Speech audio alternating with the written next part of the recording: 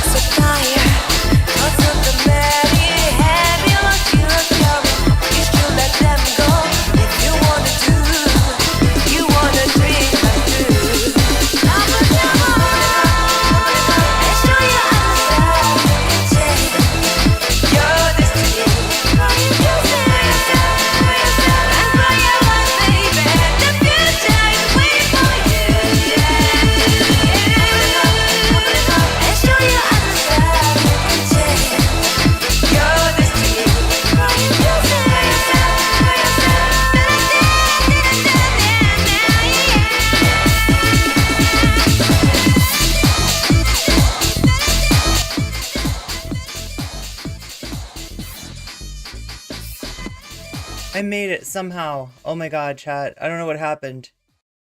I don't know what happened. I haven't been sleeping right, and then I woke up with a bad stomach ache. But it's over now. I think I'm okay.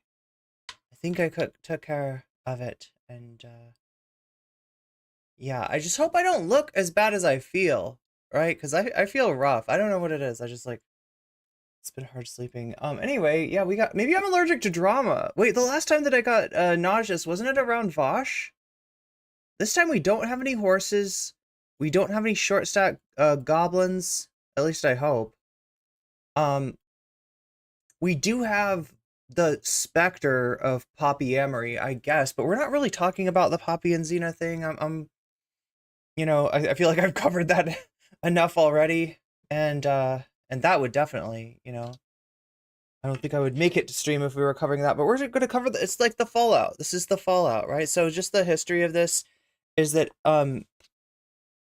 President Sunday, I think, was hospitalized or like, for some reason not streaming for a while. And it was during the whole Poppy thing. And, people talk about this. People were talking about this on my server. People were talking about this on Sunday's server. And Sunday didn't know what they were talking about other than the fact that they're mentioning the names of two, random, like, white leafers. And he's just kind of like, okay, let's put a ban on talking about this right now. And then he did a stream going over it. And you remember the logs, right? You remember, like, I only showed you some of the logs. There's like over 500 pages of those logs. There's a lot there. There's a lot of tumblers. There's just like a lot to go over if you want to understand it all. That's why my first attempt to cover the story, we ended up covering Mama Max instead. We ended up switching last minute and covering the Mama Max because like somehow like that's like less creepy and disturbing and actually easier to understand. That was the big thing, is like I had read all the tweets, and I still couldn't, like, I want to be able to explain something to somebody in a short and concise way if I'm going to stream about it. So I wasn't there yet. And it took a while to kind of wrap my brain around what was going on.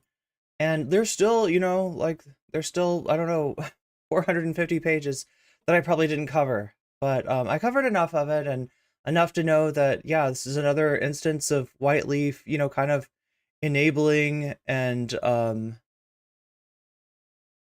what is the word where you, like, if you, like, keep somebody in your house that's like a fugitive, what is that called? I am blanking on words, chat. Somebody knows out there, right? You know what I'm talking about? Harboring. Harboring. Whiteleaf was harboring another abuser, and this is not, unfortunately, in this debate, another such instance gets mentioned.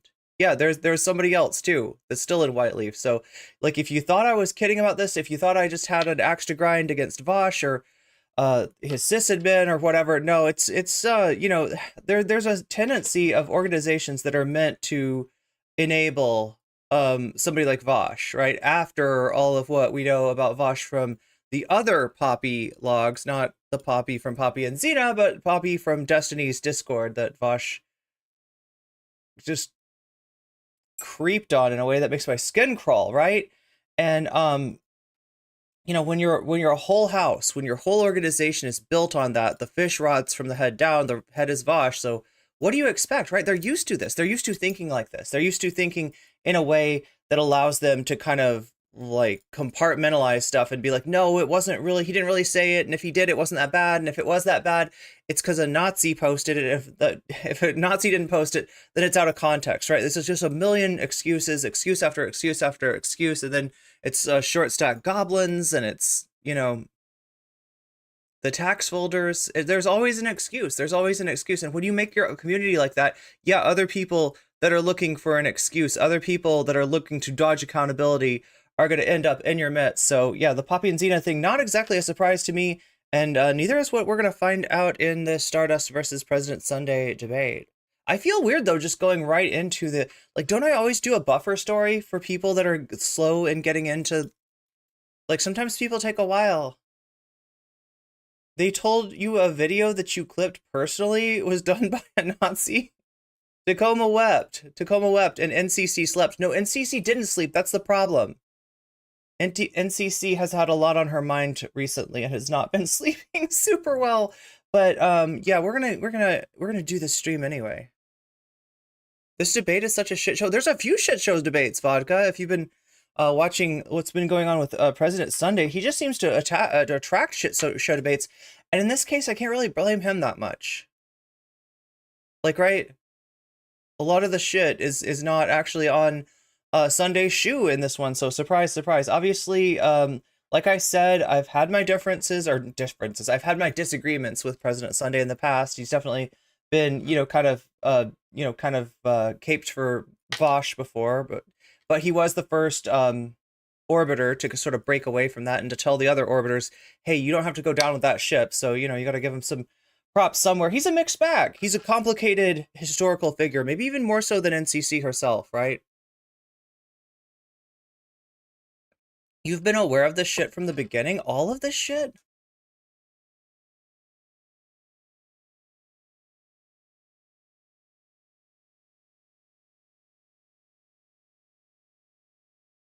Destiny has a lot of centrist common sense advice about relationships, but he's twice divorced. It's the attack of the short stack goblins, that's right.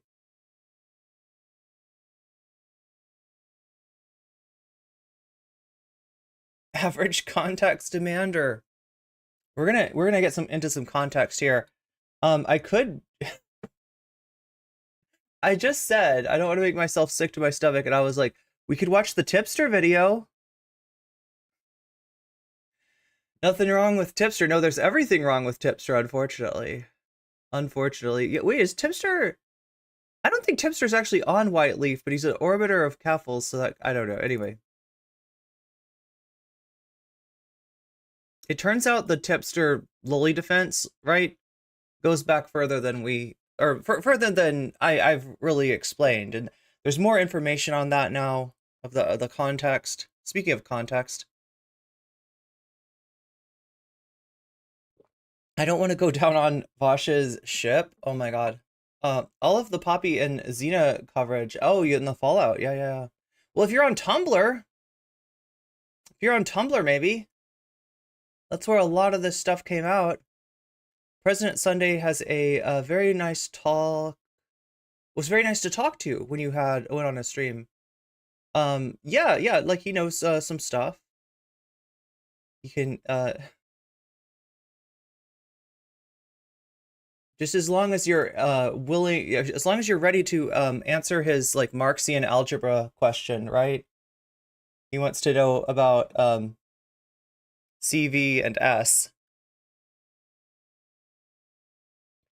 to show that you're a real comrade and you can do that algebra. You didn't read the cliff notes on Capital. Actually, you probably get that in the cliff notes. What am I saying? Of course, that's going to be in the cliff notes. That's going to be the bold text in the cliff notes. Not that I've read the cliff notes.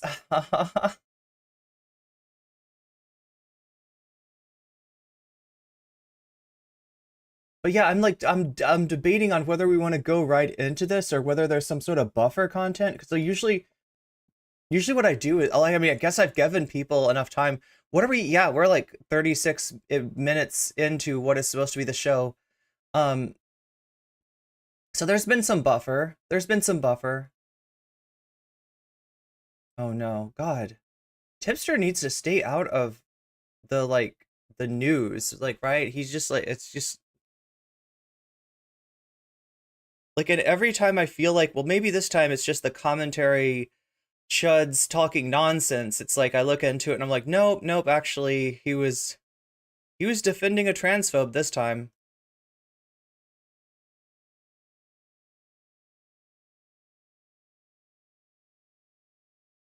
This is Tipster Keffel's friend, the person that jumped in to defend Vosh when the Ethan Klein stuff went down.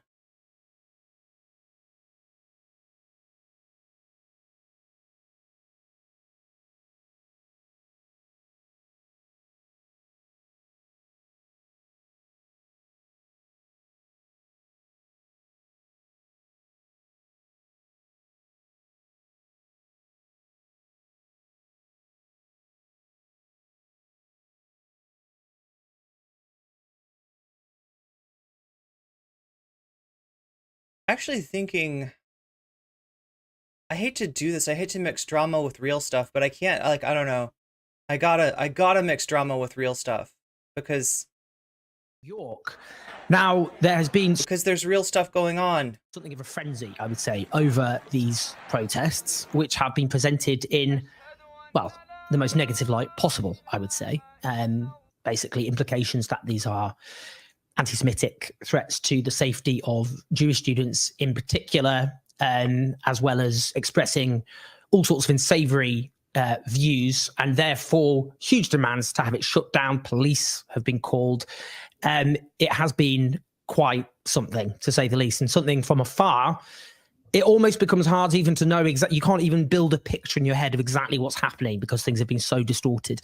With that in mind, I'm really honoured to have a brilliant guest with me, Nara Milanish, who is Professor of History at Barnard College at Columbia University, who can actually, I would just say, be quite helpful right now to just have some basic facts about what's actually going on. Wouldn't that be nice, Nara? Just talk about thank the tree. you so much. Thank you for having me. We all know about fake news. We've been hearing about fake news for some time now, but watching this story unfold. Do y'all remember when fake news, like the first mention of it, it wasn't actually, so we're used to fake news as being a response to anybody on the right, to anything that's inconvenient to Trump or the right in general being brought up, right? Fake news. It's the fake news media. They're doing fake news, right? The first fake news was talking about Trump stuff. Was talking about our alternative facts, right? It was during the Trump administration. I think they were talking about like stories on like Facebook, like that had gone on in the run up to the 2016 election, and somehow those the Trumpies, the MAGA nation out there has darvoted into like this thing of like, where when you first hear it, you expect to see a MAGA hat. You expect to see a MAGA hat talking about fake news. In the media has been just a positively bizarre experience, because we have on the one hand this extraordinarily disturbing narrative about what's going on our campus, and then we have the actual reality if you go on campus and see what is happening. I was just there yesterday, and I can tell you that the encampment is peaceful and has been peaceful since its establishment. So essentially, the protest consists of a group of students who have essentially set up a camp. This narrative goes back a ways too, right? In terms of talking about like a pro-Palestinian protest as being necessarily an anti-Semitic protest, as being a protest targeted not just at Israel, right? Not but at Jewish people somehow. This goes back to apartheid anime girl, tweeting out that like, I feel unsafe. I was walking home and I saw a protest and they had a Palestinian flag. What am I gonna do? And it's like, they had a Palestinian flag because they're worried about what's gonna happen to the people in Palestine. And look at what happened to the people in Palestine. They were right to be worried, right? They were like this whole thing of the like just violent jacketing. Is that what we're gonna call it? Or anti-Semitic jacketing? I don't know how they're able to, how people are able to get away with this narrative. On one lawn on campus. They were initially told they couldn't have tents. Now they have tents. If you look at it, it looks like kind of a cross between, there are a lot of blankets. And we'll get into Sunday versus Stardust right after this. So and tents. And then Sunday versus Woo. Yeah, we got it all for you today. We've got it all for you. Sunday versus Stardust, Sunday versus Woo, and a little bit of Sunday versus Malcolm. Who knew? Who knew that God damn it, Malcolm was gonna make an appearance on today's stream? But yeah, for a little bit. And we got a lot of people wanting to debate President Sunday, and he's taking all comers. God, that came out wrong. Anyway, it looks like a cross between maybe a refugee camp and a summer camp. The kids are blowing bubbles. They are braiding one another's hair. They're singing. Yeah, singing. That's what I saw. On Friday night, they had Shabbat services along with Muslim prayer services. So they're doing these kinds of interfaith activities. On Monday night, they had a Seder supper with students as well as some faculty who came. There are Mexican flags everywhere. There's a contingent of Latinx students in the encampment. In short, it is peaceful. It is political, certainly. The students are there because they are protesting for the university to divest from, its companies that do business in Israel. So I don't want to suggest that they're just there having summer camp, but I do want to emphasize that it's peaceful. That we had classes moved offline or online rather on Monday, but yesterday campus was open. I had class on campus and I asked all of my students to come. It was the last day of class, of that particular class. And I asked them to come because it seems to me that it is a small act of resistance to show up to class and teach and learn and think and inquire, because those are actually the basic core functions of the university that are being challenged by this moment. So just a really key point there, because I'll ask in terms of what's actually happening in the media portrayal, is that core demand there about divestment and Columbia, like other. And chat, we're going to cover this more tomorrow. Okay, we're going to have a whole day where I'll be talking about not just what's going on college campuses, the crackdown that's been happening to students everywhere. Like I said, this attempt to smear students, this attempt to make it about not just the protest, but like they'll try to find the worst example of the protest and they'll try to completely decontextualize it. When if you talk to Quad, they're saying that we want to concentrate attention on Gaza. That is what's important. That shit is still going on right now. That armed conflict and the civilian casualties are still happening, right? So, like anything they can do to change the subject, right? Universities has these huge endowment funds worth huge amounts of assets, proportionately not a huge amount linked to Israel, but the fact is there's lots of institutions that do, and obviously there's this demand that all. Okay, so yes, there was another question, like, right, if you're protesting about Gaza, why are you on a college campus, right? And if you're Asmongold or Chudlotchik, you're like, why don't you go to Gaza? Okay, Chud, but no, the reason is clear, right? Because the strategy that worked on South Africa in terms of ending the apartheid rule in South Africa was it involved divestment. Let's just say, I think that's maybe a word that I can say without getting immediately the hammer coming down on me. Divestment, right? That's what it is. They want the college to divest. They want the college that has their money because they're paying tuition to divest from support of Israel. That's what they want, right? And yeah, it's a drop in a bucket, and yeah, it's not going to do it alone, and yeah, right? Yeah, there's always the argument too that like this thing in and of itself will not end the atrocities, the massacre that's going on in Gaza. So therefore we shouldn't do it. No. Therefore you should do that and something else and something else and something else and anything you can fucking do. Happening, the horrors inflicted against Gaza. If everyone does that, that makes an impact, and it models itself, I suppose, therefore, on the struggle against apartheid in South Africa. It's a kind of similar model. That's exactly right. And in fact, in some ways, I'm not a historian of the university, and we'll have to see how this history gets written. But there are certain parallels with the South African divestment movement of an earlier generation, where there were also major protests on campus. And in fact, Columbia has a long and kind of storied history of protest. But I want to suggest that this is clearly about Gaza and Israel, and there are many people on campus who have very close and personal ties to the region and very strong political opinions. But I want to suggest that what is happening right now is actually not about the Middle East at all. What is happening on campus now has to do with the American university, and it has to do with U.S. politics. I think what we're seeing really is a kind of full-on attack on academic freedom. God. This is what happens when I don't read chat.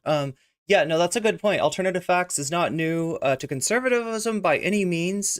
Don't know it, folks. Remember the Bush official talking about the reality-based community dismissively.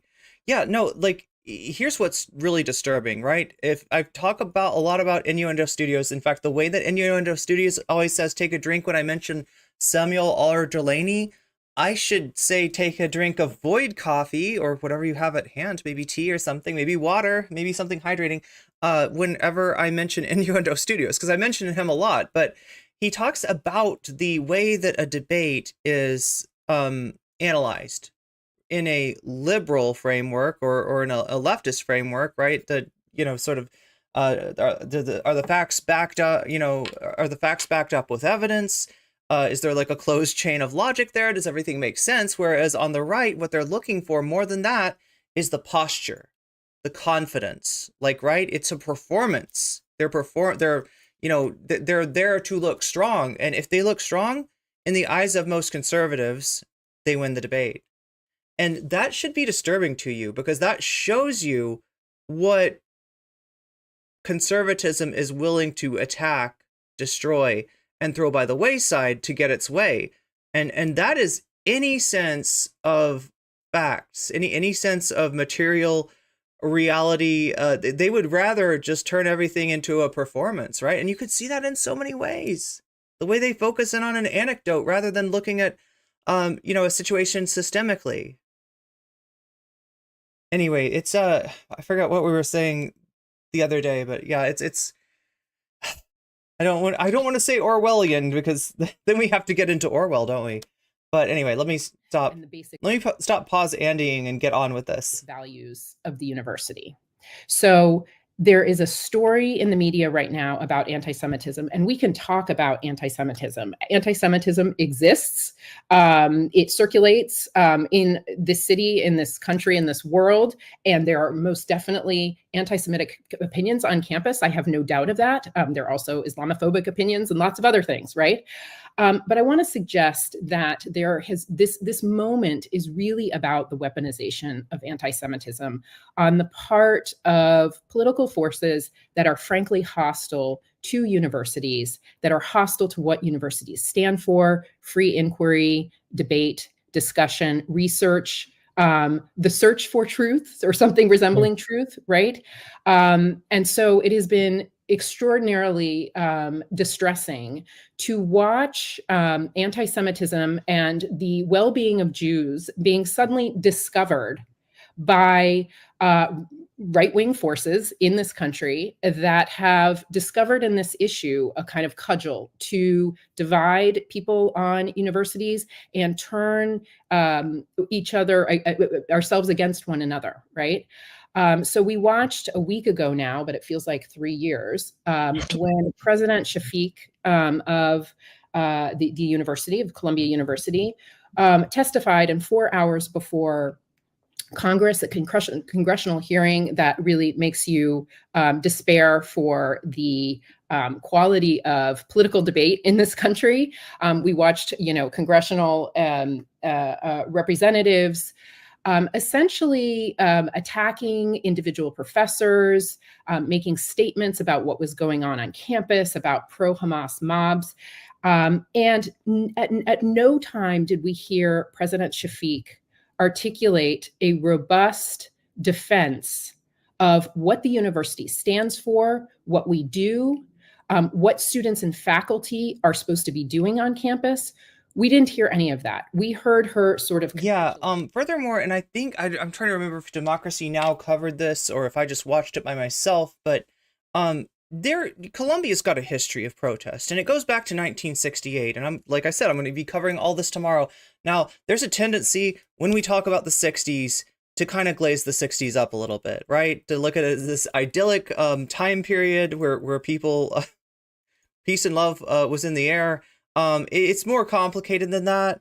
And yeah, and the 60s itself, like as an idea, tends to have a center of gravity that gets in the way of a discussion of other topics. So I don't want to do that. But I will say that Columbia had protests during the 60s, and its reaction was bad. Like, right? its reaction is not what an academic institution, not how they should have reacted. And they've apologized for this. And they've said even like the Columbia of today is different than the Columbia of 1968. And yet here we go again. Here we go again, repeating the same kind of dynamic. To what was clearly a masterclass in political theater. That is what the congressional hearing was. It was about gotcha moments and viral moments that made the president look bad. In fact, the congressional hearing had a lot in common. Wait, are we talking about the congressional hearing from, it was months ago, and Claudine Gay was there, and it ended, this was prior to the accusations of plagiarism against Dr. Gay and her stepping down. With what you see on social media. So that's where we are. The kind of tenor and quality of political debate in our Congress looks like what is going on social media. And I want to be clear that the folks who were questioning President Shafiq about what is going on campus and expressing their extreme concern for the well-being of Jewish students and the scourge of anti-Semitism literally woke up, the day before the hearing and discovered that anti-Semitism is a problem, right? These are folks who are right-wing, sometimes extreme right-wing, people who flirt with and rub shoulders with actual white nationalists who really are anti-Semites, right? And suddenly they have discovered... yeah, and like we saw this with Elon, right? A guy can be as incredibly anti-Semitic. A guy can literally agree with somebody, talking about the JQ. And as long as he expresses his support for Israel, he's somehow given all the fig leaves in the world. Jews on campus, right? So I want to be clear, and I want to be clear also as someone who is Jewish myself, that they have discovered anti-Semitism and the well-being of Jews as essentially an instrument for what I think is a very different political agenda. And that political agenda is asserting interference in the university, in the autonomy of the university, and the integrity of the university, right? And I think that there's a bigger end game here, which is really, and we've seen this play out, everybody's talking about Columbia right now and NYU now and a lot of the private universities, but this has been going on for years in public universities around the country. For example, at the University of Florida, I'm actually a native of Florida. The University of Florida has, and the kind of public university system in Florida has experienced a kind of radical politicization on the part of Governor DeSantis, who you may remember was a failed presidential candidate and has a kind of radical agenda against wokeism and woke, professors. So they've challenged the teaching of the history of slavery. They have banned sociology classes from counting for core requirements in the university in Florida. Right. We have seen in other places challenges to research on climate change and vaccine safety and patterns of voter suppression. So, basic social science research. So that is actually what is at stake here. It is about challenging the integrity of research and teaching in entire fields, from, again, climate change to the history of slavery, which are uncomfortable or inconvenient for particular political groups in this country. So there's a narrative that the universities have been taken over by, right now they're saying pro-Hamas mobs, but it's, woke mobs, right?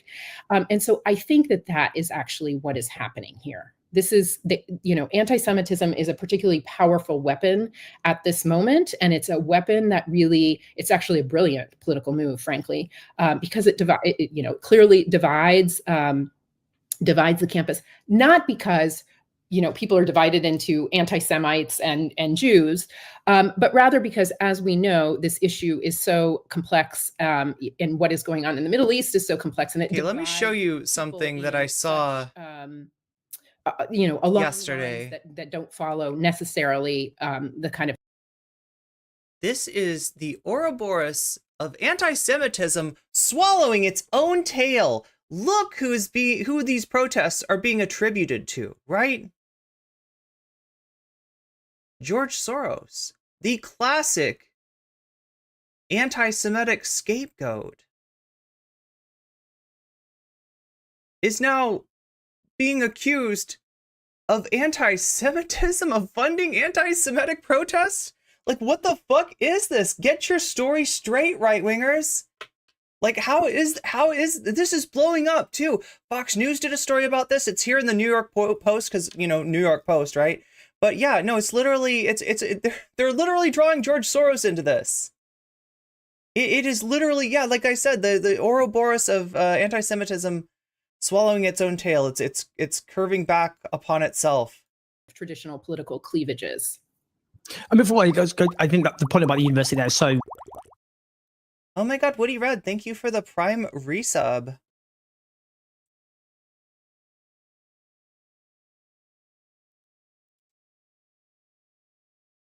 Crucial, by the way, and it's interesting actually, just in terms of right-wing narratives about free speech and cancel culture and how actually you can see what's actually going on and colliding with reality. But before I ask you just more about that, I mean, just in terms of this question of, because this is, you know, the message being broadcast to the world is at Columbia University, Jewish students are no longer safe. They can't appear on campus and they're threatened and menaced. So I'm just interested what you would say to, I mean, as a Jewish faculty member, obviously, I mean, when people say that you know, this is now a hotbed of anti-Semitism and that's what this protest. Yeah. George Soros is Jewish. That's why, and they use him as, like, when they're talking about George Soros, it's a way for them to dog whistle anti-Semitism without saying, like, you know, the Jews, right? It's a way. It basically, he becomes a stand-in. But now he's like, now it's like, it's literally. I mean, well, it makes sense, right? I mean, they're basically accusing Jewish Voice for Peace of being anti-Semitic. So I mean, like, what? This is an encampment's really all about, and it's a threat to Jewish safety. Yeah, I wish they would come on campus and see, except for that the university has off and on been allowing press even on campus. Campus is now sort of closed off, so, you know, only affiliates with IDs can typically swipe in. They've let in press sometimes they don't let press in, and that just sort of foments this narrative. I can say, as a Jewish faculty member, I'm happy to walk on campus, and I do it multiple times a day. I would say also that Jewish students are many of those who are being arrested. I mean, some of the student, leaders of this movement are Jewish students. Many of the students in the encampment are Jewish, are Jewish students, as you know, and again, students from a variety of other groups. So this idea is just frankly not true.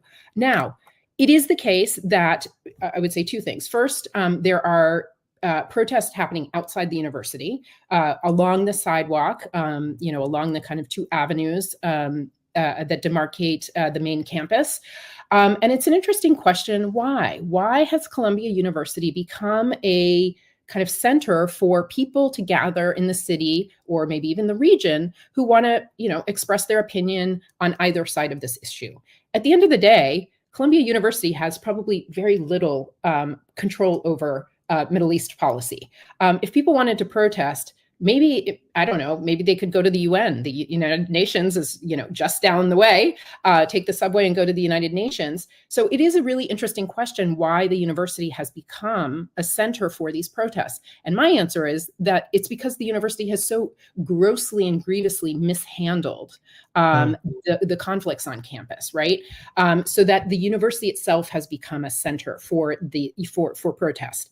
So we have, to answer your question, these groups that have gathered kind of on the periphery of campus. And frankly, some of them are probably, bad actors, again, on both sides. I've seen tensions,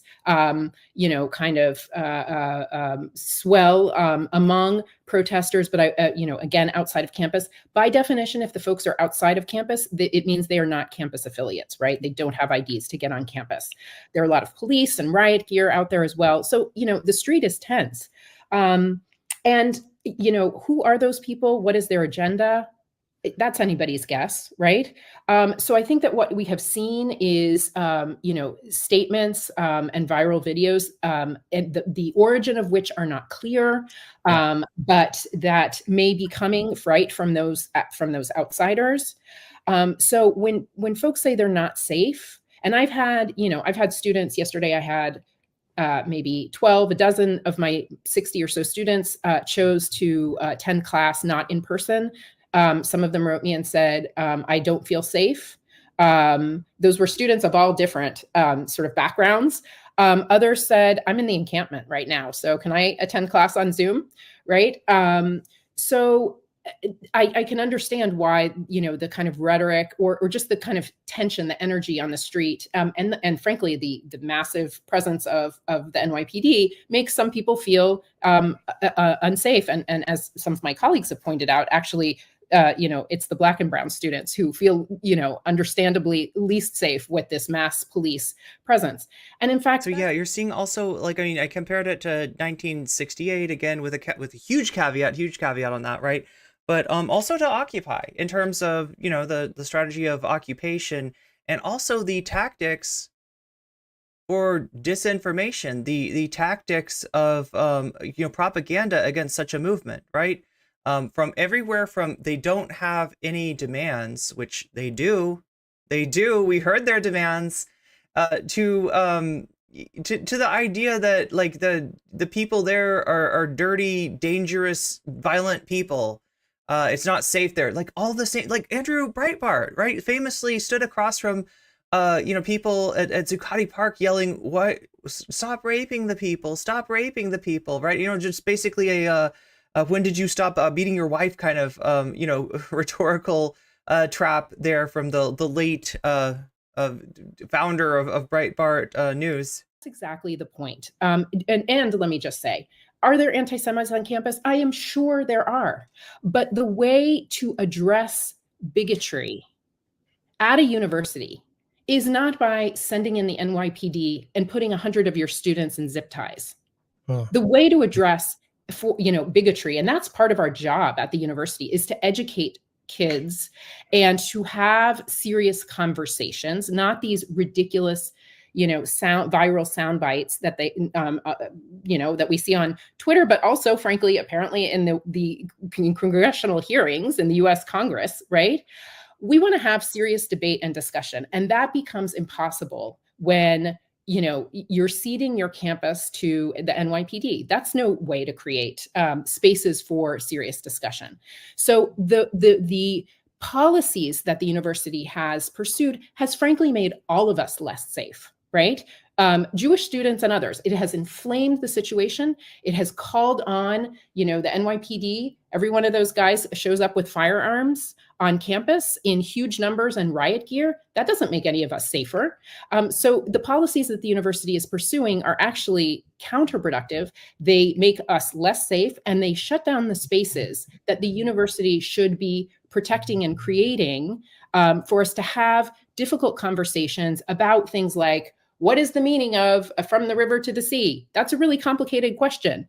I would love to hear people who actually know something about the Middle East, which is not me, talk about the meanings and the history of that phrase. But we can't have those kind of conversations when we have people yelling at each other. And again, students being carted off in large numbers of zip ties. I am tempted to bring in the Norman Finkelstein clip here because Norman had some ideas about the from the river to the sea chant, and they're not what you would think, right? I in the interest of time, though, I gotta maybe hold that off till tomorrow. Put in, the paddy wagons of the NYPD. A nuance just to throw, which I'm really interested in, and I find it's kind of hard to answer. It's something that's cropped up actually. For example, Simone Zimmerman, who's done this, took part of this brilliant film called Israelism, which is about the kind of changing relationship between often younger Jewish Americans and the question of Israel. So on the one hand, you've got what you talk about, the weaponization of anti-Semitism. And we also have the fact that anti-Semitism exists and frankly is on the rise across the world. I think there's no question about that at all. There's also a phenomenon. So a Jewish friend of mine, Brazilian Jewish friend of mine, who grew up in, I would say, a very, very pro-Israel household, went to university and for the first time was exposed to pro-Palestinian sentiments. Now, I think, just basically has the same views as me on the question of Palestine. But he said he got a fight or flight response. He said he felt his heart beating fast and he felt scared just by being exposed to those sentiments. And the point he was making to me is that was a real emotion. He wasn't, people hear it and go, well, this is kind of been made up and faked, but that's not actually And so in Israelism, you see Simone when she's younger talking about being threatened by these protesters on campus. And she said it was like real emotion actually happening. That doesn't mean it's grounded in an actual reality. But it's a difficult one to navigate that, isn't it? When people are talking, actually, they mean what they say. The emotion is actually completely real. And at the same time, you have people protesting against a horrendous onslaught, which is killing huge numbers of people, whose motive is not to threaten Jewish people at all. What's the answer there? How do you talk? You see what I mean? It's quite complicated, yes, that one. Absolutely. I think you're absolutely right. And I think you actually said it very, very nicely. I mean, I think we have to distinguish between actual, real discomfort. And we need to take that discomfort seriously, that students may feel when they encounter ideas that are anathema to the ideas or radically different from, or seemingly hostile to the ideas with which they grew up, right? We have to distinguish between discomfort, emotional discomfort, and actual harm and harassment, actionable harassment. The question of where my right to express myself ends and your right to be free of harassment begins is a really difficult question to navigate, which is why we have to sit in a room and talk to each other. And the university needs to listen to different groups about how we think about that issue. And we need teach-ins and seminars devoted to talking about those things, right? And that hasn't happened this year.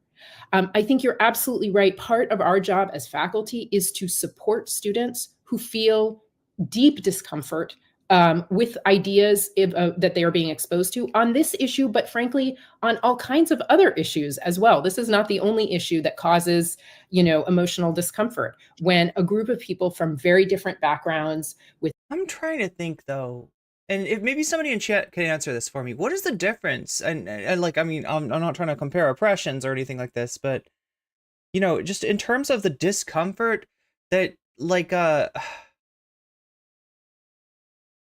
obviously some right-wingers were uncomfortable with the Black Lives Matter protest, with that slogan, to the point where they had to create white lives matter stuff, or both lives or all lives matter. They had to come up with an alternate slogan to that, right?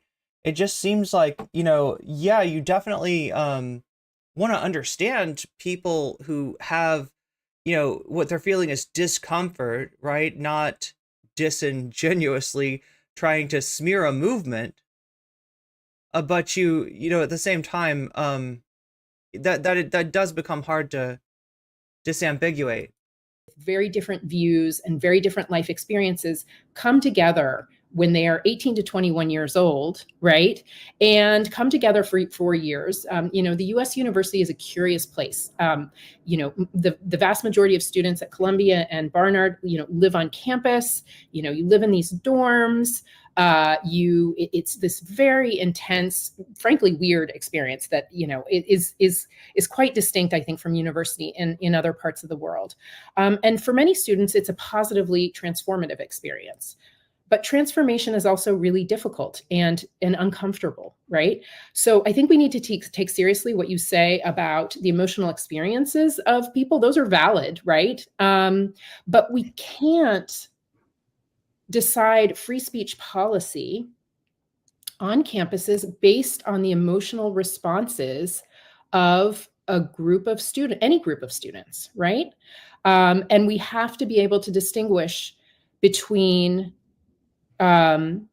discomfort and harm. And I think that we are responsible in part, we at the university and in the culture are in part responsible for the moment in which we find ourselves, which are putting feelings at the center of a conversation, right? We talk a lot about how people feel. We talk a lot about discomfort. We talk a lot about self-care. We talk a lot about wellness. And all those things are important and good. But there's also a way that we have almost weaponized feelings, right? Where they become, a grounds for making policy for everyone, right?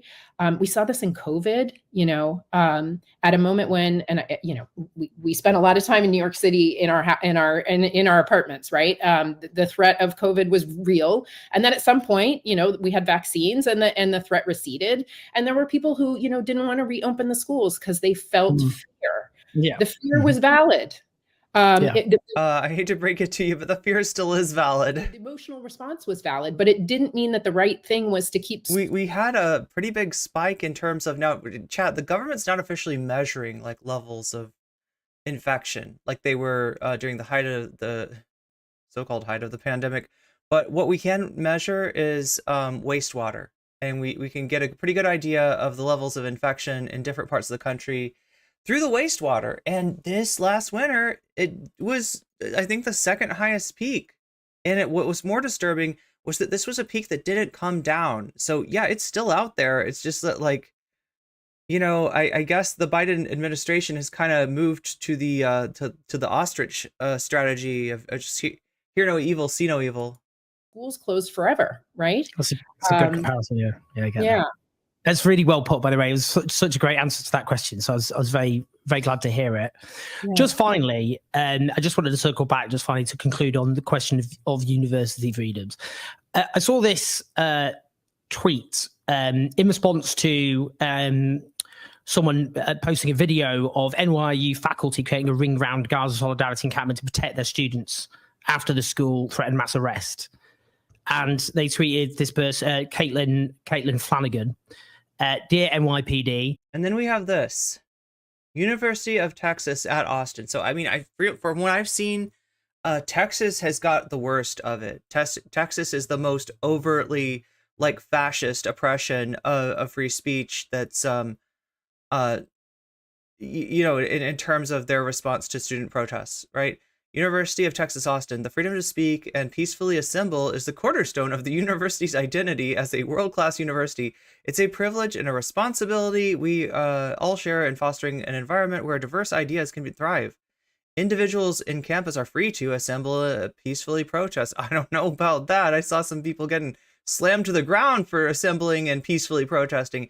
Hand out flyers and brochures. Invite guest speakers to present in common outdoor areas. Engage with staff members if they need assistance or have questions. Individuals may not disrupt the university's operation, including making loud sounds to interfere with learning, teaching, or any other official activities, blocking entrances, exits, and walkways, calling for immediate lawlessness and vandalism. Individuals may not camp or attempt to camp on the University of Texas property, including bringing tents on campus and sleeping on university property with or without tents later than 10 p.m. Students may not refuse to identify themselves or comply with directions given by university officials and law enforcement, and students may not use amplified sound without prior approval. Students may not wear masks or disguises to conceal their identity. So go ahead and protest, but yeah, you might get doxxed and have your life ruined forever. You might be smeared as an anti-Semite for caring about genocide, right? Students may not wear masks or disguises to conceal their identity. Students may not coerce attention by following students walking away from you. I mean, yeah, that's the only... that's an unclearly written one, but yeah, nobody should be like, following people while trying to walk away from them. Anyway, individuals may not come to campus if you, A, are under criminal trespass warnings, B, were arrested for trespassing on campus previously, C, are under an interim action excluding you from the property, or D, have been told to leave due to policy rule violations. Those who violate these or any other rules, policy, or law are subject to immediate removal from campus conducted. So anyway, yeah, wear masks or decide, yeah. And obviously, the point about protecting against doxing is there, but also the point about being in a crowded area with no protection from COVID or anything else being transmitted to you. That's what you're not allowed to do at the University of Texas. Anyway, we got to get through this. please, please, please arrest these faculty members. And I just shared it because the point I said, have you noticed how talk of cancel culture and free speech on campus and there is no right to be not offended and ridicule of safe spaces ended over the last 6 months or so? Yeah. But it's interesting Lexical, thank you for the gift membership to EMC. because the right used those narratives, didn't they?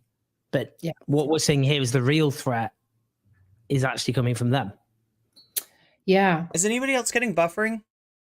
I think that's true. And, we've seen lots of social media about, these woke faculty, these, pro-Palestine, anti-Semitic faculty.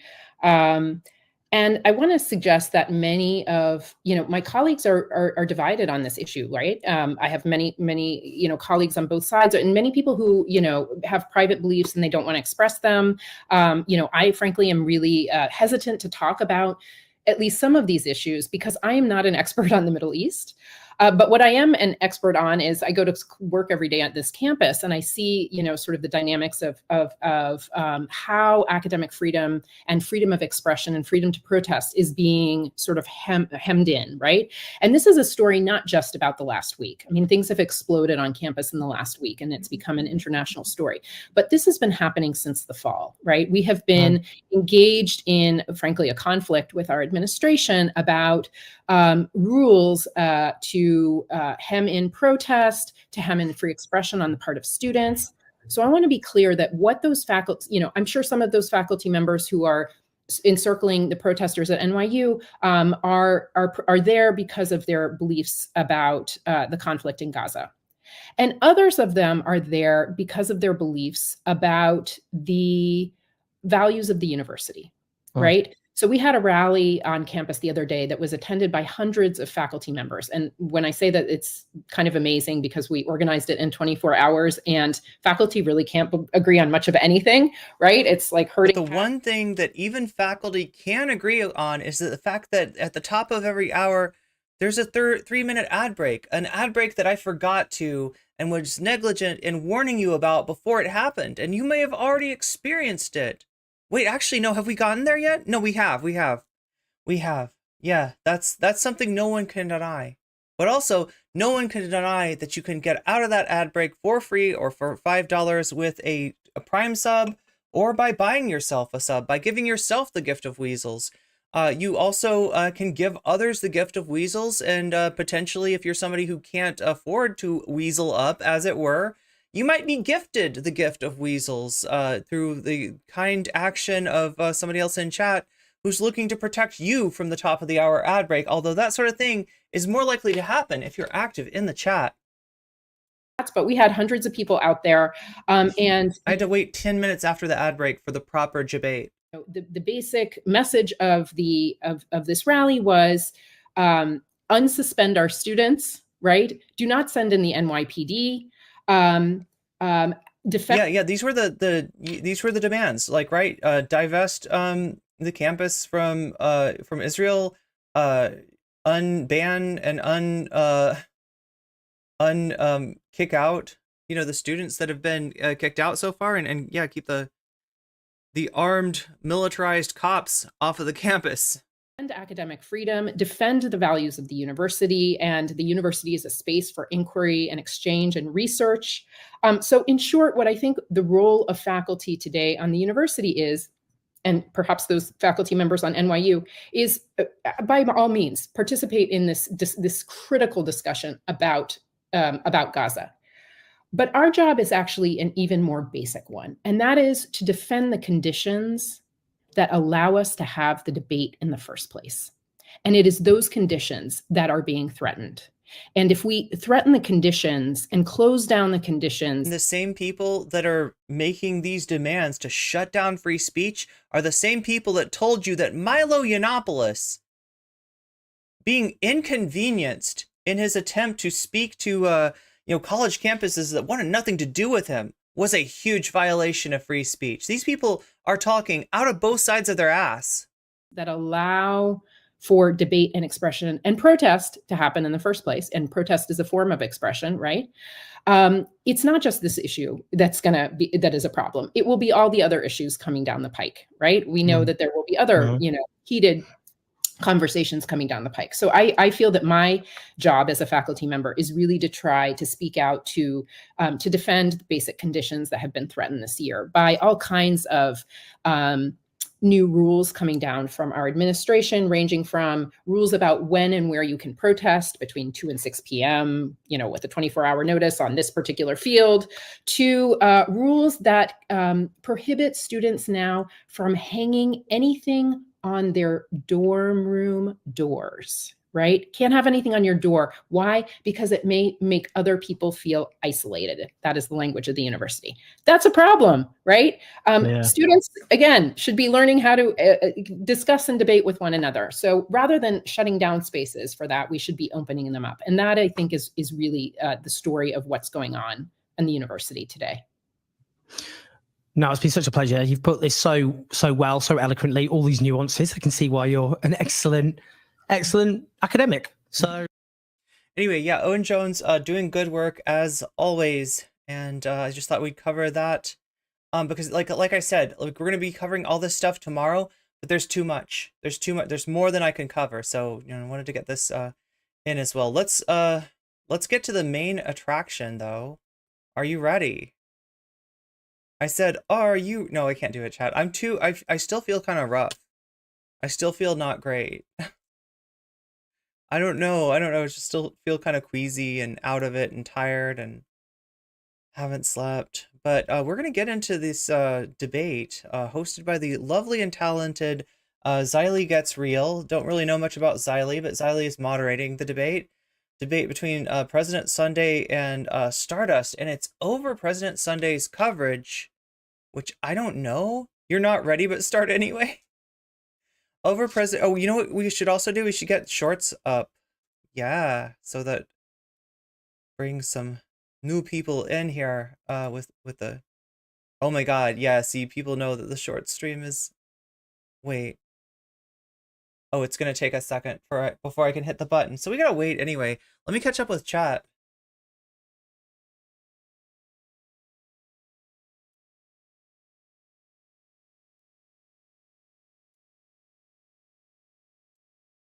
I was in a walkout at my high school, but we just dipped off and got high and walked home before the news showed up. Anybody else's phone shut down lately with enough battery? But you're watching a leftist show like this? I'm getting like, that's a weird kind of shadow ban.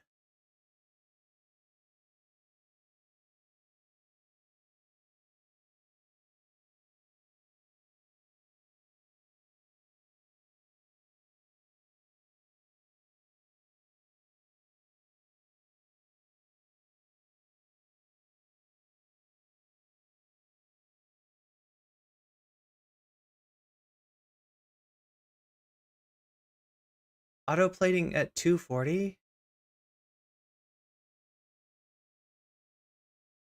I'm half out of frame on your phone? Well, like if I'm standing over here, I'd be like, wait, what does that mean, half out of frame? Do I understand that correctly?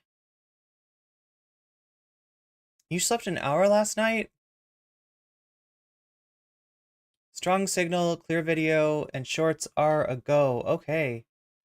Let's get started. Let's get started with President Sunday and Stardust. And look, if I need to, I feel like I don't have time to do this, but like they're going to be arguing about Sunday's stream on Xena and Poppy, which I've covered. I saw some of Sunday's coverage of it. It was, I mean, I don't know. I guess I didn't see enough of it to know for sure. But from what I saw, yeah, he was definitely not letting Poppy and Xena off the hook. So, when Stardust tries to lay that accusation at Sunday's feet, I'm not entirely buying. However, like I said, I'm open-minded and, I'm going to be objective about this. And if Stardust does have a good point, I'll say so. So let's get going.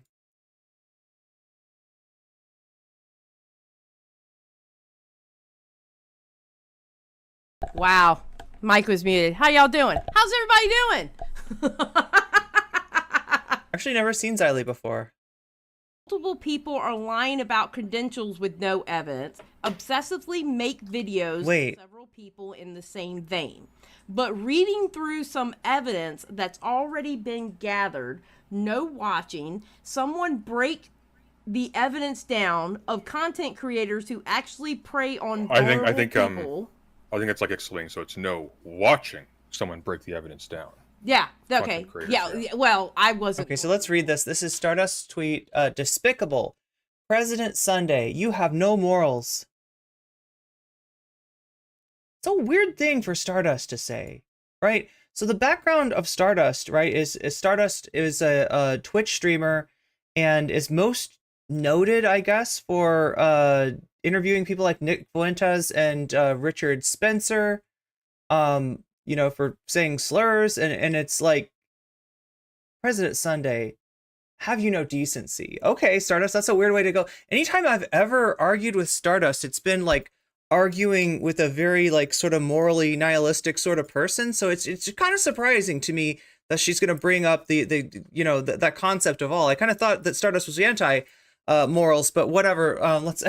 Let's read on here. Let me make this a little bit bigger, and that's gonna have to be this one, or even this one. Yeah, that's the one. Hope you can read this on shorts. Make this make sense. President Sunday can call up somebody's university. Okay, so there she's talking about not so erudite there, right? There was the background of this, and I'm not an expert on this. I didn't go through this. This was, you know, glup shido drama that I had no interest in, right? But I know the basic facts of what happened.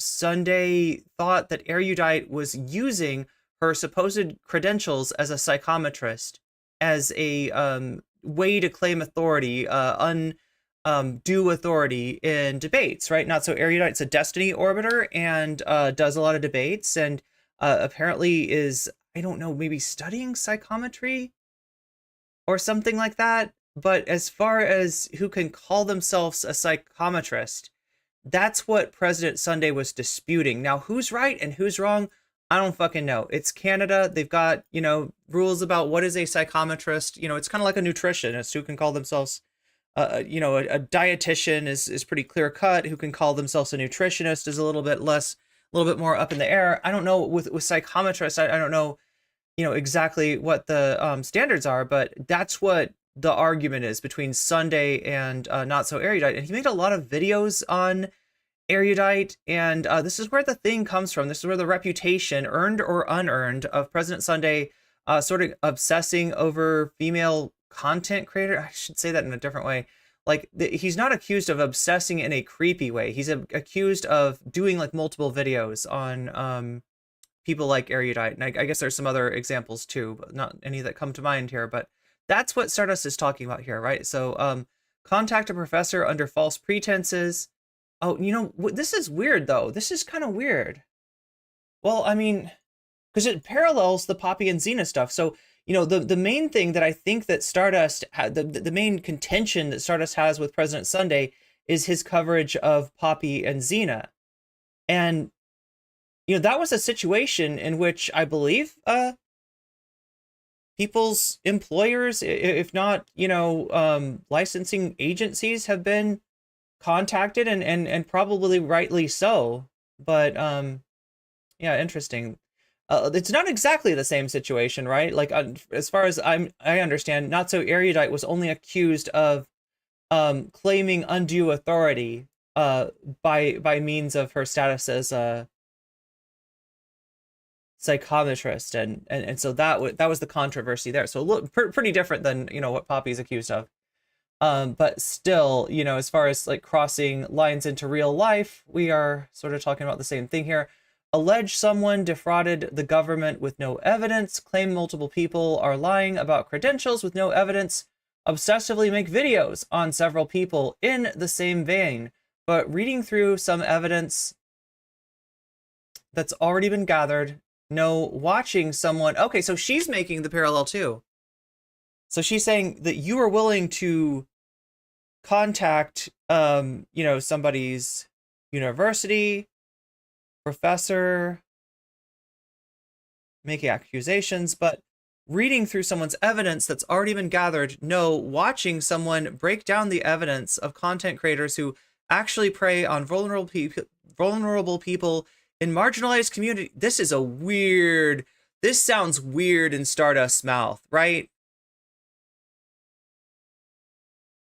Like, if I was to do an association and you gave me the word Stardust, possibly one of the first words that I'd associate with it would be anti-SJW. Now, you could say that, I know she calls herself a progressive. I mean, that's debatable. And at different times, her community's been anything but progressive.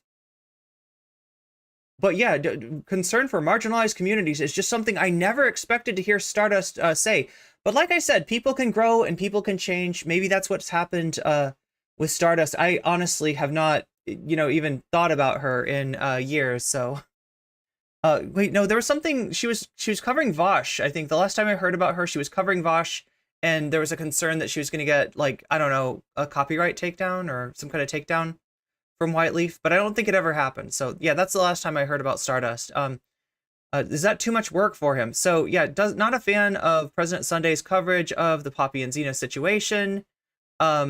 Thinks there's some hypocrisy here in terms of Sunday's actions in regards to Not So Erudite.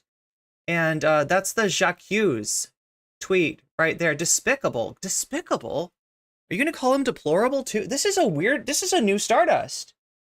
I don't know this Stardust. This is really strange. Coming from, somebody with like a non-zero number of groypers in her chat the last time I checked. This is strange stuff, Stardust. The inflections, but yes. Oh, come on, go big or go home. Vulnerable people in marginalized communities. Okay, is that better? So yeah, Vodka's bringing up this, and look, I don't want to like, keep on bringing it up and bopping her over the head with it. But yeah, I know what you're talking about, Vodka. Stardust not long ago went on a transphobic rant against Jalen. I watched that. I reacted to it. I thought it was both, fucked up and kind of sad. Because it felt like some of the criticisms that Stardust was making about Jalen's presentation, like, this, now granted, Jalen's like not, Jalen's like somebody who is no stranger to the N-word herself, from my understanding, but yeah, Stardust's route of attack on her was like, you're not even trying to be a woman. And it's just like, Stardust, neither of us are high maintenance, gals either, right? Like I could be doing more. I could be, I could be dressing better. I could be taking care of my hair and makeup better. We're like, who are any of us to police somebody else's like presentation and like how to how to be a woman correctly? It just seems kind of weird.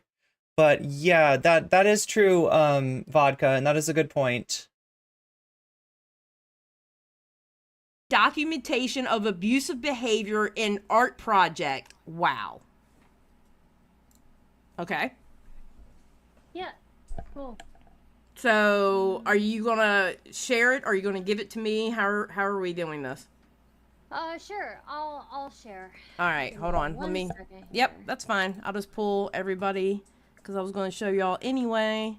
Can you hear everybody okay? I feel like for me, Stardust sounds a little quiet. So, okay, hold on. Just give me a second to get set up. Mm-hmm. All right. Action. Watch stream. Hold on. Let me cut me down. All right. And let me. Oh, okay. So right. I watched this before on Sunday's side, and that is the Google Doc. That is a slideshow presentation. It's like a Google presentation that Stardust made a fucking slideshow on Sunday. Stardust is about to poison the well with her slideshow. I mean, should we not watch it? Like, I just haven't seen it yet. I think it's funny that she made a slideshow. I think it's kind of funny that she made a slideshow. Like, I still don't, here's my thing, okay? Like, I have dealt with Stardust a little bit. The first time I ever saw her, she was talking to the admin of a notoriously fascist Discord server, right? That's how she rolls. That's who she rolls with. It's weird. It's really strange, right? It's really strange. Like she's made like accusations about me being a what did she say, that I was platforming a genocide denier? I think she was talking about Chaos's Mel there. And then she went on to platform Infrared Haas, like an actual Duganite Nazgul, right? And when I pointed it out, she was like, Irene, I literally don't care. And it's like, okay, if you literally don't care, then shut the fuck up. Oh my god. Oh my god. I said I was going to be fair. I'm trying to be fair, chat. That's all in the past. None of that matters. That was a long time ago. It's just like, I'm having a little bit of like it feels like maybe, like, okay, I this is unfair to say. This is unfair to say, but I'm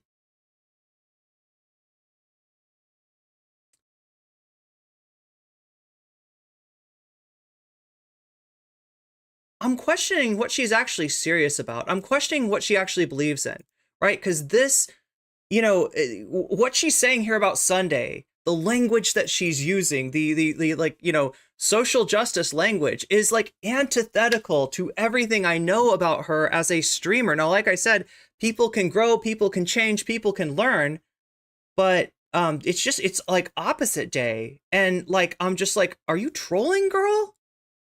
Is that what's going on? Are you trolling? Just let me know when you're ready. Let me turn it up. Is there sound? There's no sound. Oh, there's no sound? Okay, yeah, I'm ready. Oh, turn up your volume, Stardust? Wait, what do you mean? Is volume too low? Is Stardust too low? Am I too low, chat? That was my volume.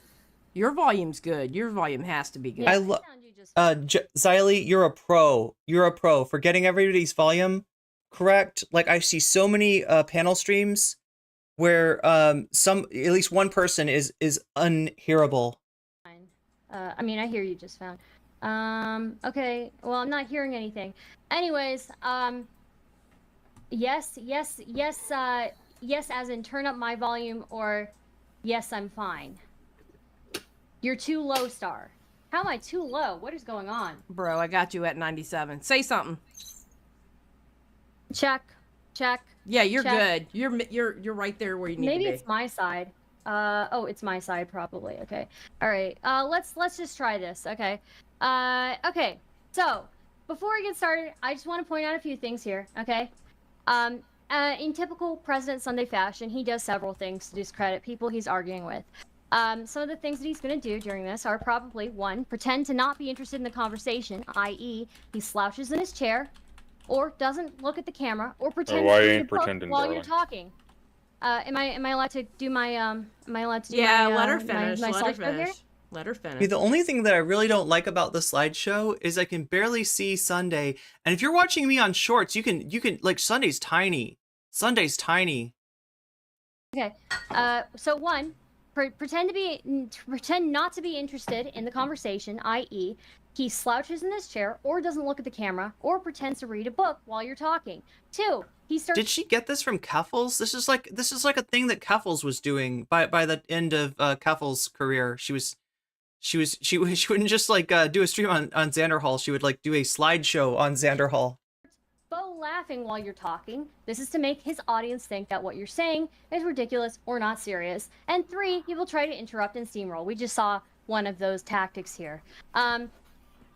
One of the things that he's alleged at me already since this whole thing is that I'm doing this for views. I am.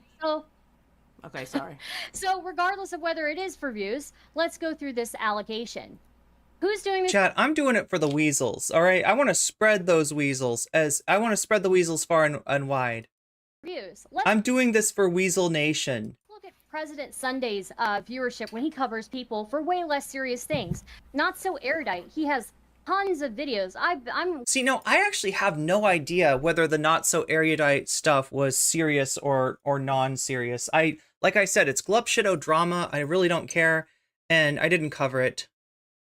so therefore it's not important. No, I mean, I don't know. Maybe it could be about something important. Like, what were they taught? You know, I'm sure it wasn't just like a conflict of personality of like, you know, erudite bad, Sunday bad.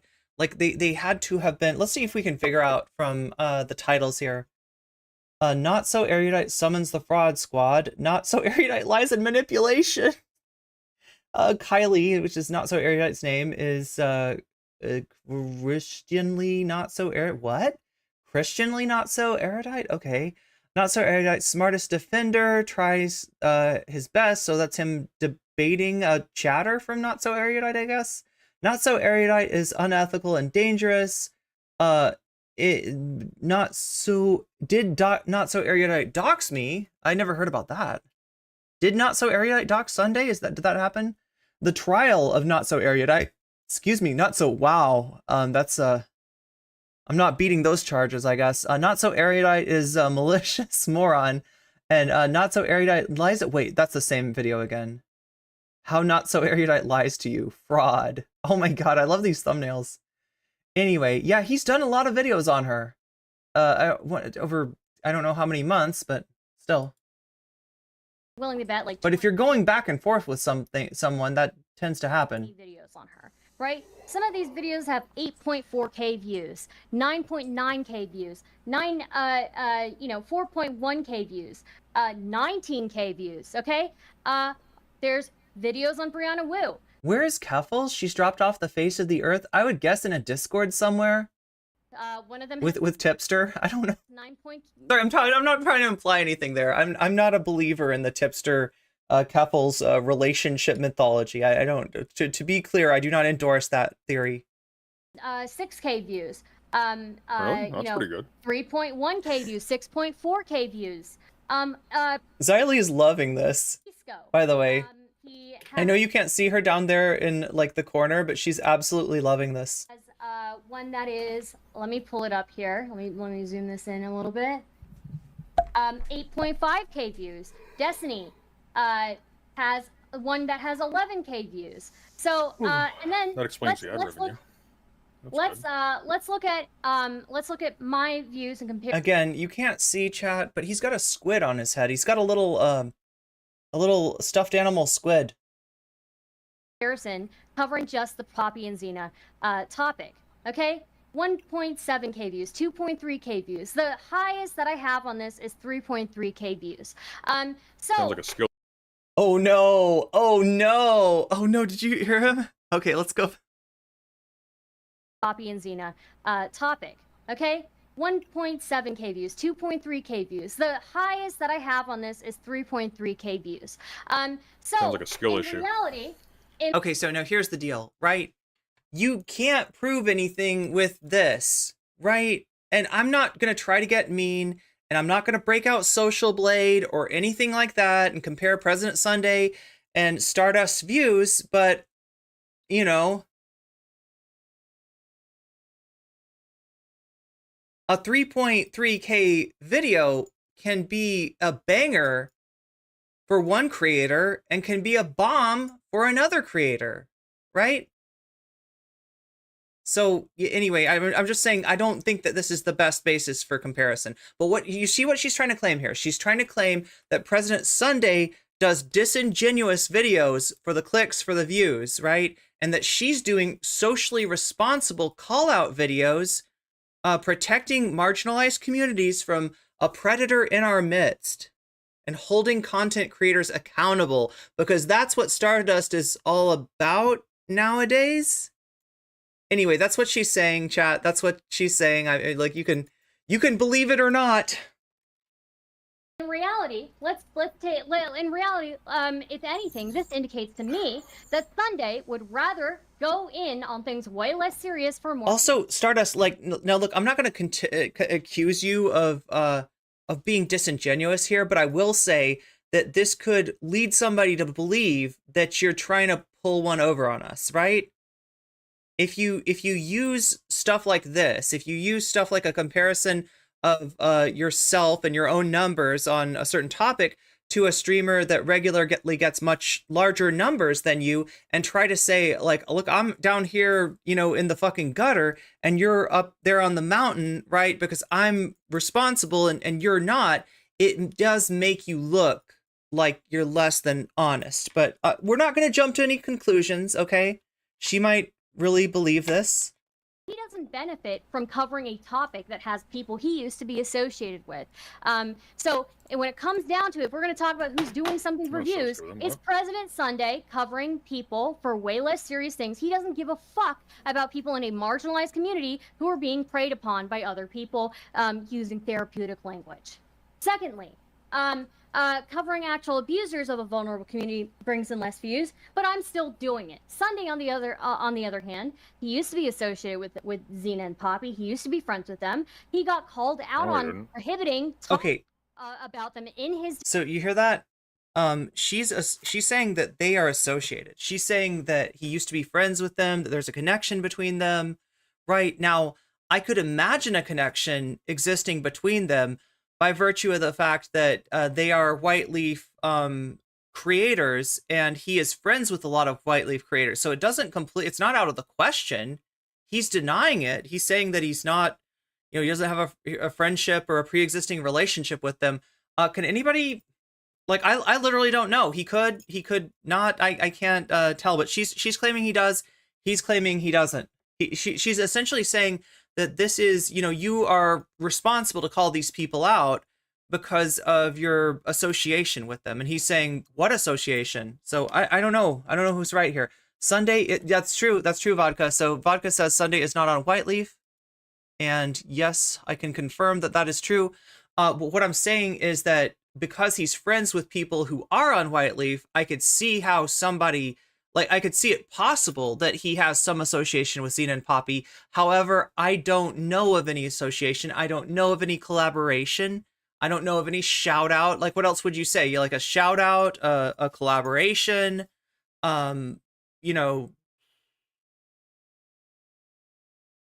interacting with each other on Twitter in a positive way. These would be things that would associate President Sunday with Poppy and Xena, and to my knowledge, there is no such association. That doesn't mean that there is no association, right? That just means that I haven't seen it. So, you know, if I'm going to believe that this is on Sunday to, you know, clean up this mess, to help clean up this mess, then, you know, other than just the general responsibility as a content creator, I haven't seen it.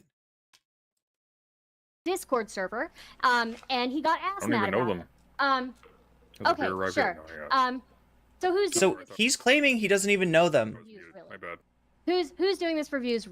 Like in reality. Let's see. Also, when he privated his video, which conveniently he just unprivated today, but when he privated it, what did Xena and Poppy tweet out? I haven't checked yet, but I heard a rumor that President Sunday. Okay, so he hosted a they were on a panel. I'm trying to imagine Xena and Poppy on a panel, speaking with them on stream like once or something. Also explained spicy chat VC when the Poppy and Xena, he explained a spicy chat. Wait, there's a VC for a spicy chat VC. Wait, I'm trying to understand what this is.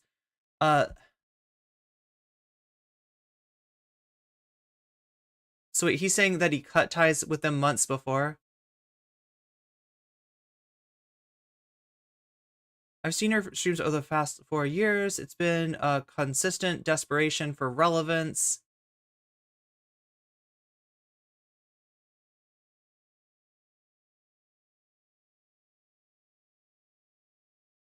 Yeah, what is the point of posting videos on YouTube just to not get views? Privated his video on us. If he did, we appreciate it. Okay, next thing is Stardust. He's alleged Stardust hangs out with Kiwi. Somebody in chat saying that spicy chat is a is in Chudlogic's Discord. Yeah, but is there a voice chat for spicy chat? That sounds cursed, right? Farmers and Richard Spencer, and has told people to end themselves, called them slurs. I will not deny that I've told people to end themselves and that I've called people slurs. But one, find me posting on Kiwi Farms, do it. I dare you to find. Did he accuse her of that? Why is she denying? Look, I don't think that everybody who has friends who are on Kiwi Farms is necessarily themselves posting on, like, I'm not going to jump to a conclusion like that. I know who she hangs around with. It's not totally out of the question. But yeah, I mean, you know, if somebody's like accusing her of something that there's no evidence of, I mean, that's bad. I don't know what this is responding to, though. Did I miss it? Do I need to roll it back? Am I not paying attention close enough? I've interviewed scary people. Oh no. Oh my gosh. That's right. We're scared of the...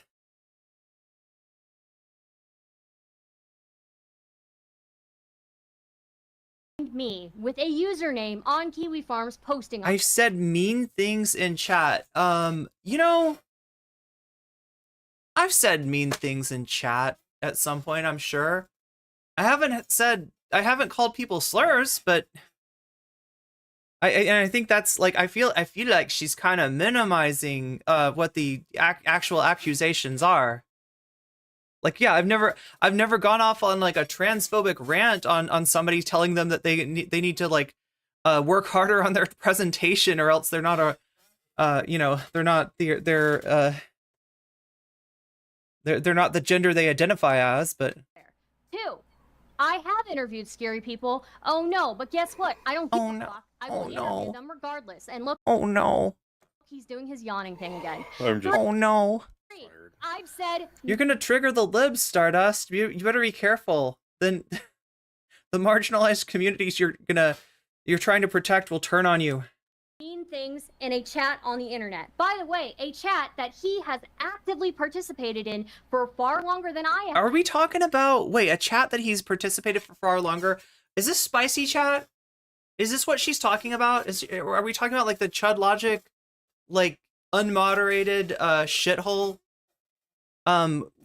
Like I'm assuming it's like a text chat, right? Somebody said VC though, which makes me think it's a voice chat.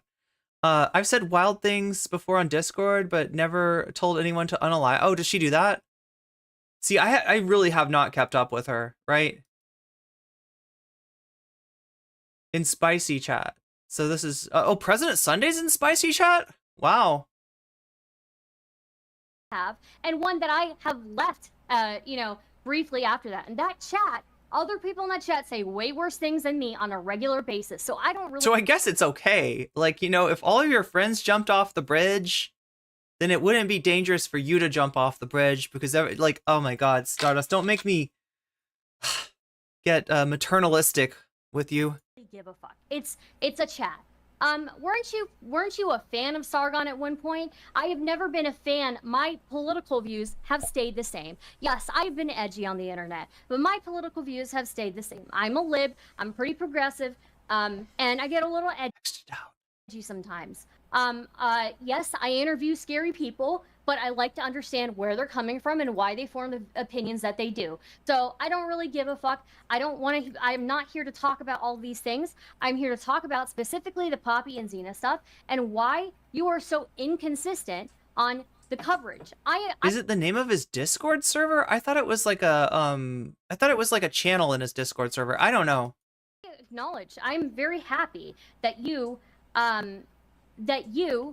at least said that Snowflake is not a rapist. I'm very happy about that, and I appreciate that from you. What I'm really happy about. I mean, honestly, as far as the Xena and Poppy thing goes, right? The greatest harm, I think, was the harm that was done to Snowflake's reputation by with those weaponized allegations in response to Snowflake breaking up with Poppy, right? That's that is kind of like the big thing there, and obviously, you know, what's going on with Poppy's adult child, the threats that Poppy and Xena made to that adult child on their stream. Like, I mean, you know, I don't see a great problem with his coverage unless he is like on the wrong side of issues like that. You treated people like Ciara Rain. But again, I'm open to okay, so yeah, she's bringing up people in the on the Tumblr, Came on on the what is it called, the Google Doc, right? your stream, the way that you treated Malcolm, who came onto your stream, the way that you treated Milena, who came onto your stream, and you also characterized. Oh shit! Wait. Now this is new, right? Okay, so Milena, I think Milena came into our chat at one point when I was covering.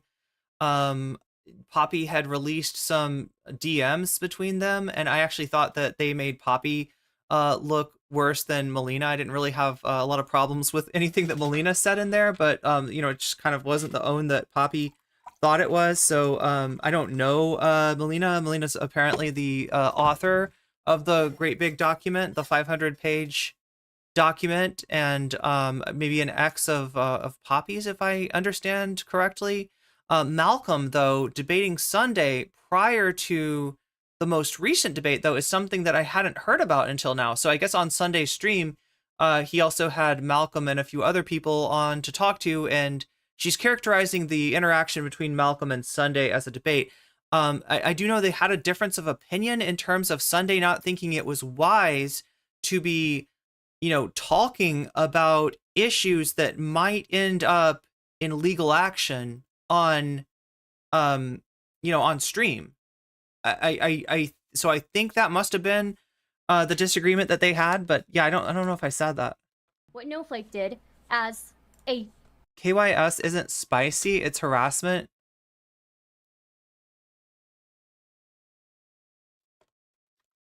media tour when she gave one interview.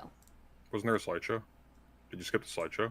No, I think that No, was we the just did. slideshow. We finished just did the slideshow. Come on now, President Sunday. Don't Come on, Sunday. Oh, did I have to open a thing? Oh, god damn it. Oh my Yeah, god. he has proven my point already, chat. He has proven my point already. The left always eats his own? Is this an example of that? I thought we were talking about startups, Christopher James. I'll give you this. You're really good at shade. Who, me? Yeah, you're really good I at just shade. didn't sleep last night. I can relate to Sunday's sleeplessness. All right. Okay, so my usual's 100, but I like Xylee, so I'm gonna say 200 to my chat. Sorry, as you were. Oh, okay. Oh wait, is that his so Sunday has a weird way of like funding his stream, and apparently it's pretty successful. They have these two aquatic animals known as the drama jellyfish on one side and the theory squid on the other side. And whenever anybody donates money or buys, memberships or, the same ways that you can support me on this stream, right? They can say squid or they can say jellyfish. And if they say squid, it feeds the theory squid. And if they say jellyfish, it feeds the drama jellyfish, right? So it's basically them saying that they want to skip right to the drama or they want to skip right to the theory. And, they can buy President Sunday's, loyalties by, they can essentially pay him to skip to the part that they're more interested in. So that's what he's talking about there. I guess he raised this. President Sunday is left. Wait, what does that mean? I have a theory meter on my stream. Oh, But, okay. yeah. All right, well, look, I'm just going to let y'all... I don't know, Dat Katie. He's got all the Marxist algebra, so I guess so. have at it. I don't care about debate bro shit. I like blood sports anyway, so much better. So y'all have at it. Y'all have your argument. And if I feel like I need to step in because you're talking over each other or, just don't... EMC says, Melina, aka Trans Persian, is the author of the docs. Malcolm went on to try to... he brought on some of the people in the docs. In a few minutes, someone pays Sunday $200 to get off the debate and do theory. Damn. Don't make me lose my YouTube channel and you're good. That's all I care about it. Yeah, I think you're going to be okay. Yeah. So, let the blood begin. Go. He's left the way that Vash is left. Yeah, like I said, I've agreed with him at times. I've disagreed with him at times. He's a mixed bag. He's a complicated historical figure. Unlike Stardust, who like, well, I don't know. Like now Stardust is becoming complicated because I've never heard her like the words marginalized people like go just they don't really sit in her mouth quite right. Like this is not the Stardust that I remember. But I get my intro, so floor's Okay. yours, Sunday. I yield. You can I think he just has a sleepy voice. Do I have a sleepy voice today? I'm trying to wake myself up with some Void coffee here, chat, but reply. What is there to reply to? Wait, you have nothing to say about what she said? Not really. No. I'm apparently friends with Poppy and Xeno. Since when? I don't know if you're friends with them, but you certainly have been associated with them, and the very fact that you prevented so? people from talking about it in your Stardust, you've been associated with Nick Fuentes and Richard Spencer. Now, if you want to say that I'm just talking to scary people and that's fine, then fine, right? If you don't want to do guilt by association, maybe don't do it to other people. I don't know. This is what I'm trying to find. I'm trying to find the consistency in Stardust. If it's there, I'm trying to find it. All right. server, to me, looks like you're protecting them. Now, I reiterate, I'm glad that you said that Snowflake is not a rapist, but let's be clear. When you privated your video, who tweeted out that they were appreciative of you privating your video? I don't know. I don't follow them The thing is, like, yeah, if you don't follow somebody, you wouldn't know that. on Twitter. Okay. So I have no idea about that. That's weird because the reason why I privated it was actually at a serious. Stardust is all vibe. Well, I mean, that's why we've got the RGB lights in the background. His recommendation, and he was critical of my position on the documents. So that's an odd thing to say. I'm perplexed as to why you would think I'm associated with them at all. I don't know why. For example, I actually was very clear. I was in the hospital this week, and people were starting to like talk about the Zane and Poppy stuff in my server, and I didn't have time to look into it. People were getting toxic, so I said, "Look, guys, we care about the culture of the server. We're just not going to talk about it until Okay. Shy Hello, it's too early. I can't drop now. But thank you. Fuck, where was I at? Right. So He's talking to Shai Halud. I'm going to look into it, and then I'll make a statement when I think it's somebody in chat named Shai Halud. back. But until then, I don't want it being talked about in the server. That's not protecting them. How No, is that protecting but them? when They you have no got reach that's in my fine. server. What? That's fine. When you got called out on it, my point is, when you got called out on it, Called out on what? you on not allowing that kind of talk in your Discord, any talk on that Why subject. do when you got why do you called out on object? it- Why do you object to me not Can I having finish people what talk I'm about this in my saying? server? Can I finish what I'm saying? Am I allowed to finish what I'm saying? You had your whole When opening you statement. I'm got just when asking a you simple got question. when you got called out on it, Yes. you got ass mad. Then you tried to cover it on stream, and you covered it in the shittiest way possible. Honestly. Okay. Okay. Shai Halud. I love him. Yeah, bless the Maker and his water. Bless the coming and going of him. May his passage cleanse the world. May he keep the world for his people. That's all I have to say about Shai Halud. Also, trying to deflect, when I criticize you over it, you've tried everything under the sun. You've thrown all the spaghetti at the wall to see what sticks. It's not going to stick. What did I throw at them? Yeah, just to answer a question from Shorts really quick. Sunday is the guy. Stardust is at the bottom. No.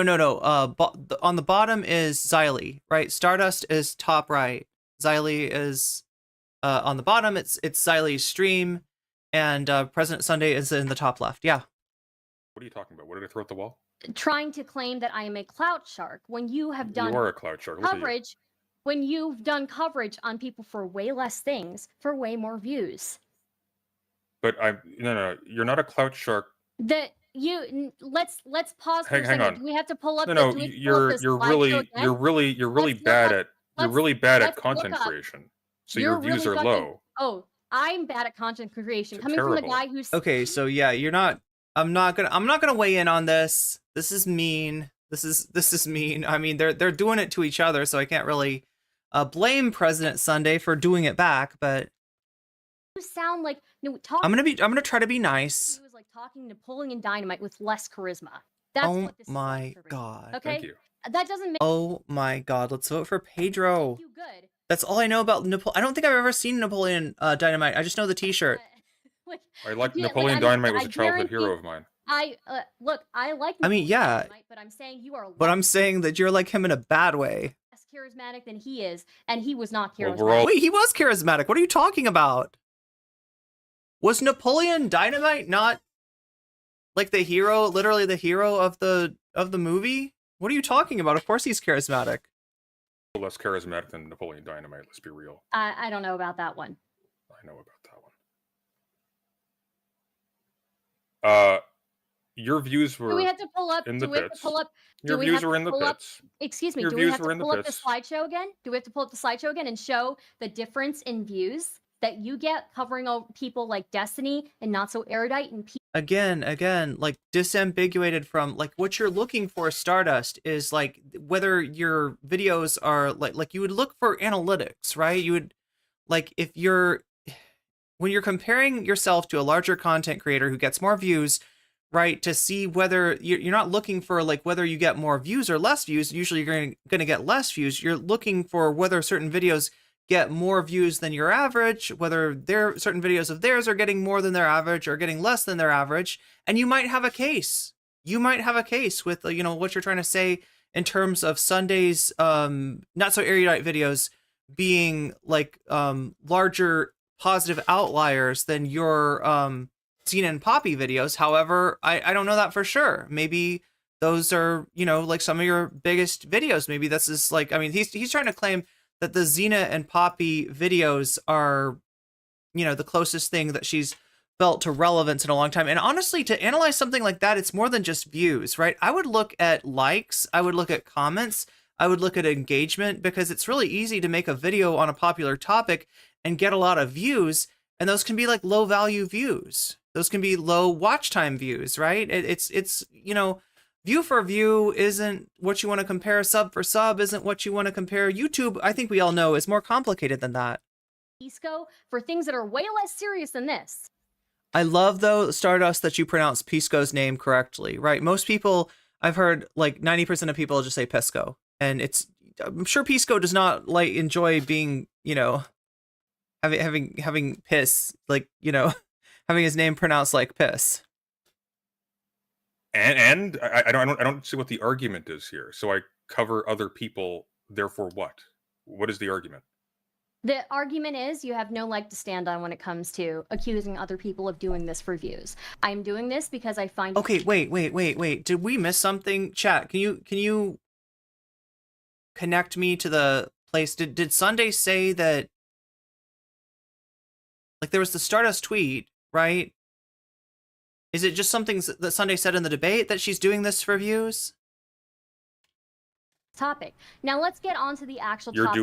doing nothing. You're doing nothing but Poppy and Xena. There's multiple No, that's not true. wars going I'm doing on. other things. I'm doing Like, other things.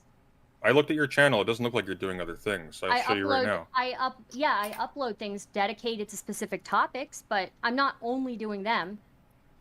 I have Look, I'm gonna throw her a bone on this one, right? It's entirely possible that a story comes along that's so big and that's so interesting to your audience, that's so relevant, that you do several streams about it, right? Now, generally, you wouldn't have several videos about it, but if your videos come from your streams, and your streams are on a certain topic, because that topic is a broad topic, and I will admit that the Poppy and Xena thing, there's a lot to it. If you want to cover it in all of its totality, you're spending a long time talking about it. I'm gonna kind of cut her a break on this one, right? I think there's a reasonable excuse for her. Like, I mean, is she still doing only Poppy and Xena content, or has she moved on yet? migrated more to a drama with a side of politics streamer, but that's what I've been for a while now. So. Yeah, you were getting sub 500 views on your average videos. Like I'm not surprised. No, that's not true. I have plenty of other videos that have gotten more views than that. Not really. Not unless they're covering exactly that kind I of. feel like if I talked to President Sunday, he'd make fun of me for not putting out enough videos. It's like, you only do live streams, you don't put out videos. I was like, yeah. Here, I'll show you. Are we going to cover the Poppy and Xena stuff or not? I don't know. You didn't bring up the Poppy and Xena stuff except as window dressing to everything else. No, I brought it up, but I wanted to address things that you've been saying about me can I- prior to us entering this call. Can I show this? Okay, so now where has Sunday? Can somebody point me in the direction? Like, where has Sunday been talking about Stardust? Has this been? I'm guessing on Twitter. Should I look on Twitter? Like, is that what she's responding to? So it's not just Stardust being like, Sunday, your coverage of Poppy and Xena sucked. It's Sunday having said, you know, you're only covering Poppy and Xena, and it's the only thing that gives you views. On the screen. When you were on your stream prior to this call, Sunday, prior to this debate on Xylie's channel, You should be did able or to did share you- your screen. You should be able to Did you- share your No, screen. I don't want to share my screen. I just wanted to put a thing on my window. Oh, It doesn't matter. Okay. Did you It's not or important. did you not accuse me of doing this for views? You're That's what I doing was this for addressing. views. Okay, so You're let's doing this for views. forget. You know, fine, whatever. If that's your opinion, that's your opinion. I think I provided It's my enough opinion. evidence to say otherwise. But let's talk about the Poppy and Xena thing. What Let's evidence talk have you about that. provided that you're not doing this for views? You just claimed that you're suddenly super interested in this. I'm not suddenly super interested in this. I don't believe you. I am interested in anything where I think that people are abusing their positions of power over a vulnerable community. Here's a. Are Can we I ask you a going to question? talk about it? Are we going? I'm sorry. It would be unfair of me to hold her to the standard that she's setting in this debate for something that she did years and years ago. But again, this is not the Stardust that I know, right? She, like a lot of Twitch poll, had a chance to stand up for marginalized communities in the face of content creators who were exploiting them for views, right? And where were you?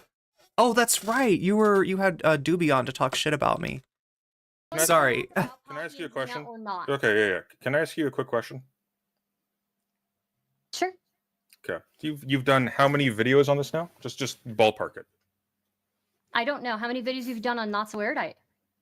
Between 5 and 7, I think. But I'm asking No, for a pertinent not reason 5 though and to this 7. conversation. Not 5 and 7. Not between 5 and 7. Way On more. specifically erudite and the credentials thing, I think it's been about 5 and 7. No. I mean, Stardust, you just showed it. It's on your. It's on her. She had it on her like PowerPoint, right? She had it on her Google presentation. You've done Is it more? so many. Okay, you've whatever. It done doesn't matter. so I many am. videos on Not So Erudite that I- it is look, I fucking don't- ridiculous. I'm not trying to dig at you for how many videos you've done. I just want to know, pursuant to making another statement, how many Mhm. roughly off the top of your head have you done? I don't know. Maybe 10? like 10? 7, 10. Yeah, 7? maybe. I wouldn't be surprised. Let's 7 say to 8. 10. Let's say 8. Okay. Look, In all of this time, we have the luxury. We have the luxury of looking. If I can find her though, like this is a problem that I have, right? Is it Stardust? Is that how you like? Because like I can never find her name. Oh my god. See, there's a band called Stardust. Oh yeah, it's this song. Anyway, yeah, this is a thing. Like her name. Oh, there we go. Okay, so let's take a look. 5 days ago, she did something that's not Poppy and Xena. So yeah, she has branched out a little bit.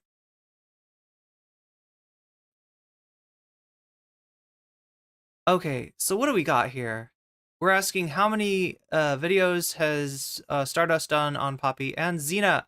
We have 1, 2, 3, 4, 5, 6, 7, 8, 9, 10.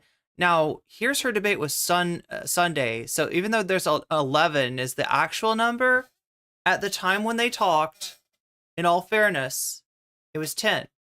So yeah, 10 is correct. 10 is correct. Have you seen anybody attempt to reach out to a licensing body and report Poppy Yes. for what she's doing? Behind Really? the scenes, absolutely, yeah. Really? Who? When? Who? I am talking with people behind the scenes You're who talking are to people behind the in scenes. the process, who are Right. in the process of doing that. Yes. Who are in the process of doing that. How many Yes. how many weeks They has are this been going on now? gathering the evidence. They are gathering the evidence. They want to make sure that when they file their complaint, that they have everything together as neatly You as got possible. you got like I 600 am pages of sure- documents. They're gathering evidence. What? I also have multiple people who already I am aware who have already filed complaints, but the main one, I believe, they're still making sure that when they file that complaint, What body that what it is- body do they file complaints to, Stardust? Do you know? I believe it's the Michigan like licensing for therapists, something The like Michigan that. licensing for therapists. I don't know the name of it. I know it's the Michigan. It's a Michigan amazing. body. You know they're in Michigan. You know she's a therapist. Okay, got it. Has anybody I've never heard it pronounced. Is this a Canadian pronunciation of Michigan? I've never heard it called Michigan. spoken to a lawyer and looked into like sending a cease and desist letter? They are speaking to a lawyer. Yes. Really? And the lawyer Mhm. advised them to start publishing 200-page documents full of logs, provoking them to respond, right? Who That's what has the been lawyer said? I don't know if the lawyer has said that, but who has I know you been don't know going if the lawyer on has said for that because there's 5 no months? lawyer. There's been no lawyer. Sunday. Who has been going on for 5 months with no pushback? It's slandering somebody as a rapist. Who's been doing I'm that? confused. With no I'm confused as to pushback. why you think. I'm confused as to why you think that's a retort. Do you It know is a why? retort. Do you know why a lawyer might recommend that you not, for example, when you're dealing with somebody attacking you in public, not start putting more information publicly in response to them? Can you think of reasons why they might recommend you I'm not sorry. do that? Can you repeat your question? Yes. Why might a lawyer recommend that, and as they often do, that if somebody is slandering you in public or accusing Mhm. you of something in public, why would they recommend that you not start litigating this on social media in public? Hard consonant Indian pronunciation. Well, I think it was Sunday who actually said Michigan. With like logs and Was he just like Johnson statements, Yeah, et cetera, if et you cetera. already are, if you're going to court, yeah, there might be a reason for that. But No, again, not we if you're don't going to have- court. They will we- tell you not we to. They will don't tell you not to have- go on wait a minute. social media at all. Sunday. My issue. So from what I know about legal advice, he's generally right. Now, does that mean he's right in this situation? Not necessarily, right? I guess it could be possible that, you know, you like generally what, you know, like remember we watched Fresh and Fit. Now I'm doing it. Fresh and Fit, and they had their lawyer on with them, and their lawyer was like, "You're killing me. You got to shut." Their lawyer was on there trying to shut them up, and that's pretty, you know, that's what I've heard. That's the kind of legal advice that a lot of people in these sort of, you know, PR social media situations get. But I mean, I guess it could be different in this case. Issue is not whether lawyers are involved with this. My issue is your inconsistency in covering this. What inconsistency? You are so inconsistent that you are willing to go balls deep into people who've done way less. Okay, rephrase that, please. Yeah.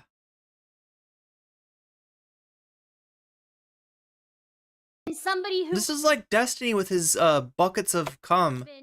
who has been slandering somebody for 5 months as a rapist. I was not aware they were slandering someone for 5 months as a rapist. I want to protect vulnerable people in marginalized communities, but also I'm not going to miss a chance to make a joke about going balls deep when we're talking about grape allegations. Something's not adding up here. I don't associate with these people. The only reason why I've gone after the people that I have is because of either specific political disagreements or because in the case of Not So Erudite, she leveraged credentials that she didn't have in order to make claims pertaining to psychology.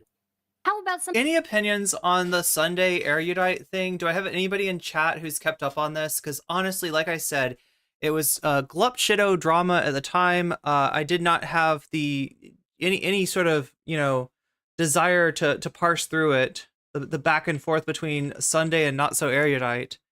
And I really don't know. I really don't know who's in the right in that situation. Somebody who's leveraging credentials that they do have to prey upon people in a vulnerable community. Well, then you report them. Okay, so Zara says most people would advise not to speak about pending or ongoing litigation.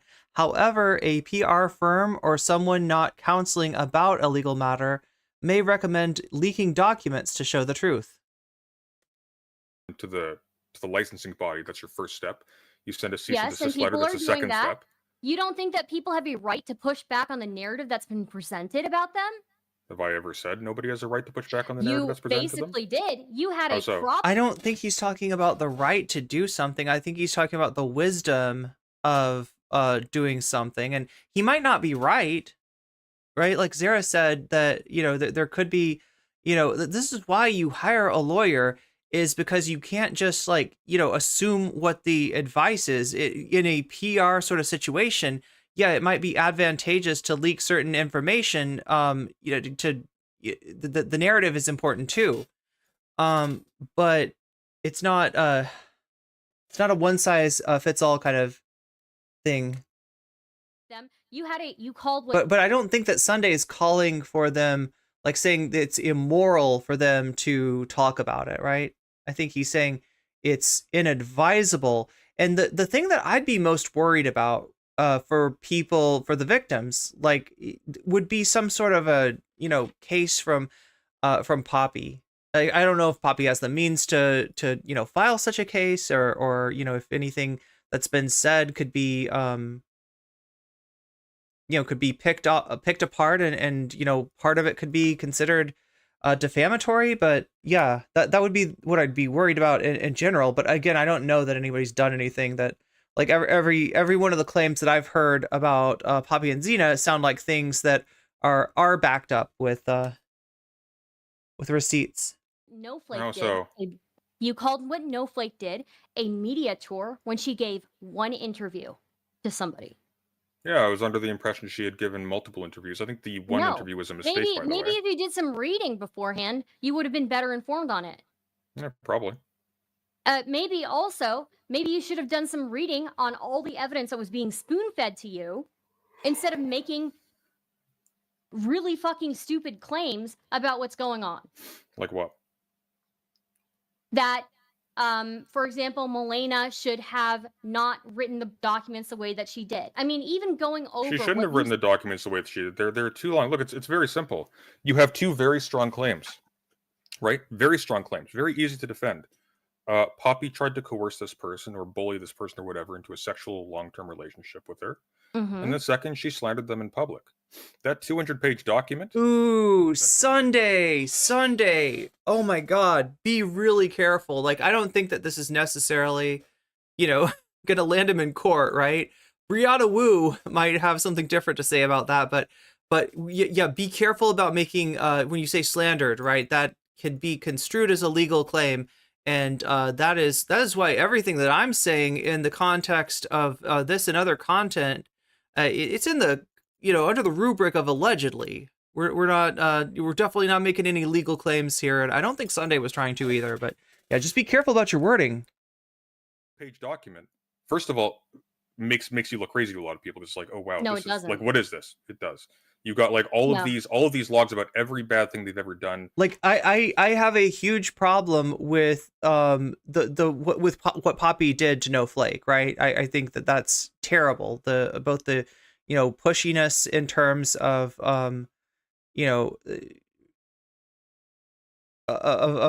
of No Flake to stay with her, and in terms of the allegations based on No Flake breaking up with her, right? I think it's terrible. But yeah, I'm just being really careful about how I talk about that terrible thing that was done, and that I'm saying it's a terrible thing. I'm not gonna codify it as any sort of anything that could even be interpreted as a legal claim.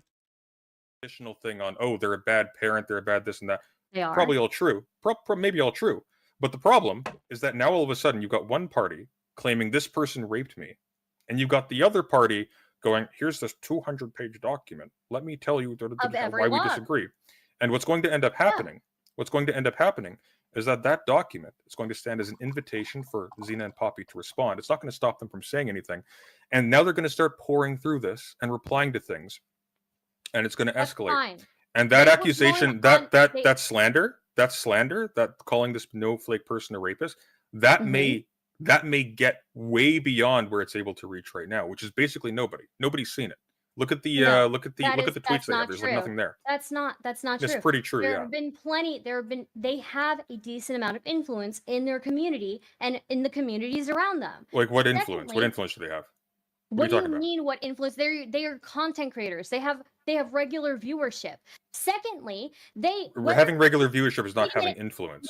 Almost virtually every. Let me finish. So we might be in a situation where so, you know, depending on where you're at in your own YouTube journey, right? Another content creator could look like they have a lot of influence and that they get a lot of views and that regular viewership, whatever that means, right? Or they could look like, you know, not so much, depending on whether, you know, you've got more or less views. So this may be just a question of perspective between Sunday, who looks at Poppy and Xena and says, you know, like the famous Bo Black's quote, bitch, you've got nothing. And Stardust, who's like, that's a lot of views. Regardless of whether people published a 200+ page document or several 200-page plus documents, prior to that, nobody. Unfortunately, I don't have that Bo Black's bitch, you have nothing soundbite on my soundboard. We only have the one that oh my god, chat, you know the one that we've had. You know the most problematic soundbite in my arsenal is actually a Bo Black's soundbite. It's so problematic, in fact, that before I even play it, I've got to turn my desktop audio down like 20 decibels.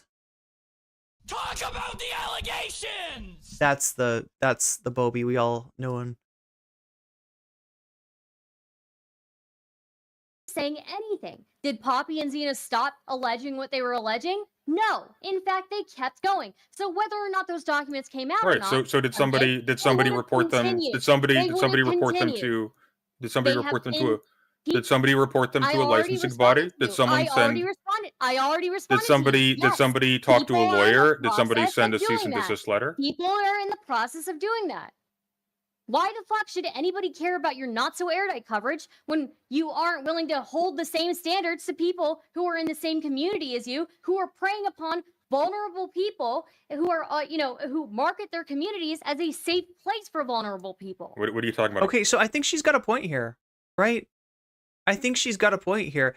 But I mean, like, there's a larger, and I've mentioned this before, that there's a tendency in Whiteleaf to protect Whiteleaf creators by default. People that are friendly with them, people that are in community with them, generally get way too much benefit of the doubt. Now, where does that come from? It comes from Vosh. It comes from how they have to treat Vosh. Vosh is what makes that network work. That Vosh is the one that's, I think paying, like literally, pays into the fund for the servers and everything like that. So, they very much need Vosh.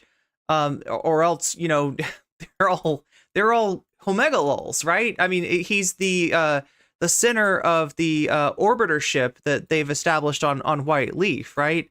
And so, since they're used to overlooking his bullshit, I think it's a lot easier for them to overlook other people's bullshit too. And Xena and Poppy, there were red flags for a long, long time, at least a year. There have been allegations out there about Xena and Poppy, and even before then I was hearing stuff. I was having people come into my community and tell me that they did not like what was going on over there in Xena and Poppy's community. And I just at the time I didn't have the wherewithal to look into it, and without establishing what was true and what was not true, I didn't feel comfortable talking about it really. In general, I would rather push back on people's bad opinions on things. And I think we have done that with Poppy and with I almost said Poppy and Xylitol. That's Xander Hall's Xylitol. Xena and Poppy. I think we have done that several times with Xena and Poppy. In terms of I'm trying to remember what. It's been a while. Holding the same standards. I immediately condemned them when I knew about it. What are you talking about? Yeah, I mean, bringing Wow. people onto your screen Laugh shaming? to be super condescending Oh my god, President Sunday. This is going bad. towards them. I mean, it's actually not. It's actually not. He's You know, I think How was I because condescending towards people- them? In my judgment, I think the moves they made You were saw- unwise, and I think they endanger them for the reasons I've given. This is You- not very you talked complicated. out of your ass. You understand. talked out of your ass with information that you were Oh, thank God, the beer, misinformed sir. on. Oh, Misinformed I on. love you. Sorry, say that again. You talked out of your ass with information that you were misinformed on. What are you talking about? Specify. Again, we just did it. Media tour. That somehow Poppy and Xena Is wouldn't that have it? I been was under a no, misapprehension. when- I was under a misapprehension that she talked to multiple people. That's it. That's a pretty big detail. That's a pretty big detail to call it a media tour. Yeah, absolutely. Somebody who's getting slandered for months as a rapist. Yeah, absolutely. Secondly, that people aren't already contacting licensing organizations. Third, that people aren't already in contact with lawyers. Fourth, that okay. So as far as the allegation that Sunday is somehow protecting Xena and Poppy, I don't see that. I don't see that at all, right? And unlike some other people who were in White Leaf, you can't come at Sunday and say he was a member of this this organization that you're a part of and you did nothing, right? So that's not, I don't think that's an accusation with any substance. However, what Stardust is saying about him calling Snowflake talking to one small streamer some kind of a media tour, I do think that he is wrong, is objectively wrong in that. I've seen no evidence of a Snowflake media tour. So people so there might be some criticism of the way that Sunday has treated people involved in the situation. I am okay with him saying that because there's two sides to it, right? When he says this is a media tour and characterizes it that way, now I haven't heard the quote, right? Maybe it sounds different when he says it. Maybe he wasn't trying to be super critical of her, but that does sound critical. Now, stuff like maybe it's not wise to talk about things that might become a legal matter in public. That is literally just his opinion and his advice, and you can take it or leave it. Nobody has to listen to him, but he's asked to cover this thing that he's been, I guess, was in hospital while it was going on, and he's looking through it and giving his opinion on it. And if his opinion is that maybe it's unwise to say so much in public of something that might in some way end up in the courts, then I mean, you could say that's right, you could say that's wrong, you could say that he's making assumptions, but that in and of itself is not the same as attacking people involved in the situation, if that makes sense. So yeah, seeing a little bit of truth on both sides of this debate so far. Well, I know for a fact. Not publishing that people not publishing. I these know for documents would somehow stop Poppy. No, but I already and Xena your mic's from speaking, by the way. saying Just heads up. what they're saying. Your mic's Wait, speaking. Just a heads up. You're David, cutting out a little bit. continuing to No, say- your audio continuing quality is to getting say- considerably worse. So maybe adjust your mic a little bit. Yeah. Okay. They're Thank you. they Briana Wu characterized this as a smackdown of President Sunday. they're continuing to say what they're saying. They're continuing to slander Snowflake, regardless of whether anything came out. It makes no sense to me why Snowflake and everybody else involved in this are required to Oh, shit. stay silent when Poppy and Xena not only are making statements on social media, but doing Who's, actual streams. yeah, doing who's, actual streams on that. Yeah. Okay. Who's Sorry. said that they're required to stay silent. You're talking That was that was a tipster oh shit of me allowing the image to freeze. about. You were the one suggesting that they don't make these documents. Okay, so me suggesting that they not make a document, which I don't think I actually did say, but me suggesting to not make a document, that's telling them they don't have a right to speak about this publicly? What? So yeah, Stardust is being I mean, I gotta say it, there's a non-zero number of disingenuous particles in the room with us right now. That looks like some good beer. I don't really like beer, but that's like the platonic ideal of beer right there. I think that he's about to get into just the right amount of head. I don't know, Chad. I don't know beer. That's why I don't drink, right? Like I only drink when I'm hanging out with other people who know what is a good beer, what is a good wine, because I have no taste when it comes to these things, and I literally need somebody to like hold my hand and be like, no, order the order this, right? But so yeah, this is sorry, I got distracted by the beer. I don't know what was I talking about? Yeah, so she's been a little bit disingenuous, both in terms of her description of the the views that Sunday gets on Erudite versus the views that she gets on Poppy and Xena. You can't really compare those. They're two different content creators at two different stages of their YouTube journey. They're different in size, different in concurrence. You can't really, those aren't like, this is an apples to orange kind of comparison that she's making, right? And when she tries to claim a definitive conclusion from that, I gotta say, it sounds like she's being disingenuous. Also, being disingenuous here in saying that President Sunday's being, uncomfortable and thinking it unwise to talk about certain things in public that maybe should be talked about with a lawyer. You can say that he's wrong. You can say that he's overgeneralizing. You can say that he doesn't know what he's talking about, and that maybe they have talked to lawyers and lawyers are telling them something different. But you can't say that that's the same as him attacking, people involved with the situation.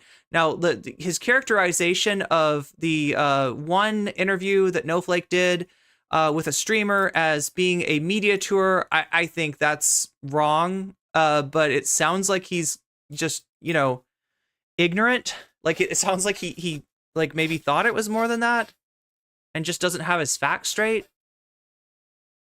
And yeah, like, I mean, I haven't heard where he actually says that, but depending on how he says that, I mean, maybe that's like, maybe he's characterizing No Flake unfairly. So that's my takeaway so far. What is your point in all of this? What was your point in lecturing? That's my question. Oh wait, that's the question I'm asking. What is your point in all this, Star? Can we get back to the beer? I'm sorry. I want to see the beer again. About this publicly? What? Look, if you're gonna bring up the beer, I gotta bring up the. Cheers, my dude. Love ya. No homo. There we go. Sorry. Your point in all of this? What was your point in lecturing? That's my question. That's the question I'm asking. What is your point in all this, Star? My point in this is that I think it's despicable that two people, one of whom is a therapist, one of whom has all of the knowledge required to know the ethics in this. And by the way, we've pulled up the list of ethics for counselors on stream. Somebody she's a real who bitch. knows all of this is weaponizing their knowledge, marketing their community as a safe space for mentally vulnerable people who probably already have family issues, who don't have people around them to guide them. Probably. And this person has a history of being a sex pest, and they are using this knowledge to abuse people in their community. Again, the social justice language coming out of Stardust's mouth, it sounds strange. It sounds strange. Look, I'm trying to be not too critical. I want to give a space for people to learn and grow and change. And if Stardust has learned and grown and changed, then good for her. It's just I don't know. It's not the Stardust that I'm accustomed to. Yep.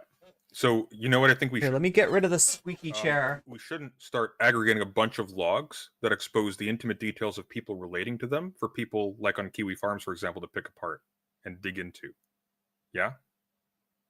I don't, because what I speculate, this is just me musing, but what I speculate Xena and Poppy are trying to do here is they're kind of banking.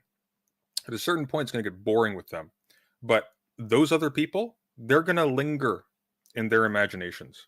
And maybe they'll dig into them a little bit in the future. And then they'll, they'll get their revenge or whatever. If you actually, first off, you have better insight into Xena. Okay, so interesting point here, right? So Sunday's talking now not so much about the legality of the situation, but about the other eyes that might be on the situation, right? And in particular, a certain website. What do we think about that? Right? The idea being that when you make a splash, when you get blood in the water, you tend to attract sharks. And those sharks, maybe first might be attracted to the person causing the problems for people. And maybe you could say, like, I mean, I'm, I don't think anybody deserves that kind of harassment, right? But at least, if the harassment is sticking to the people that are doing something wrong, that's one thing, right? If however, a bunch of logs are released, is what President Sunday's claiming, giving insight and information, and possibly even identifying information. Now, I haven't seen any anything that could so we're not just talking about obviously they scrubbed identifying information from the logs, right? I hope. I mean, I'm pretty sure from what I've seen so far, right? There's not anything that obviously could could yield personal information about somebody. But I mean, these are pretty obsessive people that President Sunday's talking about. They have been known to dig and dig and dig, and giving them a little bit of information sometimes might give them the ability to find more information. What do we think about that? What do we think about the possibility of the people that were victimized by Xena and Poppy also being victimized by harassment sites? And Poppy's psychology, okay, lay it on me. Okay, first off, Poppy and Xena were already revealing intimate details when they would do streams on people. When they do streams on people, slandering them. So sure. I think it's completely fair that after months of not getting their stories out, that they are allowed to get their stories out. Secondly, who said they're not allowed? You Americans know nothing about beer. I mean, you're definitely right when you're talking about me. To get their stories out. Secondly, you are. Secondly, who said that? I didn't say that. Hang on. Secondly, that's an accusation. Where have I said they're not allowed to get their stories out? Secondly, let me finish. Secondly, where have I accused them of not being able to get their stories out? The people on Kiwi Farms are, if anything, if you've read what they've said on Kiwi Farms, if anything, they have said that they might politically disagree with the people involved in this, that they actually feel bad for the victims in this case, and that they wish them the best. So, yeah, we can doomer about Kiwi Farms all we want. We can. So just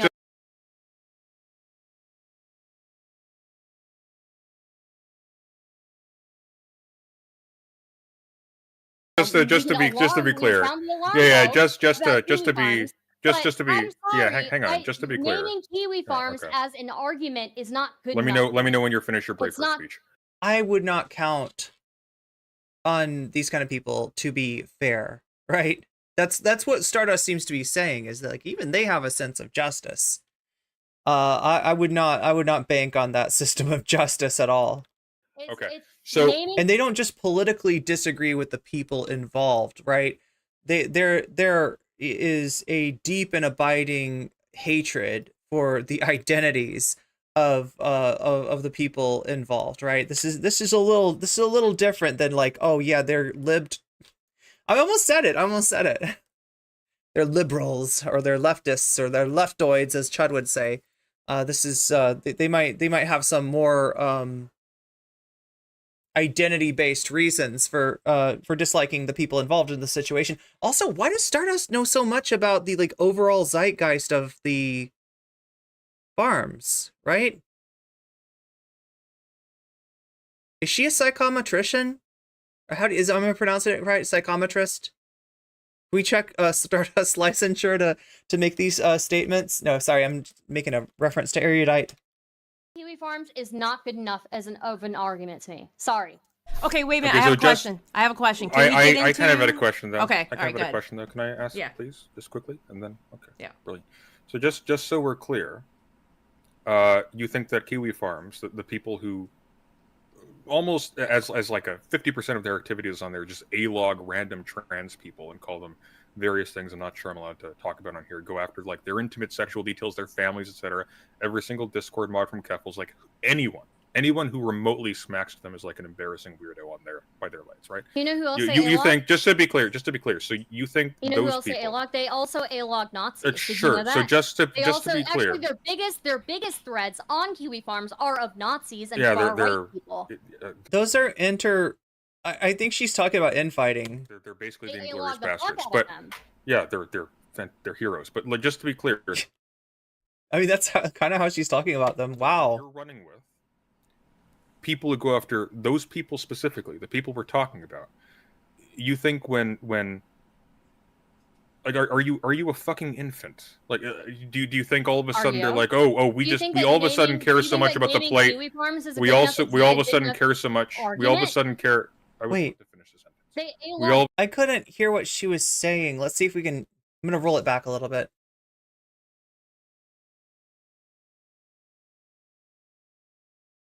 Do you think all of a sudden they're you? like, we all of a sudden care so much about the plate. We all of a sudden care so much. We all of a sudden care. I would love to finish this sentence. Do you think something the farms is a good enough argument? We all of a sudden care so much about these polyamorous neo-pronoun using trans people who are like fucking this poly person. That you think they care about? Are you Okay, look, I gotta say it. All right, I gotta call it out. Right, one of two options. Either Stardust is like highly connected to the zeitgeist of this site, and I'm not making any, broad accusations. I'm just saying, like, knows these people, or she's talking out of her ass. Like, the idea that, like, you don't have to worry about this fucking infamous harassment site in this particular situation because they're on the right side here. It either reeks of, I don't know, being a little too close. Or she just doesn't have the she doesn't have any basis of making that claim. One or the other, and they're both bad. Both of them undermine her argument here. They have a significant trans community, yeah. So I mean, like, who gives a fuck? Yeah, They're it ain't that kind of community. They're Sister. literally a gossip website. I don't care. You can't use the Kiwi Farms argue with me. I don't give a fuck.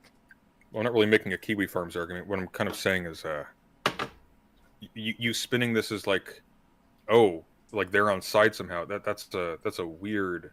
They don't give a fuck move. about the victims in this. They've said the most they've That's said my about the point. victims. That's my point, Star. I don't know what point she's trying to make by saying that there are trans people there. Look, there's trans people who are Nazis too. What's your point? They don't like, I would never say that being a trans person makes you like, inherently good or not sus or not bigoted or biased. There's, unfortunately, shit like racism is pretty ubiquitous. Point, they give a fuck about the people abusing their power, abusing their knowledge. They don't give a fuck about going after victims. Really? Not in this one. All right. Well, that's a decision. How many beers have you had tonight? This is my first. How many beers have? Oh, is it? Oh my god! Oh my god! Look, he literally just got the beer. Like, I don't know. Your first one? Okay. My first. Yeah. Yeah, seriously, doubt that. All right. 2. Can we get into how you again, his beer consumption is not the issue. Okay, if he becomes impossible to understand through excessive inebriation, then whatever, call him out for it. But said that Was she changing the subject? I guess she didn't like how this. I don't know. I mean, like it's not a good. Like I said, like this argument that she's just made implies either she's like way closer than she wants to admit to that cohort of people, or she doesn't know what she's talking about and she's acting like she does. Either way. that President Sunday said he didn't care or shouldn't have. What was that first part that you said? That he didn't. What did you say that he said that the person shouldn't have written the document or shouldn't have done that? What was the first part? I don't know. The whole stream was very confusing because on one end he's saying that Snowflake shouldn't have gone out and told her story. Yeah, then there you he's go. Then he's saying, oh, I didn't say that she shouldn't tell her story. In fact, I understand why she wants to go tell her story. Then he says, oh, I don't think that Milena should have written these documents the way that she did. And then he says, I don't have a problem with the document. So I don't know what it is, Sunday. You flip-flopped like crazy during that stream. Well, I think what I said was talking off the cuff, unscripted. Okay, so I've seen the thread. Vodka says, I've seen the thread. The thread maker said they have no reason to go after the victims, but they wouldn't police nor care if others did. Okay, yeah. So yeah, that's kind of what I thought, is that like, you know, even if there's like maybe some people there that are, you know, more interested in still like as fucked up as Xena and Poppy are, nobody deserves that kind of harassment.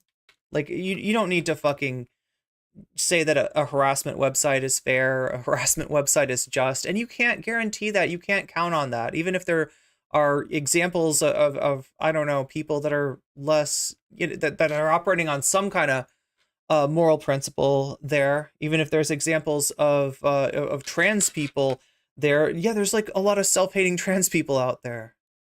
There's a lot of pick-me trans people, right? Random YouTube drama channel comes with risks and comes with very few benefits. Nobody's going to see this. I think the thing is like 1,000 views. Sure. And it isn't Sunday the guy who dropped the leaks on Briana Wu's group chat without any censoring? Oh, in terms of slurs? Is that what you're talking about, Zara?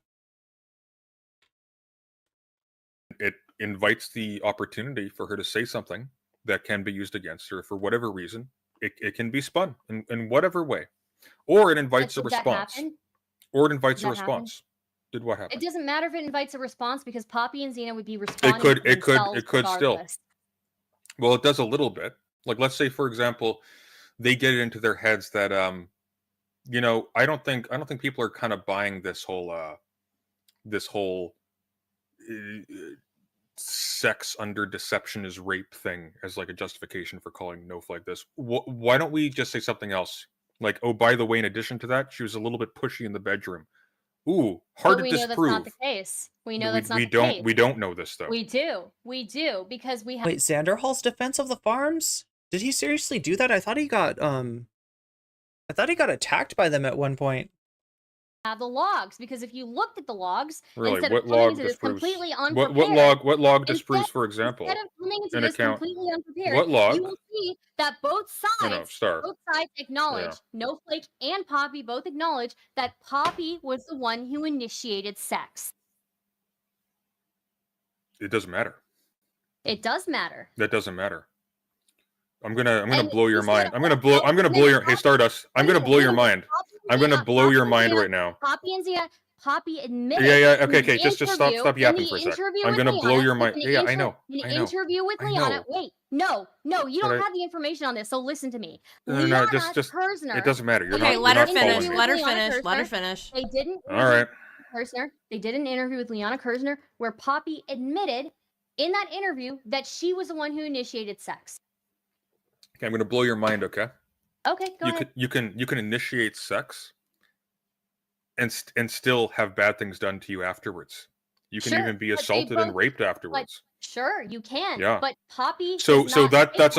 Poppy says she doesn't say that now, right? No, she does not say that. She doesn't say a lot of things. Was raped by deception because she was under the impression that she was going to have a relationship with Snowflake when she actually in the logs with Snowflake right prior that night or the night prior said that, oh, are we still broken up? She knew that they were broken up. Yeah, you're an You idiot. knew. Unfortunately, like You're none a of this fucking establishes idiot. Not anything. even you haven't No, read any none of of this establishes anything. You haven't read Star. anything. Is there no decorum? Is there no respect between two interlocutors engaged in the battlefield of ideas? Have we degraded to this point where we're calling each other ad hominems? Why Star, should I engage none in of this this- conversation with you? Star. Because you're a fucking idiot who doesn't prepare for anything. Star, literally none of this establishes your case to a third party beyond the shadow of a doubt. That's a problem. Nobody, Yeah? no, they have the right to tell their story. And I you never can, said they don't you have the know, right to tell you their would, story. I don't know who you're you can arguing do what- with. You had your problems with it. You were arguing with them. Yeah, all they night made that stupid night. decisions. Dumb decisions. Okay, Dumb maybe I decisions think all that you around. maybe You're making a stupid maybe decision right now. Maybe they made stupid decisions. I think you are the stupidest decision that anybody's ever done. Honestly, your mom having you is a You're a stupid decision. Your mom's a stupid decision. stupid decision. Like, let's be It real. was. But Really. Oh my god. It really was. Yeah. You can't attack a jellyfish. Do you understand this? Right? You can't punch a jellyfish. All right? A jellyfish is made of jelly and it splatters and it's got stinging jelly ointment and it's going to get all over you. You will not hurt a jellyfish by punching it, okay? I'm pretty sure. Poor woman. Somebody tell her not to punch the jellyfish. It's just not smart. I love Xylee's reaction. That's like my favorite part of this whole thing. I feel like Xylee won this debate easily so far. Yeah, did you lose weight? You look good. What? I don't know. Maybe. Oh my god. Secret sometime. Tell me your secret sometime. Are Okay. y'all done? Is the fight over with now? So we Mid-key shade, right? It's not low-key shade. It's not high-key shade. It's mid-key. don't have to read a bunch I- of quote look- tweets. I mean, Here's the thing. I wanted to like President Sunday. I did. I've said this before. I really did want to like him because I think he's kind of goofy. And I was trying to do the whole like, oh, I'm Joker, he's Batman thing initially when I thought he was just a goofy guy, you know? And then you realize Where's he gonna go with this? you were the Penguin. Maybe we, you know, have different political Not okay. leanings. But I thought, you know, he's a goofy guy. Oh my god. Joker, he can be Batman, whatever, and I'll be like a fucking weirdo, and it'll be a great Okay. ongoing bit, and this could be Stardust, I know you're trying to meme, but you're being fucking cringe. something really, really funny ongoing. But And Sunday is a dick, but you are being cringe. I don't know. The more that I watched of him, the more disappointed I became because it seems like he is more willing to do things like go after people like Not So Erudite, Briana Wu, Pisco, than you know for Brandon views, Wu also lied about a degree, by the way. I learned about Wait. that a few months ago. It's funny. who Oh, we got a good question. We got a good question from the chat. Breadbro says, who are these people? Right? And if you don't know, there's other people out there who don't know either. So I'm going to go over this again. This is President Sunday on the top left. We've got Stardust on the top right.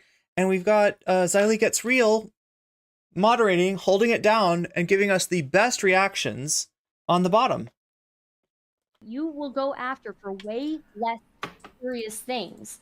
None of them have used their power or their credentials to coerce people into entering relationships with them and to verbally abuse them and to make them feel like they're at fault for being verbally abused. None of them have done that. You can have problems with things that they've done, like whether you have an issue with. Oh, you're right. You know, Lexical, that's right. Yeah, I forgot about this, right? During the couple thing, Xander Hall talked about a friend of his who was active on the site and using the site to fight animal cruelty. Wow. advising people on getting therapists or whatever, right? You can have problems with that. But she still has not done anything to the gravity that Poppy and Xena have. I agree. What's your point? My point is, again, that there's an inconsistency here. You are willing to go What's so the deep. inconsistency? You are willing to go so No, deep no, it's into really her. simple. It's really simple. Are you gonna let me answer the question? You've been rambling the entire time. You it's asked me really a question. Do you want me to answer it? it's really It's simple. yes or no. It's really yes or no. It's yes or really no. simple. If it's no, saying it's Have I no. actually finished a single sentence? You tonight, asked like, me a uninterrupted? question. You asked me a question. It's really Have I even finished a top of the hour ad debate yet? I don't think so. Just so you know, at the top of every hour, there's a 3-minute ad break. You might have experienced it already.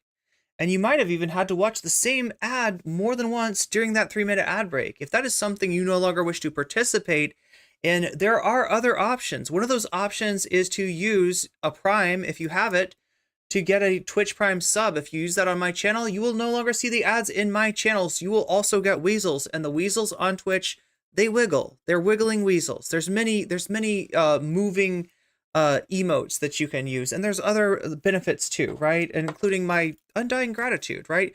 You could also pay $5 to get those weasels, to get yourself out of that ad break, or you could also give the gift of weasels, pay it forward if you already have a sub, to somebody in chat that is looking to get sucked into the ad break, as many in chat right now are, right? If you're somebody in chat who wishes not to get sucked into that ad break, the best advice I can give to you is be active in the chat, right? Because that way people see that you don't have a sub, and you might get a gift or community sub. Who knows? Flock around and find out. really simple, not so erudite. There's a very clear, simple, clear-cut thing that she's doing that I'm So the objecting answer is to. no. Okay. If this Well, let was him some finish. convoluted, Let him finish. if Go there was some convoluted drama involving her sexual relationships with other people, it would probably take a lot to get me to touch that with a 50-foot pole. It's not my business. I'm not interested in that. It's not the kind of thing I like to wade through. In this particular case, the only reason why I was wading into it is because me saying, hey, this stuff's coming to my ears, and I'm seeing people fighting about it in the server. Let's put a freeze on this till I'm out of the hospital and I have time to look into it. This is now being taken as evidence of like, caring. I actually understand this, right? That this kind of thing, if you want to wade into it responsibly, you've got to do it from a place of understanding. You've got to, I mean, I guess you don't have to read everything, but you got to read enough to know what's even going on. And so, people might not know this, right? But on a Discord server, sometimes the content creator is held responsible for the nature of the conversation in that server. Not always, but to a certain degree. And so in general, when there is like drama on your server, if that's what it is, and you don't want to be drawn into that drama, one way of dealing with that is to just be like, we're not, talking about this. Now that sucks, especially in a situation like this, where anybody who starts to look into this sees that it's a very, black and white thing as far as who's in the wrong here and who's in the right. But Sunday sitting in the hospital may not realize that. So I gotta grant him some, grace in terms of his desire to be able to at least take a look for himself at what's going on before making a summary judgment, and to ban talk of it on the server. I don't know. I don't really have that much of a problem with that, especially if he does look at it after the fact and come to the right conclusion, which for the most part he did. There's some stuff that he, like, I still don't know in what what context he made that comment about Snowflake going on a media tour. I mean, that's like, it sounds a little victim blamey, but he did come to the right conclusion as far as like who's at fault in the Snowflake situation. Water for Xena and Poppy. Now I'm like, okay, fuck, I guess I have to look at this now. Look, Sunday, I will say I'm willing to give you some leeway there and say, if you were in the hospital, I was not aware of that, and I don't think that you were preventing. Well, you have somebody spying on our server. Like, surely you saw, for example, the fact that allegations of spying. That I unbanned discussion of Discord spies. Poppy and Xena myself. I don't have people spying on your server. Well, then where'd your screenshots come from? Where'd that come from then? What screenshot?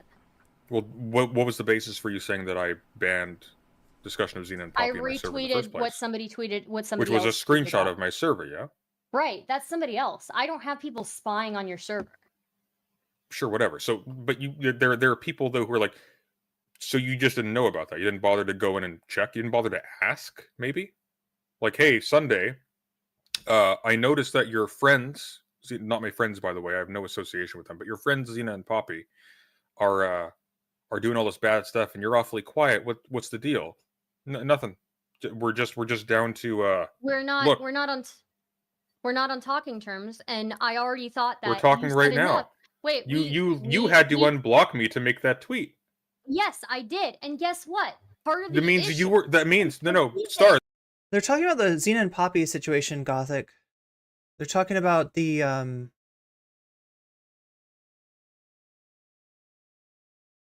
500-page document and everything else related to the Xena and Poppy situation. Apparently, President Sunday was sick in the hospital when this all went down.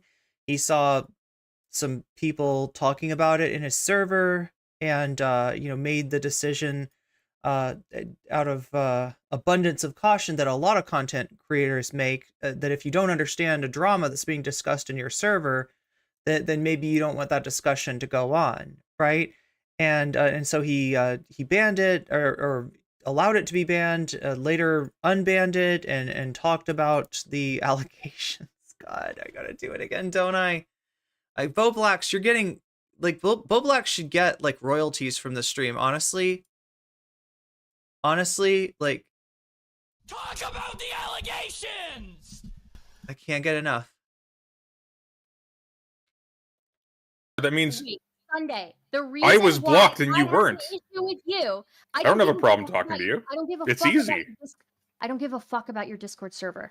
What I give a fuck about is you choosing to go so hard on Not So Erudite, go so hard on all these other people and get way more views with them, but God forbid you go in on Poppy and Xena because they won't give you the views that you need. You want to talk about? Let's talk about the actual story. No, it's because it's messy and personal and boring to told me. the victims. You told the victims. I didn't know the details. All I You beg your told pardon? the victims. You told the Yeah. victims to disengage as soon as KF got involved. You told that they're Again, like President Sunday giving what he thinks is the best advice, right? You can call it paternalistic. You can call it, uninformed. You can disagree with it, but characterizing it as victim blaming, I don't think is really fair. document. I didn't tell them. Hang on. Whoa, did I tell them to disengage? Did I tell them to disengage? You told them that because KF latched onto this, that they shouldn't be engaging in this. You told them that. Well, I probably said in you my gonna deny opinion. I probably said in my opinion it'd be a good idea to disengage from, like, disengage wouldn't even be the word. It's probably a good idea to stop, like, putting out more information, like more and more logs and things like that. That's probably very unwise. It'd be a good idea to not do that. I probably said something like that.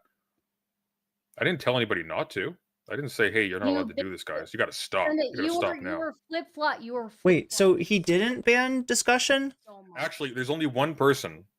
There's only one person that I told that you need to stop this right now. Oh, thank you, Vodka. Thank you, Vodka. So Vodka says the discussion in the server was banned by the mods the first time because it became a problem. When they came back, he unbanned it, and then the mods had to ban it again because of the argument over KF. I believe on the 10th, when I decided, like, hey guys, you can talk about this. They've made this public, like. Okay. And that was with minimal information. I just saw that they were still, like, going after, like, interpersonal stuff using their social media platform. Like, okay, you haven't. guys, like, you have can't got do this. people. You've got people who have gathered information meticulously into documents to talk about. So if somebody if somebody was of a disposition to start, digging into the personal lives of the victims in this case, they've done all their work for them. A lot of it, anyways. A lot of stuff to latch on to. But that is not what's happening. But it kind of is. Like, even I think Queeman even had coverage of this, and he had an unsympathetic view of the kid, right? Even if that's what? the case, that people are using this as an excuse to dig into other people, that doesn't mean that those. Okay, so Zara's sending me this. This is the Xander Hall discussing the farms. You guys already know. You're the ones who know. The other day, Maddie saw, like, a post on Reddit that, like, mentioned me in, like, a list of different... It was on Kiwi Farms, remember? Oh, it was on Kiwi Farms. Yeah, so for those that don't know, Maddie is, like, very progressive and also uses Kiwi Farms as just, like, she's like sort of a. This is giving Alec Gunter. This is what I was talking about, chat. Wait, I'm not sure what layer. What layer are we on here? There's 2 Xander Halls. There's 1 Keffels. Oh my God. I think it's wow. I don't actually know. I don't know. I can't tell. Why are there 2 Xander Halls? Yeah, I think that Zan didn't want Ethan to say Kiwi Farms either. Oh, okay. He's watching. Okay, I got it. Xander Hall's talking to his friend. His friend telling him, he thought it was on a Reddit post, but they were actually saying it was on the other website. And then Keffels is reacting to Zan's conversation with his friend, and Zan is reacting to Keffels reacting to Zan's conversation with his friend, if that makes sense. Because Ethan said Kiwi Farms out loud, it made Zan have to say. I mean, I didn't really. I mean, I obviously don't want people to assume that I'm just friends with an actual Kiwi farmer, but you'll find out the context in a minute. Zan's friend is progressive and also uses Kiwi Farms. You know, the progressives that use the far-right internet harassment website, they got me swatted. Browser of it. She doesn't post there ever, but yeah, she's not a poster. She looks at it, and she mostly just looks at like, yeah, she looks at mostly like animal abusers, like that one lady that I covered. I forget what her name is. Okay, so kind of similar to what Stardust was saying. I think her name was like presenting a an idea that there's a sense of justice on the farms. Isabella Jenke. She was really big online. And look, I don't know. I'm not, I'm not qualified to say, but even if there is some sense of justice in some situations, that is not a justice that you should count on. That is not a justice that you should assume. And whatever kind of, consistency, moral consistency that might be present there is also going to be complicated by just a huge degree of bias and hatred, which also pervades the site. So, the fact that one person there, one thread might, anyway, I can't believe we're even talking about this, right? This kind of fucked up harassment is wrong, regardless of who it happens to. This is never justice. This is not how justice should be meted out, through a harassment site. And got exposed by Kiwi Farms for being a pedophile, zoophile, racist, homophobic, transphobic abuser of multiple trans people in her life. Yeah, those people. Kiwi Farms is still up. Yeah, it's still up. It's just really hard to access. Dragonite says you're wasting your times on ridiculous topics. Dragonite, I will grant that this is it's a fairly online discussion here. You're not entirely wrong in your criticism of me. And it's also very insecure now because Cloudflare dropped them, and that's the best proxy service online. That's thanks to Keffels, which is actually, I'd say pretty based, because Kiwi Farms does some bad shit, but they also do some good shit. Yikes. In absolutely no circumstance do you need to hand it to Kiwi Farms. I mean, I find myself agreeing with Keffels in this particular, in what she just said. It's a pretty rare Keffels W there, but... Just watch. Just wait.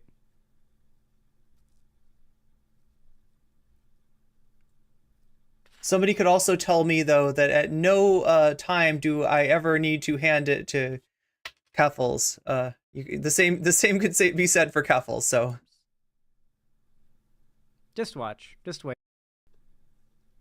In absolutely no circumstance do you need to hand it to Kiwi Farms. Just watch. Just wait.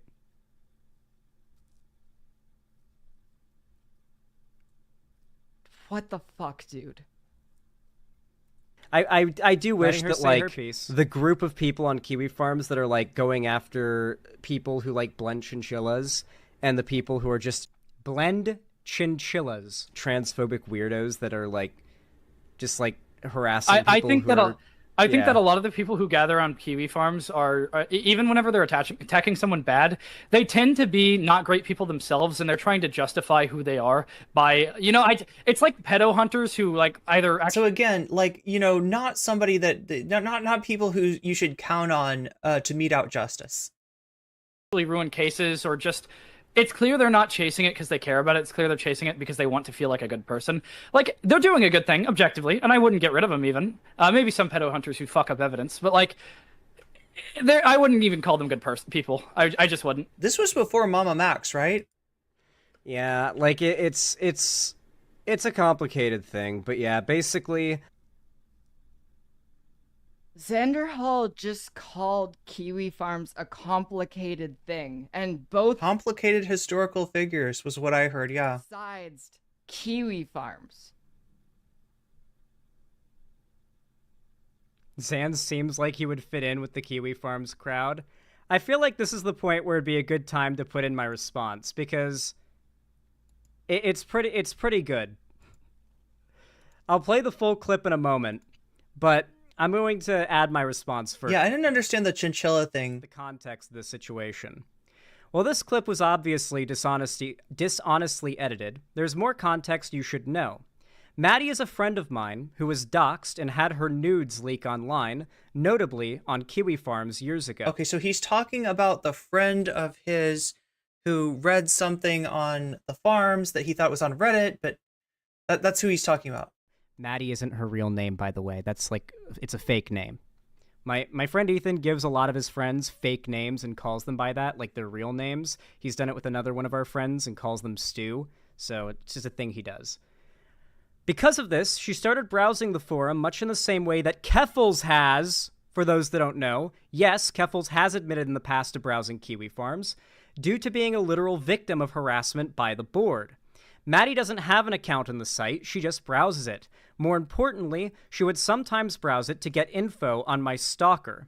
I won't name him because he's a clout goblin and feeds off of attention, but he has harassed me, Vosh, and Keffels, and was outed as a pedophile on Kiwi Farms not long ago.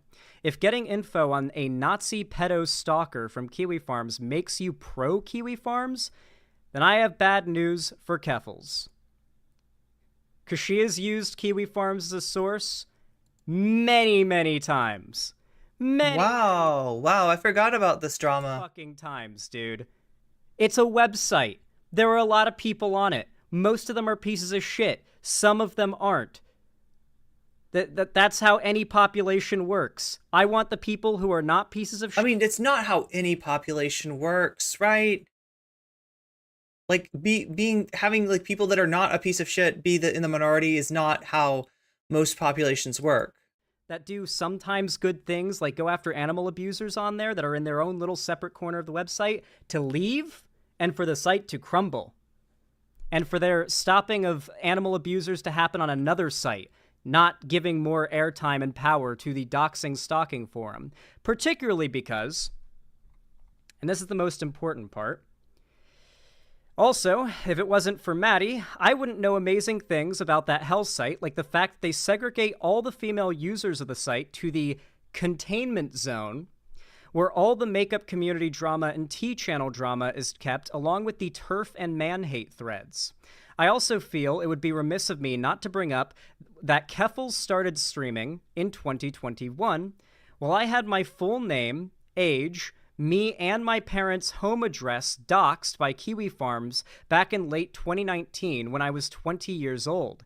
I had to move to avoid getting swatted or having someone come to my house. It's insane to me that Keffels would accuse me of being in favor of this site when I've dealt with their... so peaceful up here, but now there are freaking communists invading... Welcome in. ...harassment longer than her, and people just ignore that fact because she got popular off of opposing Kiwi Farms. Guys, I literally got doxxed. My parents, my whole family got doxxed. Addresses and everything got doxxed before Keffels even started streaming by Kiwi Farms. I am not pro Kiwi Farms. The fact that she would try... Did he ever get the quails? I literally, I don't think we've checked in with Xylitol in a while. I know he's got this goal here that supposedly when he reaches it, he's gonna get quails. And I'm kind of excited to see Quail Farmer xylitol. It could be cool. Those people don't have a right to give their side of the story and publish the logs that they want to publish. And I never said they don't have a right to. It would help you. I said if they were motivated. I said if they were motivated. I said if they were motivated to stop the slander, or to stop this from escalating further, posting all those logs in the way that they're doing, it's probably not a wise move. Sunday. I didn't say they don't have a right to do anything. It would probably help if you knew what was actually in the logs instead of just judging them without knowing what's in them. Well, no, because what I was judging of the logs, what I was judging of the logs was their format, which is 200 pages of just logs, just assembled vertically. What are victims required to do? What do people always ask victims to do when they are alleging abuse? Provide evidence. No. If you're alleging abuse, and especially abuse of somebody, for example, who is like a licensed like doctor or therapist or something, you do not provide evidence to the internet. You talk to a lawyer, and you report them to their licensing body. And there are people and you go that way, lawyers. and maybe you report them to like the platforms they're doing it on. But like, I'm sorry, what the fuck are you going to do about this, Stardust? Like, you're the audience for this document. You are assuming that there is sensitive information about these victims in the documents. They concern accusations of rape. Every piece of information in there is definitionally sensitive. That you are assuming that there is personal information. The names of the people involved are sensitive. Of the people involved were released by Poppy. What is wrong with you? You don't even know the basics of this fucking story. What does them being released by Poppy have anything to do with this? You are saying that them releasing these documents is putting that information out there. That information was already out there with no fucking pushback. So just to be clear, okay, slow down. So what you're saying, somebody's name. Slow down. So what you're saying is that all of the information from those logs was already published by Xena and Poppy. All of it. There's nothing new. The private information, for example, the name of people, yes. But their story, their pushback on this, saying no, this is not true, that was not out there. But hang on, so you're telling me that in that 200-page document, none of the screenshots, none of all of this stuff, all of it was old news, right? No, it wasn't old news. So it was new. It was new logs. Yeah, that's a weird thing for Xander Hall to say, especially considering that he has been sounds like doxxed and harassed by the website. New information that wasn't available publicly. That Xena and Poppy hadn't publicized, right? You're obfuscating. You're obfuscating. So what am I obfuscating? You are saying, I'm asking a pretty pointed question. Like, was there new information in the docs, or was there not? Your initial claim was that the release of these documents would release personal, private information that would lead people to dig in more into the victims. That is not the case, because any personal private information, aka names of people, was already released by Poppy. There were no names. So, I mean, like, look, the question at the heart of this is actually kind of complicated. In a situation where, you've got a content creator using their platform to go after somebody in her life who dumped her and try to make rapist accusations against this person, like, to the point of photoshopping this person, whose only crime was to dump them, with the Grand Theft Auto style text, but instead of saying wasted, it says rapist, right? Obviously you need to call that out. Obviously you need to make people aware of it, people that are associated with them, people that are in their community, right? The victims need to speak up and need to be heard, right? But what do you do when a harassment website gets involved? Like, what is I don't know, because I don't know, like, I mean, it seems like a dodgy situation.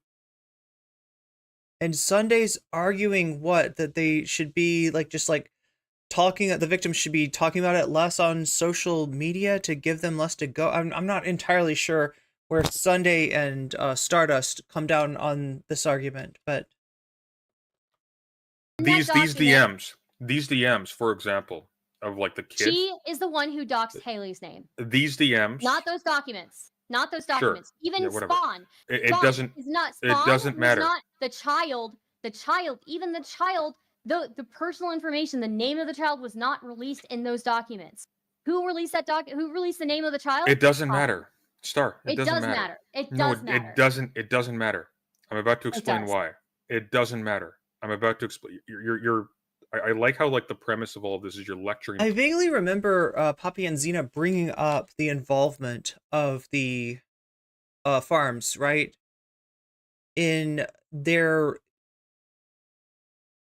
what they were saying that was directed at Spawn. Spawn, if you don't know, is the adult child of Poppy, and had to kind of like run away. It was living with Poppy until the situation just became untenable, and kind of escaped and had some things to say, some insights to give on what Poppy and Xena were like as parents, right? But Stardust is correct when she says that the name of the first name of their child was released by Poppy and Xena, was mentioned by Poppy and Xena. Most other people who were covering this made sure to refer to the child as Spawn. That is how I will refer to the child. But yeah, that information. So what I'm saying is it's a little bit weird for Poppy and Xena to be like, oh yeah, you better shut up about this because now the farms are involved and it's going to get really nasty, when it's like you're giving out information that they could use, right? I'm not going through like 500 I think pages it's funny. I of think document, it's funny that but you're not letting me are finish a claiming sentence, that and they're I'm still the one responding doing to the me. lecturing here. You're the one who is condescending to the victims. So Can we just like step back from this whole thing for a second? Can I just level with you? You're not stupid. I'm waiting. You're not stupid. But you look really fucking stupid. And there's a simple reason for this. You have hedged all your bets on somehow, maybe on a dice roll, cracking into like getting reasonably successful, just being a fucking C-tier drama monger on like social media or whatever. Wait. But as a consequence of this, you don't look like Are you saying she's better than Chud Logic? you're good at anything. You don't have an identity. You just jump from like fad to fad to fad, or whatever you think will like give you. Oh, I'll get 1,000 views from this VOD.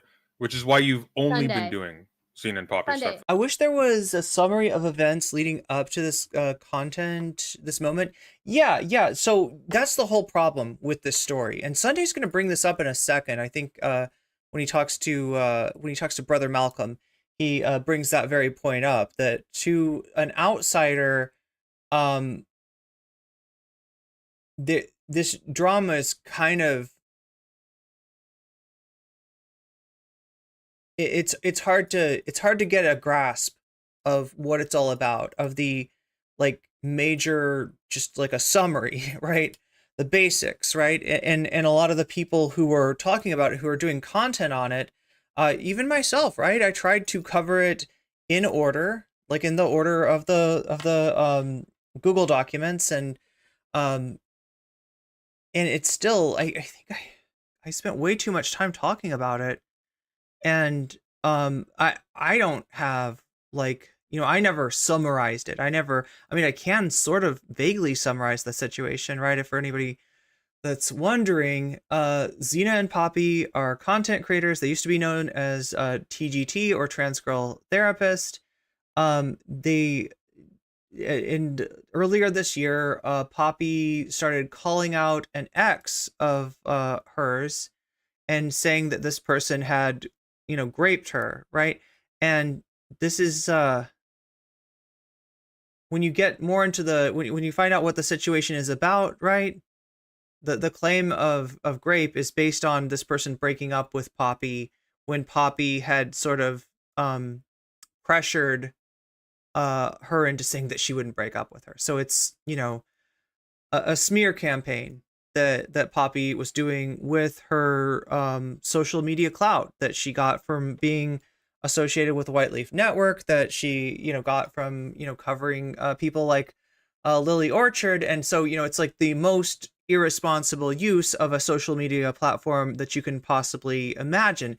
In addition to what's going on with Snowflake, in addition to the, you know, the weaponized allegations against somebody that had the audacity to break up with Poppy, there are also allegations from Poppy's adult child, who we will refer to as Spawn, to protect their you know, identity, especially seeing as how this is this matter has become a matter of interest to some nefarious actors on the internet, and we definitely don't want anybody, especially the names of the innocent, to be you know, released, right? So that's the basics of it. Now, I'm definitely heavily summarizing it, right? There are 500 pages or more of documentations of, you know, DM leaks and the like, you know, just going into like what all Poppy has been up to. And every time that some of these leaks are released, then Poppy goes to Twitter or goes to YouTube and,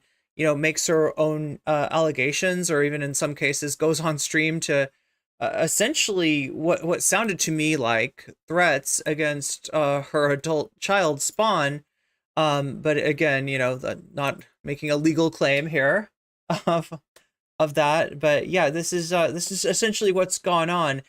Sunday was in hospital while all this happened. It came up on his Discord server. It was mentioned. People were talking about it. His moderation team made the decision to ban discussion of it. And then when he got back, he re-allowed discussion of it, did a live stream talking about it, and then eventually, I think, rebanned discussion of it based on the fact that the interest from the harassment site had become apparent at that point. So that's the summary. After that, you know, Sunday's like Stardust criticized Sunday's coverage of the Xena and Poppy situation as being favorable to Xena and Poppy. I don't really see evidence for that. She made some criticisms about him, you know, victim blaming. I think in some cases, like, you know, there's an argument to, you know, saying that Snowflake went on a media tour is a little bit disingenuous or not correct. But I get that Sunday's coming from a place of ignorance rather than a place of malice there, and I think he kind of apologized for that. So yeah, and it's a little bit of a mixed bag as far as the competing, you know, the back and forth between these two. Like the past Sunday. few, Again, like a month let me or so? let me reiterate to you. You are the one who does coverage on topics that are way less serious for more views. In fact, to me, what it looks like is that you didn't want to cover Poppy and Xena because it wouldn't give you enough views. It wouldn't give you enough views. I have like an entire you don't theory give a playlist fuck about a topic that doesn't give you the views that you want. So he's bringing up the fact that he regularly covers theory, a subject known for not getting views. YouTube algorithm in no way pushes discussions of theory. But I do though. I do. That's why I skip most drama stuff. I skip most of it. You would never do. Do you see me covering red pill shit? Do you see me covering like Sunday? You would never do coverage of a topic that gave you sub 500 views. You never would. Because I do all the time. I did run Foucault and SCP the other day. I'm sorry, you never would. You go in on people like Not So Erudite and But I do though. Briana Wu because it gives you massive views. Look, I'll show you. Briana Wu does not give me massive views. It's a weird thing to say, right? Because like, yeah, I would be the first to tell you that making criticism of a larger content creator, like I get the idea that people are by listing somebody's name, you're kind of like, you know, inserting your content into their algorithm, and if they're a larger content creator, you might get more views than typical. However, there's a price to be paid. Yeah, a larger content creator is necessarily like a more connected content creator. A more powerful content creator has their own microphone that, you know, it is, if the criticism that you give is effective in any way, they might utilize against you. I have first-hand experience at this, right? So saying that President Sunday is somehow like a coward for criticizing people like Not So Erudite and Destiny, I think both content creators that are larger than him, it's not a good argument. 10,000 views is not massive views. There are no massive views at the level we're operating In at. comparison to me covering Poppy and Xena, which gets me the most 3.3K views. Really? Okay, so on Stardust's side, right? I did look at here. We can look at it again. If you look at her channel,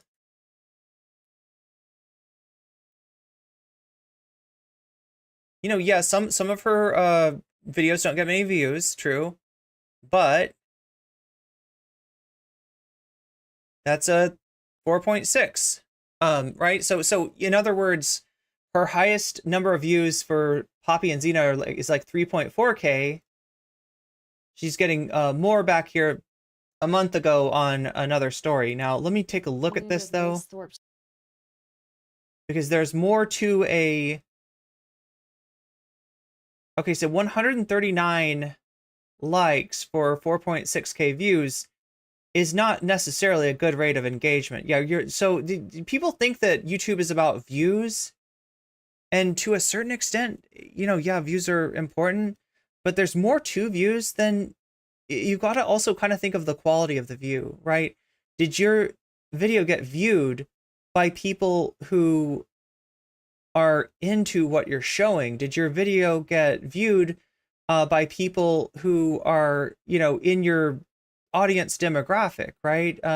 If I do a video about like Matt Walsh and it gets viewed by 100,000 Matt Walsh fans, and they're all in the comments like threatening my life, that's not exactly a good 100,000 views to get. See what I'm saying? 59 comments. I mean, yeah, it's not horrible, but it's not necessarily, I mean, this 4.6, you know, K views is not, so like, let's look and see what does it look like on a Poppy video. We'll look at the 3.4K one. Oh no, 4K. We got 4K here. Look at the most viewed one that we've got, 134. So kind of the same rate of you know, maybe slightly higher engagement on the Poppy and Xena front. I mean, I don't know, like slightly less comments, so it's hard to really typify. Anyway, I've got a video essay. I've got a video essay here. Look. Here, hang on. Yeah. I'm sure. Look. That's it. Look. That's yes. It. Sons of Gondor, of Rohan, my brothers. Look. I've got a video essay here. But on Sunday's side, right, the views of Xena and Poppy are greater than her average view, right? This 4.6 one is kind of an outlier here. Even with big names like George Not Found, she's not necessarily pulling in the views. Right, when it's a video, I guess, of Stardust Debate, you know, when it's a content centered around her, we're looking at more like, you know, 716 views. So for Stardust, yeah, I would say that the Poppy and Xena story is look, I'm not trying to be too critical, right? Because I do think it's important to get this stuff out there. I do think it's important to talk about this and to warn people. And you know, the fact that your audience is interested in it, the fact that you're getting a lot of views, you know, like in addition to you can't look at it just cynically and be like, oh, you're just doing this for views, right? You know, it's resonating maybe for a reason, and everybody's following you know, what gets views, what gets engagement to some reason. But yeah, like it is a you know, overall boon to Stardust's channel after, you know, having spent a lot of time in the proverbial wilderness. If you don't know, chat, Stardust at one time was a fairly sizable Twitch streamer, was doing content with the likes of Infrared Haas, back when he was a decent sized Twitch streamer, back before he was banned on Twitch, with John Zerka and with Destiny. and the like, and you know, had a lot more eyes on her than she does now. I don't know what the story is. I don't know, you know, what happened. Oh my God, I have some suspicions though. Yeah, like, so this is what I know about the Stardust story. She was at one time an orbiter of Mr. Girl. Mr. Girl, if you don't know, is a content creator who's famous for, I guess, the most things that Mr. Girl's known for. A song called literally "I'm a," you know, in PDF, like, right, is the name of his song, right? And secondly, for having a review of the movie Cuties, which he described the movie as being hot, right? So that's who he was. Stardust defended this guy for a long time. Described him as a pillar of the community, begged Twitch not to ban him. And then I think was victimized by him in some way. Now, I'm not super clear on this, and I want to be sensitive about, you know, what happened, because it sounds like, you know, she somehow, I don't want to say anything that's I'm not 100% sure on, but I think the story was that, like, he exposed himself to her on Discord.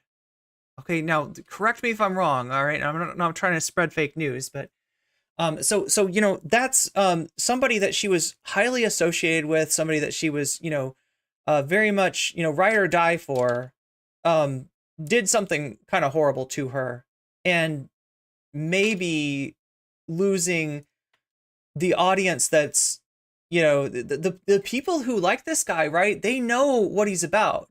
They somehow enjoy him for his moral consistency, that he is what he is and he says it up front. And I don't really understand the fandom for Mr. Girl, right? But I think it was after, you know, that incident that Stardust maybe stopped getting so many views. So yeah, I mean, you live by the orbiter ship, you kind of you can kind of lose by that sword as well. So let's get back to the content. I've got a video essay here. 1.7K views, okay? This is over a month. Why God cannot be both personal and timeless. It was so peaceful up here, but now there are... But now there are communists invading radicals. Oh my God, welcome in. I deal with, like, Right, but if Actually, you'd find this really cool. Fuck, God where the forbid it's fuck are... leftists. God forbid it's leftists. Wait, what about leftists? How is politics involved in this? With, like, Right, but if Actually, oh, wait. Is she saying that he won't take Poppy and Xena on? He won't do, you know, the kind of coverage that he did of, like, let's say, Not So Erudite, which isn't exactly coverage. It was like a back and forth, as far as I understand it, but whatever. You know, right, whereas Stardust is covering the situation, covering the drama, talking about, you know, the different, you know, people involved in it, talking about the allegations, talking about, you know, the other people that have covered it, talking to Malcolm, right? This is President Sunday's videos on Not So Erudite. My understanding is that they were, you know, it was him making a criticism, her and other Destiny orbiters pushing back on that, him pushing back on the pushback. I think that's, you know, what was going on with Sunday and Not So Erudite. So you'd find this really cool. Fuck, God where the forbid it's fuck are... leftists. God forbid it's leftists. So that's it. You're going easy on the leftoids, President. I don't think he goes easy on the leftoids. I feel like there's some people on the left that he's called to task. Like, President Sunday has gone off on a lot of people. God forbid it's leftists abusing. What do you mean, God forbid it's leftists? What? What are you talking about? You don't want to cover it if it's It's making your side look bad, even though I'm a leftist too.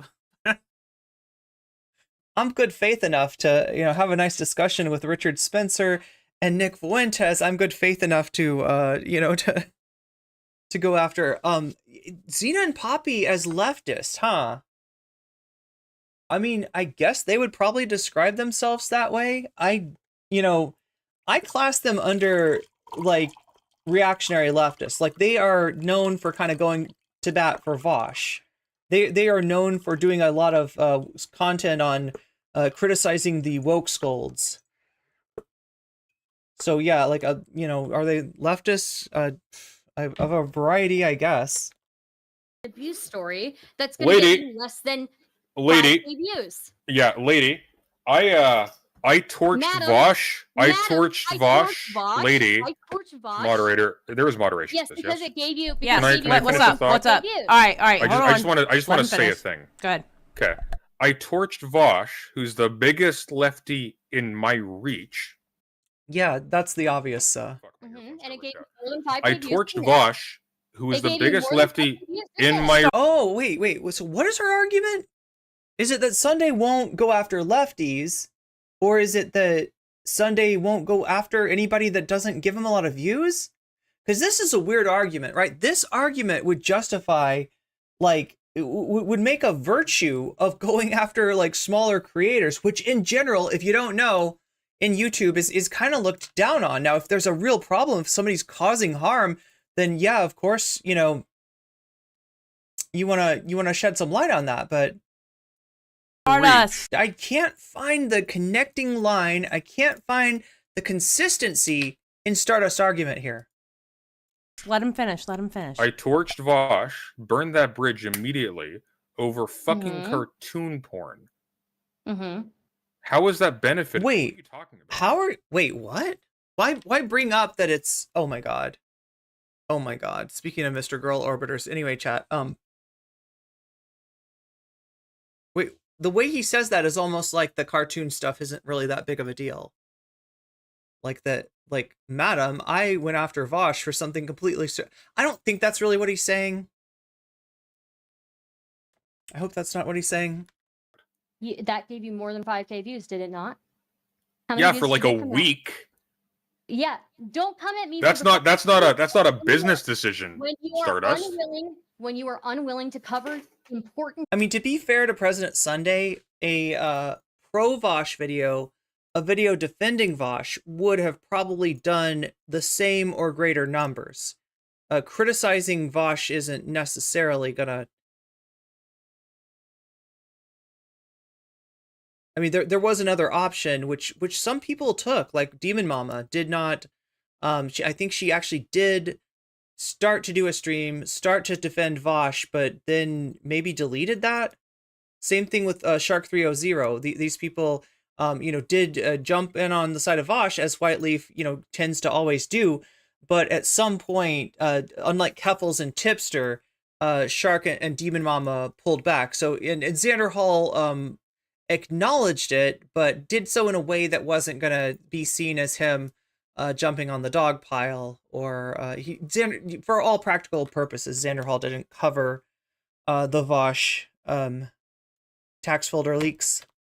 Topics that give you less of the views that you want.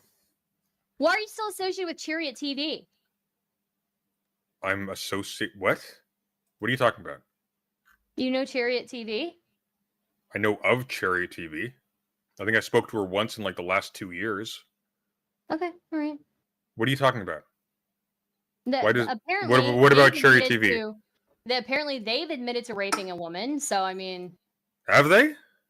Yeah. Well, that's bad. Yeah, I mean, like, look. What do you want me? Okay, hang on, slow down. There's a history here. So yeah, we're talking about another Whiteleaf member of the Whiteleaf network here. That's Chariot TV. This is what I was talking about in terms of when you start your network, or I'm like, right, if you don't know, Whiteleaf is a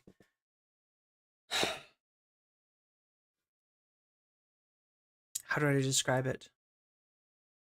It's a network of mostly, but not all, lefty political creators who utilize the servers and the infrastructure, meaning the the coding for Vosh's website. If you don't know Vosh, Demon Mama, Xander Hall, people in the Whiteleaf network, they have a website in addition to their streaming on YouTube or their streaming on Twitch or wherever they're streaming. They embed their stream into their website, giving them the ability to get things like subs and donations on the website rather than on YouTube, so that they don't, YouTube takes a cut of as much as I appreciate the all the support that I get here, but if it's super chats, super stickers, memberships, or gifted memberships, YouTube takes a certain cut of that. If I had my own website,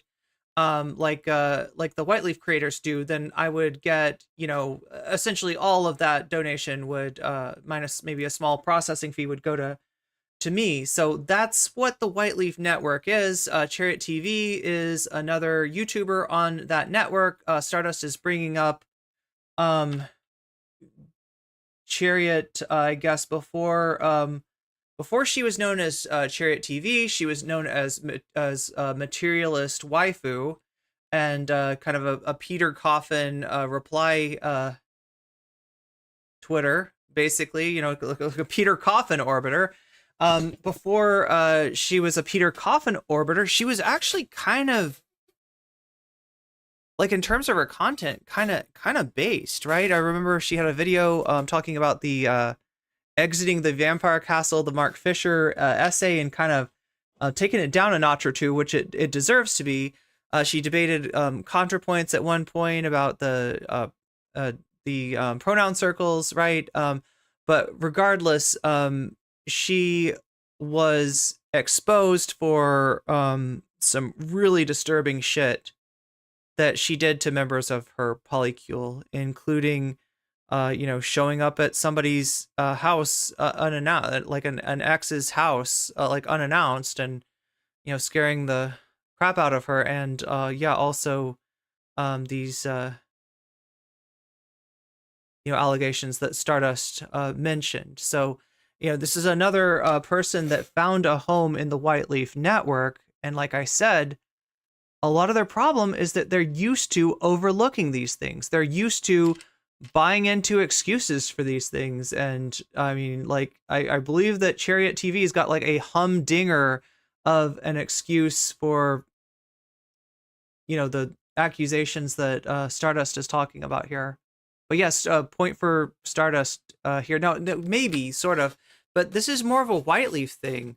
I don't know if you can necessarily... He said that he's talked to her maybe like once in the past 2 years, so I'm not sure if you can pin this on Sunday. Other than that he's just been, like, he's been friendly with Vosh and the Whiteleaf network in general, but it doesn't sound like he's got particularly like a relationship with Chariot TV. Slow down. Yeah, slow down. If the allegations of abuse... You mean me going after Xanderhall? I went after Demon Wombo before too when I was a leftist, right? I was Xanderhall, Keffels, Vosh. These are Chat, I feel like we need this right now. Shark. I haven't gone after Shark yet. These are people Your next Shark. So many Mark me. views. Look, I'm gonna give you a... Moby Dick's my favorite book, and you're in the ballpark of a whale. You're missing my point. What? Wait, we're gonna have to get back to this in a second. Wait, we need a palate cleanser. All right. I mean, this is just the best thing right here.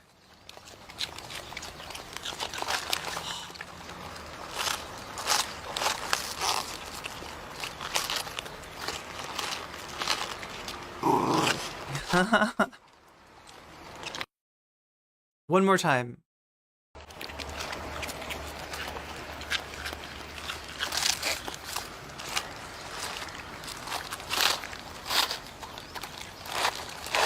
I've literally never seen a dog eat anything like a cabbage before. This is kind of amazing. Like, they're gonna eat a whole cabbage raw. Look at this. That's a big cabbage. They're getting their veggies. They're getting their veggies. Now, where were we? What was he saying about a whale? Sunday. Moby Dick's my favorite book, and you're in the ballpark of a whale. Okay, now that sounded like he was saying that at Stardust. Let's roll it back just a little bit and make sure of what we're hearing, because NCC is fair. Shark yet. These are people. Your who next give shark. you- Before too, when I was a leftist, right? I I don't went after. I was fucking care. Xanderhall, I don't- Keffels, Vosh. These are people. So I don't remember any of this, but I mean, maybe. I mean, obviously the Vosh thing, yeah, he did distance. He was the first, kind of Vosh orbiter to distance himself from Vosh. Who's left at this point? Shark. I haven't gone after Shark yet. These are people. Your next who give shark. you so many Mark me. views. Sunday. Moby Sunday, Dick's you're my missing favorite book, point. and you're in the You're missing ballpark my of a point. whale. Okay, so upon a second listen to that, he's talking to Shark. He's saying that because he's mentioning the White Leaf Network members he's gone after, and he's like, who haven't I gone after? Shark. And this becomes an issue later. This becomes an issue. I think that Stardust heard this and thought that he was talking to her, but no, in fact, he was talking about to Shark 300. You're missing my point. You're missing my point. You have a point? You did not read any of the. I haven't been keeping track of how much Sunday's been drinking. People in Xylie's chat think that he's a little bit. He does kind of seem a little bit toasted. Documents. Slightly toasted. Meticulously gathered, and you are We're making number 2, by the way. assumptions. You're making assumptions of that these documents are disclosing private information that is going to be at risk to the victims. You've not read them. Natalie says, this is pretty disgusting in my opinion. The two of them arguing over who view farmed more over a horrible situation that happened. Why not focus on the people doing the horrible shit? Yeah, that does seem kind of, well, I mean, why not? Because somebody's going for views here, right? And I don't think it's President Sunday. I'll give you the plain and simple answer because it seems pretty obvious to me. This is Stardust drama farming, right? Like I said, the words, marginalized groups, marginalized individuals, things like this that she's saying, calling President Sunday despicable. These are not words that sit easily in Stardust's mouth. These are not words that she is accustomed to saying. These are, this is her making a play for relevance in a time that is much after her relevance. So that's what we're seeing here today. I'm willing to kind of cut her a break on the Zine and Poppy stuff because I think it is important to talk about. And I don't necessarily I don't know. I mean, I guess you can go overboard on it, right? She did 10 videos. I don't know. I don't want to jump to the conclusion of seeing that in the most cynical light possible. But I do kind of see the criticism of President Sunday as being a massive clout grab. Information is at risk to the victims. You have not. Any read information them is to make definitionally that- at risk to the victims. You've not read them to make that It determination. doesn't matter. Yet. Any information, true or false, is a risk to the victims. Any information. Yeah, exactly, MSE. Is this about him not wanting views or not wanting to go after leftists? Yeah, pick a lane. Well, that's what I mean. She doesn't have, she's just going for she's throwing stuff against the wall to see what sticks. Information is an invitation for them to double down, to escalate, Even if every single thing they say is completely kosher, they're completely safe from a legal point of view, that is still going to provide some kind of agitation to Zena and Poppy to start doing this more. They were already agitated. They were already doing this. They were already doing this nonstop. Yeah, because people in their infinite wisdom did not decide, for example, to go to the platforms that are hosting them. Did not decide to go to the licensing board. Did not decide to go to a lawyer. They have gone to the licensing board. You just have. Yeah, months later. Well, hang on. Slow down, cowboy. Not months After later. They have been going no. after them. People say they have done so. I've seen no evidence of this whatsoever. Do you think that Yes. having Okay, yeah. So wouldn't help people? Yeah, just in case I mumbled when I was talking about Chariot TV. It's spelled with a 4 and 1 and I think a 0, like somebody that doesn't want to be found or something. I don't know. Right? That's who we're talking about. Chariot TV, aka Materialist Waifu, aka Gwen No Fear. was her original handle. People also understand how bad it is that these people still have licenses. There are 200 pages. Nobody's reading this. They are reading Nobody it. is reading this. Only you. The have highest. I feel like 200 pages. Isn't it more than 200 pages? I feel like part of it is 200 pages. Viewed video on this topic is 15K views. Nobody is seeing this. That's spread out over continents, by the way. Okay. Like you and I are talking about this between countries. This matters a little bit. They lost their white forest. They lost their white forest over this. Ooh. Wow. Damn. Have they stopped? No, they haven't. So what did that matter then? You were talking about how come. I'm sorry. Just to be clear. Hang on. Wait. So do you think? Hang on. No. Yeah. Shut up for a second. Do you think? You asked me a question. I'm going to answer. Yeah. Let her answer. Let her answer. You said. Have people gone after their jobs or gone after the websites they're hosted on? Yes, and yes, they lost their job. Poppy lost her job. Secondly, yes, they lost their white forest. It sounds like Poppy's boss was already aware of her social media activities before she lost her job. No, but this ended up being. So Poppy losing her job. Hang on, no. Here's the part that I don't think you're understanding. If the goal... President Sunday is being super misogynistic, but I also feel like Stardust is going through a list of everyone he's talked to in order to find bad actors isn't really useful. Yeah, I don't really see like putting, blaming, Chariot TV. Like the people protecting Chariot TV are people like Demon Mama. That's, to help the victim. And mainly because Chariot TV's done some favorable coverage of Demon Mama, so... Then Poppy being hurt is irrelevant if she is continuing to hurt the victims. I wasn't asking you anything. You were asking me if people had been doing those two things. I'm answering you yes. On what evidence? On what evidence? Have they spoken to a lawyer? Because there's certainly no lawyer's advice the evidence, in any of things that they're doing. Under what evidence do you? It's gonna give them gas. Anybody, one in chat if you get gas from cabbage and like broccoli, and some people say cruciferous vegetables give them gas. I have never experienced this, and I'm kind of a cabbage enjoyer, but maybe that's it. Maybe it's like if you don't eat it that often or something. I don't know. Okay, Sunday, you said that this doesn't mean anything unless people are contacting the sites that host them and contacting. No, it means nothing. It means nothing. So you're taking if she doesn't. I'm not taking anything back. It means nothing if she's not stopping, and if it escalates. That you've made it worse, right? No, definitely not. Yeah, you've made it worse. If it escalates, if it goes farther, you've made it worse. The fact that she lost her job, I think, is a good thing.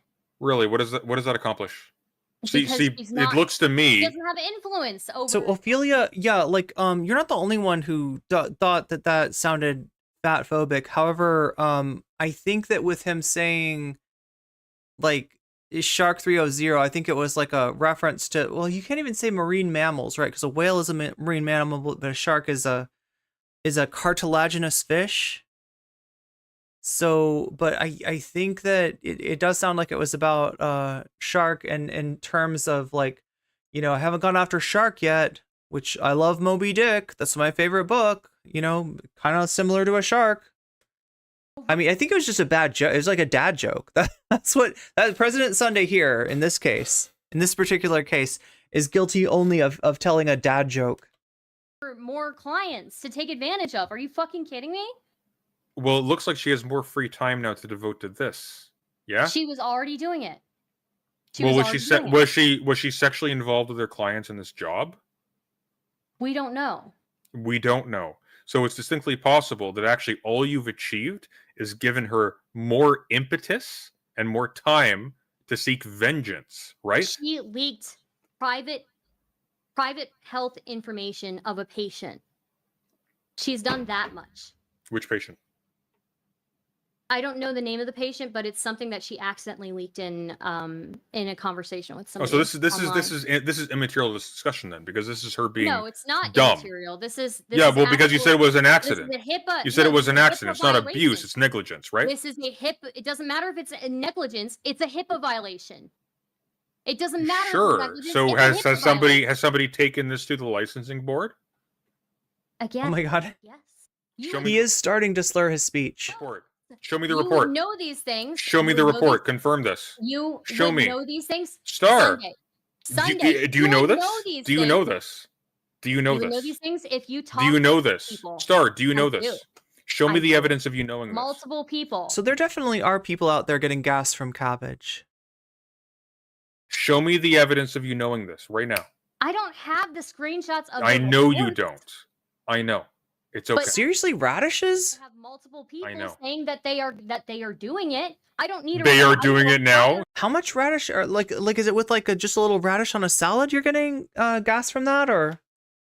So they haven't done it. Past tense. They have, or they are in the process of doing it. Yeah, now we're walking it back. Now, they haven't we're done it. not. Now they're We're doing not. it. No, Really? We're not Really? walking it back. There are multiple people who have talked about filing complaints to the licensing board. It doesn't matter. The only person who's walked anything God, back this in is this so fucking conversation good. is You you. have no idea. Is you. Yeah, because you're drunk. Okay. So, anyways. I mean, she may actually be right at this point. Look at me. But I mean, it's kind of immaterial, right? I don't know.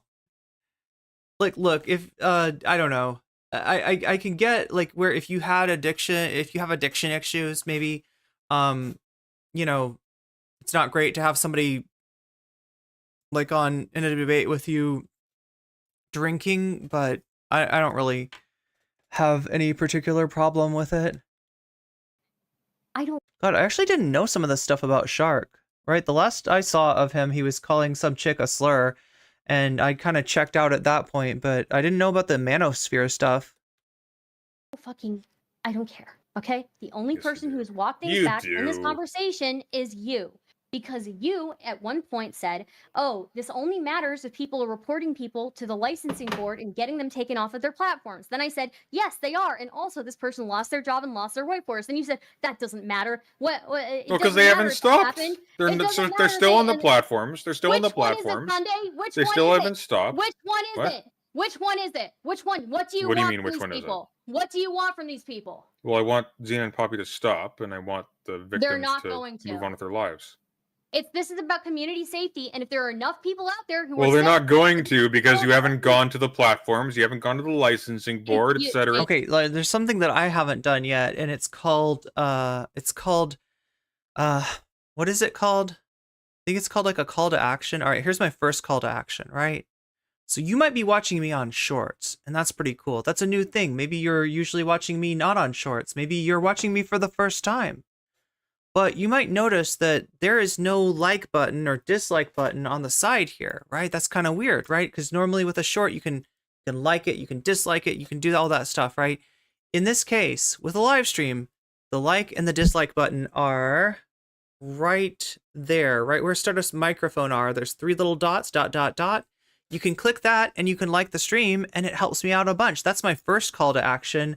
My second call to action is just to mention that there's many different ways that you can support me on this platform, whether it be super chats, whether it be super stickers, whether it be getting yourself a membership, getting yourself weasels, or giving the gift of weasels by buying gift memberships for other people.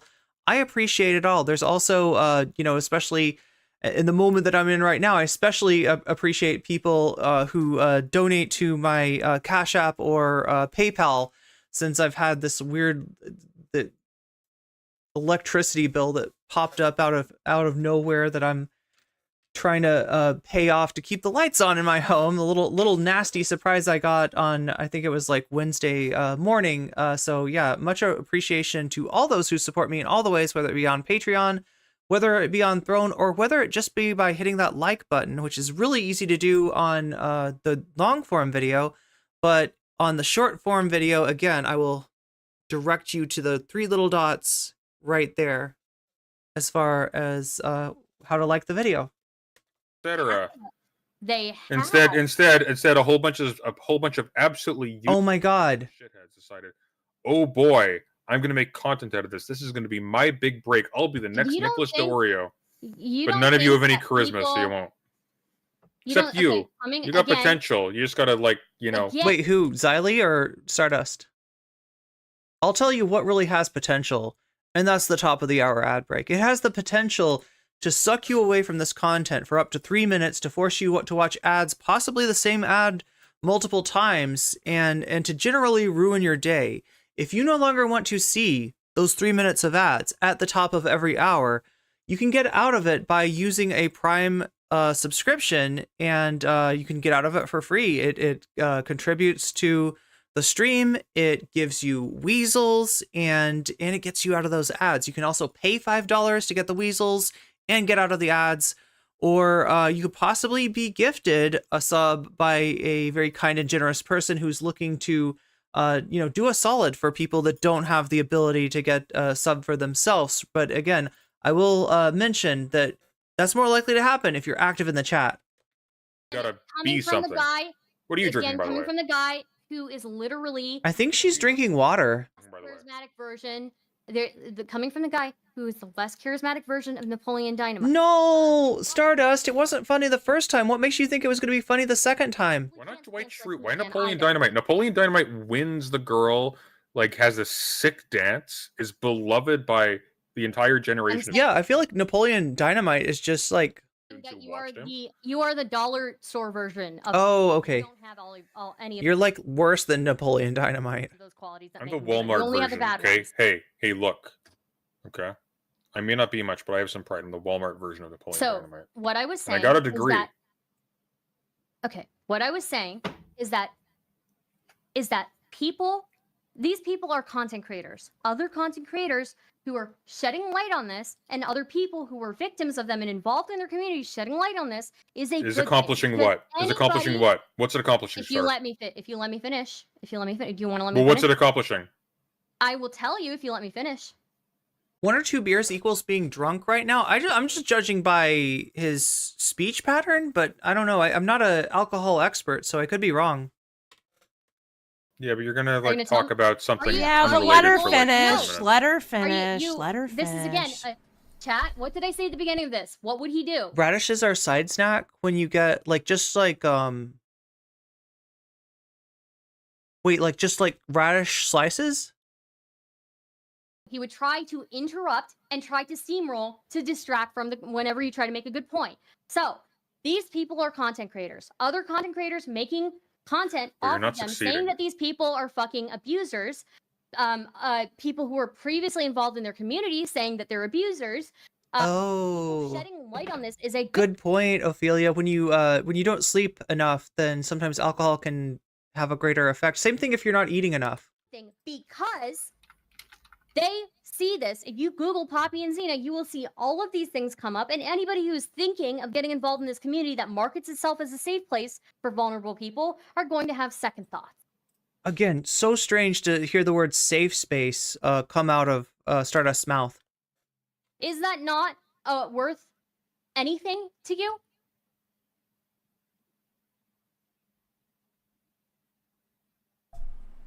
I wish you had a soundboard like RM Brown. Yeah, unfortunately, I'm like the I'm the bitch who has nothing. Well, no, I got the Boblacks. I got the Boblacks in there. RM Brown soundboard though. Answer? No. You can't dance. That's goals right there. I'm sorry, you can't. You do not have the skills. You do not. You don't have the swag. Sorry. I'm sorry. I had to butt in on that one. You tried, You're not though. wrong. You tried. Wait, what did he do? Wait, did I miss him dancing? I heard he dances in this. Was that? Have a safe place. Anybody who thinks that they have a safe. Sorry. I'm sorry. Answer? Yo! Wait, that's kind of cool. You look kind of cool, Naruto. You can't dance like him. I'm sorry, you can't. You do not have the skills. Wait, who's he trying to dance? Oh, like Napoleon Dynamite? Answer? No. You can't dance like him. I'm sorry, you can't. You do not have the skills.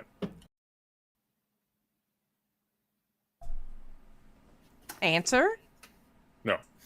You can't dance like him. I'm sorry, you can't. You do not I have the can't. skills. It's a skill issue. You do not. You don't have the swag. Sorry. I'm sorry. I had to butt in on that one. You tried, You're not though. wrong. You tried. I That's tried. all that matters. That's all that matters. They don't have a safe place. Anybody who thinks that they have a safe place. Sorry, I anybody wasn't who thinks that it's a hearing. I safe wasn't paying attention to community- anything you were saying. I was like setting up a thing. You repeat Okay, that? of course you were. Yeah, because again, this is what he does. All right. What did I say at the beginning of this chat? That he does 3 tactics. He acts like your points are boring to him, and he can't be bothered by them. See, now that is a good point. And if your points are not boring, then, right, that it's probably a good thing to mention. However, Them, I'm not acting. which he's doing right I'm now. not that good an actor. They just are. Okay. Yeah. And then They just you're not are. a good actor. I can already tell.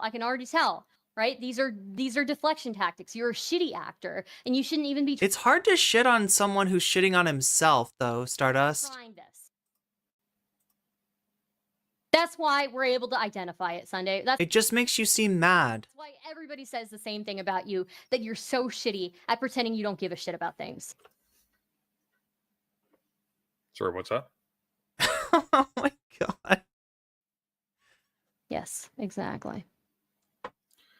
Exactly. You and Beckett still together? What's going on there? Well, yeah, we're still together. Poor bastard.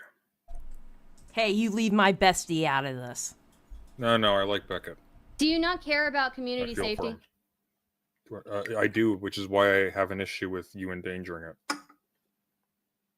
Do you not think, again, that all of this attention on that community not being a safe place might be good for other people who are potentially thinking of joining that community? It's not. I love all the idea of all the people that are on the bubble. You know, I've been thinking of becoming a member of the Poppy and Xena community. I really hate Lily Orchard, and I think Vosh is awesome. I don't know. I mean, I guess it's possible. Not getting any attention. And then they're like, they see Stardust video, and they're like, no. Now I realize it's not a safe community. It's not a safe space. It is going to. Thank you, Stardust. It's not. No. If you No, it's search not. Poppy and Xena, it's coming up. Nobody's searching Poppy and Xena who doesn't already know about Poppy and Xena Star. Yes. Yeah. They market themselves as a safe place for vulnerable Mhm. people. And I think that, yes. Can I level with you? Drawing attention If to it Not So is a Erudite good was thing. if Not So Erudite was as much of a fucking media failure as Poppy and Xena, I wouldn't bother with her. Do you think that legal action will help educate the communities on Poppy and Xena? What the fuck are you talking about? Legal action You could prevent them wanted- legally from engaging in what they're doing.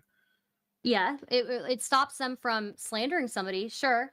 Yeah. But does it educate communities around who might? Here's a potentially question. be joining there? Why Answer is my why is question. there Answer my no question. here's a Answer my question. Answer my question. Do you I think they're being legal action that prevents them from slandering somebody is going to do jack shit for the communities around them that might potentially think of joining them? What's going on with her mic? Is that the limiter that's that's just not set up right? yeah, because then you can say they were what I don't think you're gonna No, sue it them. I don't wouldn't, think that's because gonna happen. the legal action has Is this a Bobby let me speak moment? nothing to do with educating the communities around them. What the fuck are you talking about? It doesn't What are you talking about? Wait a minute. I just remembered something. When Bo Blax actually said Bet you have nothing! he was saying it to a content creator that I think was debating Stardust. I think Stardust was actually in that video. What are you said talking that about? there was no defamation cause. You said it. You yourself said there's no I defamation said what? cause. Sorry. There's no defamation cause? What? Or case. Yeah, whatever. You said Case. there's no defamation case. You yourself I don't think there's said that. necessarily no defamation case, but it's very hard to prove.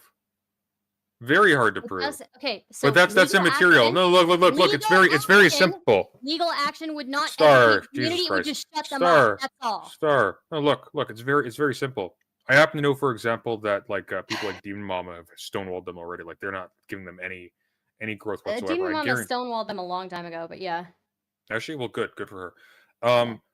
Yeah, So like why not, for example, have a brief document of like 4 or 5 pages with like, hey, here's them doing X, Y, and Z, and with hyperlinks to a longer document that has all these details that you privately share with creators in the vicinity, in the general, like the same orbit as Poppy and Xena, so that they can tell people like, hey guys, just steer clear, in a way that makes it so that Poppy and Xena aren't then referring specifically to those logs and attacking the people mentioned in them, so that their profile is raised along with them, so that people in Kiwi Farms or people wherever aren't digging into their personal Wait, the Peter Coffin drop? lives. Why not just do that?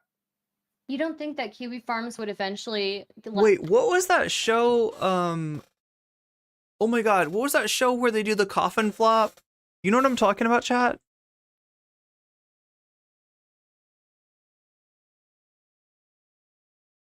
I'm trying to remember what it's called. Oh my god, that show where they like there's a service that like drops you. Oh my god, chat, I can't remember. If Sarah was here, she would know. Yeah, he did try to dance. Is he doing Romanian techno dance? I think so. I think he's a cyberpunk, actually. No, just kidding.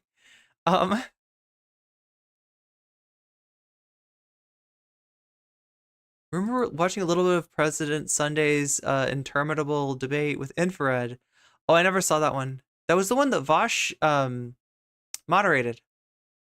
He was so obnoxious. This is what I mean, is like Vosh will talk your ass off about the Nazgul vortex and then literally platform a guy like Infrared Haas thinking like, oh no, this is a tanky. This is a tanky because he says he's a tanky. And a tanky's a bad thing, so why would he lie about that? No, dude is a fascist. onto that. You think Kiwi Farms? Well, I thought you just said, well, slow down. Creators? You don't Slow think down, that there are Star. any Kiwi farmers? Slow in down, your chat? Star. Slow down, Star. I thought you were just saying that they were sympathetic. Sorry. They're sympathetic to the victims, right? You were all on about that earlier. Yeah, you are the one who's talking about Kiwi Farms, so I'm asking you. You don't. But think you Kiwi said about farmers... Kiwi Farms. You retorted and you said, "Well, Kiwi Farms again, actually, Kiwi Farms. Even this is so bad that even Kiwi Farms is defending the victims. We don't want anything to do with Xena and Poppy's child and their like sexual liaisons or whatever. Yes. We are only concerned with them. Back off, barbarians. Leave these innocents alone." That's your take on Kiwi Farms. Okay, Sunday, you just asked why not have this thing, and so it's so this 4 to 5 page document that goes out to creators only. You had never watched a conversation where you have less of a dog in the fight? I mean, yeah. So it doesn't get picked up by Kiwi Farms in general. Why the fuck do I care whether Kiwi Farms picks it up? Why? Well, because they have a historical. What is the coffin flop thing? I gotta look this up now. Does anybody remember coffin flop? I think that's what it's called. Somebody said coffin drop, and they're talking about like a Peter Coffin drop that supposedly I have, which I guess that's cool of me. NCC has a knack for finding the worst people on YouTube flaming each other. True. I don't, Ryan says, I don't know what any of this is, but all these people are insufferable. I mean, I like Siley. Siley seems okay. Okay, wait, I gotta find out about this. What the fuck is this thing from?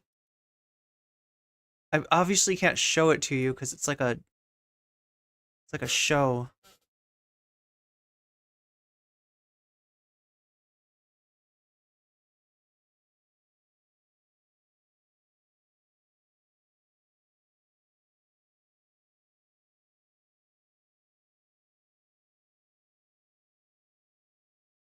Wait, Corncob TV?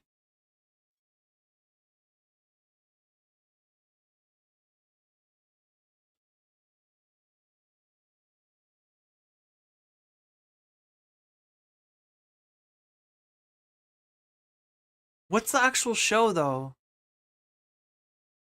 I Think You Should Leave. That's what it is. It's I Think You Should Leave. Has anybody ever seen this? It's like a... I can't even share it with you, though, because it's totally copyrighted. Anyway. I just had to know what it was called. Because they have a historical... You asked me a question. Can I answer? Sure, answer it. They have a historical... They have a historical record of digging into the personal details of trans people in particular who were associated with high-profile trans people who they're, digging into as lolcows, right? Let me finish what That's I'm why, saying, for example, just to very quickly finish my point, that's why, for example, moderators who have basically no public existence from Keffel's Discord were like dug into, their personal identities exposed. In those I definitely like the first few seasons of I Think You Should Leave. Sure. Right. Yeah. But again, Do you want that happening to No Flake or to Spawn? The magnitude of Keffel's or to like No Flakes. Isn't that the one where there's also the one where the dude dressed like a hot dog drives a Wienermobile into a restaurant, and then he gets out of the Wienermobile, and they're all like, who drove the Wienermobile into the who crashed the? And he's like, yeah, we gotta find that guy. We gotta find. And he's like dressed like a hot dog. It's like really clearly that he's the one with the Wienermobile. And we gotta find that guy and we're gonna spank his butt. Like, it's like, I'm sorry, chat. I'm sorry. Other partner, Sora, I think. The hot dog suit, yeah. Like, why do I know that name? That's not good. Sunday, you asked me. The Peter Coffin video about exiting the vampire castle? Which one are you talking about? Because there's a few. I feel like he's like, if he could marry that essay, which is essentially what exiting the vampire castle is. It's not a very long read if you want to read it, right? A lot of debate bros, a lot of dirtbag leftists will bring the, exiting the vampire castle up like it's some great work of, philosophy, when actually it's like, it reads to me as an old dude getting mad about people chirping on Twitter.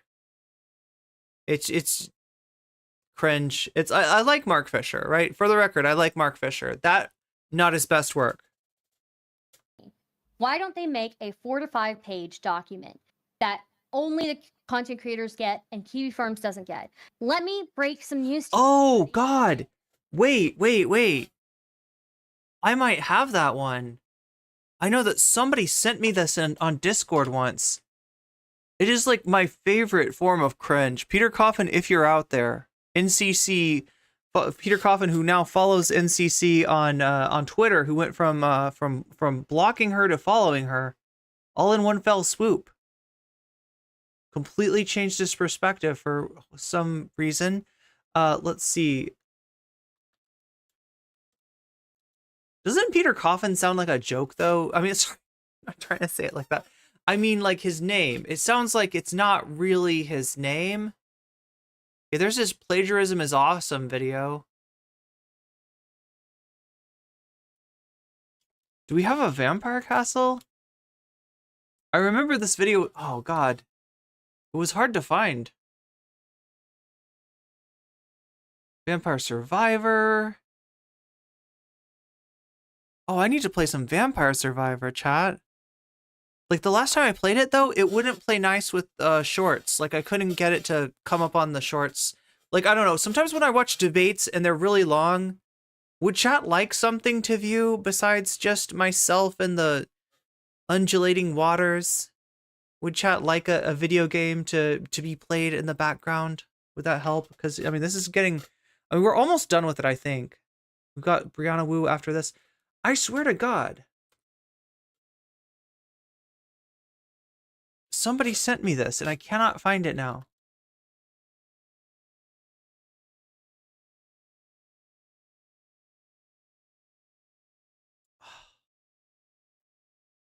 Newsflash, Kiwi farmers are made up of normal people who watch content creators. They're going to get that information anyways, and it doesn't matter. Why do you want them to spend money on a lawyer on a case that you yourself think is difficult to prove instead of providing adjacent community that you need to see how abusive they are? Hang on a sec. You mean they haven't already spent money on the lawyer? Yeah, they have spent money on a lawyer, but why is your thing that they need to be spending money on a lawyer and not making these documents when you think already that the case Well, is if they've hard to already prove? spent money on a lawyer, what's the problem, Star? They agree with me by implication. Sunday, my question to you is not that. My question is that you yourself have said they shouldn't have made these 200-page plus documents. They should have just contacted a lawyer. I didn't say they and shouldn't have made the been 200. it. I actually didn't say that Yes, you until now. have. Yes, you have. Oh, I think they shouldn't have exposed. I think they shouldn't have exposed additional logs. I think that was a mistake. But I didn't say anything about making a 200-page What do you document. think a 200+ page document is? Well, it what do you doesn't have think to that be is? logs. It could, for example, be Okay. an explanation. Like, for example, like text saying, "Hey, so I'm not going to expose. you I'm are not not going to answering my expose. question. I'm not going to expose. I You're am not answering my actually, question. but No, I you're am not. though. Wrong? Wrong! Right? Wrong! Wrong. But I am. You're though. not. I am You're though. not. You're not answering I my am. question. Wrong? What was my I question? am. Wrong! Right? I am. Wrong! What was your What was my question? question? I Yeah, forget. what was my question? See, then you're not answering. Wait, my question, are you? if you forget the question, then how are you answering it? Well, she asked me too many times. It slipped my brain. Okay, all right, then stop for a second. Stardust, ask the question again. She can't remember either.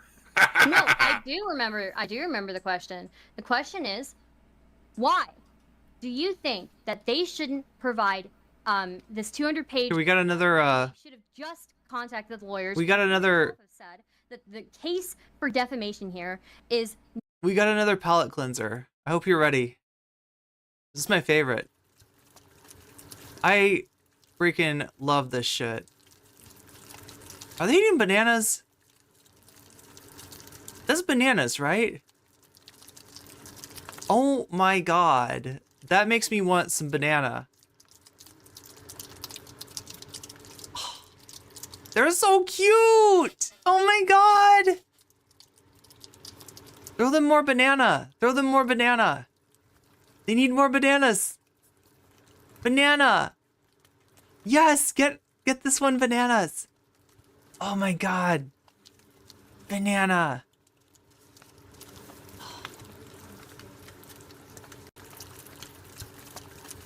It's so good, chat. It's so good.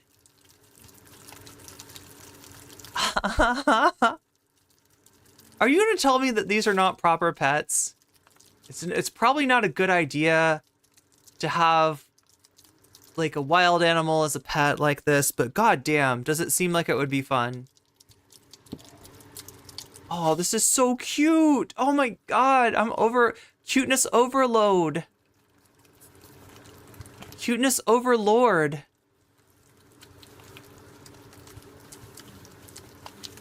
They're so petable. Look at them. I know they would bite my finger, but still. They would definitely bite my finger. They would think it was a banana.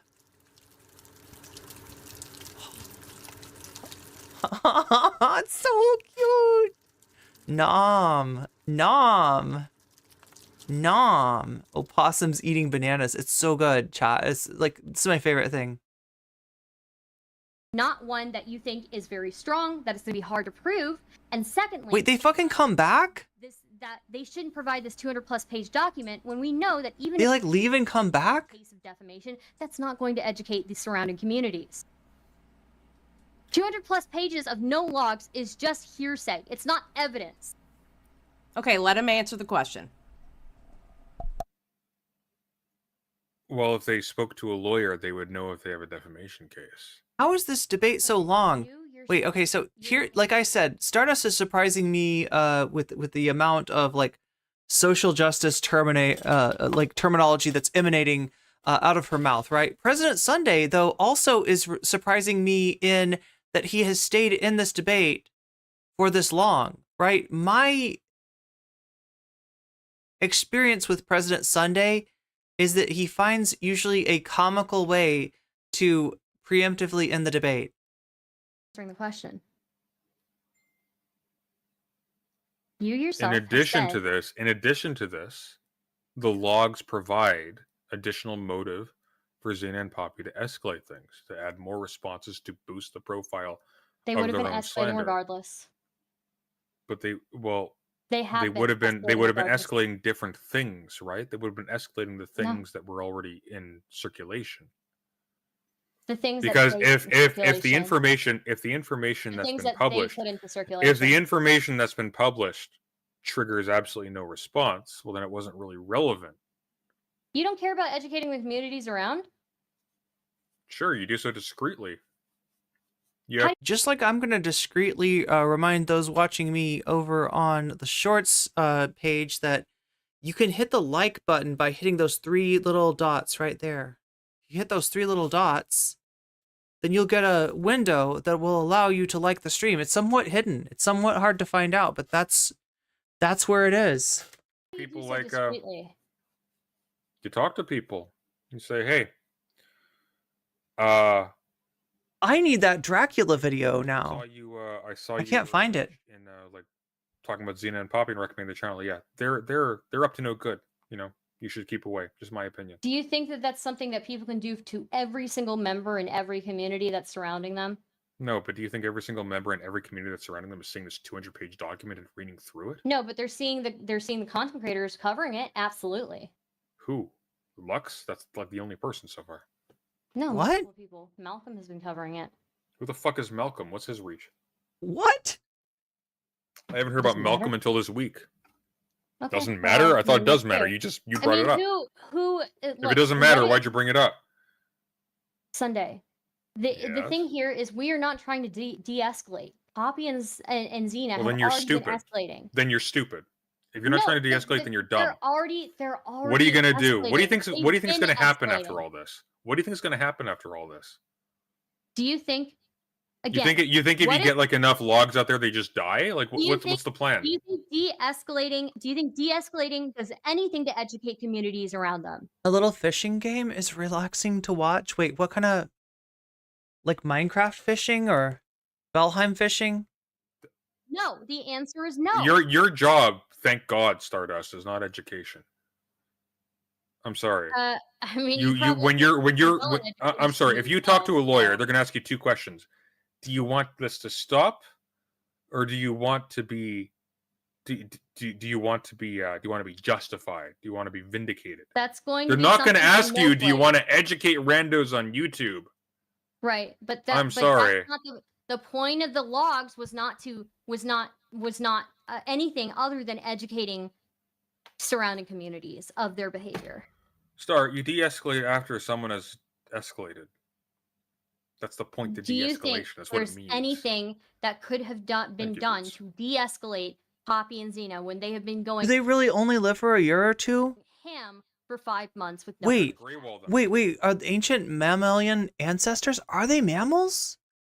Why do I think that they are either like marsupials or like that thing that's like related to a marsupial that I don't remember from biology?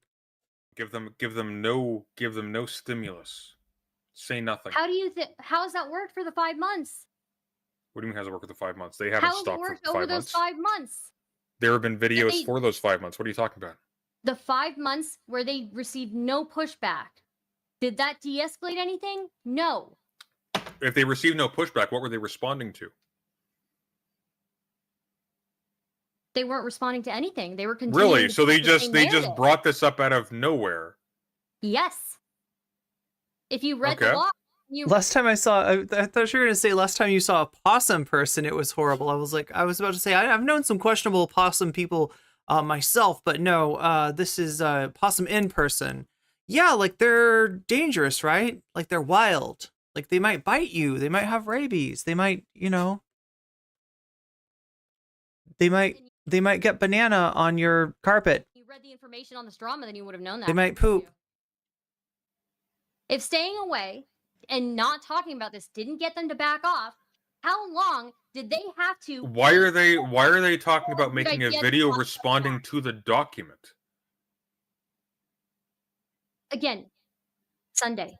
Oh, you Why are thought they were talking about making a weasels? Video responding to the document. I feel like we should find some weasels too. You just said a major Sunday. factor in all of this. A major factor in all of staying this away for 5 months is that they have and not responding for a 5 larger platform Are you going to let me than the people. You didn't even answer Than my the people. question. a way for They are 5 attacking. months, Which Sunday, means you are if purposely they doing this. respond You're purposely to the ignoring what I'm saying. document, You are trying to if they completely respond to the opposite. document in a video, 5 months it will have that more people did reach not respond to them. 5 than the months that document. they did not respond to them. Okay, 5 wait a months. minute. Y'all are talking over each other and you're killing me. Okay. Jesus Christ, dude. Yes, that's Sorry, how. you should make this more interesting. Throw a curveball. Curveball is stop talking over each other. Oh my God. That's not going to happen. Be realistic. Okay, true. Good point. But for 5 months. By the way, Xylee, I hold on, enjoyed, wait. She's talking. I enjoyed Opossums are marsupials confirmed. coverage of the Vosh stuff. It was fun. Thank you. For 5 months. They Oh, wait, what? Poppy and Xena. Yo, wait a minute. An opossum is a different thing than opossum? I thought it was just like a fancy old-fashioned way of saying possum. I thought that maybe they were like from... It would be Ireland? Like, and it was like, oh no, opossum. Oh, it's the opossum. And the wee leprechaun is petting the opossum. I can't do an Irish accent, can I? I can't do an Irish accent to save my life. Chat, they're always after me, Lucky Charms. I don't know. Talking about them. If that didn't de-escalate things, how long were they supposed to continue? So in 5 months, did nobody have the them? epiphany, hey, we should talk to a lawyer? Our platypuses, yeah, they're marsupials, and I think they're We poisonous. should look into their licensing board. You don't Why is know the that. solution? I'm Let's make this a asking you social media question. spectacle. You're not letting me answer my question. You're not letting me finish my question so you can answer it. Let me finish my fucking question. What? Wait, they're actually resistant to rabies? Does that mean that if an opossum bites me, and then like a rabid skunk bites me, that I'll become resistant to the rabies too? Should I always keep a possum with me in case I get bit by an animal with rabies, and the possum can bite me and it'll be like a cure? Monotrem. Monotreme.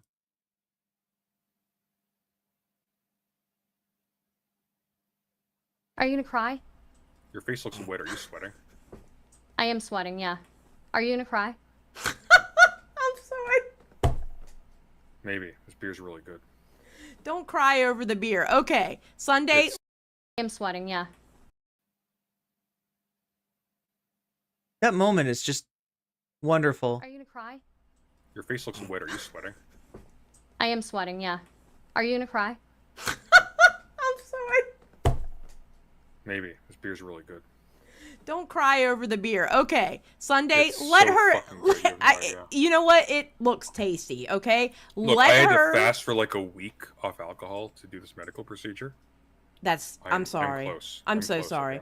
Okay, let Star finish her question. If you have to, mute yourself to let her finish her question to you. I would Please. prefer if I'm you begging mute you. yourself. Okay. I'm not gonna treat you like a kid and mute you myself. Just let her finish her question to you. I would really appreciate it. I'm listening. I see the smirk on your face. I see it, sir. He's gonna do it again. Okay, Stardust, go ahead. Imagine not drinking for a week. It couldn't be me. But It's fucking horrible. horrible, so horrible. As somebody who doesn't drink ever. Drink is evidence that God wanted us to be happy. Oh my God, Stardust, if you don't ask your question, I'm going to throw myself off of the trying. building. Okay. I'm trying, Xylee. I mean, Xylee, to be fair, that would be TOS. You can't do that. Not responding to them. So Poppy and Xena went on for 5 months with no pushback, continually slandering No Flake and doing streams where they slandered multiple people. Okay, if them not responding for those 5 months didn't get Poppy and Xena to de-escalate, didn't get them to back up, didn't get them to stop, how long are they supposed to continue letting them slander them before they're allowed to fight back? I mean, personally, at the first sign of that slander, I would have gone to the licensing board. I would have sought the advice of a lawyer. I would have, like one thing you could do publicly that is like pretty effective. Start a GoFundMe for a legal fund. That can spook some people. It probably won't amount to anything, but it sends a message like, "Hey, I got a bunch of cash flowing in. I can do this. I'm getting close. Maybe think twice about what you're doing." Right? Mm. By the by, I'm out of water, so I'm eating ice. Give me a second. you want to go grab some water? I gotta pee. Do we need to take a break? They made an agreement. Diplomacy is not lost on these two. I'm fine with taking a break. They're gonna call a ceasefire to get some hydration. Chat, do we need to do anything with the ceasefire? We got a ceasefire here. We got a little break. Look, they come back, right? They come back here, but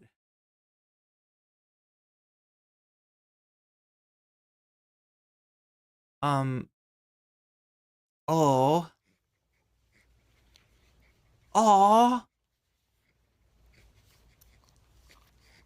Like, I've always been told that I could not have an opossum as a pet. But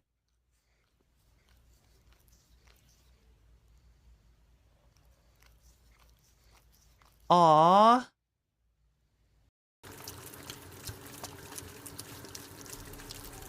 That sound. That's oh, here comes the oh my god.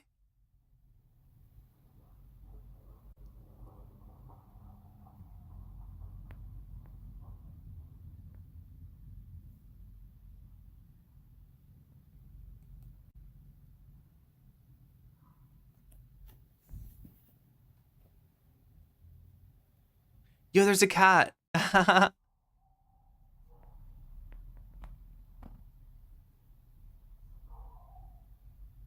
Anyway.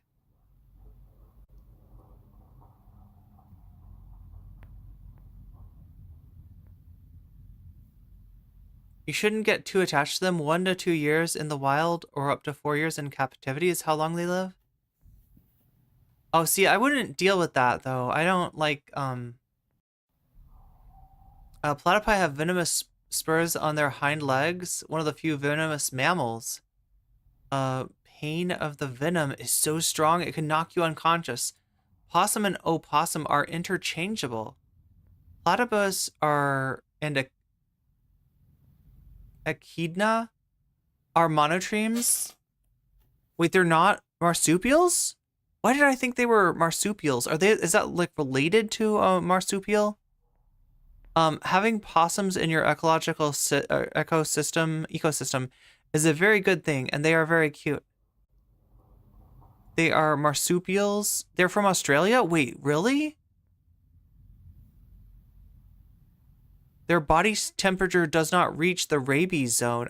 I was always told that these things were very dangerous wild animals that I could never have as a pet.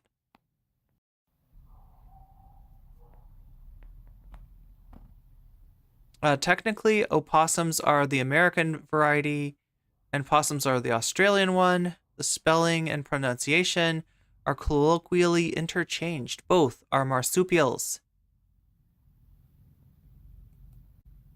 It's a possum in the south. Wait, it's like the possum's the southern way of saying it, and opossum is like the Irish one, the northern, the northern way of saying. I can't do it. In the United States, it's technically an opossum, but people use both words interchangeably. Better to determine the location since the words are used interchangeably. They got a cute pouch for the babies. Oh my god.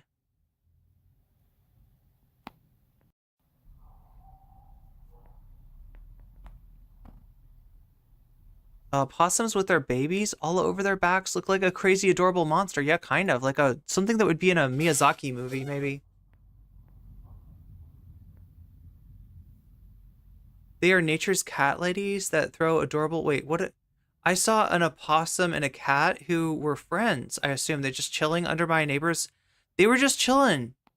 Opossums, you can chill with an opossum if you're a cat. They are nature's cat ladies. Wow, saying opossum seems too much work. It's a lot of 3 syllables is a bit much.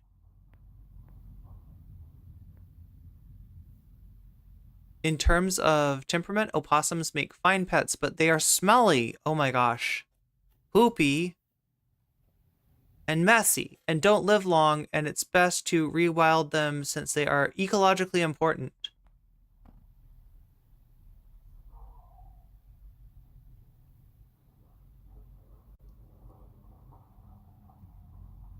Oh my god, what?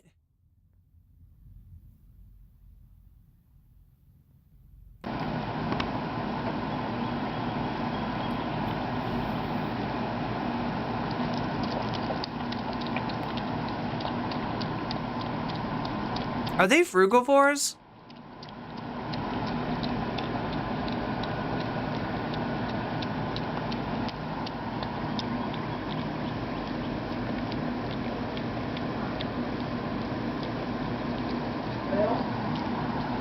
I'm back. What do you want?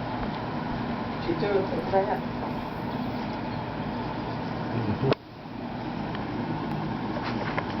Grapes.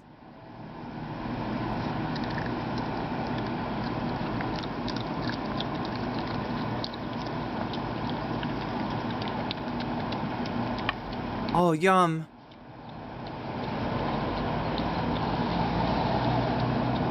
They have sharp teeth though, right? Nom.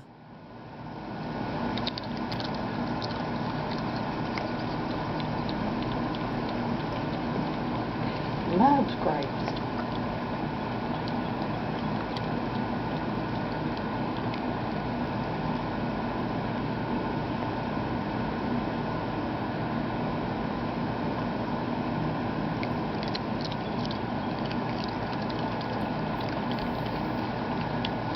One more. Now, what do you want to eat?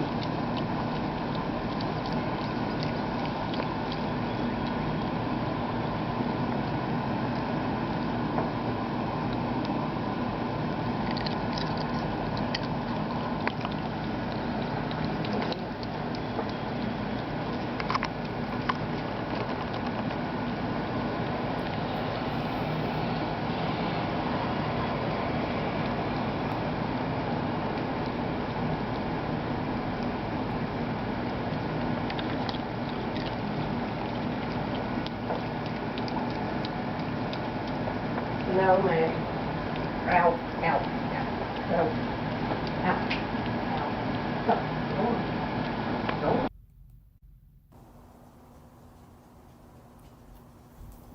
Okay, here we go.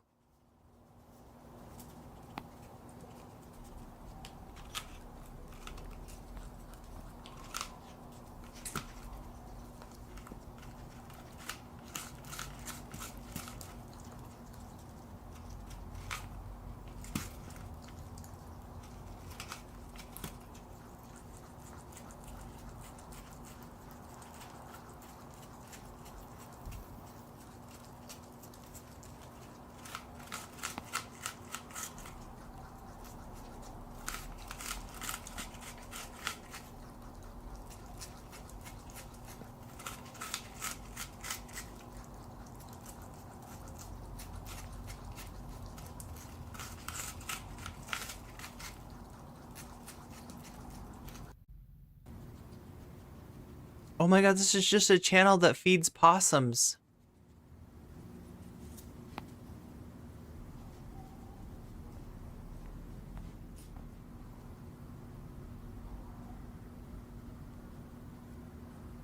Do you see what that is, though?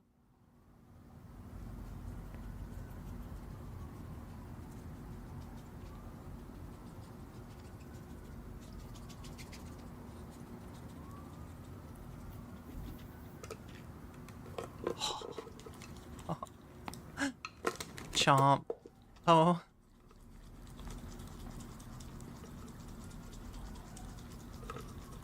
Wait, they can have chocolate?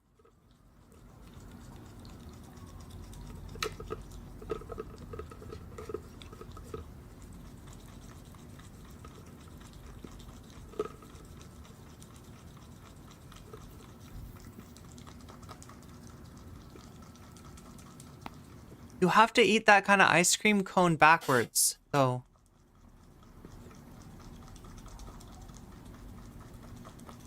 You have to eat it from the end, right? From the point of the ice cream cone, and then you have to suck out the ice cream from the other side, I think.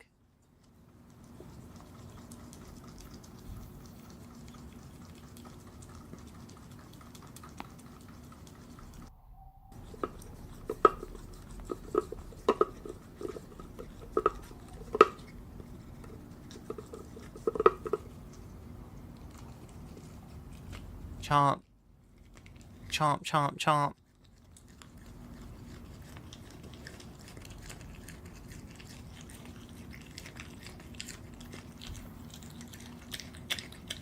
Nom. Oh my god. Well, I mean, like, okay. You didn't exactly eat the drumstick correctly, but you're a possum. So I'll forgive you. I will forgive you, because NCC is fair.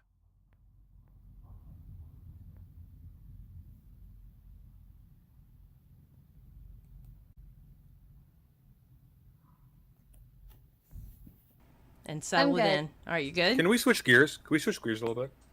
Stardust, you okay with switching gears? How so? Wait, is he gonna go gear 5th? Chat. One in chat if you think President Sunday has eaten a gum fruit and is ready to go gear 5th. Do you think that's what... Are we gonna see some Joy Boy?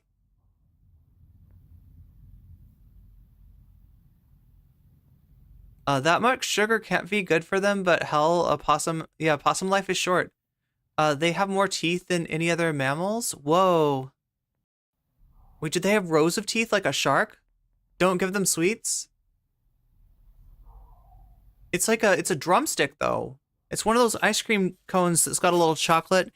Like the whole cone is filled up with ice cream, except for the very bottom that has chocolate.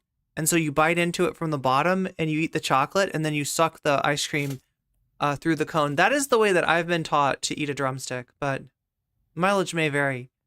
I think there was many of these by me in... oh, blueberry fields. See, I need to get some blueberries. The last word on possums with rabies? I don't know, but chat seems to think that they are somewhat immune to it.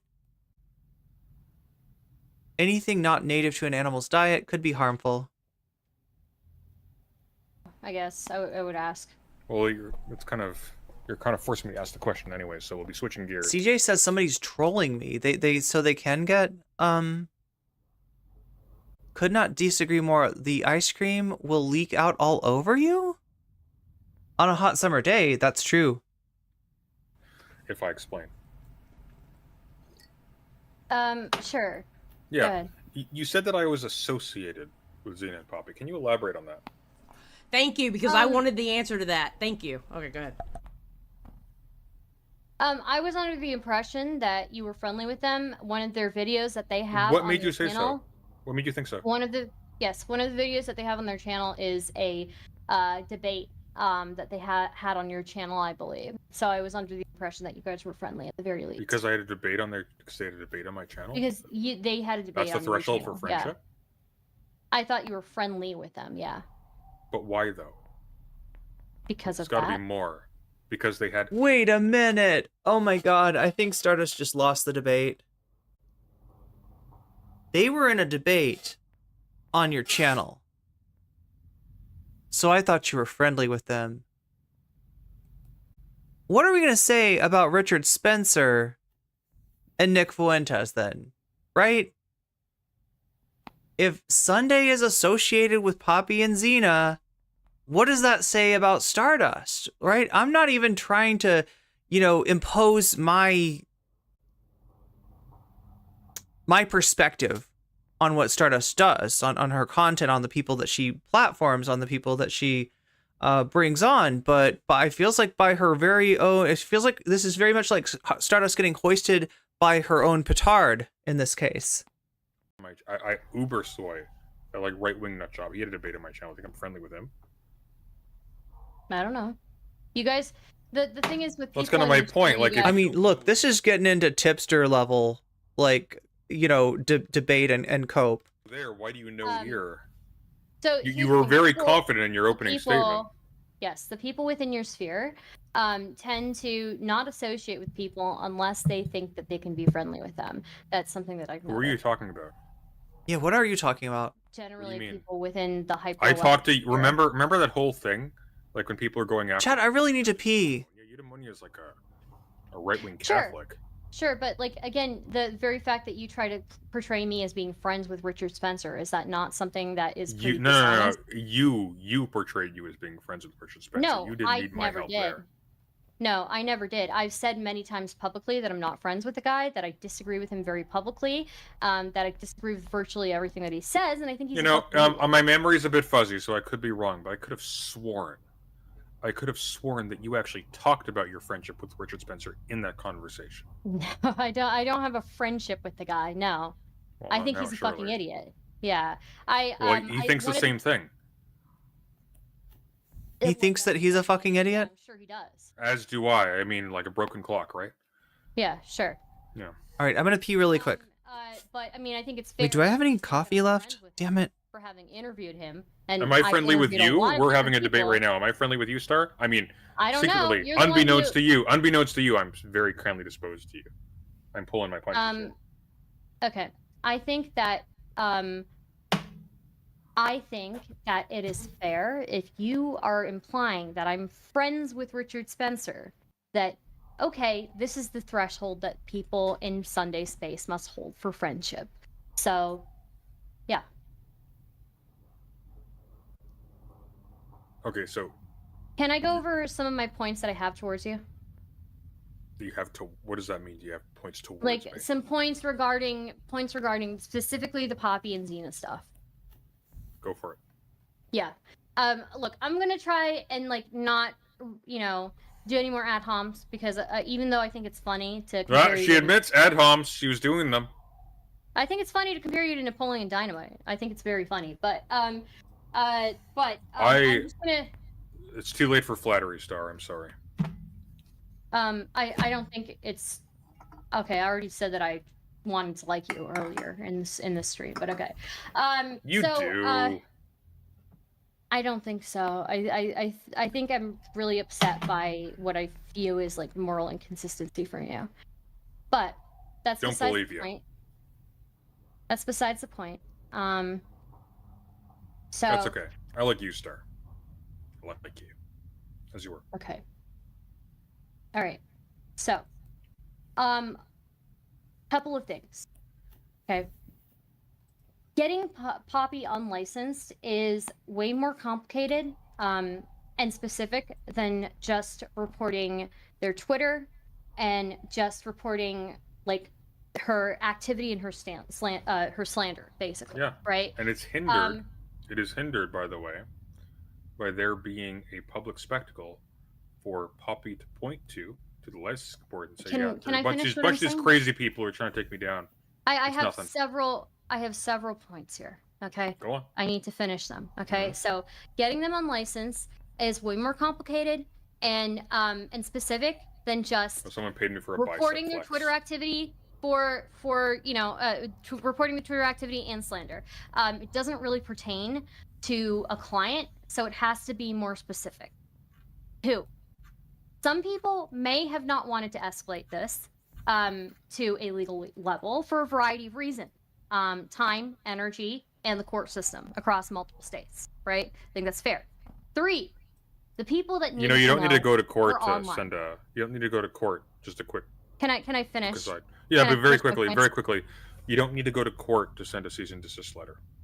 Sure, but again, multiple people across multiple states. This is a little bit more complicated. 3, the people that needed to know were online. The point was educating people online in local communities and communities that were adjacent.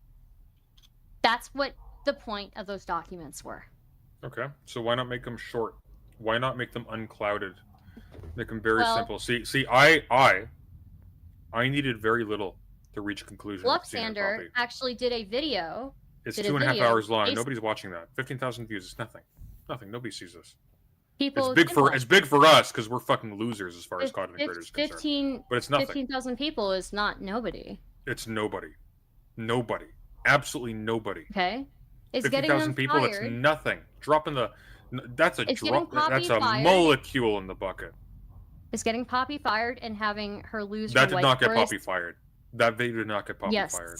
Not the video, no, but the No. activity online did. Yes. Sure, but only because the employer was already aware of the online activities.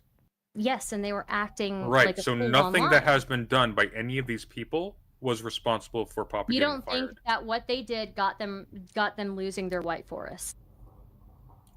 Well, you're talking about them being fired or losing their white forest. Those are different things. They're not employed by White Forest. I think both. But white forest, them losing their white forest was Them also losing partly White due. Forest reduces their income a little bit.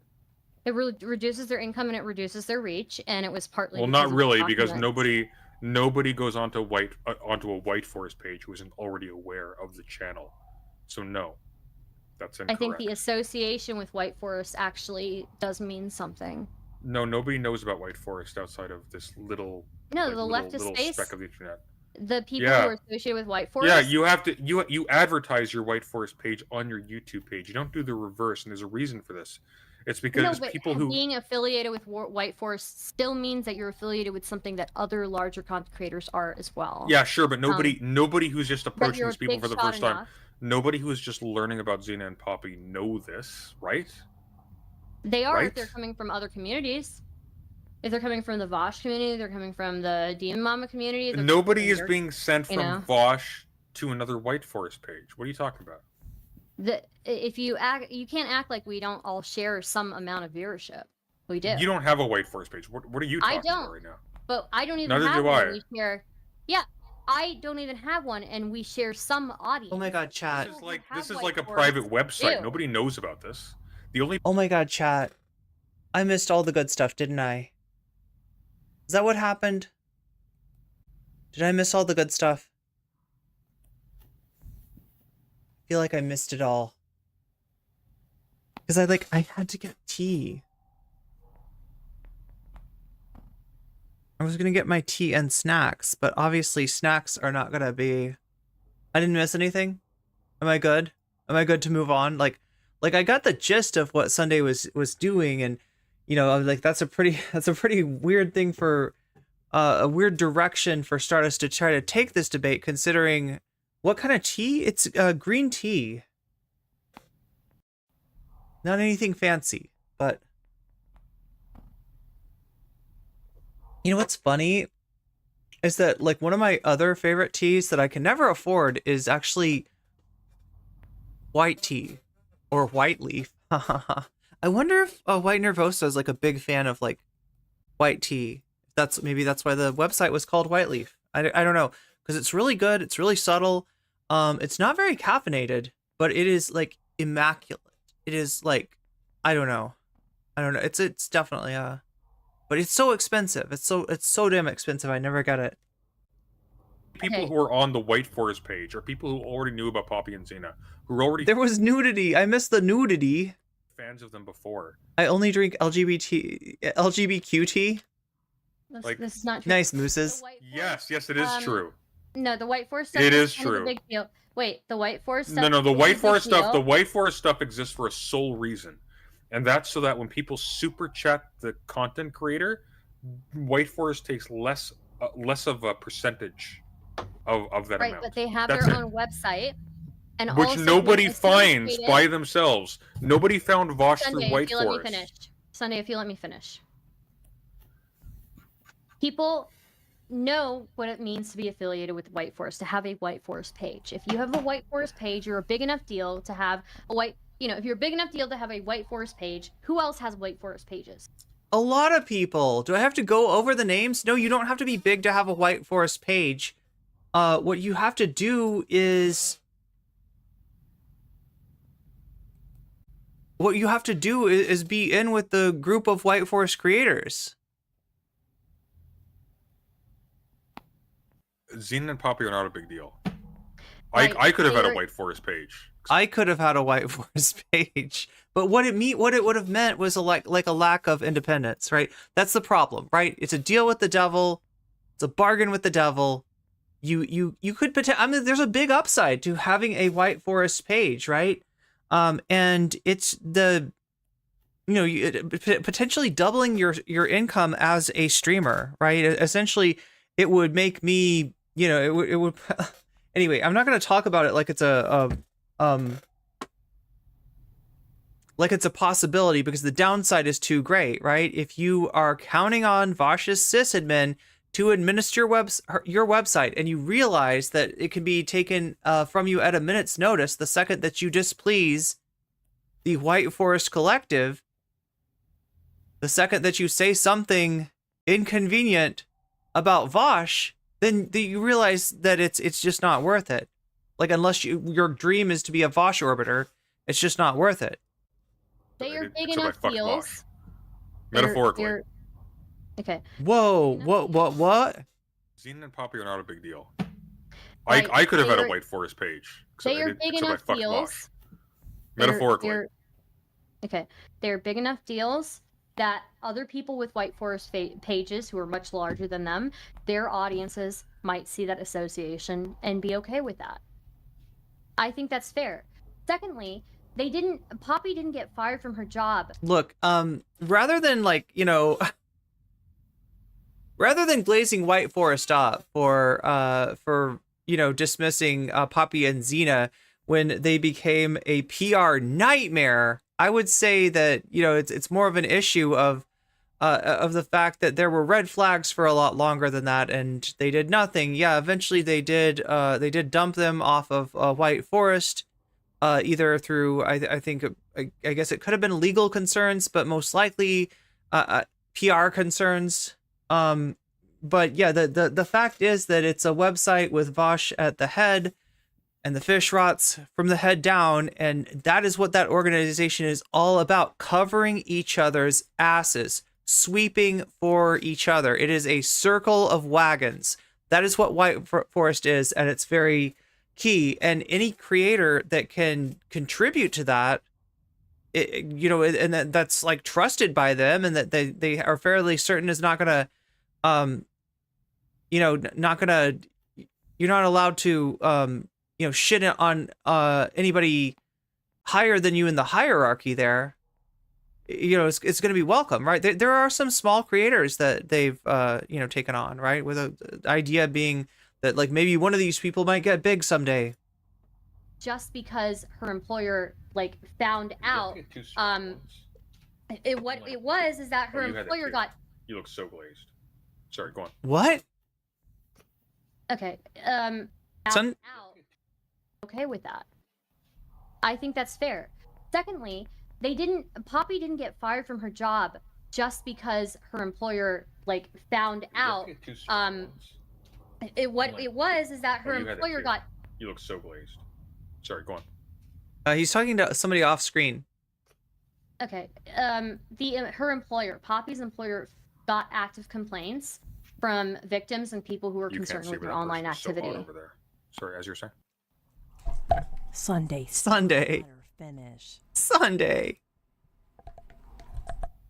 The employer, Poppy's employer, got active complaints from victims and from people who were concerned about her online activity.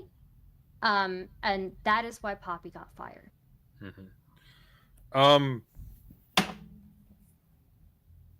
Xylee. Yes. I don't want to cuck you out of any content. You've been a very gracious host. Oh yeah, no problem. Is there anything you want to see from this exchange before it concludes? Yeah, I just want y'all to stop fighting and quote tweeting. That's all I care about. I gotta dip soon. Okay, no, absolutely. I mean, Xylee the Peacemaker. Are we coming towards the end of this? How do you feel, Stardust? I've got about this much left. Okay. Well, that's not much. Is that beer number 2 or beer number 3? It's not. Yeah. Do you have any closing statements, Stardust? Yes. Oh. Thank you, Sliggins. The documents, I think, served a really big purpose. I think that they reached a huge group of people. You can disagree on that, and that's fine. But I think the documents did serve a bunch of different purposes. Again, it was educating adjacent communities, and I think that they did a really good job of doing that. People saw the online activity. They got full context from the docs, and they no longer refer to the community members. They no longer refer community members to that community as a safe space. That's a huge deal because people were referring people to the Poppy and Xena community as a safe space, and we now know that it's not. Secondly, Yeah, again, people who are new to the situation saw the drama. Again, there were definitely signs. There were definitely red flags. There were visible and obvious to me like a year ago. Even before a year ago, I was hearing stories about stuff that's going on in their Discord. Right? It was definitely like I feel like anybody who I feel like it would have been hard to ignore, what was going on over there. And were educated by the documents. And third, people were concerned by the activity that was happening online and reported the activity to the job. And the employer gave the ultimatum, hey, you've got to stop all this online. My understanding, though, was that their employer was somehow in their community, that their employer was a viewer and was a chatter, and that that's how maybe Stardust knows more about the situation than I do, but Nonsense. You've got to stop doing all this activity online or you've got to resign. And that's what ended up happening. So I think that this documents did serve a purpose. I think it's a huge disgrace that you... Is Sunday questioning whether... I mean, I guess we'll see. We're going to watch him respond to... Unfortunately, I want to show you just Stardust and Briana Wu, right? Because they have... Briana Wu comes on with Stardust after the stream to commiserate. I do not believe that stayed up. I think that is something... I could be wrong, and correct me if I'm wrong, send me the link, but I'm pretty sure that the debate itself got taken down. Unfortunately, we're going to have to deal with Sunday being his obnoxious self. But maybe less noxious than Briana Wu and Stardust. I don't know. We'll see. Are willing to go so deep on larger creators, get so many views from that, but if it's allegations of abuse from smaller creators that are not going to give you as many views, you're not willing to do it. These are all conclusions that you could have taken from reading the document, but you were just too lazy to even do that. Someday, I'm going to set it up so I'm restreaming Twitch as well. Okay, and I'm going to go to TwitchCon, and you and I we're going to have a chill conversation with some local craft beer wherever it's being held. We're going to be the best of friends. It's going to be awesome. Okay, you mark me. Maybe one day, Sunday, you will be worthy of being the Batman to my Joker, but right now I'm kind of no. So you're very confused about this. You're the Penguin, and I'm not Batman. I'm Two-Face. Oh God! You can see, like it's uneven, right? Two-Face is actually pretty good. It's pretty apt, honestly. Oh, he's awesome. I think he's underrated. There's a reason. Do you flip a coin, Sunday? Why Miller made Batman basically a fascist. Two-Face is where it's at. Two-Face, the secret protagonist of Batman. There is a question from the audience to you, Sunday. What beer are you drinking? Oh, this is a local brewery called Balderdash, which makes a strong lager called the Wily Wolverine. It takes a tough man to make a strong lager. It's delicious. Okay. Keep pumping that lager. You can't get it where you're at. There you go. There you go. You can't get it. You have to be from Canada or whatever land Sunday is from. So my favorite though, my absolute favorite, is Bitburger. It's the Magneto's beer of choice. Magneto's beer of choice? What are you all about the villains? Oh my God, chat. Sunday's Jokerfying. Oh dear God. Okay, are y'all settled? Is this settled now? Honestly, though, I mean, I could see Stardust being Batman and Sunday being the Joker. I could see that.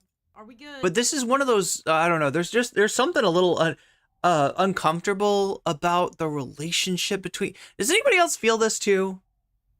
I'm not trying to... the subtext, right? Are you aware of the subtext that goes on between Batman and the Joker? That is a subtext that I am in no way trying to imply between Sunday and Stardust, but... I mean, yeah, she's absolutely Batman in this she's like anyway. Oh, I've been settled this entire time. Thank you very much, Xylee. Well, thank you for coming on. I appreciate it. Have we spoken directly before? Is this the first? I think we spoke briefly on an Ico stream, I believe. Maybe. What about? I don't know. It was probably I don't know something she was streaming about. It might have been about Tipster. If it was about Tipster, of course it was. Everything's about Tipster. Israel related, we're probably on good terms. 5 degrees of Tipster, chat. Oh, it definitely wasn't because I don't talk about that. I don't do politics. Well, there you go. Good. The universal field theory of Tipster. So, all right. Well, I guess that's it. I mean, do you have a closing statement Sunday? Or? Actually, I got a question. Stardust, how much money did you pull this stream? Pull this stream? Yeah. Let me see. Any super chats? You must have gotten something. It's been 2 hours. Like $15. Is he mogging on her? Ooh. Yeah. 300. Oh, nice for you. I mean, that's what he's doing. I like to see that where your morals are. Great stuff. Wait a minute. So where your morals are? Wait. Being that you pulled more money, wouldn't that mean that you did this for content? I'm just saying, throwing shade. No. That just means I won. He did this for the drama jellyfish. Oh God! Does it mean Sunday, that you won, get or out does of here. Or does it mean that people are gassing $300 Sunday made for this performance, chat. you up so you think that you won? I'm just saying, okay? Well, here's the beautiful thing about my channel, okay? When people pay me, they aren't paying me to make me continue doing what I'm doing. They're paying me to make me stop. People are paying me to do a low view theory segment. $100 per theory segment. That's what I do. They're paying me. They're paying me to spend an hour reading over Henry Bergson's Matter and Memory. Or let's be real, having Brooks explain Henry Bergson's Matter and Memory. To go over Huizinga's Homo Ludens or Michel Foucault. Huizinga. The Government of Self and Others, or etc. etc. I've got too many books on my desk. All of them by French. All of them by French pedophiles. No, just kidding. I'm glad you're actually reading the books that you cite in debates now. It's great. I read all the books I cite in debates. Oh, do you? That's what you did with Victor Cream, huh? I did. Apparently, Stardust is reading Batman comics. I was polite with him. I pretended I didn't, Okay, just to make him feel. you pretended Make him you didn't. Okay. I did, yeah. Oh, you pretended. Nice. I did. Okay. I did. Yes. Honestly, I can see you I read two all of becoming those. best friends. You two are going to become best friends. I don't know about that one. I see it. I do. I truly think that Watch out, Beckett. I'm just disappointed. Really, I am. Beckett, did you hear that? I'm disappointed. Not me. I can think this went swell. You can read I feel like Sunday's had enough. Anybody else feel like that? political theory, but again, can't read, You can't read a 500-page document detailing the personal DMs of oh my god. Document or even watch somebody cover a document. This is true, and there's a simple reason. There's a simple reason for this. Mhm. Life is very, very short, Star. And I do you enjoy guarantee you, when you're in a hospital bed, barely able to lift your head from your pillow, you're not going to think to Mhm. yourself, "Boy, I wish I did more Xena and Poppy coverage. My last regret." I'm not gonna think to myself, boy, I wish I had done more Sunday and Stardust coverage. No, you're not going to think about, oh, I should have I'm gonna be asking, why did I not cover Tipster again? maybe spent a little bit more time not being a dick to victims of their abuse, right? No, I've been a dick to nobody on that front. I mean, I kind of think you're a dick to everybody. I'm not hating on it, but I would think that they would disagree with you, but okay. But of course they would. I think y'all should start a new podcast and the frenemies. frenemies too. Yeah. Literally. Nah. I think it would be beautiful. Okay. The way you two go back and forth. That might be a good business decision, actually. Wick did very well when I was co-hosting with him. See? I think it's a smart idea. Beckett, I Beckett, don't. you're in Stardust camp. Convince her. You two are cringe. You two are so fucking cringe. I don't want to see a frenemies between you. Chat, who should I do a frenemies with? Who do you think I would be good as a frenemy of? Keffels? Keffels has been on the record as saying she hates me, so I guess that fits. I mean, if only I hated Keffels, right, it would totally fit. Who is the Trisha Paytas to my Ethan Klein? Or the Ethan Klein to my Trisha Paytas? The Earbleed podcast with Stardust, and it would be called like the Stardick podcast. Oh no, that's the... Okay, I need to shut up. Chat, I promise I have not been drinking any of Sunday's beer. This is green tea. Clearly, chat, I am not inebriated. Chud logic. Oh my god. Oh my god. Well, he stole spicy chat from me. I might as well get something off of that asshole. It's too bad, Chud logic, that Fallout New Vegas is not a multiplayer game. And Destiny is. Oh my god. Okay, enough with the shade. Enough with the shade. Have you Plus, seen Sundust or Starday works a lot better than Sundick. Starday? You know, nothing ventured. I need y'all to collab. So I can go over it and react to it. I don't know, because I feel like, you know, Sunday was like talking a big game before he came onto the Vosh, me and Vosh on a podcast together. You might be able to reconvert him into leftoidism. Well, we would talk about lizards, but he would have a completely different idea than I would. He'd be like, "So, where's that lizard?" He's convinced, chat, that I have a pet lizard. And like, I tried to explain that it was just a picture I got off the internet. It's not my lizard. It's not my lizard. I tend to like little chonky gators. The chonky gators, you know? I feel like I need the chonky gators back in my life. Aren't we all just really Stardust at heart? Yeah, I guess so. I'm feeling like Stardust right now. I was expecting him to bring a little bit more fire. So. Ooh. Stardust, when you accepted this engagement, I won. Oh, is that what that was? Yeah, okay. Yeah. Look, this is just one stream, but yeah, in terms of my take, it's more along the lines of Stardust than President Sunday. The moment you came on, that's okay. I can always run ads. Okay. All right. Fine. At the top of the hour. I don't know how that works, but okay. Which is why. I think that depends on what chat you're looking at, whether you won or not. No, I won categorically. Categorically. Yeah, Categorically. I feel like actually her chat went for Stardust. Me telling myself that is the biggest loss. Me saying that at all is the biggest loss of tonight. But I did. Categorically, yeah. Okay. All right, Sunday. Thank you for coming on. You so won, Sunday. Oh you totally my god! Won. You absolutely obliterated me. I did. Completely. You know what? Yeah. Damn both but of y'all. It doesn't I matter. won. Okay, I won. I mean, Xylee did win. That's fair. That's fair. Thank you.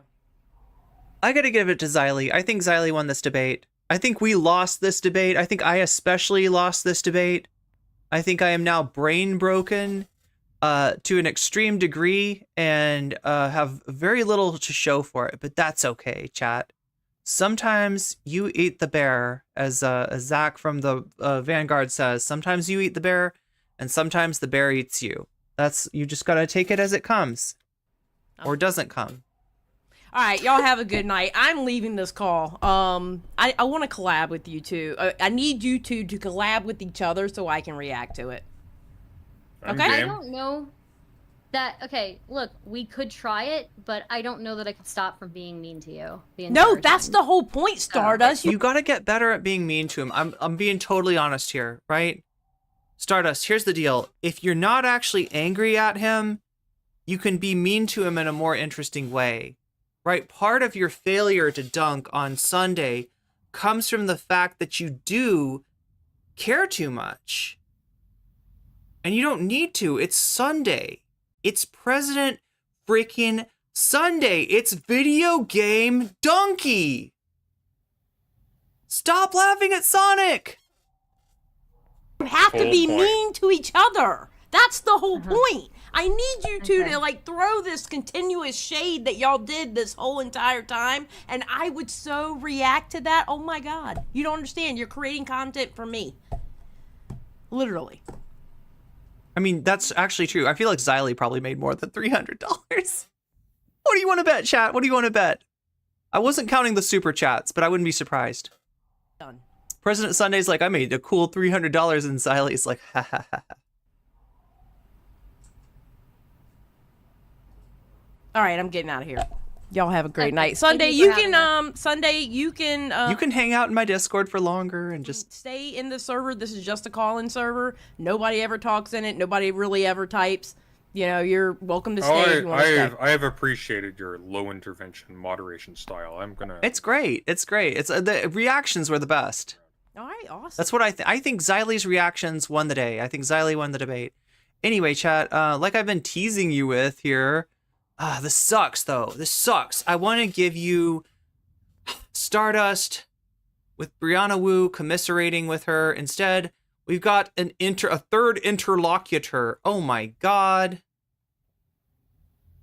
The third interlocutor being President freaking Sunday. I was gonna jump over to you. We're gonna have. I'm gonna need to implement a theory squid and a drama jelly. Although it wouldn't be a theory squid for me, would it? It would be like a news squid and a.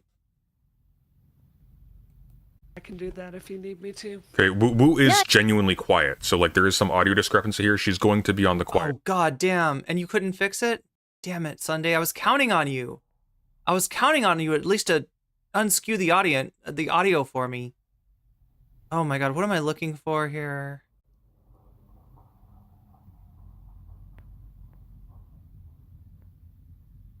Oh yeah. Natalie sent me some tweets. We're gonna start off with some tweets from Briana Wu. I hope she's still here, because if she's not here, she's gonna think that I was ignoring her.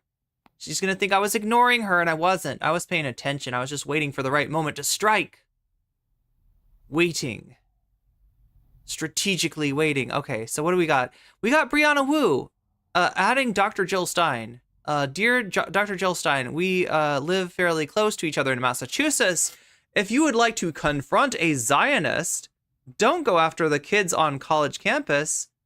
I will make time for you. We can stream it on YouTube.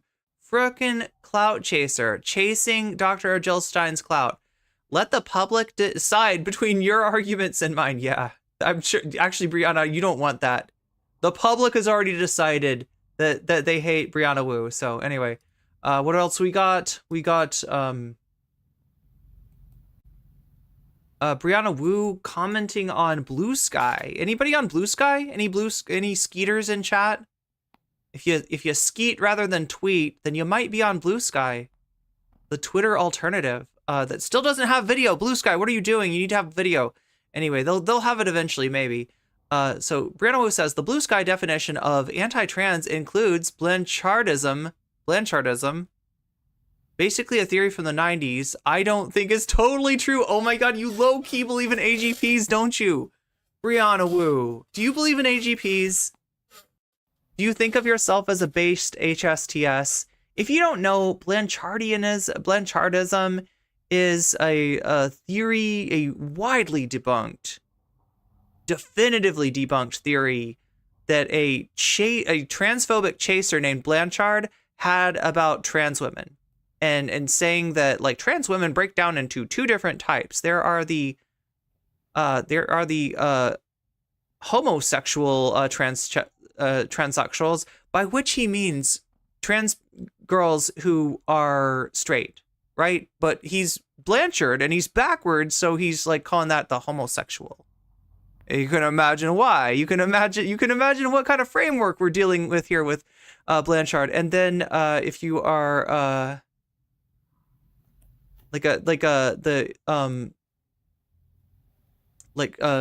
trans lesbians, he calls AGPs.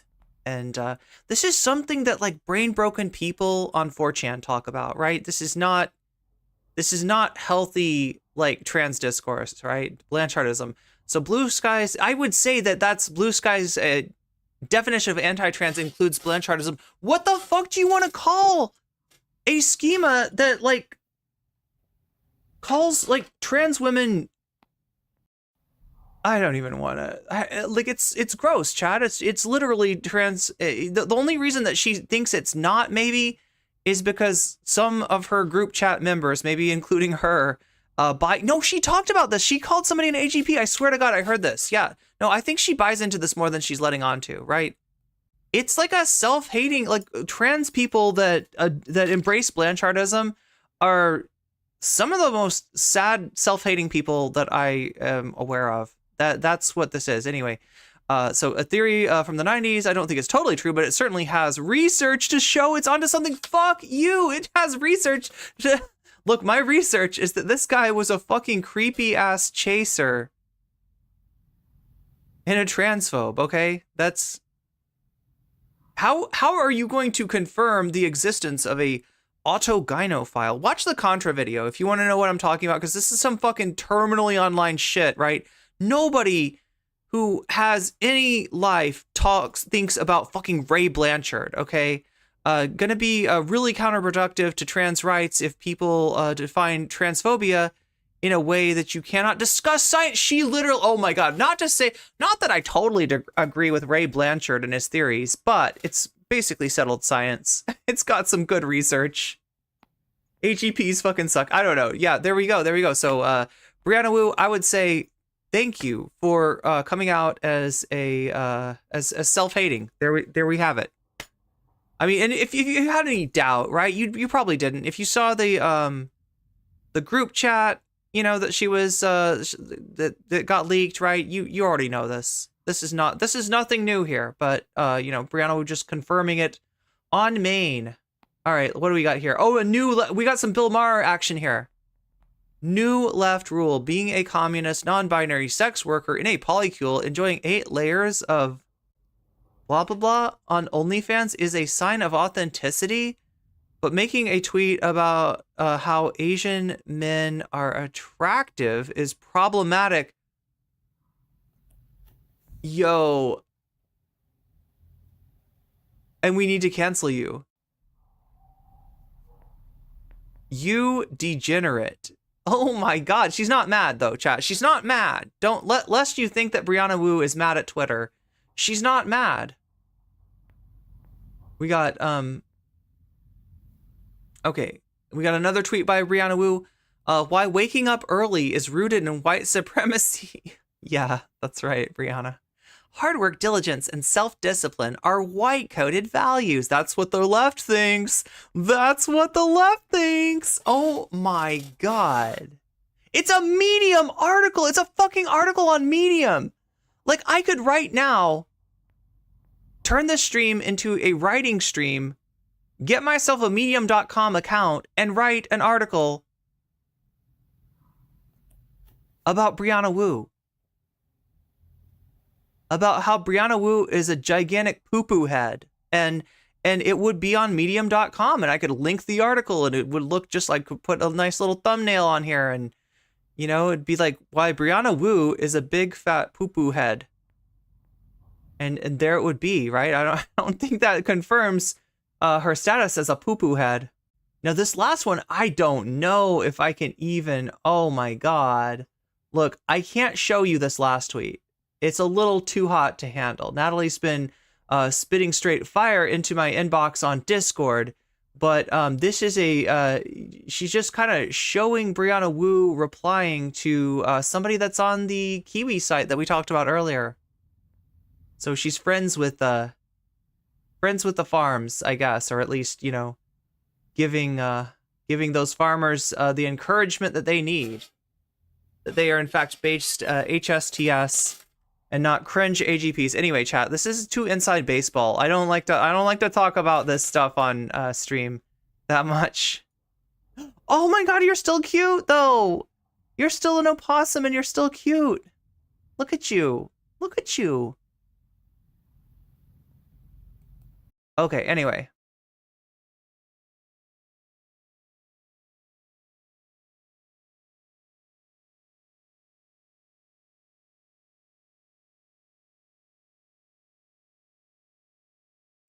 Oh my god, wait, what? She's asking for Ray Blanchard to unblock her?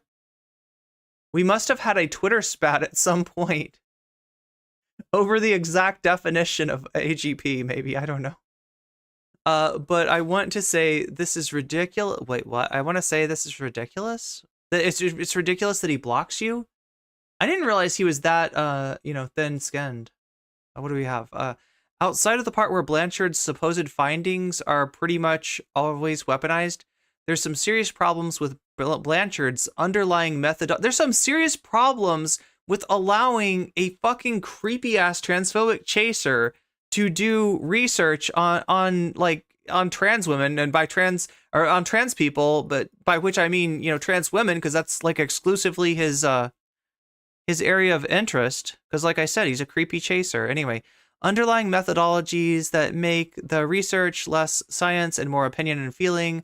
Let's not rely on that when talking science. Briana Wu says, I fully agree with that. I just think the answer is more research from chasers. Let's let the chaser do research on trans people, not defining everyone mentioning the theory as a transphobe. You're self-hating. I don't know if I'd exactly call, right, I guess transphobe fits, technically, but more specifically, you are a self-hater is what you are, right? People who like that theory, I guess, like to be nagged by fucking chasers, so, Anyway, what do we have? Are you ready for this?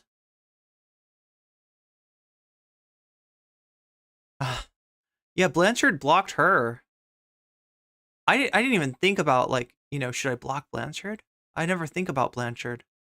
I feel like it's not healthy to think about Blanchard. Wish I could engage in chat more, not feeling well. Blanchard is vomit. I feel, I'm right there with you, good for Gabby. I'm feeling sick today myself. Especially getting mogged on by fucking President Sunday of all people. God damn. It does not feel good, chat. It does not feel good.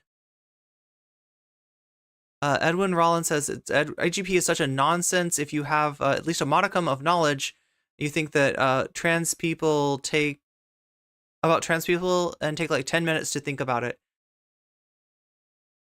I think Contra's video on AGP and Blanchard holds up. Yeah, that's good work by her, for sure. I think it's important to know what your closeted community, closest community and boss, especially if you have one, truly believes about society and politics, truly safe spaces with identifying true danger. Wu could be almost as bad an advocate for Zionism as Rabbi Shmuley. She's definitely, I mean, you could probably call her the Rabbi Shmuley of trans people, I guess. Blue Sky does have embedded video. Yo, why did nobody tell me? I should be on there. That's my new TikTok. Briana Wu thinks the Bible, oh yeah, is historically accurate. Yeah, was she talking about like the Red Sea crossing or something as being like a historical event?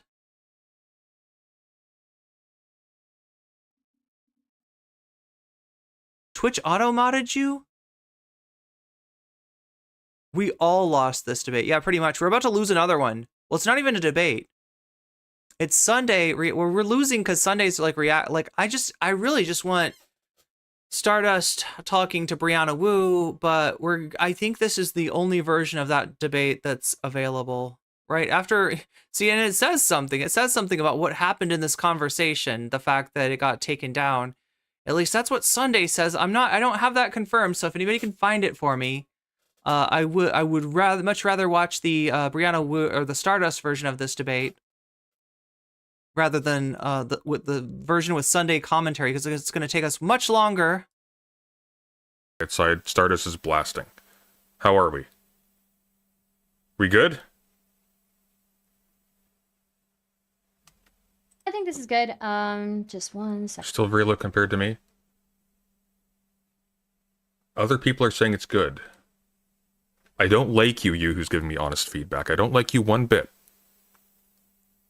Look, one thing that I don't always like is the top of the hour ad break. It's that thing that comes every hour at the top of the hour when you're watching me on Twitch and takes you away from discussions of Ray Blanchard and his weird theories, or discussions of, oh my God, Richard Spencer and Nick Fuentes, and how it's totally okay to bring them on as guests, but doing a panel show with Zeta and Poppy a year ago makes you responsible for all their misdeeds, right?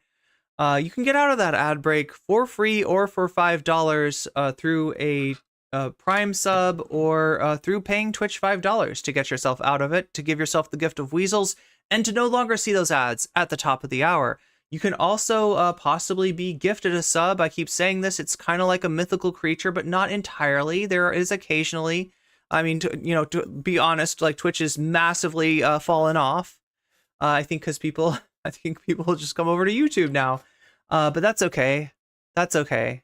But yeah, if you wanna, your best bet at being gifted a sub, if you cannot pay for one for yourself, is going to be being active in chat. That way people can tell that you're suffering. They can feel your suffering, just like they can feel my suffering, right? They can feel it, chat. That's empathy. That's empathy that you feel. Caring about the suffering of others. Levels are good at Stardust Fault. Good. Okay, well, as long as it's Stardust Fault, that's good enough for me. Ta-da! Hello, how's it going? I am so psyched, guys. The President Sunday SmackDown. The SmackDown. I have been fan. Isn't SmackDown a wrestling thing? Is it like a wrestling move? The SmackDown? Isn't that the thing where they smack the dude on the chest and then they like knock him to the ground? Is that the...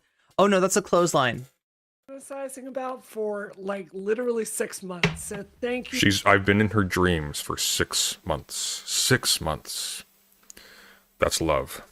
You so much. That was amazing.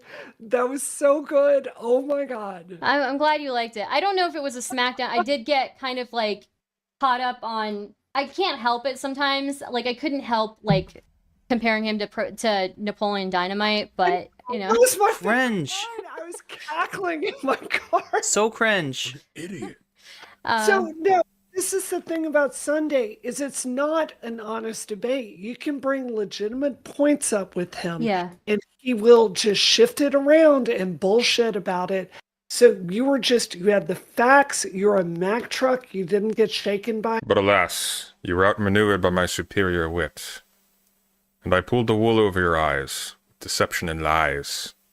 And I'll do it again. Him. It was so good, and you were serving him so much attitude. I absolutely loved it. Thank you so much. I appreciate it. Thank you. Yeah. Oh, it sounds like you weren't that. I mean, do you realize that was really good? I mean, how do you feel about it? I wasn't sure, honestly. I think she did really well, personally. I think this was, frankly, probably the most solid win in Stardust's recent history. She's coming back. I was honestly, I was expecting him to go much harder or be much more. In the past, when I've debated him, he will kind of like act like he's intellectually superior, and I guess he still did during this. But I was expecting him to be way more serious, and I think he just kind of memed for half of this. So I think it's hard to come across as like an intellectual heavyweight when you appear to be highly drunk, right? So you know, maybe Appear. Slander. He wasn't drinking before the Norman Finkelstein thing, so maybe don't be an alcoholic. That's a good debate tip. Well, I mean, you know what? He wasn't drinking, but he did lose all of his facial hair for the Norman Finkelstein thing, and he still looked like a fool in that conversation. So maybe he should have drunk. Maybe he should have just had something to just calm his nerves before. Okay, chat. Now, this is going to be a tough question, possibly, right? Because sometimes the people that are watching me early on in the stream are not the same as the people that are watching me later on. But did something happen earlier in the stream? Because there is a very salty person on Twitter adding me right now. Does anyone want to fill me in on what happened earlier? Like in general, like I stand by my mods, but I don't know exactly what happened. And the Vyvanse, I don't know. I don't know if it's actually helping him in the long run. Yeah, So, I didn't know he was yeah. drinking before the Norman Finkelstein stuff. That's No, I'm joking. I'm saying he Oh, wasn't. okay. Like Yeah. Destiny would never do that. That's a poor like strategy to win a debate. Yeah, it is. Yeah. Isn't Wu literally an alcoholic? An ex-alcoholic. Apparently she's sober, but Wu is way more than an alcoholic. Like, Wu is like on all sorts of things. I am practically virginal compared to Wu. Yeah. Was he really saying he was like really stressed because he had to go a week without drinking for a medical procedure? That's Yeah. wild. That's Yeah. wild. Yeah. Oh my god. Yeah. Yeah. No, I just spent an entire week without drinking beer, and I like the taste of beer. It's satisfying. I wasn't stressed about it. I was joking. It's like, damn, it's been too long. I haven't had chocolate in a whole month. Yeah. I mean, More to defame. look, I don't want to hate on him if he really was in the hospital. Like, I know what it's like to, have emergencies and stuff like that, or have to have a medical procedure. But like, I do think it says something. in general, it's not a good look to go on Twitter and like complain about getting timed out in somebody's chat. This is somebody though that like I generally like the tweets of, generally agree with, and has never been weird or toxic before. That one person just endlessly going on about AOC being a traitor to left or some crap.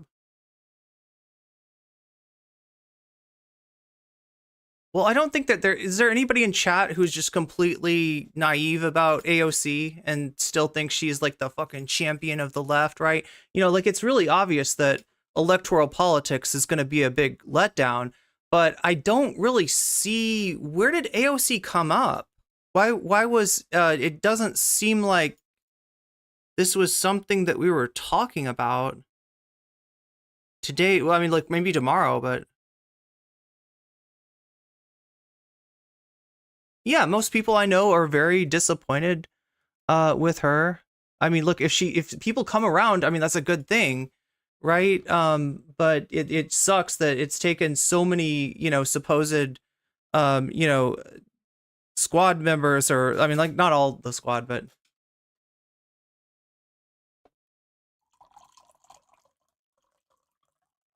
I just don't like that that's why it was weird. There was literally nothing happening about AOC. It was just totally off topic and getting rude about it. Well, look,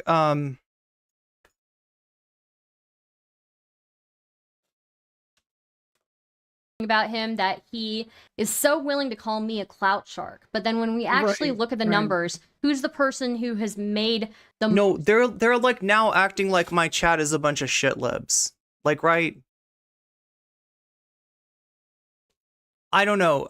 You know what they should do? They should delete their tweet. All right, that's for real. That's fucking embarrassing. That's fucking embarrassing, right?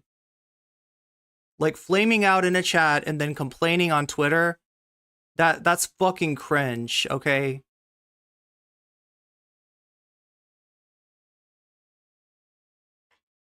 Yeah, they're trying to portray it like you were all like,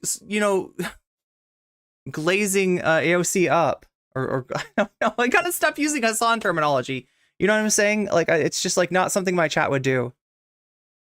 They got a timeout. They didn't get a ban. Oh my god. Off of going out. Well, anyway, I am going to, for now, forego naming and shaming this person, because sometimes people do things on Twitter and they think better of it. And let's hope that that's what's going to happen now. Let's hope that this, this is going to be something that somebody reflects on and says, that's not my best moment there. And for various creators, right? Yeah. It's so shallow. And obviously, I love the part where you called him out. You're like, wait, you're talking about the ethics of Xena and Poppy drama. And meanwhile, you're like leaking Briana. I don't think I talked about the ethics of Xena and Poppy drama. Also, like, I'm sorry, Star, if I get more views than you. Maybe you should get good. anonymous private DMs that like just had no public stake whatsoever and caught a bunch of people that aren't public figures in the crossfire. And it's just hypocrisy. He doesn't have a strong moral center. It's just whatever he feels really, rage at, which typically happens to be women. Caramel center with Cherry. So that's his MO. Yeah. Well, look, if we need to pull the chat logs, and if I need to post the chat logs on Twitter, right, to defend the good name of my chat, I fucking will. Let's hope that it doesn't come to that. Yeah, I think so. It's like that's what I'm saying. It's fucking embarrassing. I just don't know what to make of him. I really did want to like him when I first came across him. Sure. Like I thought he was like just some dork, really, you know. And I thought like he's one of these dorks that I can like engage with and have like an ongoing bit where I'm just like this crazy person who pops in and like, you know, bothers him. But then after like being exposed to him more and seeing like he really is inconsistent and he really just, you know, he might be into theory. He genuinely is into theory. But if he's willing to just go in on people and go after credentials and claim that people are like frauds for very dubious reasons, like well, the reasons would be because they're frauds, kind of. I feel like a 30-minute ban was going easy. By the by, 30-minute timeout was going easy. Very recently, that Briana. Not that I'm criticizing my mods. Mods are on the ground. Mods can see things like I didn't see any of this go on. I didn't see any of this happen. This is literally while I'm trying to do my stream, and there's somebody in here. I don't know, just completely misreading, who they're even talking to in chat. Actually, was I doubt that Stardust is into theory. Yeah. Found out by, of all people, Milo Yiannopoulos, which I guess makes sense given the time period. Anyway, chat. I'm not going to name names just yet, but we do have the logs. It's all going down. That she had been bullshitting herself having a journalism degree. It was even on her Wikipedia page. I might even still have a copy of that somewhere. I'm not going to dig around for it, but it's kind of wild. Every single person within Destiny's sphere is either just completely fucking useless or an actual fraud. It's really remarkable. It really is. Like it's hard to pick out someone who isn't. I think. So yeah, if you don't know Briana Wu, when she came on the scene, I think the first content that she ever did with anybody involved in like Twitch politics was going on Chud Logic's stream, and she was going on Chud Logic's stream to talk about the turf game, right? The Hogwarts Legacy game. And said something like that it's a test of character. And it's like, I don't necessarily, I mean, I wouldn't have put it that way. That's a little bit more moralistic than I would have liked to be. But, in general, like, right, it's not something that I would go around, like, yelling at people for. But it is disappointing when people say that they stand for trans rights and then they, they just love Hogwarts so much that they got to play the shit. Like, it was a shitty game, too, wasn't it? Like every review of Hogwarts Legacy I've read says that it was just total crap. But yeah, it's the kind of crap that does numbers because people. Only person who isn't. But yeah, anyway, she did that, right? And I'm kind of like, oh, okay, she's going in there. She went and argued with Chud Logic and actually, did okay.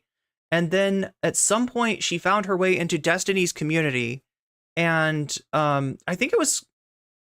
Wait, who was she like? She was hanging out with Keffels, right? She was hanging out in Keffels' community, and then Keffels disappears, and she ends up in the opposite of Keffels, which is Destiny. No, actually not the opposite. They're not so different, are they? They're actually not so different when you think about it. But yeah, she ends up is Dan. Dan and does Irrelevant count? I don't know if he's kind of useless. The Irrelevant seems nice. I'm not gonna dig on Irrelevant. No, he's a disingenuous dick. But like, yeah, I mean, I don't know a good DGGer. Maybe they're out there. I don't know. The closest I could come was like somebody like Pisco. It's just like except mojitos. Mojitos are really good. Mojitos are nice and refreshing, and you can make virgin mojitos that taste just as good. I can't get behind that. I can't engage with somebody like that. And you know, he says that he didn't accuse Not So Erudite of embezzling money, but he absolutely did. I mean, come on. Yeah, he did. The way that he does it is like he in one of his streams was saying like, look, I'm just asking questions, Star. Just asking questions. That's all. Or not stream, it was a video. He said, I'm not saying that she took money from the Canadian government and used it for personal stuff, but I think it's pretty curious that she has new streaming equipment. No, I'm pretty sure I just put crickets. That's my cricket sound. And then I said, because this video is about credentials. So I'm not accusing her of embezzling. In fact, I don't believe she received any of that money directly. Her organization would have. I just think she got the equipment, did a whole bunch of like personal stuff with it, and then failed to deliver on what she was supposed to deliver. And the project was her proposal. By the by, she mentioned in Not So Erudite mentioned in her video response to me a year ago that actually she's in contact with these people and they're getting those videos done. Those are happening. There was a delay. Stuff happened. Life got in the way. Right? It's complicated. The studio they fucked up. She blamed the people they hired to work for them. But they're gonna get done right now. They're coming out. Yeah. Nothing's materialized. So I'm gonna speculate. No, this is not an accusation. I'm just speculating. I think she's friends with the people at that organization. I think she asked for an email exchange to confirm that all of a sudden they're doing this project, because I don't buy for a second that just by some coinkydink they happen to be re-pursuing those videos at the exact moment I make mine. That doesn't make a lot of sense. You learned about NCC because of our relevance disingenuous debate with me? Nice. Like, motherfucker literally tried to compare being trans to blackface. Like, that's how, like, he's a... I think they had an exchange. They said, hey, could you give me an email saying da-da-da? Cool, all right. And something like that. I have no idea. Because it's like, it doesn't matter. But it's kind of crummy, and it's like a pattern of behavior. It's like, oh, so you'll go around promoting yourself as someone who's doing serious work for mental health, for medicine, da-da-da-da. And at the end of the day, the only one who benefits is you. In the case of... Oh my god, chat. I'm sorry. We're not going to be able to finish this. We're at 6 hours, and... the only thing I'm getting for the stream is, like, ad revenue. No offense. Like, right? It's not... I don't want anybody to, like, feel like it's, like, their responsibility. Sometimes, you know, it's just, like, a thing that, like, you know, sometimes there's a lot of memberships, sometimes there's very few. This time is like that, but like, because I'm only making ad money on the stream, I have to cut it at 6 hours, and I feel shitty for it, because this is the part that we were talking about, right? This is where Briana Wu makes the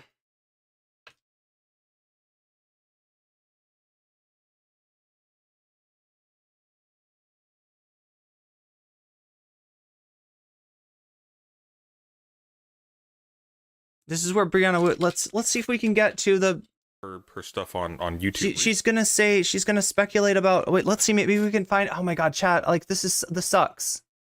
This fucking sucks.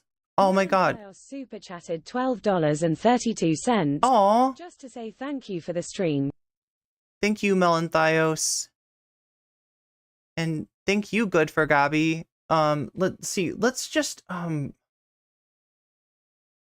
where, does he have those? Oh god, he doesn't. I just need to find the part where they threaten his stream. Like, that's really what I wanted to show you, right? I mean, it's all kind of cringe. It's all kind of interesting. And in the case of her, like, $50 like therapy finding service, it's gone now. By the way. It's gonna take forever to get to it too, because it's Sunday. Like, pause Andying it. It's me pause Andying Sunday. It's like, you'll notice.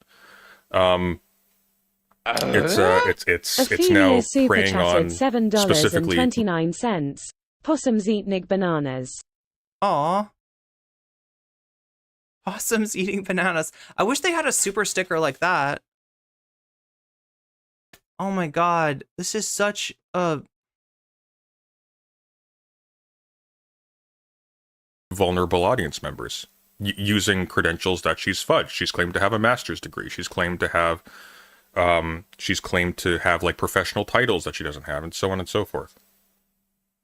That's just like, I find this stuff painfully boring. I really do. Like, I would love there to be not like frauds in my. I wish people understood that mods do what they do out of the goodness of their heart. And like a moderation action is not necessarily a disagreement with what you're saying. It's just like, do people, I don't know if a lot of people know how hard it is to mod, right? This is a volunteer position. They are making the chat workable. Without mods, the chat would be really, you'd be seeing a lot of like just horrible, racist, transphobic, homophobic, just shit tier trolling. My vicinity, because it. So when somebody takes shit out on my mods, I kind of take it personally. It triggers something in me. But c'est la vie. And I'm like, you know what you're implying there. Like, you can't claim that you didn't do that, you know? Yeah, we had two actual psychological experts on. We had an actual psychometrician, with a I think she had a PhD. Okay, wait, it's a psychometrician. It's not a psychometrist. Are these two different things, or is it called psychometrician? It's been a hot minute, but we went through all of her claims, and she broke them down just beautifully. You can find that on my channel. It's called The Trial of Not So Erudite. So, yeah. No, that's exactly right. But yeah, in general, the mods, do what they do to make the chat like a pleasant experience for anyone. And if you're getting moderated, it's generally because you're getting in the way of that, right? It's a Texas two-step. He's trying to. You're definitely not getting unless it's some like racist or fucked up bigoted position, right? You're not getting moderated for your opinion, and you're definitely not getting moderated for being skeptical about Democratic candidates. You should be skeptical about Democratic candidates. Issue. He hides his positions. And look, I'm sorry. I have to say this, okay? I just celebrated last year 20 years of sobriety. Oh, 20 years of sobriety. That poor woman. Briana, you're not going to take your liver to heaven with you. Or to hell with you. Just let it go. Which did not happen serendipitously. What? I need to pay more attention to this. Was Sunday being shitty about somebody's sobriety there? Did I miss that? I've been really open about like that period of my life, getting sober over a poly addiction. Okay. And when I was in rehab. A poly addiction.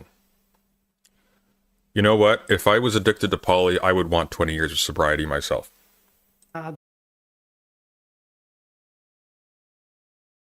Okay.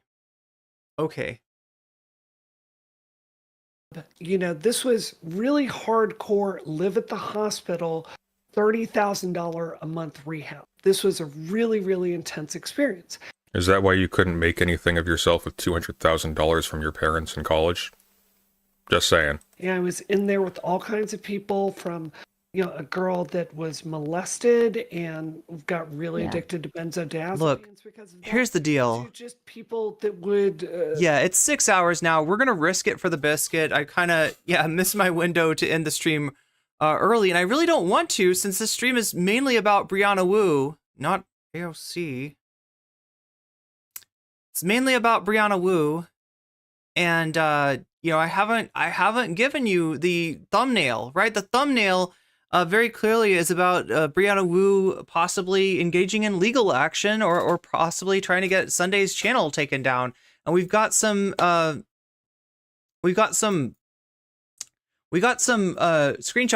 to back that up with, right? We always have screenshots to back shit up with, right? They were closeted and doing every drug they could find, right? And I have to say, what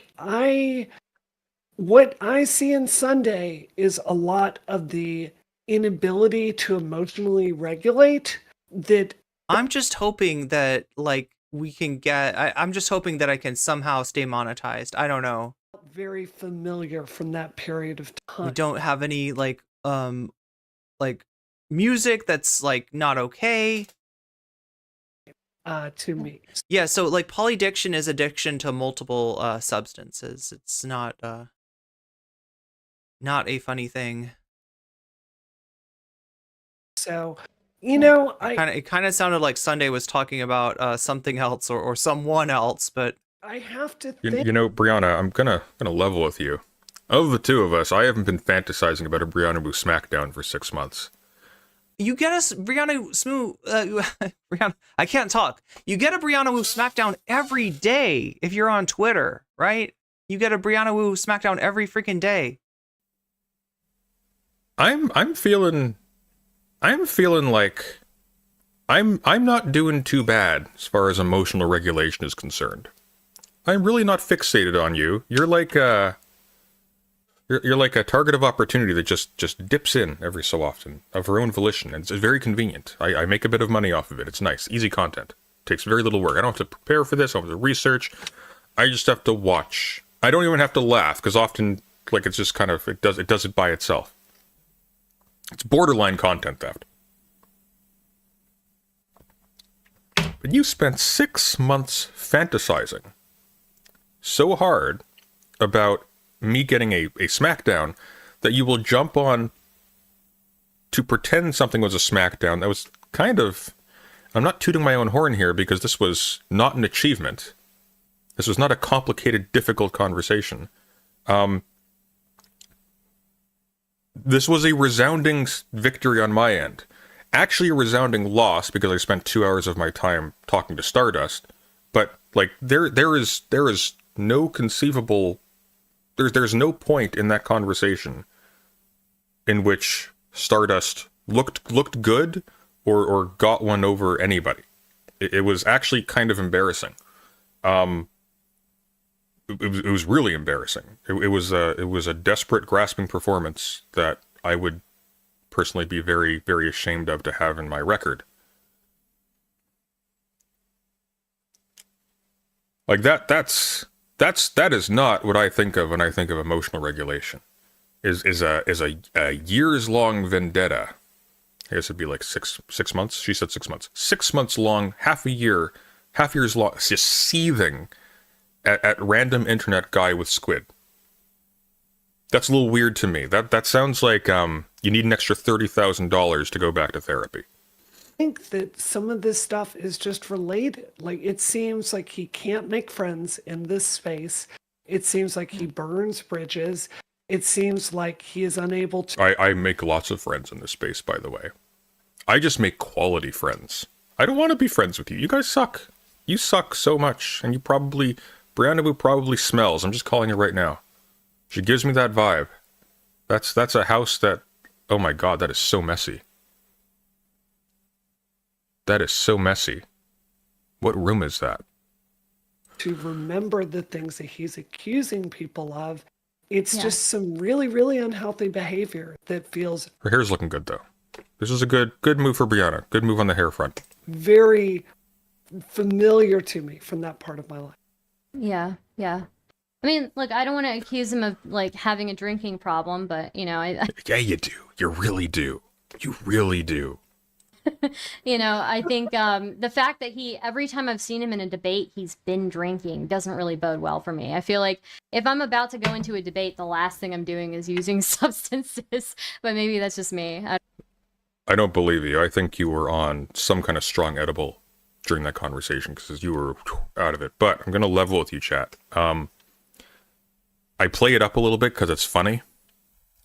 I do drink too much, but I don't drink nearly as much as you think, because I do a little thing that you can't see, which is I'll take a whiskey bottle, and obviously I'm not digging the thing out of the trash. At some point over the course of like a couple weeks, like a month, say, that whiskey bottle will empty. But then afterwards, I got a whiskey bottle. Do I toss the whiskey bottle? No. I fill it with water and I rinse it out. And then I buy a nice tall bottle of Arizona iced tea.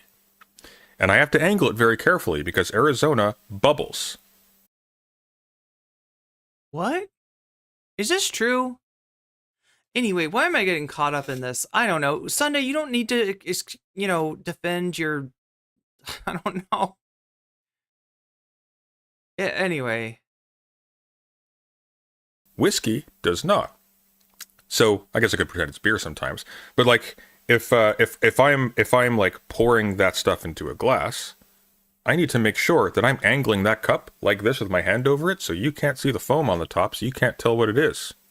Morbius Dragon, thank you for the gift membership to Ryleel. Ryleel, you just got weaseled. Smoke and mirrors, it's a lie. This is just television, guys. You just got weaseled. The weasels of the world are coming back. None of this is real. Not even that's real. Squiddleton isn't even sentient. Not yet, anyway. Or at least that's what she wants you to think. I don't know. Well, one of the things is when you drink too much, you slur your words quite a bit.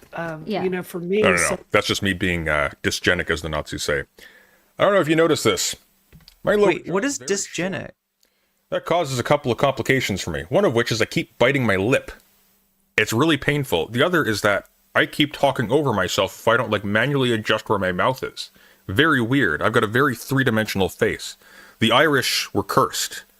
It is what it is. A solid half of the Irish were cursed. And I got the brunt of it. That's what caused you to slur your words. It's barely 2 p.m. I'm not drinking yet, and I'm already doing it. I'm not even drinking today. When is my next drinking day? Sunday mewing arc. I'm allowed in 2 days. Oh, too far. Wait. By the way, if you are a casual drinker, always put 2 days, if you can, between things. And don't keep any more in the house than you want to drink. That way, you never have to worry about any of your organs, for the most part. This is doctor's advice. Was that President Sunday's stomach, or did something happen on stream? Oh my god, anonymous gifter! I thought that was Sunday's stomach! I legitimately thought the dude was having like a, you know, I mean, like he's talking about drinking and stuff like that. I thought it was, oh my god, anonymous gifter with the 4 gift subs. YouTube, or Twitch coming back to answer the call of the YouTubes. It is now anyone's ball game. Anson, a meat suit, you just got weaseled. L421, you just got weaseled. Nepsir, you just got weaseled. And Chaotic Kitten, you just got weaseled. You just got weaseled. That's 4 more for the Weasel Gang. That is like... These are just according to like the regulations of my country, like what they say you should. Do we need possums and weasels? Chat, if I did the theory squid thing and the drama jellyfish thing, would it be like the possum and the weasel? Would that be like the 2 sides? Would it be like is it like a drama possum and a news weasel? I mean, we do talk about theory sometimes, I'm never trying to take you super deep into theory, right? I'm always just trying to give a basic bitch level knowledge of how you're getting screwed over under this capitalist system, right? And yeah, you know, work a little theory into that, but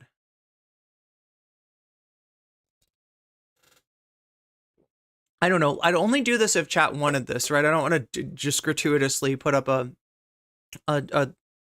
theory or like a news jar and a drama jar. And also, I don't want to do drama that much, right? So you understand what this is, right? When he the theory squid and the drama jellyfish, basically, Sunday's content is about half drama and about half theory. And he does, you know, he brings on a guy named Brooks who knows a lot about theory and has it kind of works, right? Because Sunday knows less about usually the topic than Brooks does.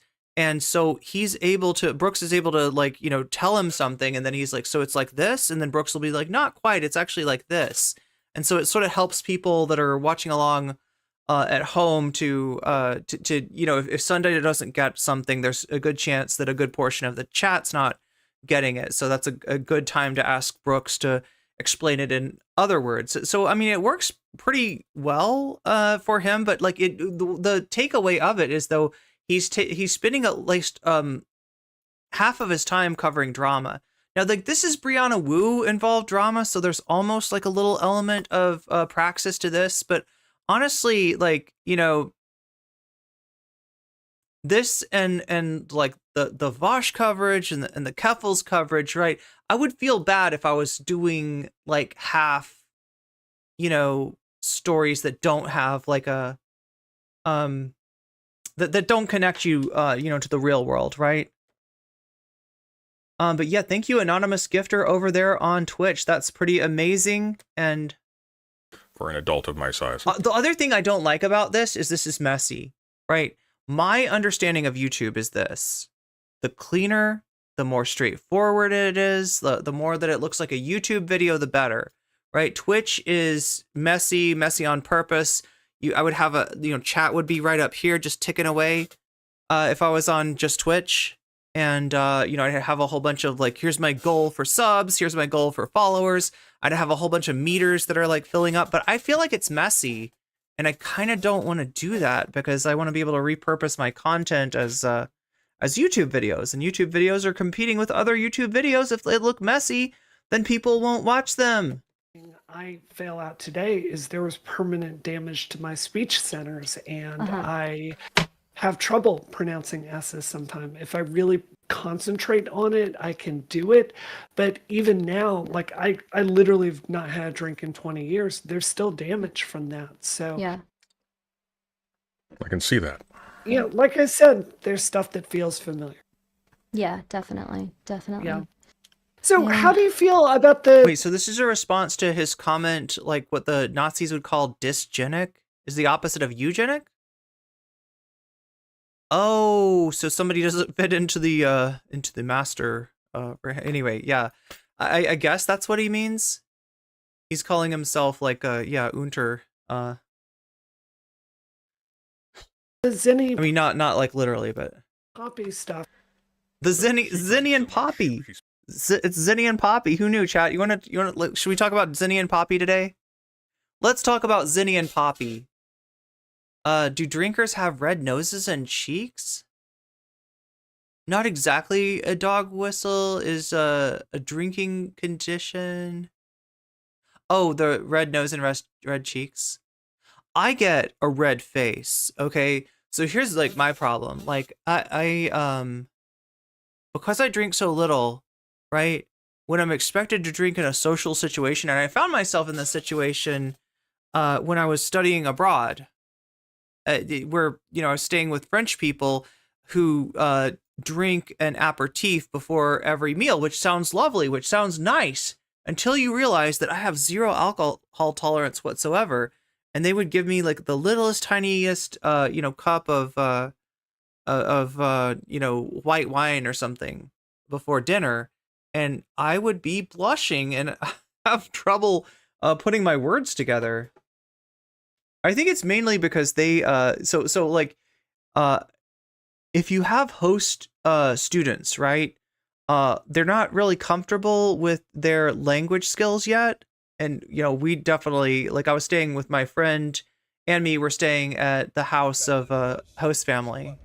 But now there are freaking communists invading radicals. Who knew? So there was two of us, right? And I think they're like a veteran host family. Like they've hosted a lot of students, a lot of Americans actually. And they learned that if you want to get those Americans talking, because it's very, if you don't feel comfortable with your language skills and stuff like that, it's very easy to sit at the table, just filling up your mouth hole over and over again and not to say very much. And one of the things that they enjoyed was talking to their host students, even in broken French, which is, all we could utter at the time. And so they would serve their host students an aperitif to get the conversation started. And it actually worked. Oh my God. But goddamn, I cannot hold my alcohol for a shit. It's permanently brain damaged, apparently. That's rough. You have my pity, Briana. Really. I myself have no point of reference for what that feels like. I'm sure that's very difficult. Truly. Because I think... I mean, to be honest, they're both being shitty, right? Briana and Stardust trying to diagnose like President Sunday as an alcoholic is kind of fucked up. And Sunday, like, I mean, he's being like, you have my sympathy and stuff like that, but he's kind of like to push back on their accusations, he's, you know, talking about like, you know, kind of the severity of a polydiction, and pointing out, you know, very simply that he does not has never suffered from such a thing. So it's kind of just, I don't know, they're kind of just being shitty to each other.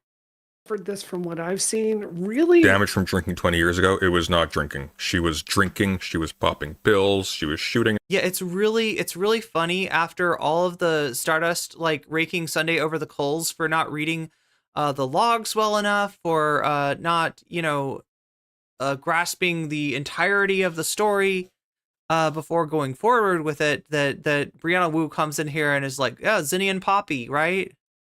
Up every sort of thing. Zinni and Pepsi. Zinni and Pippi. Used was polydiction. Polydiction, I actually don't know the meaning of, but I'm going to guess based on the sound of that, she meant a polyaddiction, which is the use of more than one drug, also known as polysubstance use. Oh, polyaddiction. This includes when two or more are taken together or within a short time period. So, for example, if you're drinking and you're popping down Xanax, and you require both to not feel miserable or to not die in some cases, which is maybe the case if you're popping it with Xanax, you have a polyaddiction. You are engaging in polysubstance abuse. I myself am terrified of substances. It was a big step for me a couple years ago. Was it a couple years ago? I think it was 1 year ago. I think it might have been a year ago. So what do we decide, Chad? Is it the drama possum and the news weasel? No, I couldn't imagine doing this. I couldn't imagine, like, I really don't want to have anything that, like, that makes the screen messy. Like the we did for a while have, like, sub goals up here, but it felt like...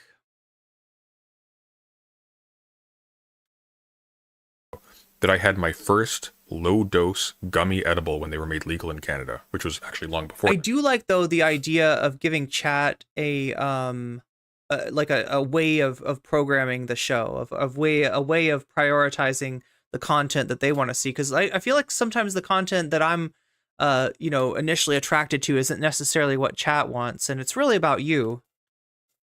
Because I'm terrified of substances. I don't want it to affect my brain. I'm freaked out by it. Medical stuff spooks me. I've only had like a single puff from a cigarette that I didn't inhale down to my lungs in high school because I was scared of it. And it doesn't agree with me very well. I don't like THC very much. I'll take CBD if and only if. Oh my god. Yeah, Sunday. I don't know. I used to have a problem where THC would get me into a place, like when I first tried it, right? Because like everybody else tried it in high school. I waited until college. I was a good kid. Better kid than my parents realized. I don't think my parents realized how good they had it with me. I did not disobey. There were many rules that are commonly disobeyed by kids that I did not disobey, but they thought I was the bad kid anyway, so it didn't end up mattering. They just made assumptions, right? My mom found like a package of cigarettes and assumed that I was smoking when really I was just like trying to look cool, and I never actually got into smoking. I never actually got into smoking, right? But yeah, like I got in. I tried THC and CBD a lot later than most of my fellow students, right? And so when I did, everybody else was just like chilling and they were fine, and I was like, I remember getting to a place where I couldn't put English words together, like let alone French words, right? I couldn't put it together words in my first language, and that was not comfortable. To be in a social setting and to not be able to use language, it really sucked, right? So that was rough. But you know, what's rougher though is when people mix it with tobacco, because to me, like now I can handle the THC and the CBD at least at a low dose, like, right? I don't have like much of a tolerance, but I can handle it, right? And what I can't handle is when you mix it with tobacco.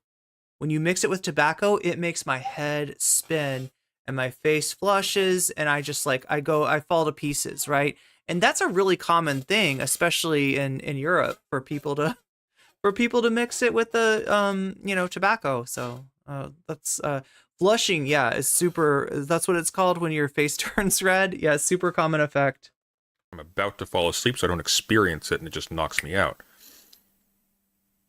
I don't take substances, except with two exceptions. Very, very low percentage alcohol. Like wine is on the high end, very high end. I only recently started enjoying very small amounts of whiskey. I had an $800 a day, more or less, drug or alcohol addiction for 2 decades, and it didn't make me slur words, use the R word, or call everyone tankies. But I only have that once every 6 months or so, and 5 to 8% beer occasionally, which is high for beer, by the way. But then you portion control, so you have you'll have one. I'm also bigger. I'm not I'm not a lightweight, so it's you have one tall thing of those. Yeah.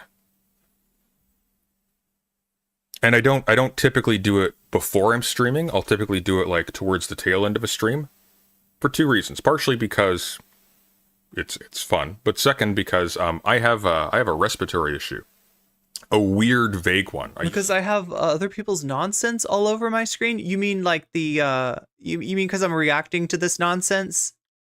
I work for a cleaning company, and I would inhale a lot of fumes, like star spray and degreaser and whatnot. And as a result of that, my throat gets irritated really fast. This is why theory streams are an ordeal. It's not because my heart's good, blood pressure's good, everything's good. I walk up a mountain for fun. Talking just wears it down. And one of the things that a beer on the tail end of a stream does is it distracts you from it. Dulls it a little bit, just a little bit. Oh no. See, this is relatable. I would sneak a beer every night, and I had every night that I had to be around my parents, and kept them all in my closet. I sort of understand that, right? When you get to a certain age, being around your parents isn't easy. So my mom discovered 20 of them and thought I was binge drinking, but I was actually quite good. Your way through, or if you're really tired, distracts you from how tired you are, just a little bit. And the reason why I drink on stream typically is because I don't stream very often, so I correlate those. It's clear to me you've done your homework, and that was the other thing I was saying is it really felt like you're coming in there as someone who is. Oh wait, oh my god, Edwin, you're reminding me of something. Okay, so the very first time I tried THC, I'd forgotten about this, right? But the very first time I tried THC, you know what happened? Nothing. I was, in fact, it was high quality stuff, I'm told, right?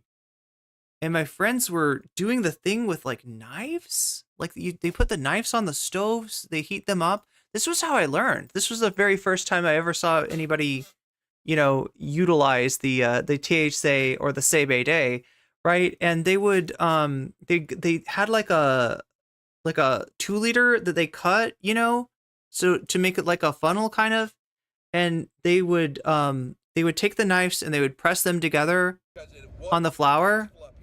But now there are freaking and then they would inhale it through the 2-liter, the top of a 2-liter, basically. And that's apparently a very powerful way. That's a way to get very, very inebriated. But because it was that whole first effect, some people have this, some people don't have this, right? But I had the first effect and the second effect, and maybe even the third effect be nil, zero, nada, right? It was only when I had tried it, I don't know, 4 or 5 times that it even did anything. And then when it started doing stuff to me, it would affect my speech centers. I couldn't talk. I couldn't have a conversation with people, which is kind of what you want to do. You want to chill with people. And, someone that... John Barron says, I think you're giving a really over-modest account of what an average poly addiction looks like. I've heard grad students brag about taking 7 to 10 things legal and illegal every day. Yeah, don't do that, kids. Bad idea. Not good for you. Everything in moderation. You will be miserable otherwise. It's only cool the first time. Frankly, had read nothing and is trying to read. Schmegley, when you say French style, are you talking about the cone style? It's like you take the little piece of cardboard and on the bottom and roll it in a cone, and then you roll the paper around that in a cone shape. and then you stuff everything into there, and you just kind of like fold it up, and it's like, it's the weirdest way. But yeah, I think is that the French style, or am I thinking Dutch style? You like the riot act about ethics and who said what, and that was really embarrassing in my view. Yeah. So I guess the thing for me is like I can't say that I have a huge therapeutic background. I have somewhat of like a medical background. But You do not have a medical background. Stardust, you don't have a medical background. What are you on about? I mean, I don't know. I literally do not know what Stardust does for a living. Like, is it wrong if you're like a CNA to say that you have a medical background? I don't know. I don't know where the cutoff is, right? Exactly. Like how much, what kind of certification can you say I have a medical background? You know, I'm something of a psychomagician myself. Psychomagician. you know, I don't have a law background. I don't have like a therapeutic background. But Sure. what I can say is the things that I've seen in this, the way Medical background, dad is a doctor. Medical background, dad is a school nurse. that I never did a pub crawl, but I guess it's kind of cool because you're with a bunch of people, so you're sort of safe. Like right when you're going from pub to pub, you're sort of like, it's not like you just by yourself. have run their community. There are certain tactics that seem very cult-like to me. And then just the way that they treated their child. Some of the tactics I saw there were very cult-like. So, for Is example, this whole thing just armchair diagnosing you? This is a group therapy session for the vanquished. Speaking of which, editor. We have our thumb. Kind of like that, Raven, but different. Like, I'm talking about the knives thing. I don't know what it's called. Knife hits or something. It's it seems like a kind of wasteful way to do it. And I was just hanging out with this one friend of mine who was like really into the stuff. And so like he needed the strongest he you know, spraying for expensive stuff. He, you know, smokes like we were talking about, like knives, like pressing the knives together to burn it, and then catching like the vapors that come out of it in a like in a cut off pop bottle. Nail. There it be. That's the thumbnail. Oh no. That kind of works too, doesn't it? Yeah. Yeah, nice, photogenic, but soulless. Like Third time. Yeah. Maybe it was the third time. It was like the third, fourth, or fifth time that I felt it. it's kind of got a Zuckerberg energy going on. Yeah. example, writing daily logs about chores that you do, requiring paragraphs upon paragraphs on chores that they're doing or apartments that they're looking up. This is just unnecessary information, and it's just. Sunday, have you seen Aiko's thumbnail? It's horrifying. Disavow. I do not endorse the war crimes Aiko has inflicted upon these people. Yeah, so if you don't know Aiko, I think she's using like an AI program or something like that. Like sometimes she like it looks kind of like either hyper real or sometimes monstrous. Like especially if she's covering somebody that she doesn't like, you know, you can tell it from the thumbnail. Has to fill time, and that's what. Again, what is that dismembered thing on her couch? I don't know. It looks like a tripod, maybe a light box. It's like her room is like AI generated. A lot of like for example, troubled youth centers will do to kids that the places that take kids in the middle of the night, they're known for like being pretty abusive. One of their tactics that they do to take up time so people don't have time to even think is to require people to write logs on each other. And so yeah, even that was like a huge red flag to me.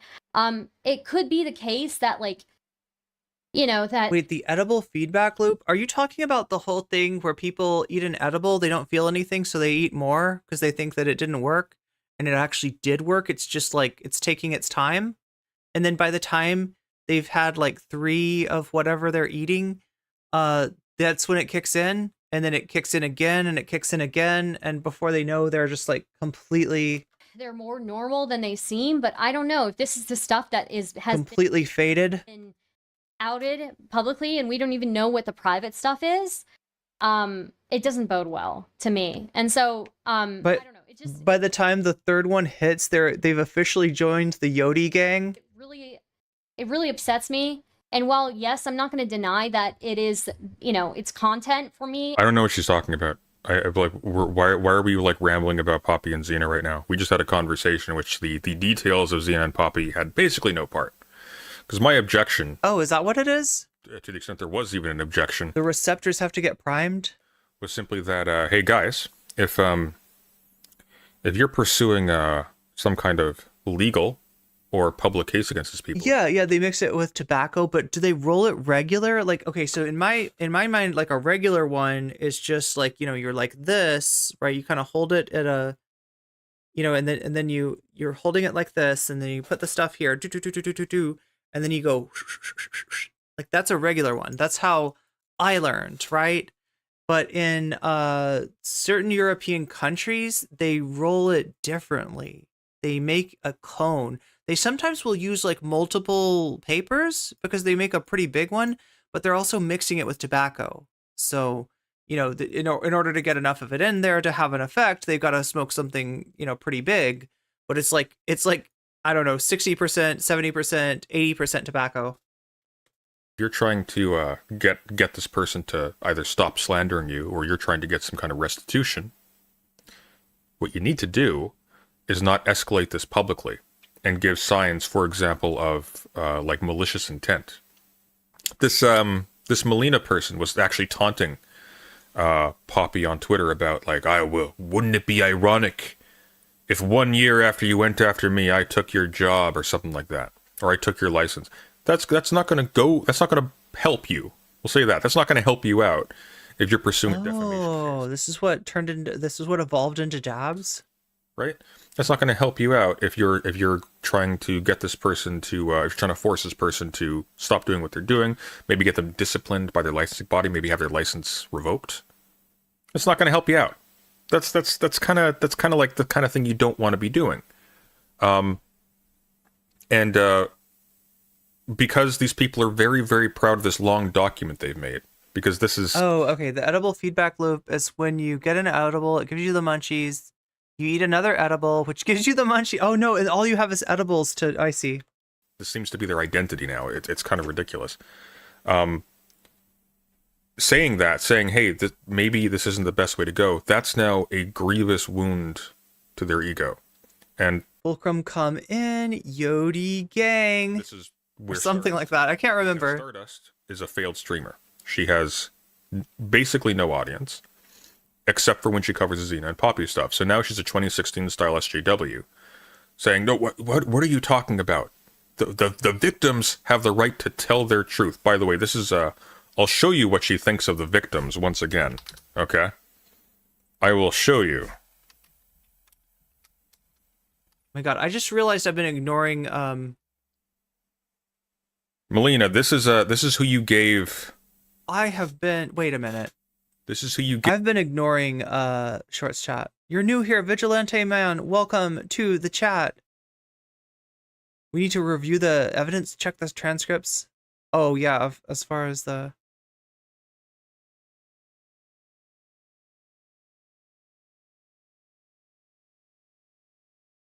Oh my God, I can't even tell. Wait. Sometimes I think my body is some kind of... Oh my God, yeah. Edibles have never worked for me. Actually, I think there's something to that. I've heard that there's some people who like somehow it doesn't actually work. It doesn't absorb. Gave $300 to. Just FYI.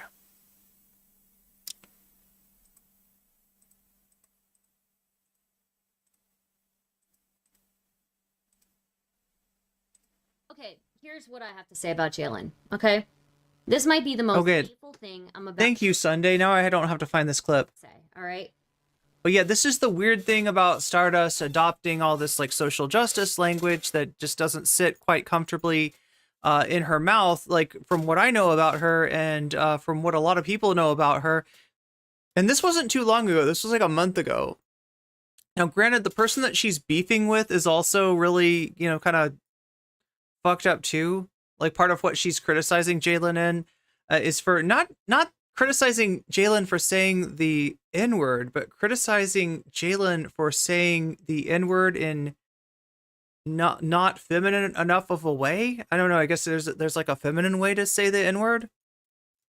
And so yeah, I mean, like this is the real Stardust. But how the fuck are you gonna be claiming that you are a woman? Claiming that you are a woman, identifying as a woman, and putting zero effort into socially acting as a woman, how women act. How women act. Zero effort into sounding like a woman. Yeah, I forgot to. You got to get your instruction manual for how to act like a woman. That's You think a lady drops the N-word the way that you do? How does a lady drop the N-word? That's what I want to know. What is she yapping about? You think that having long hair is all that it takes to be a woman? How the fuck? Yeah, what does socially acting like a woman even mean? I don't know. I'm sorry. I don't fucking... I would say that it probably means, like, I don't know. There are plenty of trans women out there who I think it's probably different, you know, like, I don't know, between, from one woman to another. It's... women, okay? Jalen is not one of them. No, that's not even what she's saying, V. She isn't saying don't say the N-word. She's saying say the N-word in a ladylike manner. Which... What? What does that even mean? Jalen is... This is from this year, by the way. Like, yeah, Stardust by no means anti-N-word, so... Jalen needs to work on it, okay? You cannot claim to be a woman when all you do is fucking grow your hair out, but you don't change the way that you interact with other people socially at all. You don't change you're still interacting with people in the most male socialized way possible, and you're dropping the N-word left and right. And you don't even work on feminizing your voice. Like, voice training, hello? You don't even try. But, like, here's the deal. Like, right, we all have different voices, including Stardust. And if we want to compare our voices to what, like, the average, like, female vocal register, I think many of us might be, you know, below the, you know, average hertz, right? I don't think that should be a problem. I think it's okay. I think that the variety is good. Jalen tried. I would, you know, give her that much, right? She doesn't even try. There are plenty of trans women out there who at least try to like do their voice training and really feminize and all that, and they don't always reach there completely. But I respect it because they try. Because being a woman is about trying, okay? Being a woman is about trying. Being a woman is about fitting into a mold that you will never fit into. Oh no. Oh no. No, like, look, you shouldn't have to try to be your gender. That's your gender. You are your gender. You already are. You know, for all the people that will tell you you will never be, I will tell you you already are. Okay? Wow. Yeah, she's it gets worse from here. It gets sad. It gets sad. Is squeezing yourself into a box. She's uncomfortable in her chair because she's in a mold she can never fit into. That's how you know she's a real woman. I digress. Point is, I don't think, call me crazy, okay? I'm no expert. I'm not like a media guru by any means. Like you can tell by my audience and my following, it's taken me 3 years to get here, that I'm not. But I don't think this particular angle, this audience that she's going after, right, I don't think it's going to have a lot of longevity. I just have that feeling. I think there is a contradiction. I mean, what exactly is this audience, right? Her strategy here that is going to unfold in very short order. Is he thinking that she's appealing to a more social justice attuned audience? Because, like, I mean, she is trying to, she is using more of that kind of language, but I don't know who's watching her Poppy and Xena streams. In some aspect, I can't I can see in one aspect I could be doing what other content creators have done where they laugh at everybody involved. PV will buy her a new audience. PV can't even buy itself an audience. Rude Mudcrab, thank you for the $5. Quote, how are you a woman when you don't fit into this box, unquote. Also, quote, being a woman is never fitting into the box of what a woman is, unquote. There are many He says being a woman shouldn't be about being uncomfortable and feeling like you never measure up. That's alienation, yeah. Women are multidimensional beings, okay? That's what you need to understand. They're literally magic. That's like this is why they are able to like defecate cinnamon buns. Seems impossible. It should be. Actually, Sunday, it's more like Cheeto dust. Right? I can't do that because I might be able to laugh at like Poppy for being ridiculous, but I cannot laugh at people who are victims in this. And it's just really sad to me. And even a 20-year-old content creation is fun, but this time I had to do the right thing. Or a 23-year-old who is living at home. This person is physically disabled. At 23, you still want guidance from your parents, Of course you do. Yeah. Of course And so they might Cranberry scone Sunday. No, you should see your doctor if that's the case. That's a sign of bowel cancer. be an adult, but like they're still looking for that. And to me, it seems like they're not receiving any affection, any guidance from their parents. And if anything, they're just getting scorn. So, yeah. I mean, I am very careful. Like, how can I say this? There. Come on, Briana. Focus on that damaged speech center. Are members of the issue with Poppy isn't her not being womanly enough. Well, Stardust is actually saying this not to Poppy, but to another commentary streamer named Jalen. And again, no apologies for Jalen. Like, I don't know much about Jalen, but what I do know isn't exactly great. She's not lying when she says that Jalen says the N-word, but my family that I have that are going through things, and I make really, really, really sure to not mention them in my public role because I know the President said, I don't know what the point of the Jalen clip was. Could you elaborate on it? Because as someone who has watched commentary, Stardust seems very right on Jalen, and Jalen's also trash to us. Okay. I'll break it down for you, okay? Oh, wow. Let's say there is let's say I just assumed everybody got the point of that, right? That there is. I'm trying to think of what's an example that won't get me in too much trouble. Let's say there's a black streamer, okay? And let's say Briana Wu and Stardust collaborating. True, Hollywood Cote. They're a really nasty person. They slur people. They insult them. Maybe they even do stuff like they dox people and they like harass them and whatnot. Yeah, exactly. Like, look, somebody being shitty, even like a trans person being transphobic, even a trans person doing like what Briana Wu is doing and giving credence to Ray Blanchard does not give me or anyone else license to be transphobic to them. That would be fucked up. That would be me being fucked up. Nothing that Briana Wu does like makes her worthy of makes transphobia against her okay, right? Make it appropriate for me to start going, well, they're a bad person, therefore I can use slurs against them. That's the analogy. I'm not entitled to be publicly bigoted against a category of people because one instance of that category of people happened to suck. Yeah. To me, that's not complicated. Kinds of people that will go after them, right? Or my husband, right?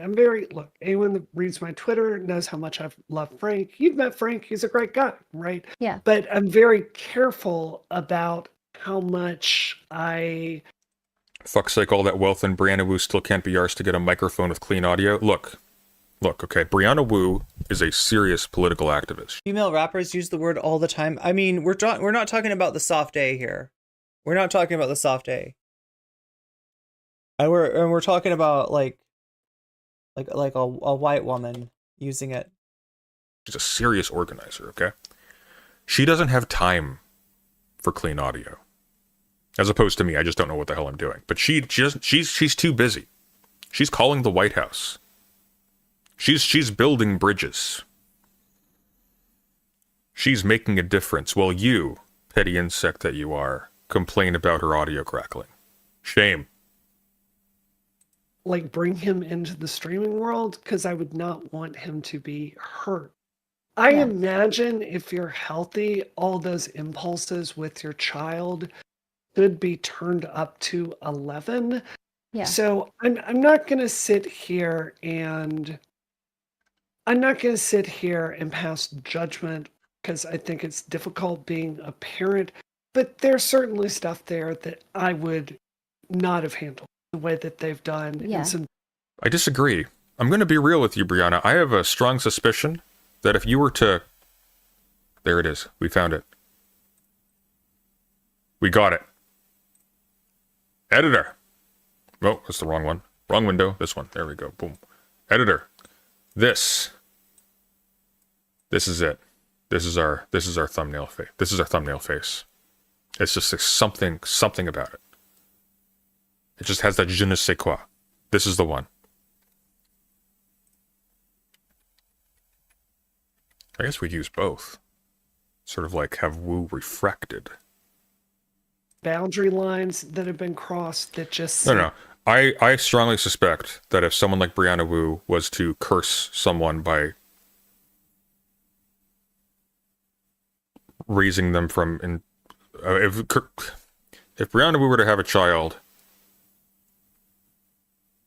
I would pray for them. I will say that. Let's press on. It seems like you should not be presenting yourself as a mental health professional while doing some of this other stuff. It just, it's really upsetting, I think. Yeah. I do have to say, I think White Nervosa is leaving the chat. Thank you so much for being in the stream. I really appreciate the support. And I do appreciate all of you guys here who might not be of the same like political alignment of me, but at the end of the day, like victims are victims. At the end of the day, money is money. So that's it. That's our explanation. I was wondering why Stardust is talking in a way that I've heard her characterize as being a soy SJW. And that's it. That she's got a different audience in for this Poppy and Xena stuff than she would for her Richard Spencer or Nick Fuentes material. I don't care who you are, okay? If you are... I don't care if you're white, black, green, or purple. I don't care if you're gay, straight, oblong, etc. I will grift off of you. Sunday is such a tool, though. Yeah, I mean, that's the thing, Isaac Gonzalez. We got like it's a little bit of a mid-off. We will shill on the beaches. People abusing their credentials are abusing their credentials, and like that is something. But somehow, Briana Wu is the tiebreaker, right? Like there was kind of dickish or fucked up stuff that Sunday was doing. There's obviously like unfunny jokes from Stardust, and and her trying to grift to, I guess, like a more social justice oriented audience, right? Despite her not being who she is. But then you bring in Briana Wu and you've kind of broken the tie. That across political lines should be something we all find wrong. I agree, and yet all of a sudden, for some reason, because it's in your friend group, you don't. Instead, we're gonna talk a little bit about spoil sports versus cheats when we get to our Homo Ludens streams soon. Mostly because I like the distinction. Johann Huizinga, the author of this book, really good book by the way. Yeah, Johann Bazinga observes that cheats generally have an easier time of it in terms of social acceptance than spoil sports. Here's why. A spoil sport, someone who says, this is just a game. This is all bullshit, I don't want to play. Screw these rules. Let's make new rules, do a different game. For people who enjoy or benefit from the game, that's really aggravating. But a cheat respects the rules. They just pretend to be following them. But by pretending to follow them, they thereby respect the rules of the game, and therefore they keep the game going. So, Briana Wu cheats. Not so erudite cheats. Destiny cheats. They'll pretend to be doing one thing, but they're doing something completely different. But by pretending, the game is still able to pretend to keep going. Because I'm a spoil sport. I'm the bad guy. But there's a thing that kind of happens though after a little while. When people start to lose faith in the game because it's been saturated with cheaters, they move on to other games. This is what happened to PlayerUnknown. So I have a strong suspicion that the opening lines of Three Kingdoms is correct. The kingdom long united must divide. So yeah, it does.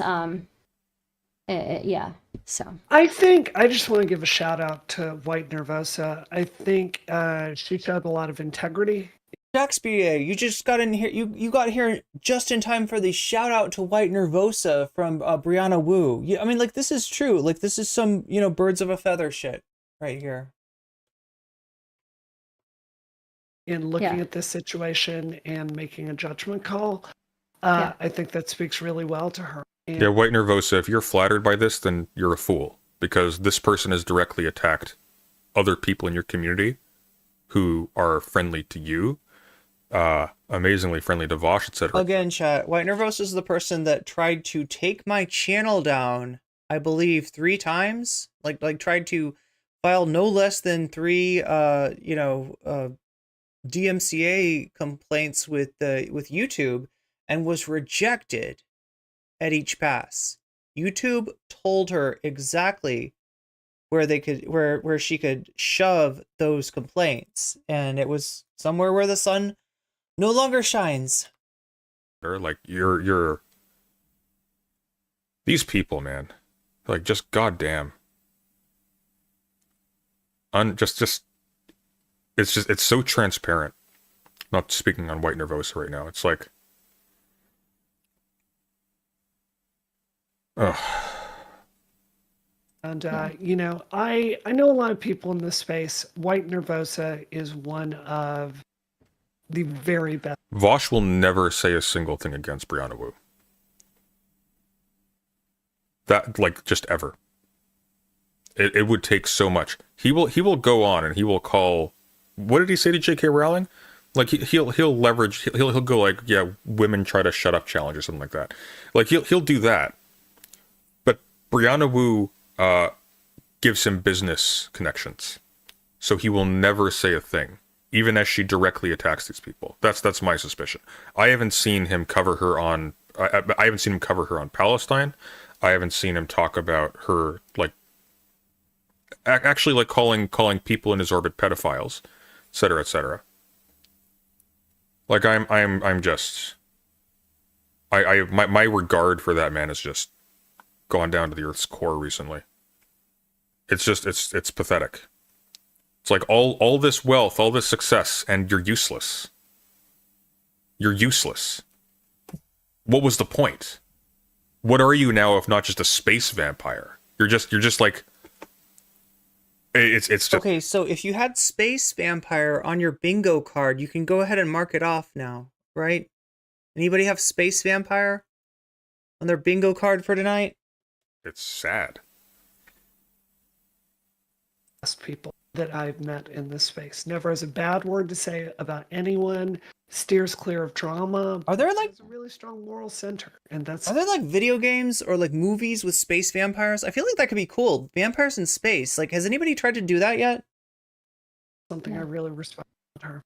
No, it's not. No, it's not. No, it's not. Briana Wu is the one who, about a year ago, when Hogwarts Legacy was coming out, Briana Wu was the one who was making a big stink on Twitter, going like, guys, J.K. Rowling is really transphobic, y'all. Hogwarts Legacy is a test of character, and a lot of people are failing it. And at the time, she was getting really cozy with like Keffels types, people in that sort of sphere. And then Keffels... Here's what's weird about that, though. That is not Keffels' take, right? That is not something that Keffels has ever endorsed. I feel like Keffels even teased the idea of playing the turf game herself on stream. In fact, I know that she did that.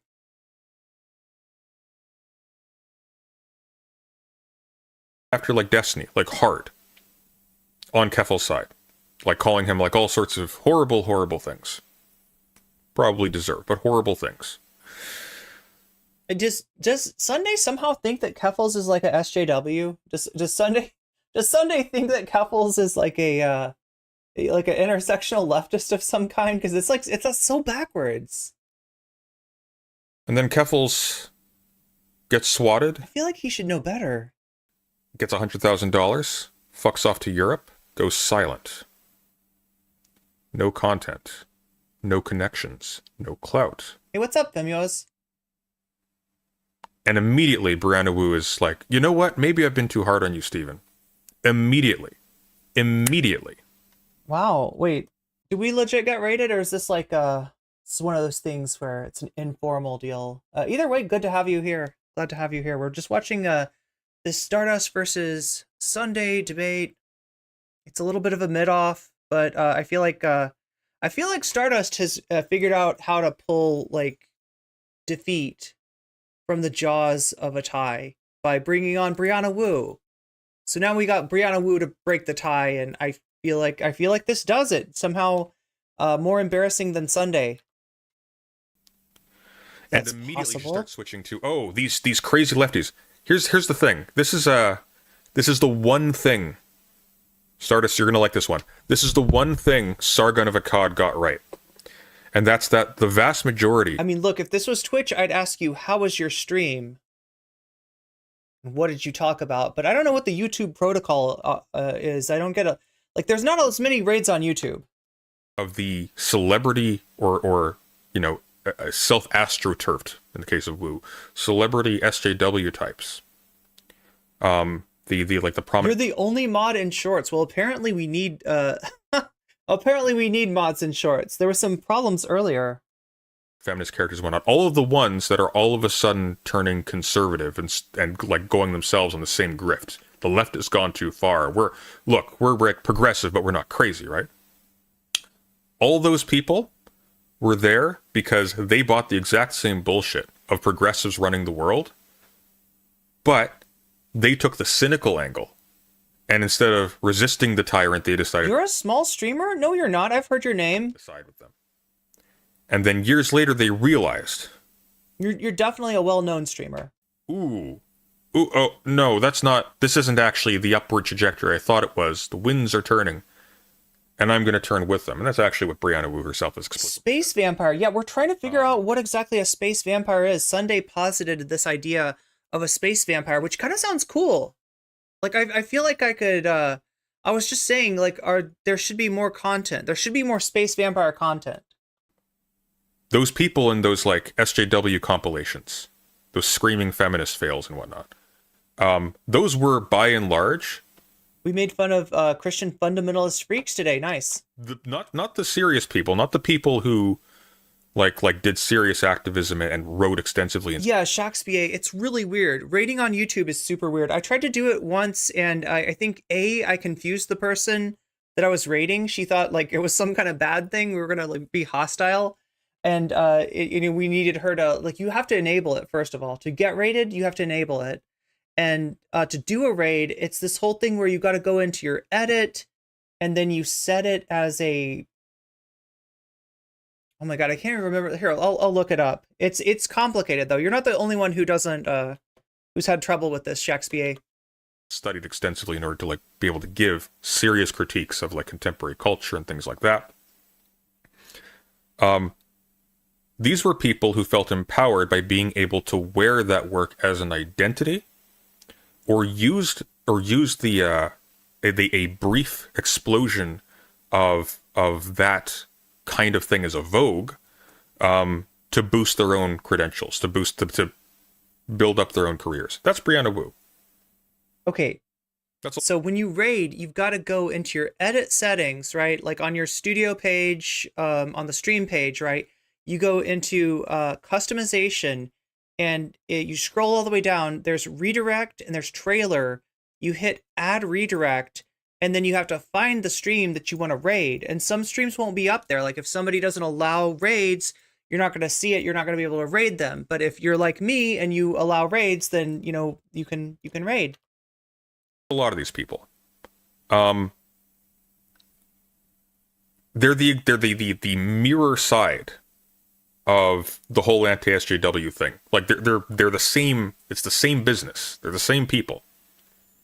They just pick different teams. Wait, what are we talking about now? Sunday's lost me. So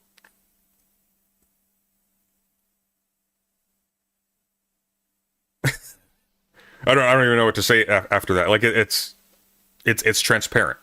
But here's the fact of the matter. Briana Wu is obviously not a person without ambition, and obviously not a person without pride. Why do I know this? Well, because there are easier things she could do otherwise. If she was smart and she actually had vision, she would keep herself out of the spotlight, and she'd be a little kingmaker in the background. She'd be giving financial support to people in order to make them do the things that she wanted them to We've seen this happen before. do. She wouldn't be paying them There are people who do literally what Sunday's talking about. to let her come on stream and shill herself. And it's an annoying thing. I actually had somebody like, now I'm not going to name any names because I'm not going to try to start any drama. We've already had enough drama in this stream already, okay? Enough drama for me. I'm enough drama for a lifetime, right? I don't like it when people that I generally like start get mad and take to Twitter, right? So I'm not trying to start any extra drama. So I won't mention who I'm talking about here. But yeah, I did have somebody in my community that literally dropped, I don't know, it must have been like, it was like at least $250 on me at once for dunking on Infrared Haas. And then tried to control my stream, and then tried to tell me not to disagree with other people. And it's like, if I disagree with somebody, I'm going to disagree with them. I'm not going to go easy on them if I debate them just because they're a bigger streamer. And this person was like, well, then fuck you, basically. I'm taking my 250, I'm taking my limitless bank account and going somewhere else. And it's just like, you just have to kind of be, you either have to be resigned to that, or you're going to give up some of your autonomy. You're going to give up your ability to call the shots for your own stream, because it is very tempting, right? When somebody is, is essentially bankrolling your whole operation to just sort of, I mean, like that's the worst kind of audience capture, though. Can you imagine that? One person coming in here, dropping a whole bunch of money on me, and then all of a sudden I'm saying shit that you don't recognize. I'm saying shit that I don't believe in, right? That's not. I don't think that's not who I want to be. Because she would have the self-possession and self-awareness to know. Yeah, there's definitely people like this on Twitch. There's definitely people like this on YouTube. That herself doesn't sell. She is not charismatic. She's not smart. Her being on stream. This is why I like the Weasel Gang, because it's a team effort. It's a whole bunch of people contributing what they can, when they can, and making it so that I can do this day after day and week after week, making this sustainable, even at the small, like I've got less than 3,000 subs, chat. Like, this is pretty unprecedented to have a chat that is this engaged at this level of YouTube size. Does nothing for anybody else but for her, because she desperately wants to be seen. It's you that keeps me independent, and I thank you for that. And this is what Briana Wu has condemned herself to.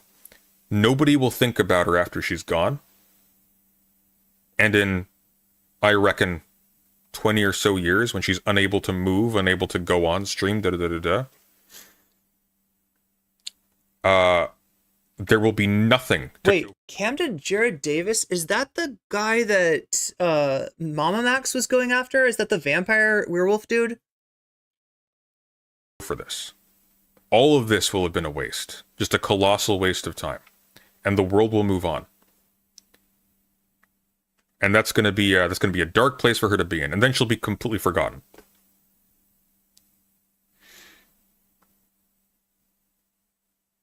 Like completely forgotten. Nobody's going to think about Briana Wu in 10 years from now. Yeah, I mean that's what I'm saying is that you like, you know, whatever your concurrents are, you've got influence. You get talked about, and not necessarily in a bad way either, right? And I don't know. The level you have to be I don't know what you're dealing with right now, but I got myself into like a little bit of drama somehow or something. We'll figure it out. Hopefully it's nothing. Yeah, probably longer than that. There are people like Briana Wu in every single generation. There's a lot more than just Briana Wu. The only reason why we're talking about Briana Wu is because she is obsessed with me, which, by the way, is really sad because I'm not that interesting. I enjoy this, but I'm not that interesting. None of this matters. This is embarrassing, is what this is. You are witnessing unaddressed. Bobby has it disabled?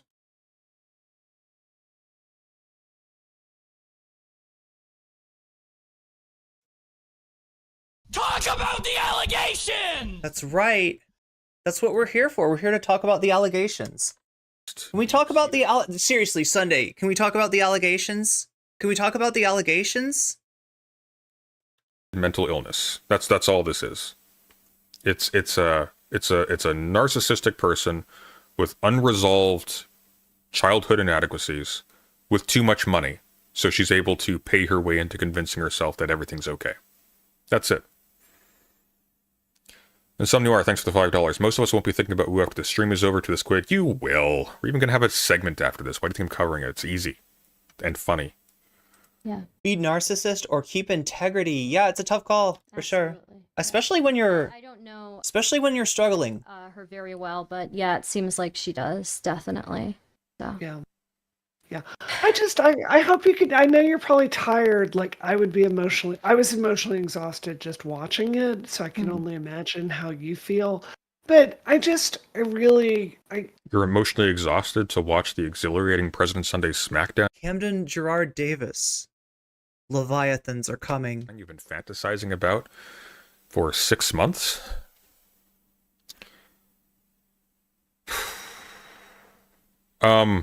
You know, they have medications for you know, too early and whatnot. Just for next time, so you can like last for the whole thing. What? for all the people. Oh my God, Sunday. Receiving end of Sunday's personality disorder. I hope you really hear we appreciated you going up after him like you did. Yeah. That was very cathartic for me. So thank you for that. Yeah, You're of good. course. Well, you know what? If it makes the world a little bit better for people who have been victims of my personality disorder, Stardust, you're welcome back anytime. Anytime. Okay, here's my idea. I'll make a video, I'll at Bobby, and I'll show how you... No, that would be insulting. I feel like that would be patronizing. I'll show, because it's legitimately hard. It's not intuitive, right? Like the way that like Twitch, you just hit raid, or you just /raid command, right? It's super easy on Twitch. On YouTube, they make it so hard to find it, and so hard to... Like, most people don't know that they can't get raids if they don't enable them. I appreciate that. Yeah. Why does Briana Wu speak as slowly as Keffels? She spent a lot of times, you already DM'd Bobby. She spent a lot of times with Keffels. Like, right, she was in the Keffels community. I don't know if she still is. I think she's like trying to hang around Destiny now. I'm pretty sure wherever she goes, eventually people realize that, I mean, like, not Vosh though. I think Vosh is still getting that woo money. But yeah, I mean, she's just kind of this like, I don't want to. Oh my god, I don't want to say the word. She throws her money around. Let's just put it that way. Not that there's anything wrong with that. But yeah, I mean, people, I think other people want to call in. I'm trying not to turn this into like a blood. Yeah, I was actually friendly with Keffels back in the day, but it went way south, right? She's, she said she hates me on stream. I don't like, I've got some issues with her, right? I've got some disagreements with Keffels, but I never took it to a place of hate. Course for everybody thing, but I'm happy to like talk to people. Like Malcolm has done really great coverage of this, so I definitely want to talk to Malcolm. Yeah. I think Malcolm wants to like yell at you, so I don't know if you want to do that right now. God, again. Yeah, but see, I would be down for seeing Briana Wood get yelled at. I think for now, I think the subject should be Stardust tonight. Yeah, Malcolm, if you want to yell at me, jump on your stream sometime. Oh, got a dip now. People are. Not everybody likes me in the chat. Yeah, for sure. Yeah, I think right now. No, seriously, is there drama between Briana and Malcolm? Is that real? I thought they were copacetic. I thought they were friendly. We just had this huge debate. I don't want to exhaust people more, so I don't want to turn it away from anything that's not the subject at hand. So sorry, Malcolm. For sure. Love you though. You're a good person. So yeah, for sure. Okay. Malcolm is some little psycho trying to make his career on Xena and Poppy. That's kind of what I'm getting from this. Deeply unimpressive people. Just a lot of them. I'm really, it's. I don't like any of these guys. Okay. Xena and Poppy clearly in the wrong. I don't like any of these people. And I think 90% of them should get a job. Yeah, so was there anything else that you wanted to talk about, or? I'm good to go. Just thank you so much for doing that, Stardust. Yeah, of course. Thank you. I know that there were probably more like criticisms, more specific criticisms I could have given to him regarding like his treatment of you. I guess I'm just not like super. My treatment of Wu? How did I mistreat Wu? I didn't do anything to Wu. God, I just commented. They're teasing me. It feels like this is over. I want it to be over, but it's not over. I can tell they go on a little longer. Stuff that she posted publicly. Let's bring in some tweets. Let's bring in Twitter. I mean, that would be unflattering. Like any information about Wu is not information Wu would like to be out there, I imagine. Super brushed up on that, so I'm sorry I didn't get to go into specifics on that either. But I do appreciate you calling in and being supportive and all that. Well, my issue of what he did about me. Oh, wait, here we go. Public stake, right? Yeah. I mean, there was all this blowback on some other people. Yeah, maybe you shouldn't have said your coworker, what was it? Like she said Benny looked like a man or something? What was it? Like maybe. So he's talking about the group chat logs, Briana Wu, those got leaked, those got released, and she was being a mean girl. She's being a real mean girl. You shouldn't have gone after her. And kind of like in a Blanchardian way too, like right? Her weight or her like presentation or something like that. Maybe you shouldn't have called people freaks. Maybe you shouldn't have bragged about attacking the Demon Mama's partner amidst all of their friend group. Like I think like 90% of this just boils down to Briana Wu being. And chat, we still don't know who released those group chats, right? There's theories. There's definitely theories, and the fact that Sunday got the leaks first, it gives me some ideas, but I can't confirm those ideas yet, so I'll keep my lips zipped. A socially inept, bigoted moron. That's not my fault. I'm sorry you were cursed with too much money early on in life, so you never, learned how to be a human. It honestly caused a lot of collateral damage. I know Sunday doesn't care about me and wanted to hurt me. Did I cause a lot of collateral damage? Sweet. Okay, so yeah, she's still sore. That's why she hates Sunday, in case anybody's wondering, right? Sunday's the one who talked about... God, I gotta do it again. I swear to God, Bobby has got the best sound bites. Talk about the allegation! He was the one that talked about the allegations first. I didn't realize that was I could do so much. I feel very oddly powerful right now. That's fine. I'm a public figure. Nice, Blanchardian Leviosa. Used to that stuff. He really ended up damaging, in particular, one woman who I love dearly, like a sister, in a really, really fundamental way. Okay. I damaged one woman who Briana loves like a sister in a really fundamental way. Let's do a... So, oh my god, like my mind is going in so many directions. Who could this be, right? It could be anybody in the group chat. It could be not so erudite. Is it Jenny Matrix? Is it Antenna Cactus? Is it... Who's she talking about? Okay, chat. Give me your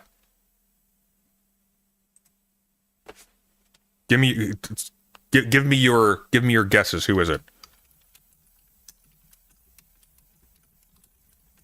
Any guesses in chat?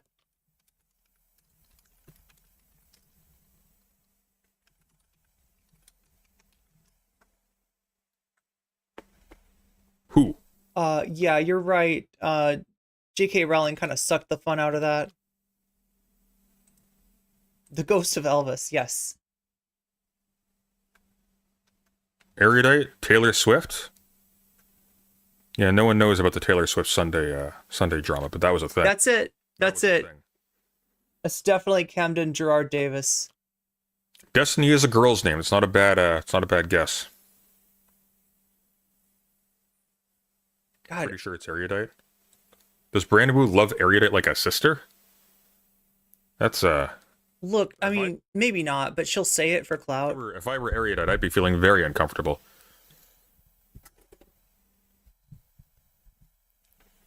Or very comfortable, right? Depending on like whether you want to get a nice cash infusion from Progressive Victory or not.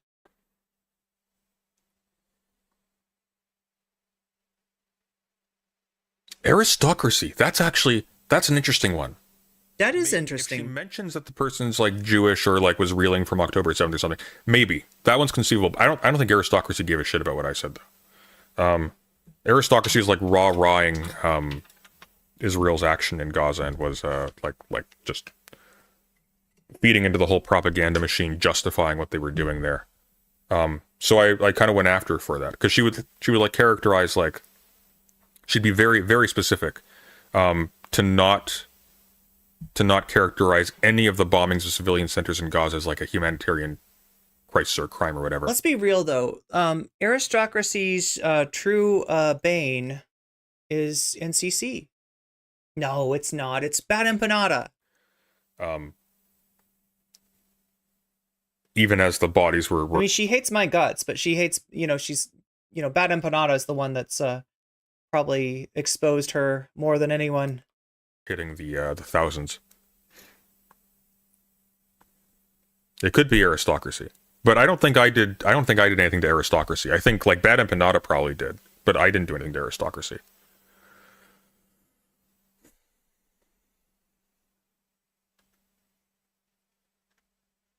Bad Empanada is like impossible to get along with.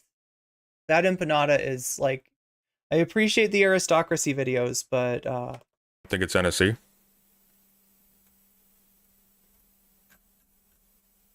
I'd be Jenny Matrix. Bad Empanada has no chill.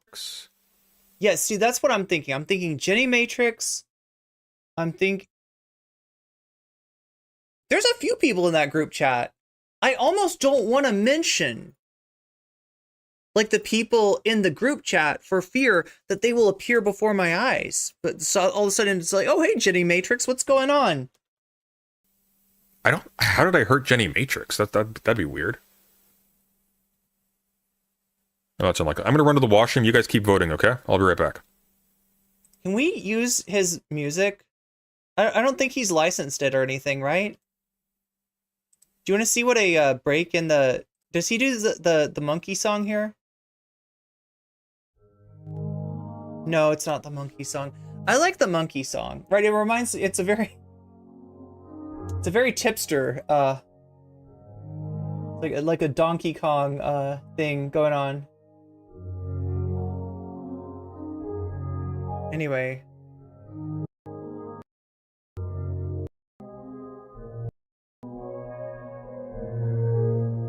We still haven't covered the new tipster video.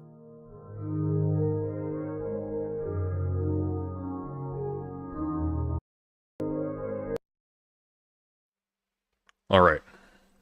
Let's get back to it. He really made her spiral. And she's just collateral damage. I made her spiral.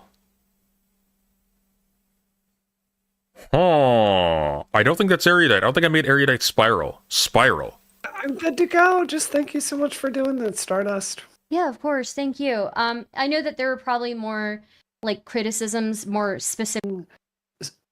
In particular, one woman Here we go. who I love dearly, like a sister, in a really, really fundamental way. He really made her spiral. And she's just collateral damage. I don't think I made Nuts erudite spiral, and I don't think Nuts erudite would be collateral damage, because I think I specifically Also, seriously, dude, talk about the allegations. critique Nuts erudite. Like, okay, so the main thing that I wanted to show you here is Briana Wu sort of doing like a mafiosa thing where she's like, well, sometimes maybe YouTube might just have to cut ties with certain channels. Sometimes Discord might, like, she's like low-key like threatening to take Sunday's channel away from him, right? And that's not the only threat. That's we got more threats after that. That wouldn't be collateral. That would be like that'd be the target, right? So I don't think that's not so erudite. That would be odd. If that's not so erudite, that's strange. Right? Yeah. So it's what I couldn't get past watching this tonight was... No, okay, like, okay, this is more drama than I normally do. But it's a special night. We're streaming late. The most cringe thing I've ever seen Bad Empanada do was actually defend Keffels. And he did. And he did for a long time. And he called my friend stupid for pointing out that, like, Keffels was kind of fucked up. And like he hates Keffels now, like, right, he knows, right? But he never apologized to her. And like, I think I came in and I was like, dude, you're like, I came in because, like, yeah, nobody's gonna call my friend stupid. And I got blocked. I got the Bad Empanada block. Classic. I defended Keffels too. Yeah. Oh my God. Keffels, former Keffels gang. No. Yeah. No. I did. Like when up to a point, right? I mean, she's got no loyalty herself, right? But when I saw her getting like just dogpiled, I defended her, and then I got to know who Keffels really was. He's sitting there daring to lecture you, and you look at what he's done to Kyla and what he's done to me and what he's done going after people's credentials. She mentions Kyla, but I don't know if that necessarily means the person she was talking about before was Kyla. So Kyla is not so erudite. Just for anybody keeping score at home, we need to make a new leftist community. To be honest, well, Vosh is out of the way, so could be, but wait, she said her name before? No, she didn't. When he was doing that to Kyla, the day it happened, I was having... No, she said Kyla in the call, but she didn't like say anything that like linked Kyla to this person who I damaged in a fundamental way. Seriously? He was nicer to her when he had her on his stream than he has ever been to anyone. To Keffels, yeah. That's like, and it's weird because like Bad Empanada, you wouldn't think it to look at what Bad Empanada says about Keffels now. With a really good friend of mine, who has she has a master's degree, and she was. Oh God. Okay, so good point, Nutois. The people involved in this chat are top left, Briana Wu. The I don't know how do I describe her? She's like I guess she's kind of like a Destiny Vosh orbiter, which is a weird thing to say because usually you've got to pick one or the other. Briana does not. She donates to both, so and they're both glad to have her there. I guess, right? She was in charge of a political action committee called Progressive Voice, and she was responsible for the conversation at VidCon that was like Destiny, Vosh, was Keffels there? Keffels was there at some point. Was she there at I don't remember. Emma Vigland of the Majority Report, and who, I don't even remember who else. But like she was responsible, and she almost got Keffels, Vosh, and Not So Erudite and Destiny into the White House. Like they were going to the White House. And the only thing that ruined that all for all of them apparently was Hassan. Apparently they got wind of what Hassan had said about Taiwan, and they're like, you know what, streamers, we should do a PR check, right? They do a security check for anybody when they invite them to the White House. But then they decided that maybe there should be a PR check too, right? And when they PR checked, you know, any of these people, they were just immediately like, yeah, short stack goblins we do not want in the White House. I would rather someone try to kill me than go after my education, because like if that reputation is damaged, I can't get that back, right? Yeah, this is one of the reasons why it's really... Oh, you're out of the loop about Vosh? He was streaming. He was looking up fashion stuff, right? He was looking into like a jacket or something that he wanted to buy. And he finds it and he's like, oh God, this is so good. This is so good. Let me right click that and save that. And when he did, when he right clicked it and saved it, he accidentally opened up a folder, which happened to be his Spank Bank. Spank Bank is now open on stream, right? And it's weird, right? Because it's a to be sorted folder.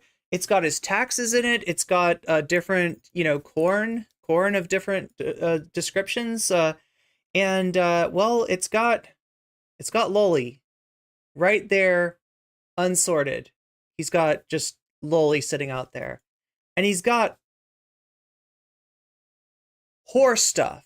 And if that wasn't enough, like Loli horse stuff, what could be worse? Okay, Lolis with horses. He's got Lolis with horses, right? So that's, you know, it was hugely embarrassing. H3 got a hold of it, right? I think I might have been one of the first people to talk about those allegations. But then H3 picked up on it, and it was just like, I mean, that's where the whole Tiffles and Tipster, that's when they got involved. They tried to go to bat for Vosh. This is like Tipster's thing, isn't it? Defending the undefensible, especially Loli. What is it about Tipster that he feels the need to defend Loli? I don't understand. Important to not misrepresent your credentials, because then your credibility is gone. Because the purpose of a credential is to be able to say, look, I'm trained in this. Here is the proof. If you say you're trained in this, but you can't produce the proof, or if you have to say afterwards, oh, actually, that was mistaken. I actually have this other less impressive thing. Oh, wow. Okay, so Bateau Crafter's telling me that Keffels got COVID at the time. That's funny because that was Briana Wu's excuse too, but Briana Wu also had the group chat leaks happen. Like this is how Sunday's like most relevant, maybe. He's the person who broke the story on the Briana Wu group chat leaks. And I think that it might have, like, I don't know. She says she got COVID. Who am I to say that she didn't? Keffels apparently got it too. A lot of them, maybe, you know, kind of, you know, it was a super spreader event apparently. But yeah, so Briana Wu didn't end up participating in the panels that she'd kind of paid to be on. Sad day for her. What you've admitted to is lying in a very serious way, because what you've attempted to do is attempted to usurp other people's judgment by claiming that yours is superior and claiming that you have validation from an external authority to say that your judgment, your read on an issue that may be of some importance to someone's personal life or to society as a whole, yours has privilege. If you've been lying about that, you've actually done a very serious wrong, potentially to a lot of people at once. This is very serious. You also not just do that, you discredit the entire discipline. Because... Are we still talking about Not So Erudite? So yeah, this guy's got a huge bone to pick with Not So Erudite. I don't understand it. It's something about her credentials as a it's not psychometrist, psychometrician, is that what it's called? And he called those into doubt. He said that she was using her credentials to claim authority that he didn't like believe that she actually had. And so he ends up like calling her school and, trying to check out and see, what, if she can call herself that, right? Because he just doesn't believe her. I don't know the truth, or like, right, we're talking about like, what is the standard of being a psychometrician in Canada? I don't know. So I couldn't tell you. This is Glup Shido drama. I had no interest in it. I did not cover this. I did not look at this. So I don't really know. I can't tell you, who's right and who's wrong in the President Sunday versus not so erudite thing. But I can tell you that it seems like President Sunday is still very much on his mind. Briana Wu made her name during Gamergate when she made sock puppet accounts and created harassment against herself. Yeah, from what I heard, she tried to insert herself into that role along with like Anita and Zoe, and really it was just a way of promoting her software company. It's actually rhymes with Illinois, so it's New Troy.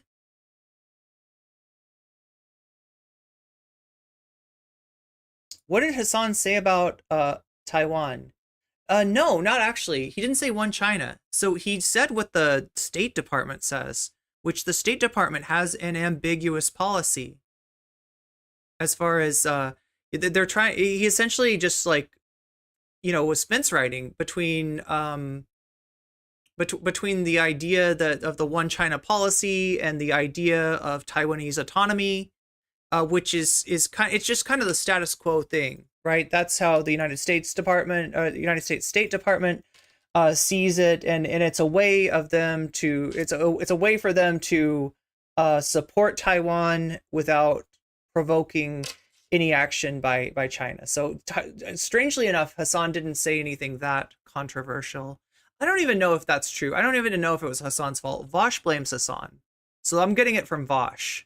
And there's a video. I have a video on that, but Biden didn't want to be associated with ethical CP. That's right. Biden didn't need any more scandals, I guess. Haven't passed a security check in over a decade. The White House can suck it. What is a spank bank? Wait. So like it's in his folder, like for pleasuring himself, or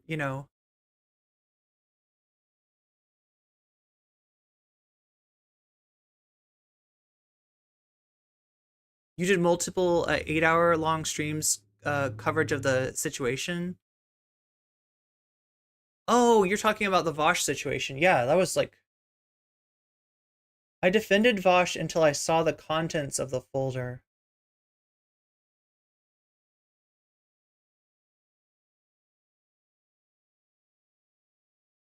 Sunday is right.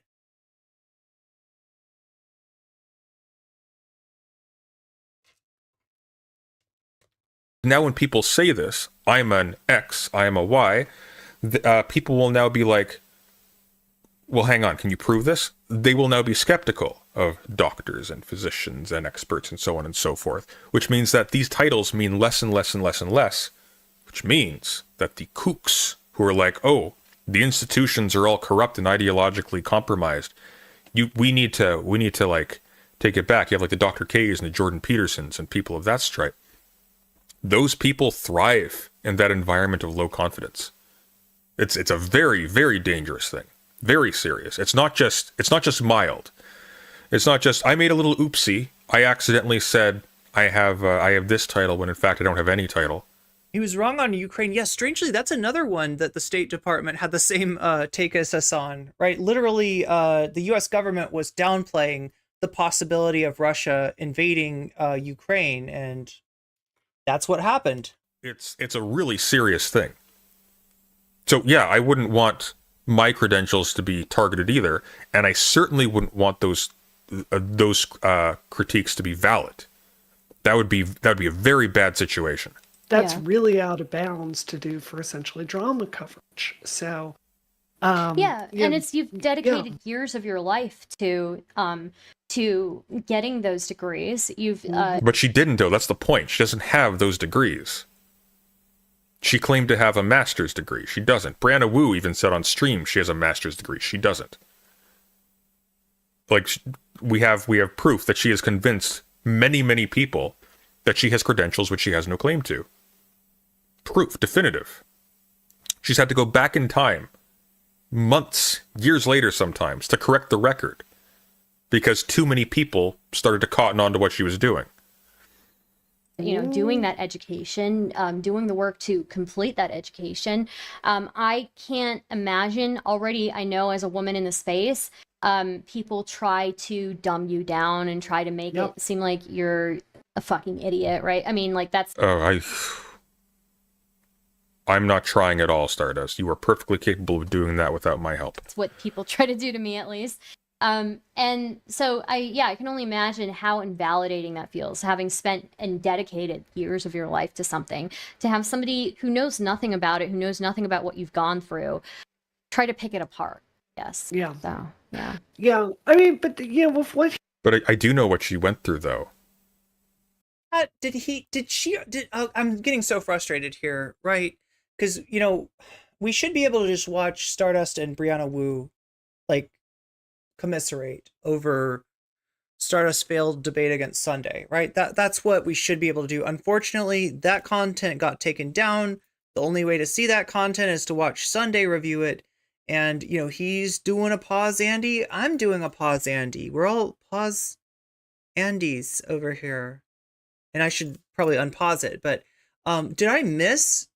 What I'm looking for is Briana Wu talking about the idea of YouTube cutting ties. So she doesn't say, I want to take Sunday's channel down. She says sometimes in order to deal with a particularly toxic content creator who's doing harm, maybe YouTube needs to cut ties with them. So she's like, it's like mafiosa shit. She's like alluding, like it'd be a shame if YouTube were to have to cut ties with your channel, President Sunday.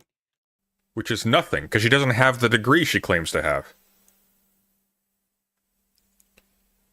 Smith Black, I did too many tongue twisters before stream. Thank you for the $5. Holy moly, I didn't know you were a landlord, Sunday. You're living rent-free in both Erudite and Boo's heads. Yep, fake leftist. You caught me. He did to me. It was, ultimately what happened is I used some language. Wouldn't you be a squatter if you were living rent-free? I don't know. With friends privately. That language you used with friends privately was, hey guys, we need to take all of these people that I'm pretending to advocate for publicly and saying like I am a friend of non-binary people, and we need to take the wheel from them. We need to push them out. We need to get these freaks out of control. The lunatics are running the asylum. That's what you were doing.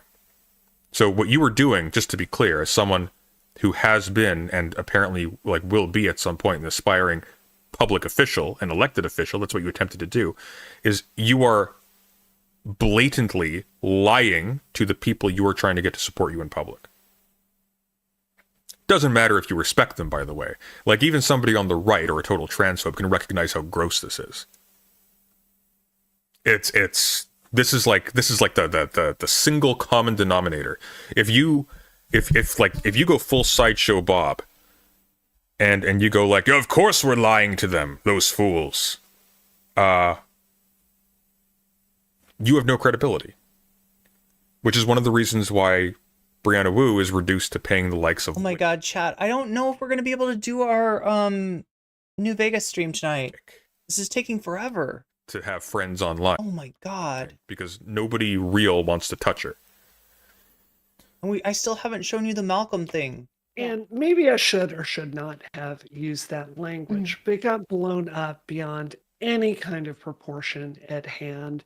In the abuse that. Okay, Briana, if you want to try to salvage some sort of political career, some sort of sense of being at all honest or real, you need to bite the bullet on that. The shit you said there was unambiguous, mean girl, Blanchardian nonsense. That's what you were doing in there. And Like it's legitimately like worse for you to try to pretend that it was something else, right? And because of that, not just to me. Yeah, it's my first playthrough of New Vegas. We're in Prim right now, trying to take down, I think, the Powder Gangers. But to my friends, it was just like, this is not. We just got our new shiny metal robot. On the side of good, just call it what it is. And that's true. Yeah, Boots. This is the other funny thing about Not So Erudite fudging her credentials. People who actually like study their field, like you'll notice this, by the way. It is very uncommon for a professor to be bragging about their credentials. And there's a simple reason for this.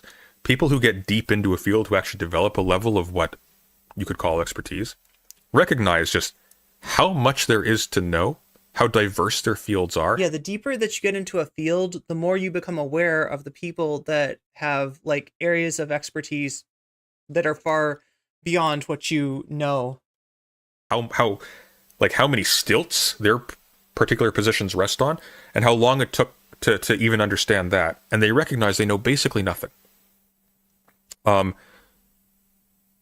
L. Well, I'm glad to hear that. This is this is funny, like, because like I started out doing content with people like Chud Logic.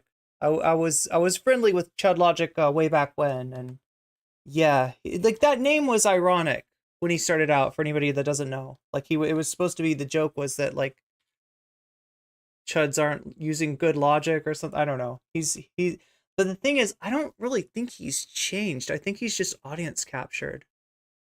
Like I see, okay, like, oh my God, you got me on Chud Logic now, but I gotta say it.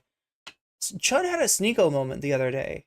You know what I'm talking about? You know, the moment where Sneeko is confronted with his young fans and they're like, fuck the women, fuck the women, fuck the gays. Like, right? It's when Chud started hearing his audience saying 41% jokes, I feel like I saw part of him die. I feel like his spirit left his body or something. I mean, he's not I'm not trying to say he's a great guy. Like, I know him way too well. But he is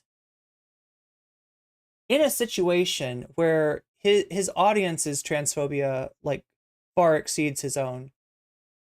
He didn't care when they made 41%. Well, he can't. That's his audience now, right? That's his beat. He's now just doing, Jesse Singal content basically. He's like a great value Jesse Singal. And you won't go. Wait, what? He didn't care when they made 41% joke. Oh, I didn't see that you said about you. When you're having like arguments about this stuff, because it's really complicated, you won't go like, no, I'm your expert, I have a degree, I'm the most qualified person here. Why? Because a degree doesn't actually mean that you have deference in you are owed deference in a conversation. Some people think it does. Some people think that you need to listen to the doctor, and sometimes that's true. In the case of an emergency, for example, or like a medical emergency, you listen to the MD in the room because it's time critical, and of everybody in the room, they're the most likely to be able to address the issue in a timely fashion. But if you're having an argument... Wait, he debated you in his position... Wait.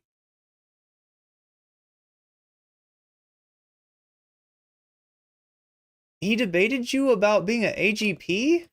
Claiming credentials is an invitation to verify. It doesn't mean that your argument now is able to stand on the fact you have the credential. It now means that we are supposed to expect a higher standard of argumentation from you. So it does kind of the opposite. If people understand like what these things actually mean, which is a reason why Not So Erudite has the kind of audience that she does, and the reason why she's in sort of DGG is because that's an audience that really doesn't understand what any of these things are. Or what country they're in, apparently, judging from the fact that Destiny doesn't know that there are senates in I'll have to watch that sometime. At the state level.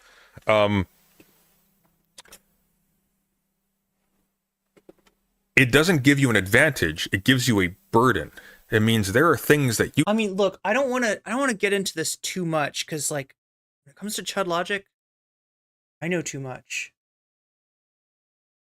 I know too much. I know why he's like this. And I suspect that there may be some people in this audience that know why he's like this too. You can't say. It's very much a Glinner sort of situation, right? There are things that you can't do. You have to take extra steps to make claims. It's restricting. It doesn't empower you to just like claim the spotlight in every single conversation. It's actually kind of the opposite. It now requires you to avoid certain conversations that may be advantageous to you from a media perspective. Or from a business perspective, rather.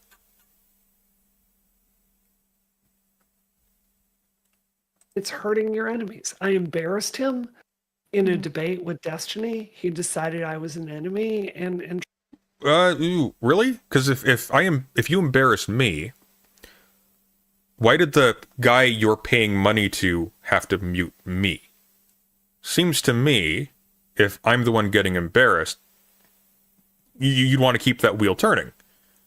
It's good content. That's very satisfying. Seems to me you would be pursuing interactions with me, not blocking me on everything and frothing at the mouth, going in to support every single person who debates me and propping them up. That sounds to me. So if it was unclear what I meant when I said it's a Glinner situation, this is what I'm talking about.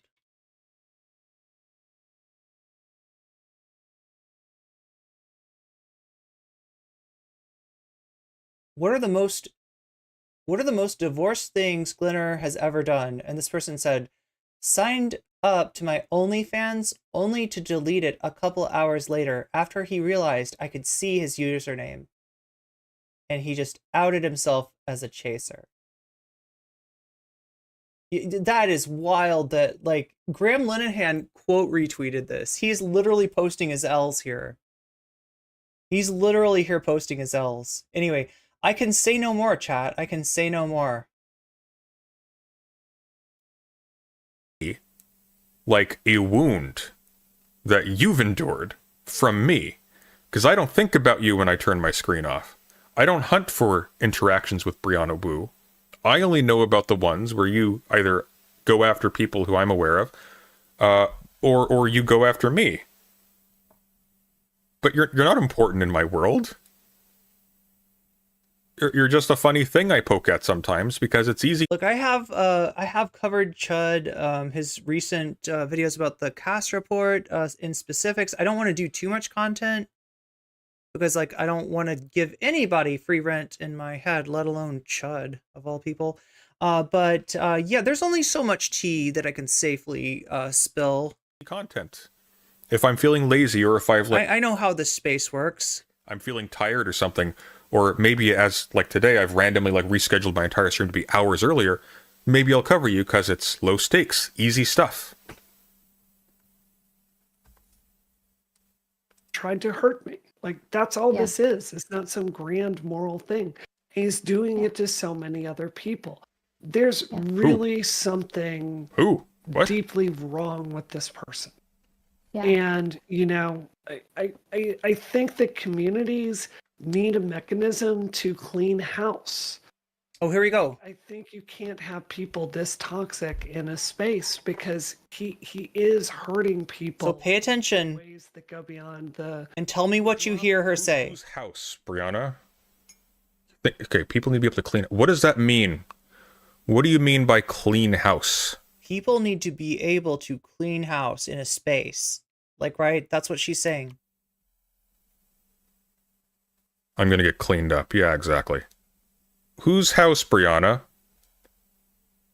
Yeah, that sounds like content. I thank God we don't share it. I'm looking at your house right now, and dear Lord, Kyra. Oh God. Oh God. Somebody in there to dust. Oh God. Briana Wu destroyed. I wasn't even thinking about that, but yeah, you can see her background. She needs to clean house herself. Coverage that we all sign up. Yeah, definitely. Definitely. Yeah, I'd be thinking that way too, Stardust, if I got the thrashing that you did the other night. Yeah, I'm just glad that I don't put like any of my. But I mean, how do we interpret that, right? Because that's she's gonna clarify a little bit more, but education out there because I feel like Yeah, that could be very embarrassing. Regardless of which direction it goes in, like if you had an education or if you didn't after claiming you have medical experience, that would be a very embarrassing thing to do. I don't recommend you do that, Stardust. Keep your education, as you call it, to yourself. I mean, I know that there's a lot of people in the space who don't put their education out there for the very reason that they know that it's going to be picked apart by people like Sunday. Right. And, you know, it's a shame because we should be valuing people who have put that work in to, you know, really dedicate themselves to a subject. But instead they feel like they have to like hide it, and then we can't get more nuanced thoughts and critiques of certain things pertaining. Look, there are lots of nuanced thoughts and critiques, okay? There's no nuanced thoughts in this call, but there are nuanced thoughts all over the place. To the subjects that they've dedicated all that time to. So, yeah, I definitely think that there's a problem there. And the thing is, like, you've really hit on something here, if I could say, like, Yeah. because for me, I've never tried to hide who I am in this space, right? Like, I don't have another like handle, like. But you did though. That's why the DM leaks, the group chat leaks, were a big deal for you. That's why you're still talking about them. That's why you're frothing at the mouth, salivating at the idea of me getting beaten in a debate for 6 months, fantasizing about it in your words. Because you were hiding who you are in the most malicious way possible. My path to doing this has been very different, and Exactly. People hide their knowledge because Sunday might hunt them down. They fear me more than death. Just Imagine being afraid of President Sunday. Imagine that. Imagine. Feels good. Yeah. I feel like this culture in the long run, it closes y'all off from other opportunities that you can have down the line, right? I mean, it just, I don't know how to say this. It lessens the credibility of what you do if it's not your name, it's Stardust or some alias, right? Even with Destiny, it's so silly seeing him on Fox News and it's like Destiny, right? Yeah. It's also Fox News, to be fair. So I think this need that people have for pseudonymous identities to keep themselves Just say pseudonyms. They need pseudonyms. safe. I think She's trying to combine it with anonymous, pseudonymous. ways it's like shortchanging the career paths that you can have on down the line, if that makes sense. That's probably what the hell is she even saying here? Yeah, it's a damn shame that you all are embarrassing yourselves and have to, you know, go under a fake name in order to maybe get a job after this falls through later on. Like, yeah. There's an easy solution, though. Just don't do heinous... Didn't Bad Empanada reveal that President Sunday doesn't have a college degree, did he? Stupid shit. Very easy. Super easy. Yeah, absolutely. Yeah. No comment is an understatement. Thank you, Chris Johnson. That's very nice of you. One thing I'm afraid of like having is like any like LinkedIn site or anything like that. So yeah, it's one of those things. Yeah. Oh my gosh. I wish I could use. And people can see her. Look, Timothy Jones, a hater is just like borderline parasocial NCC fan that hasn't subscribed yet. Medical experience. His aliases like all over everything, but you can't do that on LinkedIn. So, you know. I wish all Fallouts could be multiplayer. I know, right? I don't get this need. I like being myself. It feels really weird to hide behind a mask. Like, it was always so weird to me when... Is this a react to a react? Yeah, you got me, Taylor Crane. You got me. Look, I wish it didn't have to be, okay? If Stardust had not taken down her video, then we could react to Stardust talking to Briana. Unfortunately, she got cold feet after President Sunday reacted to this, and so the video's gone as far as I know, unless somebody can give me a link to it. I don't know how to get a hold of it. So we gotta do it like this. And it's frustrating the fuck out of me because President Sunday is a pause Andy. I'm a pause Andy. It's just pause Andy on pause Andy squared, pause Andy. People accused me of like sending myself death threats or faking Gamergate harassment because it's like I don't use alts. But you demonstrably did. I'll show you. You demonstrably did. It was This is like established lore. This is like a reveal in like 0.25 time. Like it's just taking us forever to get there. But yeah, we're gonna reveal her alt in Gamergate, I guess. This is like old lore though. I don't know this much. I don't know that much about OG Gamergate.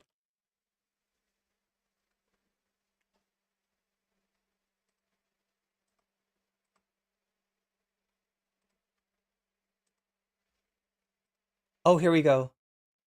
Oh, now we'll use screen grab for that.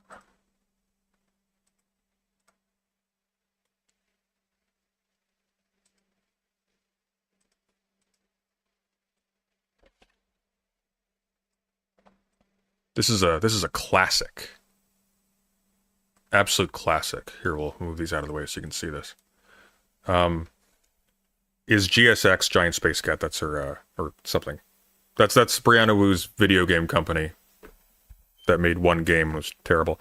Is GSX head of development and noted feminist Briana Wu a terrible person? Noted feminist Briana Wu. And this liquid snack person goes, running out of ammo or something, Briana? So for those who are sort of in the dark, back when Gamergate was a thing, and look at this, 8chan, Gamergate, and Kotaku in action, knock yourselves out. She accidentally used her developer account to post this. See right here. Actually, you know what? I'm going to make myself smaller so you can just see this in its full glory. She accidentally used her developer account on Steam to publish this. Briana Wu had a nickname during Gamergate called Literally Who. And the reason for this is because Briana Wu was not of interest to anybody until she started paying her way into having like interviews and whatnot, and just trying to like stake out a position because she really, really wanted to be a notable person of some kind. Like that's Briana Wu's lifelong ambition, is for people to recognize her existence. And so she faked bomb threats. She faked like the whole 9 yards. There were people who were like legitimately targeted and harassed without doing anything, like literally just kind of existing and doing their thing. Briana Wu saw the attention they were getting, and thought, I really want that for me. I am jealous. And that's colored her entire career. And that is the kind of clout goblin that Briana Wu is. On the internet, and she needs that for herself, which once again is why, despite posturing as like a serious political organizer, all of her organizing is so in case it's not clear, this is Briana Wu trying to use an alt to post about herself, right? To fucking bait about herself, and she doesn't realize that she's logged into her developer account. To the end of getting her in front of a camera. Not to actually getting people to do anything, just to, like, she will literally pay like a sub 100 viewer stream channel. That is it's just embarrassing. Like Wick or Stardust or whatever. She'll pay them money just to come on and talk. Like the Wick debates that she paid for. The ones on like contraception. Nobody's debating like contraception at this level. Nobody cares. The debate's not happening at that stage. The entire purpose of this was so that she could come on afterwards and have a one-on-one conversation. Yeah, I'm supposed to limit it to 6-hour streams because it's always easier when you only go 6 hours, but here we are. With Vox. In time that should be used for Fallout New Vegas. Which she paid for, which Wick facilitated. And the reason why she paid for it was not because the topic is important to her. Because here's the thing. If Wick could pull Vosh on stream for that, he would do that event anyways for free. It's already in his financial interest. The reason why she paid for it is because now Wick is obliged to humor her. To give her more airtime, to let her like speak at length. Otherwise, you know, it's up to him. Maybe he's not interested in Wu types. Which he's not. He's kind of not a fan of these people. Although that being said, I am mildly curious. And I say mildly curious because nothing to do with Wick is really an object of curiosity for me, in a deep sense. But I am curious I am curious what Wick's position is on Briana Wu So peaceful up here, but now suddenly there are freaking communist invading radicals. suddenly finding herself advocating for my deplatforming and censorship. That's an interesting development for him specifically to address. I am curious.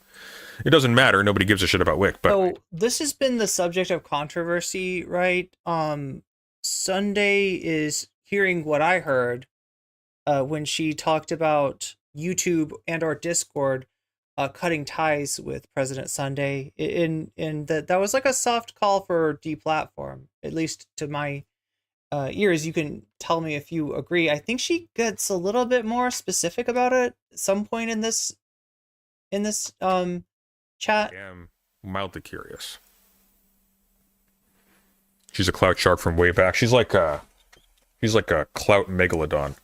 I just I don't. It feels weird to me. So I don't know. Yeah. Yeah, definitely. I don't know. I think people. What would Lex Friedman think? Can't we all just love each other and get along?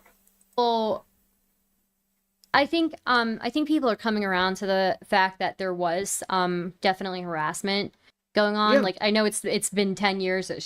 People should have come around a lot sooner, but no one. Okay, come on now. Nobody's denying that there was harassment that went on. I don't even think the Gators are denying that there was harassment. The subject of contention is whether Briana Wu was a subject of that harassment, or whether Briana Wu attempted to insert herself into that drama to chase clout. But I think people have realized that it came from like very specific actors within the Gamergate kind of scene. Yeah. So I'm not going to name any names, but like definitely there's very specific people that like now we know for sure. Not all of them, right? Like obviously, like there's a decent there's reasonable criticisms from the Gamergate side, right? From the Pro GG side. What is she waffling about? Why are we talking about Gamergate now? There were just Jesus Christ, Briana. She definitely likes her ethics in games journalism. Gamergate is not a personality. You're in your 40s. Like, evolve, please. Specific figures within that group, just individuals, right? Who don't make up the rest of them, who did direct some harassment, and so I think people underestimate that, how much. And dust your room. Good God! Like, what is this? Look at this mess. Like, why do you have so much stuff on your couch? Filthy. Well, you've got people like Dev, who's my friend and your friend. Because it was so peaceful up here, but now there are freaking communist invading. Now there are communist invading radicals. Yeah, she's talking about SFO. Top to bottom. Yeah. So I mean, here's the question. She's apparently friends with Dev. I mean, this is what Dev's a bottom. We learned that today. Really think about a lot in this space is I think we agree probably that like Discord stepping in or YouTube stepping in and like parting ways with the creator. I think this gets Did you hear that? used way too often. Like look at what's happening with Dylan Burns. Obviously super problematic. But at the same time, but like the community has a really good mechanism. And like as far as the Dylan Burns thing, that shit's a mystery. I don't actually know what happened with Dylan Burns. He got I think his main channel got demonetized. Maybe his live channel is still monetized. So that's why he streams on the Dylan Burns live channel. But and then he got banned from Twitch for doing something that Hassan had done. So yeah, it does sound like he got a raw deal at the very least from Twitch. I don't know what the YouTube demonetization was about though. To like get rid of bad actors, right? Really? So Briana is actually advocating that they get YouTube to terminate my channel and my income because they don't like stuff I have to say about them. I mean, that's what it sounds like to me. What do you think, chat? Is that what you heard? Like, she's like, I don't like it that for YouTube to have to cut ties with people, but. What a wretched, miserable, cowardly failure of a human. Because she's going to deny this later. What an absolutely embarrassing creature. Truly. Just what a mentally barren loser.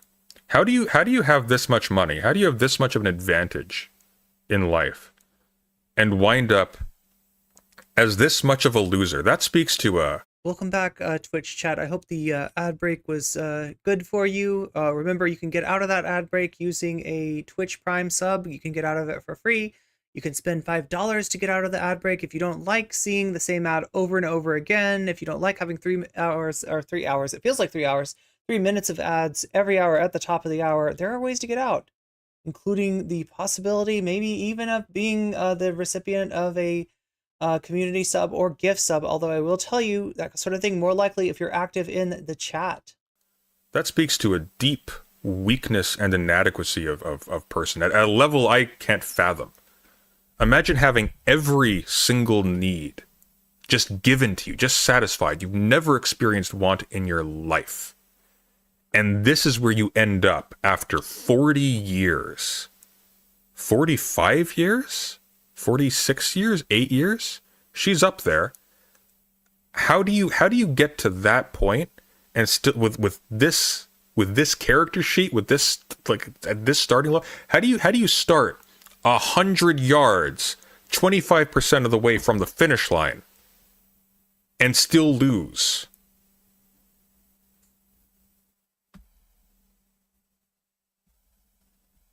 Like someone who, like Sunday, who I think is a bad actor. I mean, you can go on there and confront him, and that's good. And you can make the audience realize he's a liar and is not on. About what have I lied? I mean, you've been caught in a lie. You've been caught in several lies. It's kind of what you're known for now. You faked harassment. You faked threats. You lied to people saying you supported them while you were stabbing them in the back. Like, you're a liar. You lied during your congressional run. You lied about being impressed and being like learning about the horribleness of racism and classism and poverty and whatnot from your childhood. But what you neglected to mention is that your first political action in college was to canvass for Trent Lott, a segregationist. Like, you have demonstrable lies. You lied about your degree. You lied you had a journalism degree. You have no such thing. You never graduated, to my knowledge. You were given hundreds of thousands of dollars, just like that, by your wealthy... Yeah, $200,000 to start her software development company. ...parents to produce a comic strip. I feel like it's about time to get to talk about the allegations. It's about that time. It's about that time to, like, let's take a look at what we got on Twitter here. Talk about the allegations! Yep. We're going to talk about them, Bobby. I don't know when I'm going to get to the tipster stuff, but it is kind of interesting to see that this is not Tipster's first. He's died on Lolly Hill before, basically, in a similar way. Okay, so here we go.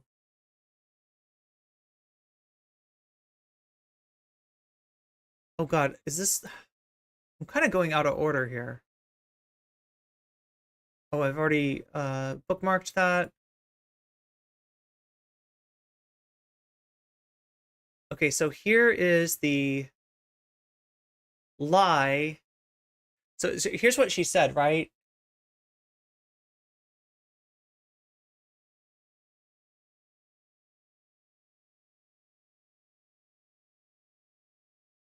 Trying to think of which order to go in here. I think we agree probably that, like, Discord stepping in or YouTube stepping in and, like, parting ways with the creator, meaning Sunday, I think gets used way too often. Like, look at what's happening to Dylan Burns, obviously super problematic, but at the same time, it's not like the community has got a really good mechanism to get rid of bad actors. So that's what she said, right? So it's kind of like, I mean, I don't know, how do you take that, right? Because she's saying like, we agree that YouTube, Discord or YouTube stepping in and parting ways with the creator gets used way too often. And then there's a but. But at the same time, it's not like the community. So in other words, it's a real shame. It really sucks that this is the only mechanism to get rid of bad actors. She's talking about getting rid of bad actors. She's talking about getting rid of Sunday. That sounds like a call to deplatform. I don't know how else to take that. But when Sunday brought this up, let's see what's...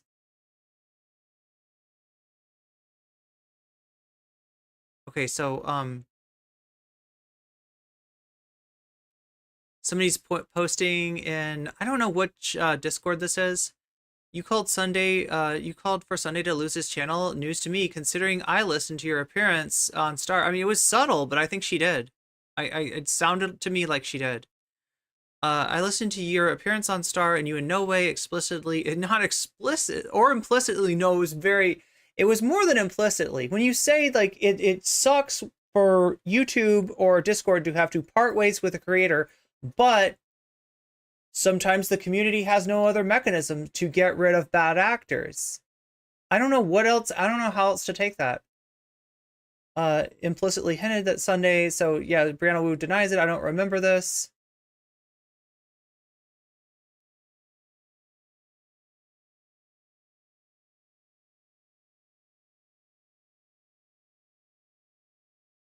Trying to think if there's anything else. She's posting a lot of cringe. He does kind of, well, I guess he's retweeting somebody here.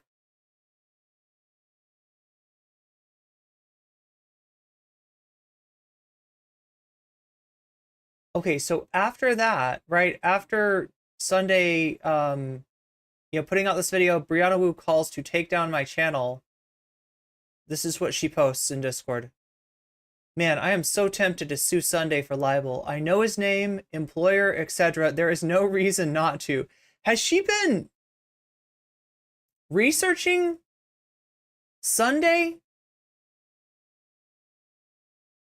Oh, is this Wix server? Did she do this in Wix server? Okay, so here it is again.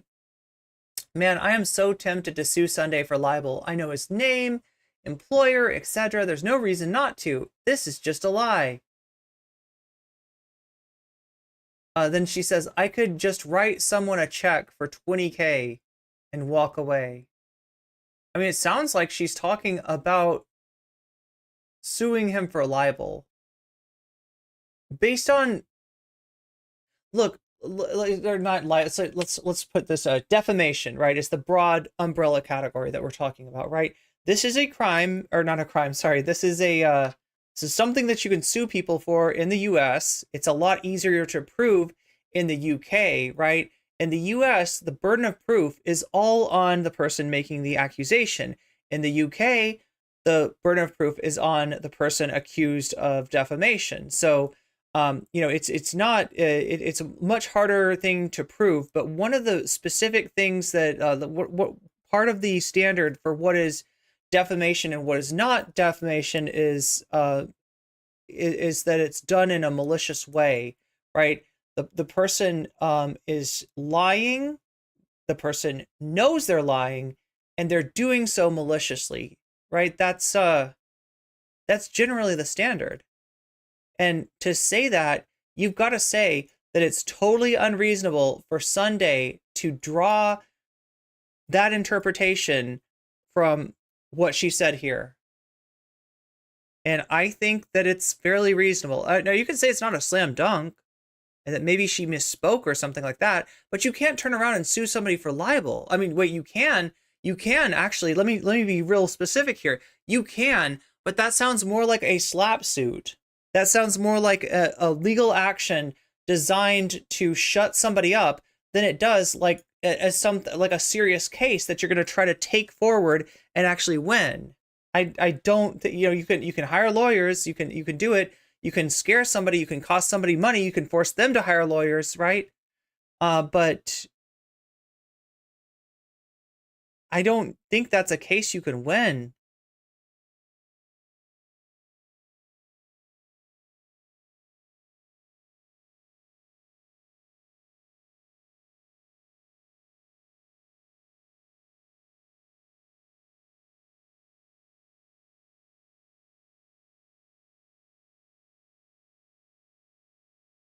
Oh my god, did somebody like morph Briana and Sunday together?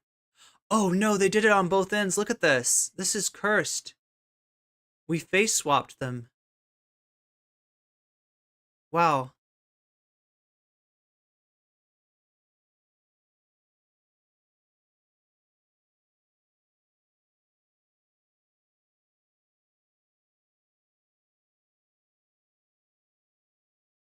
Oh my god, I feel like Elon's gonna get me in trouble for TOS here.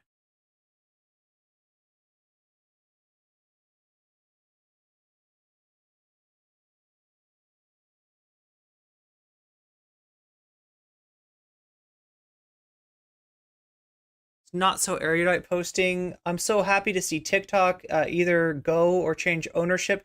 It's gonna get sold to Steve Mnuchin, right? That is one of the people that's in contention for buying TikTok. It's basically an unwatchable platform. Scrolling it, constantly just seeing misinformation being spread en masse. The app has destroyed so much of psychological knowledge. It has radicalized young people on half-truths, convinced so many that America bad. America bad. Oh my god.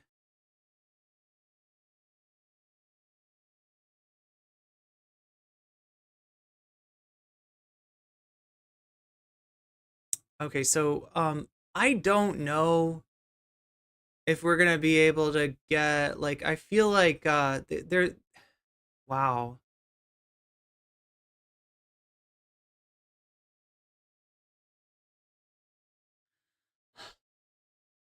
Do we have time to go over?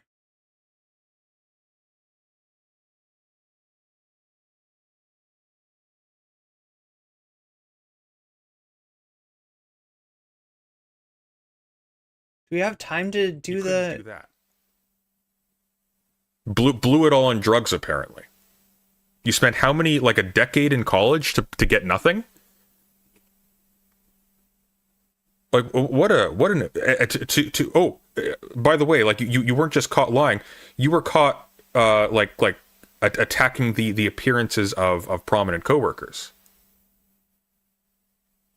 Like it's holy shit, a segregationist. Yeah, look up Trent Lott. Look up Briana Boo canvassing for Trent Lott. That's a thing. She's just a more naked version of her social class. Please don't make me picture Briana Boo naked. Ugh. Oh god, poor Frank. No comment. Intellectually sound ground, and you did that. But I mean, how does a community like the streaming community like police itself? It's really, really hard when everything gets turned into content. It's really, really hard when I can't just pay money for the people I disagree with to disappear. That really sucks. What a disgusting, wretched individual. Yeah. I mean, it's personally like I'm somebody. You know, it's funny because what Sunday's talking about there, right? In that, like, it sounds like her preferred remedy would be that the people that are loyal to her go out and destroy the people that are saying bad things about her. Go do content on them, right? And there is a precedent for that. There is, in fact, a precedent for somebody paying Twitch creators to attack another streamer. I was actually on the receiving end of that from the same person that dropped $250 on my stream. And again, chat, I'm not trying to start drama, so I'm not going to mention who, but this is not an unknown thing that she's talking about. However, the fact that she is unable to do this is kind of wild to me, because I feel like I mean, maybe there's just not as many streamers that are like just that hard up for money that they're gonna literally go out and do like mercenary work for Briana Wu and take down the enemies of Wu. But they, like it's I've seen good people take money to platform like nonsense about me at the request of the person, donating gift subs. I mean, this is a Twitch thing, right? This is old school Twitch poll. I don't know, but it feels the person that I have in mind, I feel like probably is less well resourced than Briana Wu. Like, as far as I know, Briana Wu's got like a bottomless bag of money. So the fact that she can't do the same thing, it's kind of wild to me. Who's not pro deplatforming, but I do think But I have an exception for people I really don't like, right? I have an exception for people who just completely expose me for the miserable, wretched failure that I am. I understand the temptation, Star, I really do. I do think that like making somebody into a joke, I think is probably the best way to do something. And I'm not really sure. Well, I'm glad you endorse my performance. How we would I'm not really sure how. Would you ever have a convo with Wu? She remembers the old day of Twitch politics. She was like somewhat on the inside of that, right? About this, provided she was willing to. Of course. I've done so before. She fled from me. I never blocked her. How to do that yet, I guess. Yeah, I'm trying to figure that one out. But yeah, it's hard because we should be able to police the community, but yeah, I don't know. I think systems need feedback mechanisms for when things are going off the rails, and I think just not on me. Systems need feedback mechanisms for people who aren't me. If people disapprove of me, I'm being canceled. I'm being maligned. But people who disagree with me, we need top-down mechanisms to get rid of those inconvenient interlopers. I think that's really hard when like the train wreck is what people most want to see, which is streaming. So anyway, I'm going to jump off. I'm going to get some sleep. But thank you so much for jumping on. Thank you. Thank Stardust. you. Thank you for talking. Get some sleep. Yeah. So my best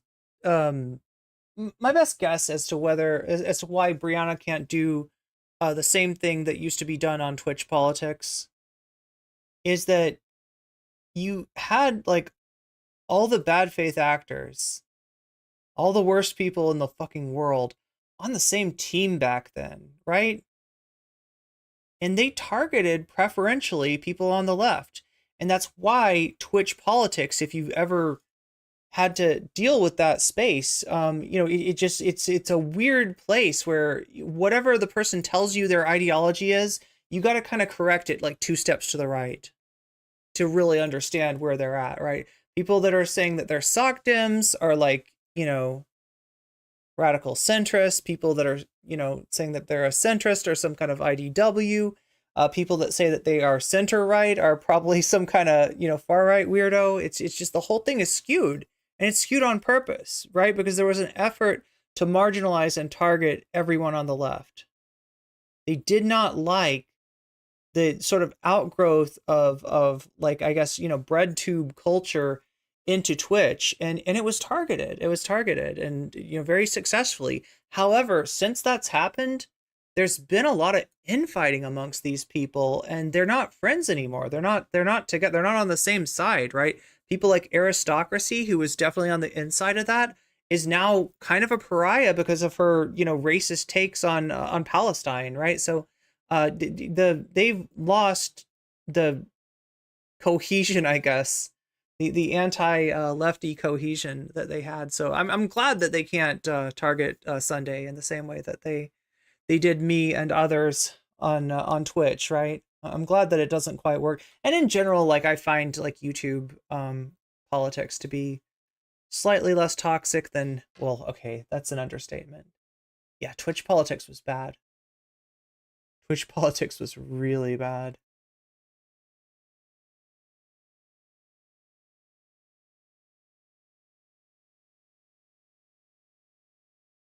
That's right, TikTok is making the kids gay.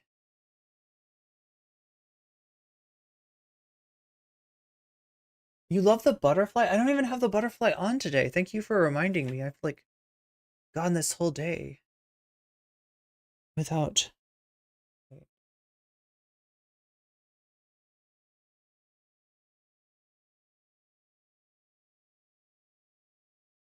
There we go.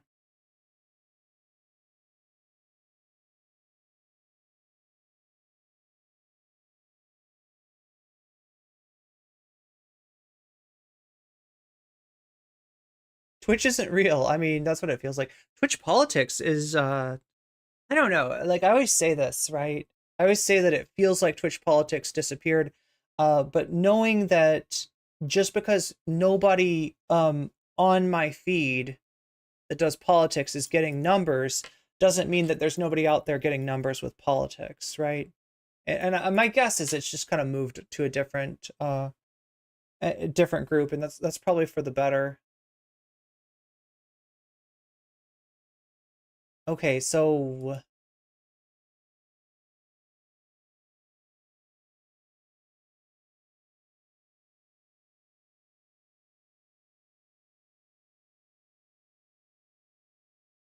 what is this going to be?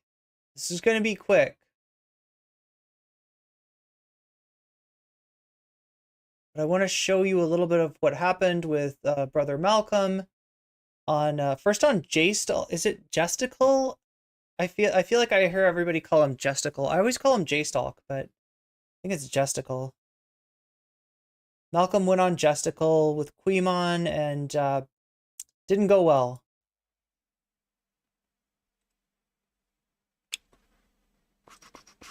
Also, Sunday, thank you for the content today.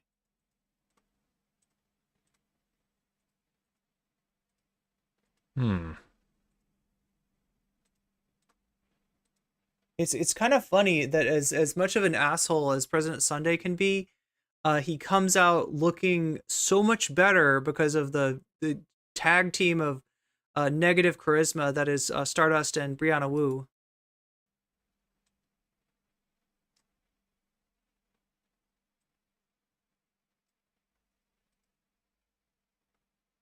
Anybody see this? Anybody see this Justical stream?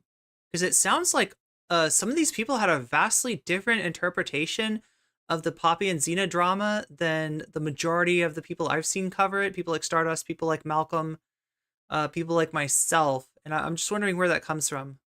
Weird. All right, we'll expand that.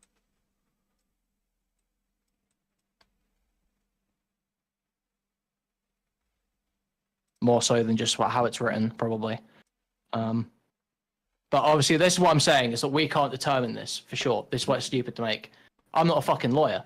Malcolm here is not a fucking lawyer, despite what he may want to imply. Does a PS5 have a method of streaming to YouTube? I'm not sure. Whenever I streamed PS4 to YouTube, I do so with a capture card, but maybe the PS5 has something on board. We can't make firm statements or educated statements about what the truth of a case is, because we just simply don't have a background for it. And these things would be arbitrated, oftentimes not just by a judge, but between two lawyers, a fucking jury in some cases. Like, this is not just some shit that you can just say, this is a slam dunk on the internet and be right. This is Malcolm which is here. Blatantly the case here. You've totally fumbled your way through your reasoning for this. I mean, I think to me, it sounds just fine. If that's me being Delulu, that's where it is. I don't really give a fuck. You guys can have your House of Lords and shit. I mean, look, you're being Delulu and Guattari. Gay things you have going on over there. I don't give a fuck. So, I mean, we'll see how it plays out. Like, obviously, like, they're all kind of in the throes of this, trying to figure out what to do. I think it's kind of like a fucked if you do, fucked if you don't kind of situation. I think no matter what anybody decides. Let's see.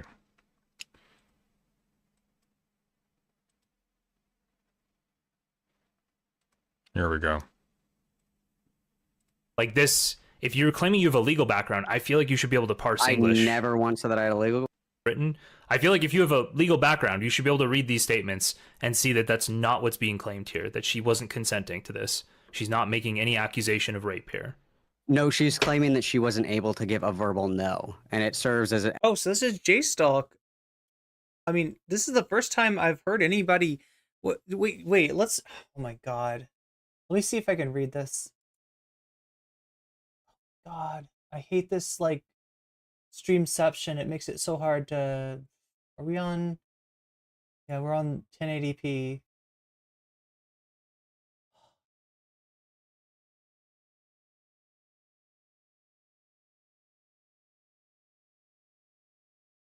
So was this the?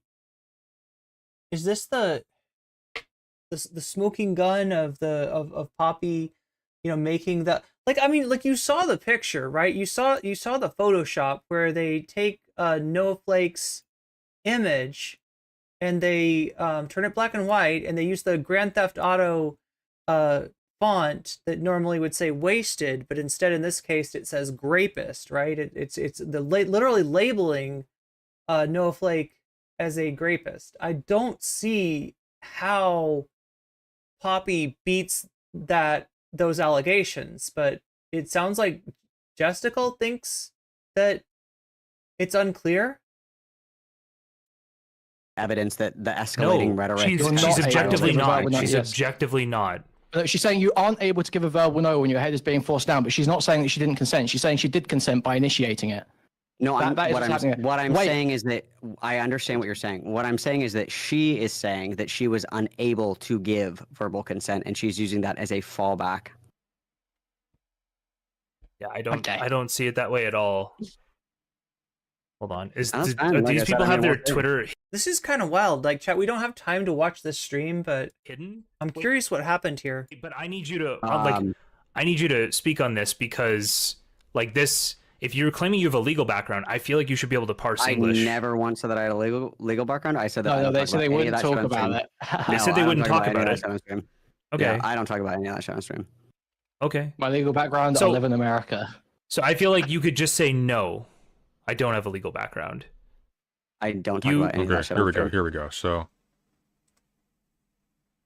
I said that. No, they said they wouldn't talk. Okay, hang on. So we.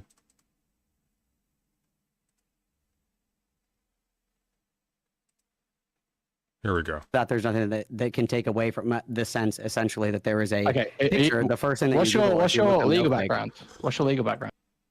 Okay, this is the part that pertains to me. This is what I wanted to see quickly. Well, President Sunday was saying. So I'm trying to understand what's gone on. I mean, maybe there's been further developments. My understanding was that Poppy's contention was that Snowflake was a grapist by virtue of the fact that she had that she had given in to Poppy's pressure to say, I won't break up with you.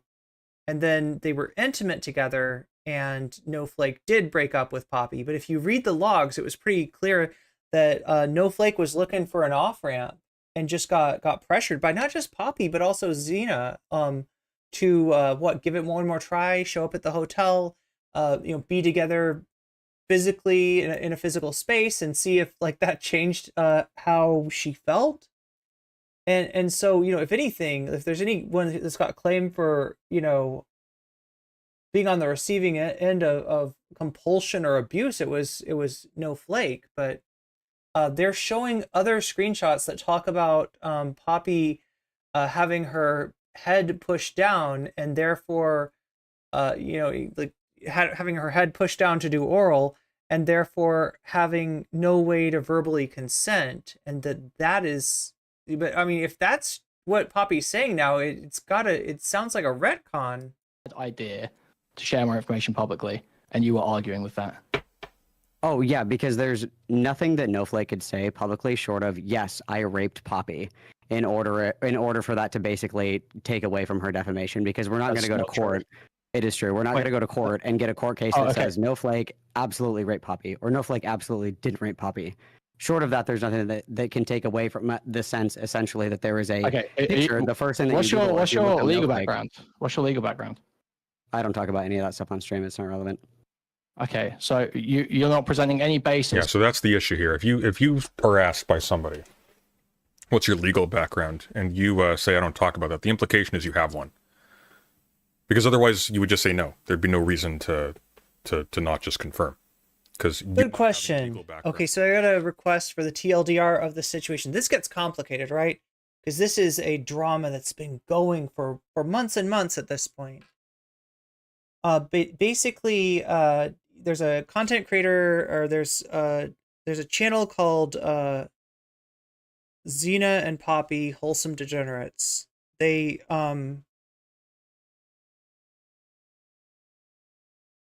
Poppy made an accusation against one of her exes as having raped her, and my reading of the accusation was that it was on the basis that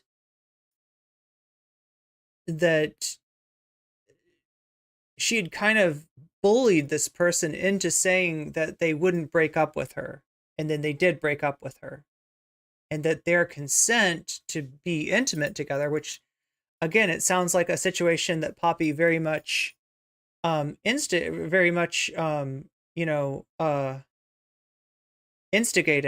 Their consent was based on the assumption that they would not be broken up, that she would not be broken up with, right? Snowflake before that had been trying to break up with her, did not want to see her, did not want to visit Poppy and Xena in their hotel room, and just kind of got pushed into it and dragged along and pressured, and ended up doing that. And after the breakup, Poppy made these allegations. So it sounds like a pretty clear-cut case of, somebody using allegations as a retribution against a partner that had broken up with her, right? I mean, that was my reading of the whole thing. But now I'm seeing other logs that are posted, talking about the situation in a different way, and I'm not really sure. I'm a little bit at a loss of here, but none of these people on the screen right now are Poppy or Xena or Snowflake. This is Malcolm, goddammit Malcolm, who's done a lot of content on the Poppy and Xena drama, talking to Jesticle and Quimon, and apparently losing a debate about, Poppy. And I'm a little bit at a loss here because I don't actually know how we got here, right? It seemed pretty clear cut to me what was going on, but that's not how Jesticle and Quimon are reading the situation. So I don't even know at this point. Does not identify you. Hey guys, I don't have a legal background. Can you find me now? Am I more vulnerable? No, of course not. It's a silly thing to say. The only reason why you would say I don't talk about that is because you're trying to leverage the ambiguity. Oh, ooh. Maybe he knows something we don't. Maybe he's in the know. Maybe he's an expert. Oh, there he is. Sweet. Okay. No, don't come into the Discord. Just call me here.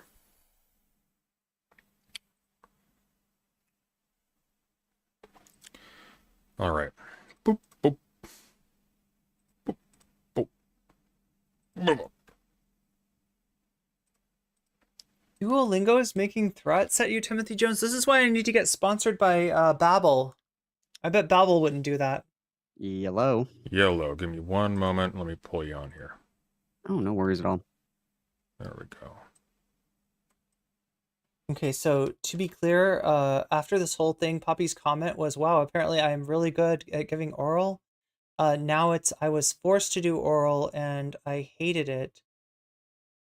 Yeah, it just seems like she's trying to strike back at somebody who broke up with her. Like that's, Sorry, I didn't know if you wanted to do a call or just do the Discord, so sorry about the confusion. I have the Discord set up for it, I never do it. I don't know why. I think it's because it's a hassle to get people in. Oh, fair enough. Let me see, I just need to stretch that a bit more. I'll just make that full screen. Breasts feeling sore, that usually like ends on its own. Like it's a sign of growth, usually. That seems to... And eventually it always hurts, like if I run into the door, and like kind of like it's still. All right. Welcome to the President Sunday show, where everything is technically figured out during the episode, and I never do any pre-prep. Here for it. So yeah, you were in the chat. Oh, thank you, Lesbot. Come on and say something. What's up? I know. So I had like an epiphany last night. I had a vision. All was revealed to me. The smoke was lifted. So Malcolm's changed his opinion? That's wild. That's wild because Malcolm was kind of like leading the charge. And it was conveniently shortly after talking to Quimmin and Justical, and then so Stardust was asked by somebody to like summarize essentially like all the shit that was going on. And listening to her try to like explain that concisely, I was like, I see where the disconnect is with everything. Like this sounds like fucking insane to anybody who doesn't know what's going on. And so the criticism of like, you know, brevity and like conciseness of all the evidence that people have gathered over many, many moons, it's not digestible, and it's not anything that somebody can like reasonably interpret or read or get through in, you know, like a sit down kind of like, can I just get the gist of what's going on? Like that's not going to happen. Yeah. Okay, so this is kind of what President Sunday was saying to the earlier debater. He debates somebody earlier, and you know, they're trying to blame him for how he treated some of the people that he brought on, and for his overall take on the Poppy Xena situation. And Sunday's point was, this is, you know, this is too much. It's impossible to get your mind around like what the whole situation, and he hasn't heard anybody make it more concise and be able to just like, you know, the idea is like, can you explain it to, if somebody just comes in and says, okay, basically like what went on, like what's happening, and like hearing Stardust try to do that, he's like, maybe this is inaccessible. And I've kind of come to the place where I think that it is true that like for the most part, everybody that's been doing like the kind of drama aspect of this, like the horse is dead.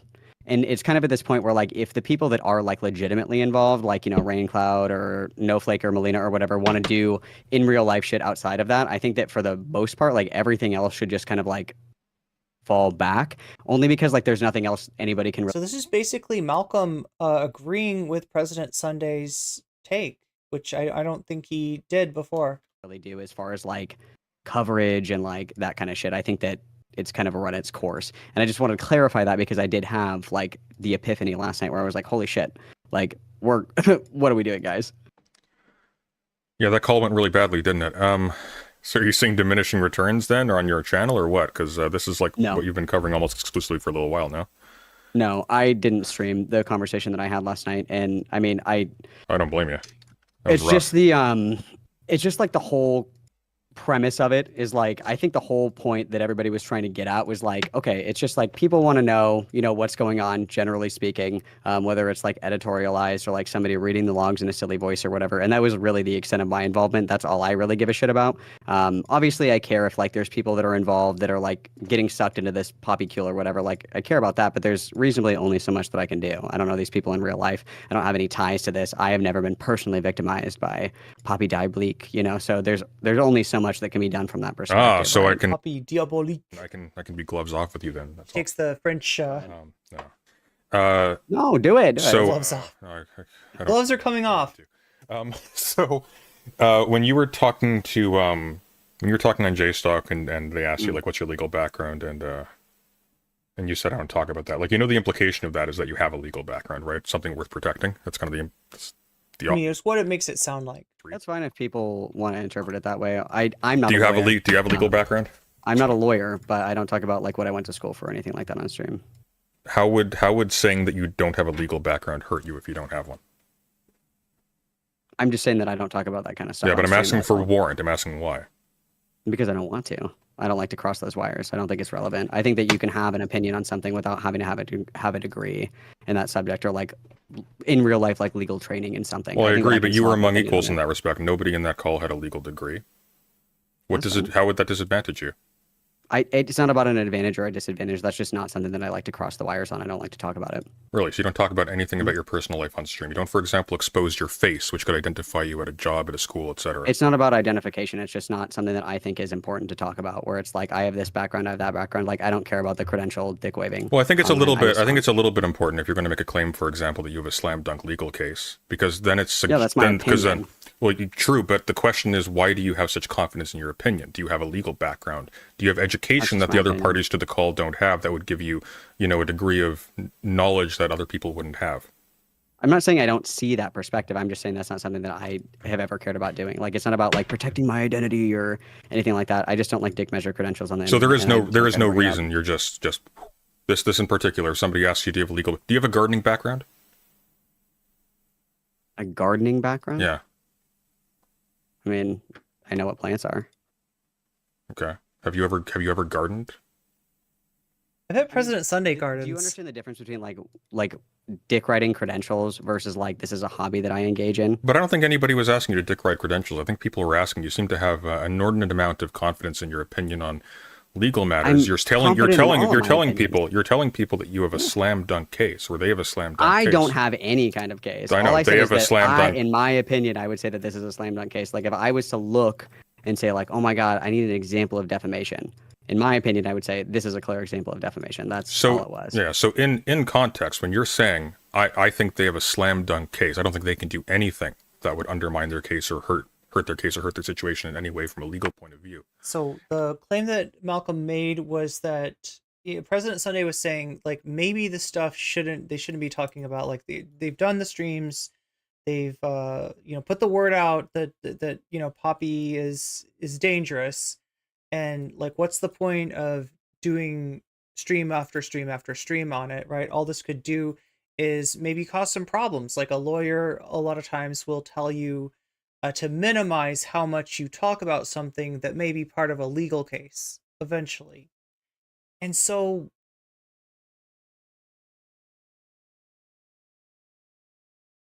it's like he didn't say that the people coming out with their allegations had done something wrong, but he essentially was like, it doesn't seem smart, it doesn't seem wise to continue on like this. And this was taken by Stardust and by a lot of people as being just victim blaming and everything else. But it sounds like Malcolm is at this point, and Malcolm was kind of like leading the charge on that of like, yeah, like it's a slam dunk case, so therefore what harm could there be in talking about it more? It seems like he's changed his mind though. And then somebody asks you, do you have a legal background? And you say, I don't talk about that. Can you see how that would be very generally perceived as you attempting to kind of weasel around it and sort of give the implication that maybe you do? Because the reverse, that you don't, would simply be answered by a no. If that was true, yes? I have already said that I do understand that. That's just not the kind of shit that I like to talk about online. That's all. You just like to mislead people into thinking that you might have legal credentials. No, not at all. That's just not something. But that's what you did. You just acknowledged that that's what will happen. I said that's how you could see it. That's not my intention, and I'm being clear that that's not what I intended. But you're doing something. You're doing something where you understand what the consequence of it will be for some people, yet you're doing it willingly anyways. Yeah, I just don't talk about that kind of shit on stream. That's all it is. Do you recognize that that's like universally going to be received as laughable? That you would simply not say no, I don't have a legal background, but you do. I don't care. I don't have a horse in this race about anything. Then why are you here? Why are we talking about this? Because all I did was come to clarify that I have changed my position, that from the outside, this does look like mental illness to anybody trying to explain what's going on with Poppy in more than like 3 sentences, because it's not quite possible at this point. And that I think that like for the most part that everybody should just like let Snowflake and Melina and everybody else do like their own shit, offline, online, however they choose to do it. I don't give a shit. And that I have never given anybody legal advice. I am not involved as nearly as much. Well, if you tell somebody, if you argue in defense of someone's actions and you say they have a slam dunk case, you are giving them legal advice. I'm not giving them legal advice. I've never talked to these fucking people. If they watch my shit, they watch my shit. I can't control what impressions or what advice they take from me. You don't. I tell people all the time not to smoke meth. Were you not talking to these people for hours on stream yesterday? No, I was on there for like maybe 20 minutes. Yeah, I kind of want to play 76 too, but only because it's a multiplayer. And I came on to explain why Poppy says that we have this beef over socialization arguments. We don't disagree. So I came on to clarify that. And then I was sitting in the voice chat for, I don't know, maybe a half an hour, muted for most of it because I was doing shit. And I would pop in and say like, that's stupid. And then like mute again. I understand. The conversation went poorly. You saw that the winds are turning and now you're betraying them too. That's fine. I understand. I totally get it. No, I just have never had a personal stake in any of this, and I've made that very clear. So I'm not quite sure where the and yet you inserted yourself into it, humiliated that side multiple times, and now you're here to do it again, but this time just to jump out of a sinking ship. No, not at all. I'm saying that I like saw the way that it sounded when it was trying to be explained concisely, and like reflecting on that, I'm like, okay, it makes sense now where the disconnect is. I understand where that disconnect is. And because of that, like, yeah, if they do some like dumb shit on stream, I'm still gonna cover it, be like, haha, look at how dumb this is. But I don't have any personal investment in this. Yeah. Insofar as that I just care that people are like aware that Poppy and Xena suck. That's really Yeah. the length Melina, of my this is an illustration. involvement. This is an illustration of my point. You are meat to these people. They are not your friends. Continue. I've never claimed to be anybody's fucking friend, dude. Case in point. That's not what he's saying. He's not saying that you're not a real friend to them. He's saying that they're not real.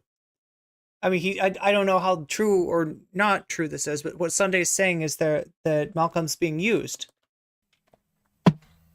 I don't know how that's a case in point. I've never claimed to be any of these people's friends. It's okay.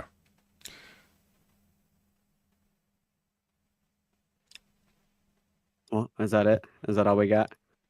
It's up to you. It's your dime. Well, their dime, I should say. They paid for drama. If the drama has short-lived, it is what it is. Well, I mean, that's really all I wanted to. It's funny to see two incidents of Sunday getting paid exorbitant amounts of money to cover kind of easy clap to do some easy clap debates. Jump in and clarify is that upon reflection, I'm like, okay, that makes Can a little I, more sense. before you go, can I give you some legal advice? I'm actually good, thank you though. Okay, if I were you, I would sue my voice for slander. I'm good, thank you. Have a good day. I'm good. Okay, so did you hear that? If I were you, I would sue my voice for slander. This becomes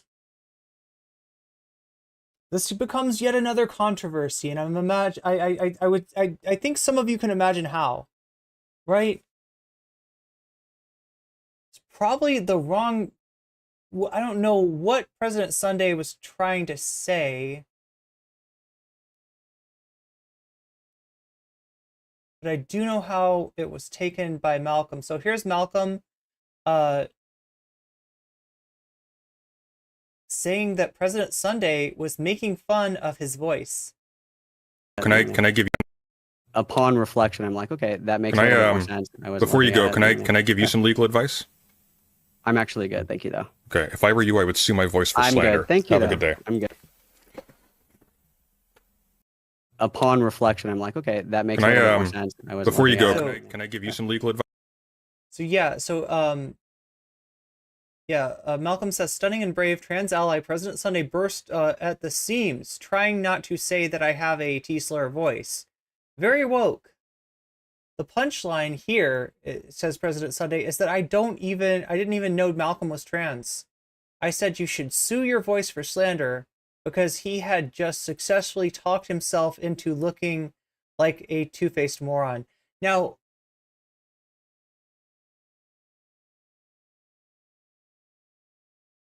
I guess I believe President Sunday that he wasn't trying to be like transphobic or anything like that. It would kind of surprise me if he was, but oh my god. Like, what were you trying to say there? You should sue your voice for slander? It's just like, God, that is like the wrong phrase to use there. Like he really and like what, like it's such a weird way to say that. He's here's the thing. He's trying to have like a burn. He's trying to have like a zinger, and the zinger zung him back. And it's just like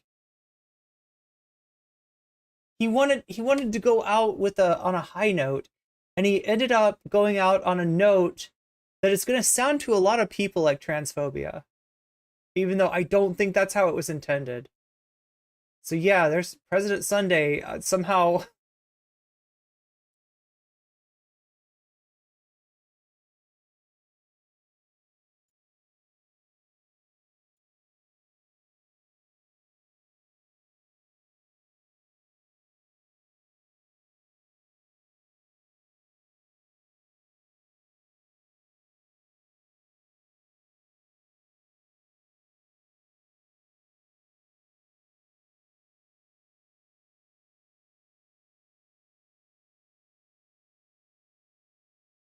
So Malcolm says my Discord name is FT Mongoose, and I'm like 90% confident I mentioned in this exact conversation that one of the reasons I'm invested in the Poppy drama is weeding out the bad apples in the trans community. I didn't hear Malcolm say that.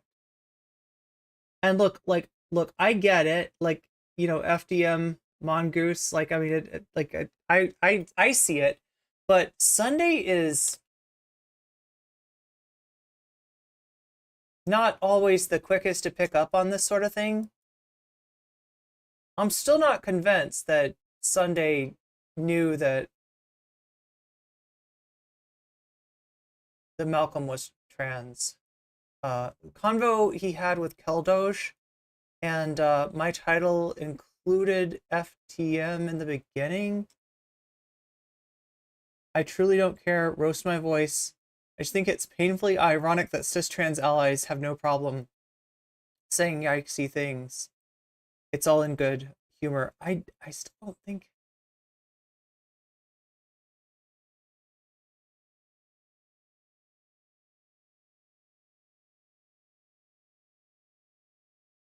Like I said, like, I mean, this is like the worst thing that Sunday could have said, because I definitely see how it sounds transphobic. I don't think that was his intention. I don't think he was quote unquote roasting Malcolm's voice. But yeah, Sunday kind of just like right, you just have to have that burn, to have that last word in. He ends up just saying something so awkward that, like, I definitely see why people are seeing transphobia in this. And if they don't know Sunday, you know, they wouldn't know any better necessarily.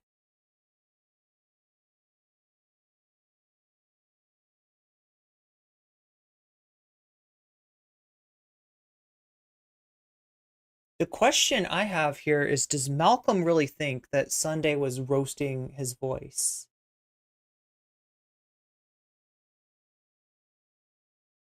Wait, Poe's Law? What is Poe's Law? What does he mean by that? By roasting his voice? Or what does he mean by you should sue your voice for slander? Like, he was trying to say that, like, you are slandering yourself or something. I don't know. He was trying to say that, like, you I mean, we can watch it again to see if we get any more context here. If the drama has short-lived, it is what it is. Well, I mean, that's really all I wanted to jump in and clarify is that upon reflection, I'm like, okay, that makes a little bit more sense. Before you go, can I give you some legal advice? I'm actually good, thank you, though. Okay, if I were you, I would sue my voice for slander. I'm good, thank you. Have a good day. I'm good. All right. Because the reverse that you don't would simply be answered by a no. If that was true, yes? I have already said that I do understand that. That's just not the kind of shit that I like to talk about online. That's all. I think, yeah, so at the end of the conversation, President Sunday is basically saying that by refusing to answer the question of whether or not he has a legal background, Malcolm is leaving people with a strong impression that maybe he does have a legal background. And I think that's where the sue your voice for slander thing comes in. Again, this is just like a perfect Sundayism. Like, he just says stuff in a weird way. And he's classic for, I don't know, leaving a debate on a, you know, with like a quip or something like that.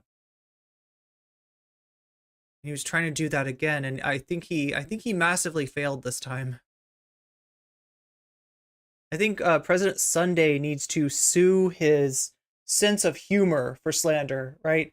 Even if he didn't mean it as transphobic comment, isn't great for Sunday not to go, oh shit, I can see how that looks bad. Yeah.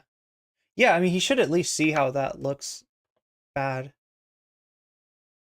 You really have to leap to think Sunday is saying your voice is lying and you should be sued for slander because you are not the gender you say. Yeah, yeah. Well, I mean, like Malcolm thought he was just making fun of his voice. That like, I mean, that one doesn't make sense either. Like sue your voice for slander because you're, you know, because it outs you. Is that what I mean? I guess I could see how somebody would think that. I think it meant something like the left side of your mouth should sue the right side. Yeah, well, whatever it was, Sunday garbled it, Sunday fumbled it, whatever he had in his mind, whatever like zinger he had, it did not come out well at all. So that's why I say he should sue his sense of humor for slander. You needlessly talked yourself into looking bad, right? This is Sunday. This is going bad. This is going bad. Classic Sunday. This is going bad. Okay, so Poe's law is an adage of internet culture which says that without a clear indicator of the author's intent, any parodic or sarcastic expression of extreme views can be mistaken by some readers for a sincere expression of those views. Ah, okay, wow. That is, you copy pasted a wiki for that one? Yeah. No, that's a concise explanation. You had to pull out to the side of the road because you're laughing so hard? It's his classic Sunday awkward. Sunday humor L, yeah. I mean, I guess he wouldn't be Sunday if he didn't own himself. Honestly, he could have made the same joke without saying... Yeah, I know, right? That's what I'm thinking. That's what I'm thinking. There has to be a better way to say that. But maybe he just couldn't... I don't know. Honestly, just letting Malcolm go, right? You don't always have to get the last word, right? You know, you said enough, like, right? You imply, you know, like Malcolm's trying to say, I had a revelation. I had a come to Jesus moment. I had an Ebenezer Scrooge moment where I was visited by the ghost of Christmas, the ghost of allegations past, present, and future. And I have completely changed. I'm a new man now, and I no longer think the things that I did before. I think that this is terminally online shit that I should stop talking about because it's impossible to explain to anybody who's not already immersed in it. And, you know, I'm not going to do content about it anymore. That's basically what he was saying. And then President Sunday is like, so basically you have just decided to flip sides and, you know, your debate went badly. You got exposed. So now you're going to throw all the people on your side under the bus. Like, I mean, that was enough. That was enough. If you want to embarrass Malcolm, you achieved that. I don't know if I necessarily believe this, but like, I don't know. I don't know if Malcolm's change of heart was genuine or not. I have no way of knowing that, Chad. I don't have a special telescope that I can look into people's hearts and see what they really feel. As someone whose jokes often fall short or sound awful, I am inclined to give President Sunday a pass. Well, look, I don't think that he meant anything transphobic. I do think, though, that, like, he shouldn't have said that. Like, it's just, like, I don't know.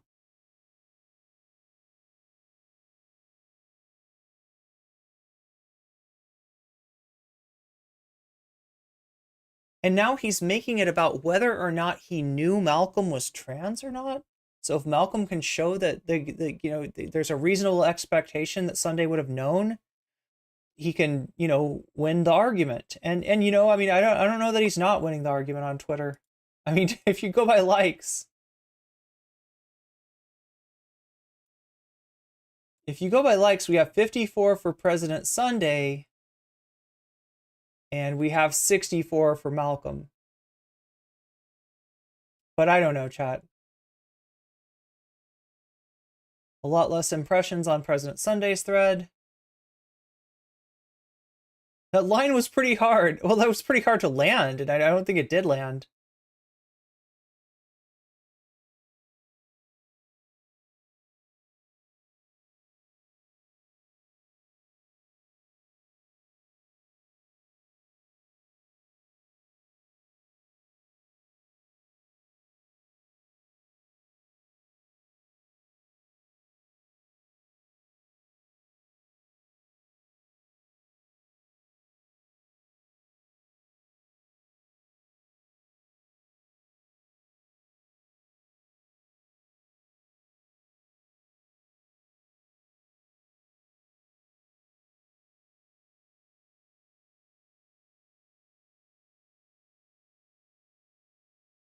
Well, there it is, chat. That is the drama in a nutshell. And by nutshell, I mean 9-hour stream. God damn. God damn. Yeah, read his mind, Irene. Come on. You're supposed to be an empath. You're supposed to be able to read people's minds. God damn. Any questions? I'm gonna be streaming again tomorrow. Like I told you, we've got a lot to cover in terms of what's going on college campuses, in terms of the crackdown on those campuses, and in terms of the absolute jackasses, like, missing the point of the protest. So, yeah, how do you do it? I don't know. It's like this. I'm a completionist, you know? Like, right, if I put Briana Wu on a thumbnail, I'm gonna try my best not to give you a stream without Briana Wu. Now that puts me in a tough spot, and going 9 hours means that I have no ability to edit any copyrighted music or anything that might demonetize me out of it. So, you know, there's a chance that I just fucked myself by doing this. Like, in more ways than just, like, you know, I haven't eaten and I need to sleep, and the obvious ways, right, that I fucked myself. There's a chance that I might have also fucked myself monetarily. So once again, I appreciate all of my Patreons. I appreciate everybody who contributes to my throne, who contributes in any way, whether it be through super chats, super stickers, through giving the gift of weasels, which we're trying to promote. We're trying to spread the weasels, and we definitely spread some weasels today, which is great. Or whether it be through the donation links in the description on Cash App and on PayPal, that you can donate if you want to do it without having a cut taken out of it. Streamers say no to, oh my god. The cutoff is at 6 hours. Yeah, 6 hours, less than 6 hours, you can edit anything out of your video. If you have a song in there that's like copyrighted, you can edit it out. If there's something that got you demonetized, you can edit it out. Goes longer than 6 hours, they don't let you do anything with it. So it kind of sucks. And I am appreciative, more so today than usual, for all my supporters out there. Even if all you can do is hit that like button on the stream, or if you are watching me on Shorts, it's those 3 dots right there. You can hit those 3 dots. You can it'll open up a dialogue. That dialogue will have the like button, because you're probably looking for, like, you're like, I like the stream. How do I hit like? Because you're used to seeing it like right there. It's not right there. It's not in the place of the like button, right? It's up here in these 3 dots. So anyway, chat, I'm gonna have to get some sleep. I'm gonna have to eat something. I'm gonna have to talk to Waluigi, because he's gonna become sentient, or at least I'm gonna think that he is. I am so out of sorts, and I badly need sleep. I badly need food, and I need a lot of things. But yeah, thanks everybody for being here. Thank you, all the supporters, all the Weasel gang out there on Twitch, on YouTube, on Patreon, wherever weasels are sold. Did you know you can like the short stream and the regular stream? Oh yeah, that's actually true. That's actually true. You can like both streams. Oh, you know what I didn't do though this time? I normally put the link to the regular stream and the short stream, just in case anybody wants to hop over and to the Twitch stream too, because some people like Twitch, some people like YouTube, some people like Shorts, and I like to give everybody the option of whatever stream whatever stream is best for them. So I forgot to do that, but that is true, Timothy Jones. You can definitely like both of the streams, and it helps me out twice as much, which is pretty amazing. Go to bed. Done and done. Done and dusted. Done and dusted. I just hope I'm gonna be able to, like, get something to, I'm just like, I have like so little food in my house. I'm trying to make my groceries last longer, right?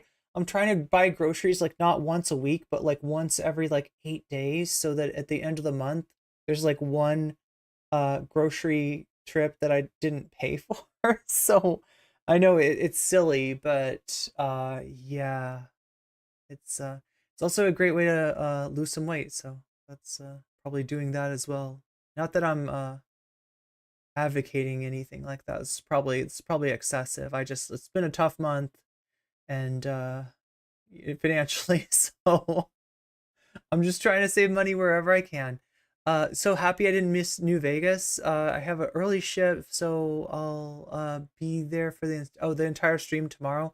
Yeah, I'll try to stream some New Vegas tomorrow. I know we've got a lot to cover as far as Destiny and Asmongold's terrible takes on Israel, on Palestine, and on the protest. Sorry, I'm not even thinking right now, chat. We're talking about the protests. We're talking about protests tomorrow. This month sucked, and it was your birthday month. Oh, that sucks. That sucks. That's the worst combination.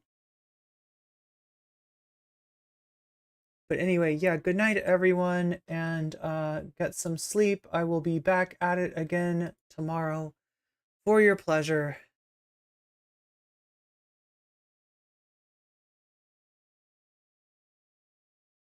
How do you feel about the TikTok ban? Good question, Brick.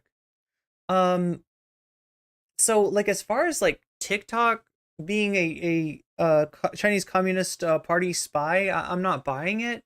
It seems more likely that there's politicians that are in the tank for Facebook.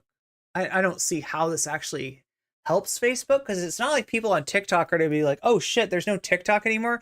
Guess I'll go back on Facebook. But I think it's more likely something like that. Steve Mnuchin will buy the platform and try to pull like an Elon Musk. He'll try to he'll try to turn it conservative, and we'll see how that works out. So yeah, TikTok most likely will be forced to sell to a U.S. owner. One of the people in contention for buying TikTok is a former Trump finance secretary, I think, Steve Mnuchin, and like that's what it looks like the game is. I don't think there was anything honest about it. The other thing, the reason that you got agreements between Democrats and Republicans on this one is this, right?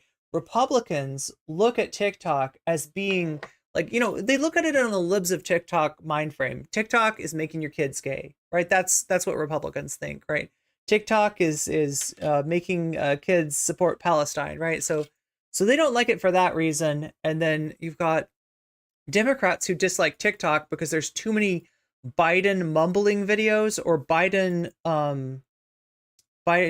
stumbling, like Biden looking like he's about to fall apart.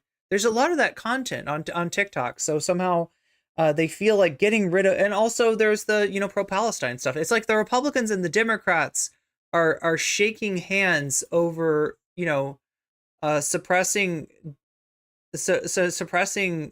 protest against the continued the continued carnage that's going on in Gaza.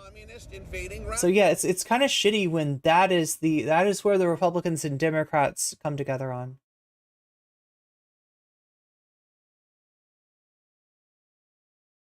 I know I can't talk, but what happened to names like Steve instead of Jesticle? I mean, it's like, good question. Maybe Steve's already been taken. Steve was taken. Are you gonna play Fallout New Vegas? Oh my god. So we got the Fallout crowd here. I streamed so late that the Fallout crowd is actually here. Oh yeah, SCP-4494 says who is a bad actor. Getting caught sock puppeting like Dan Purdy is pretty bad, to be honest.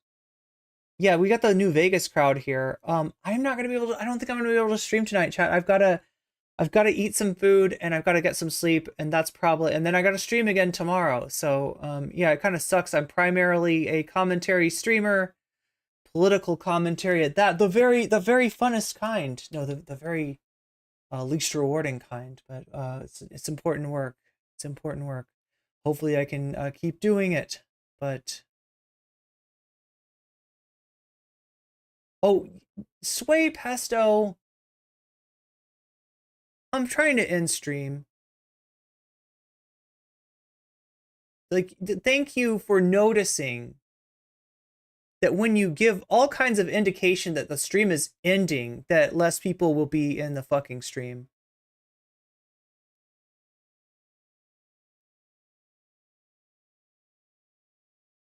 That's a great way to get hidden from chat. That's a great way to get fucking clapped. And you didn't even have to.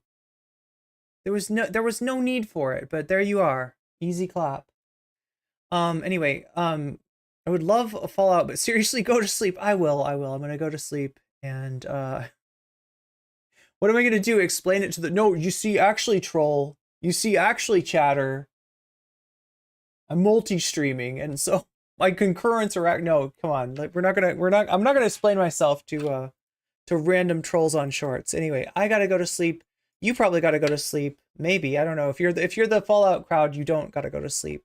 But sorry for no stream tonight. I just took way too long talking about this stuff, and I'm gonna spend way too long talking about the protests tomorrow. But c'est la vie, I guess. Anyway, much love, everyone, and good night.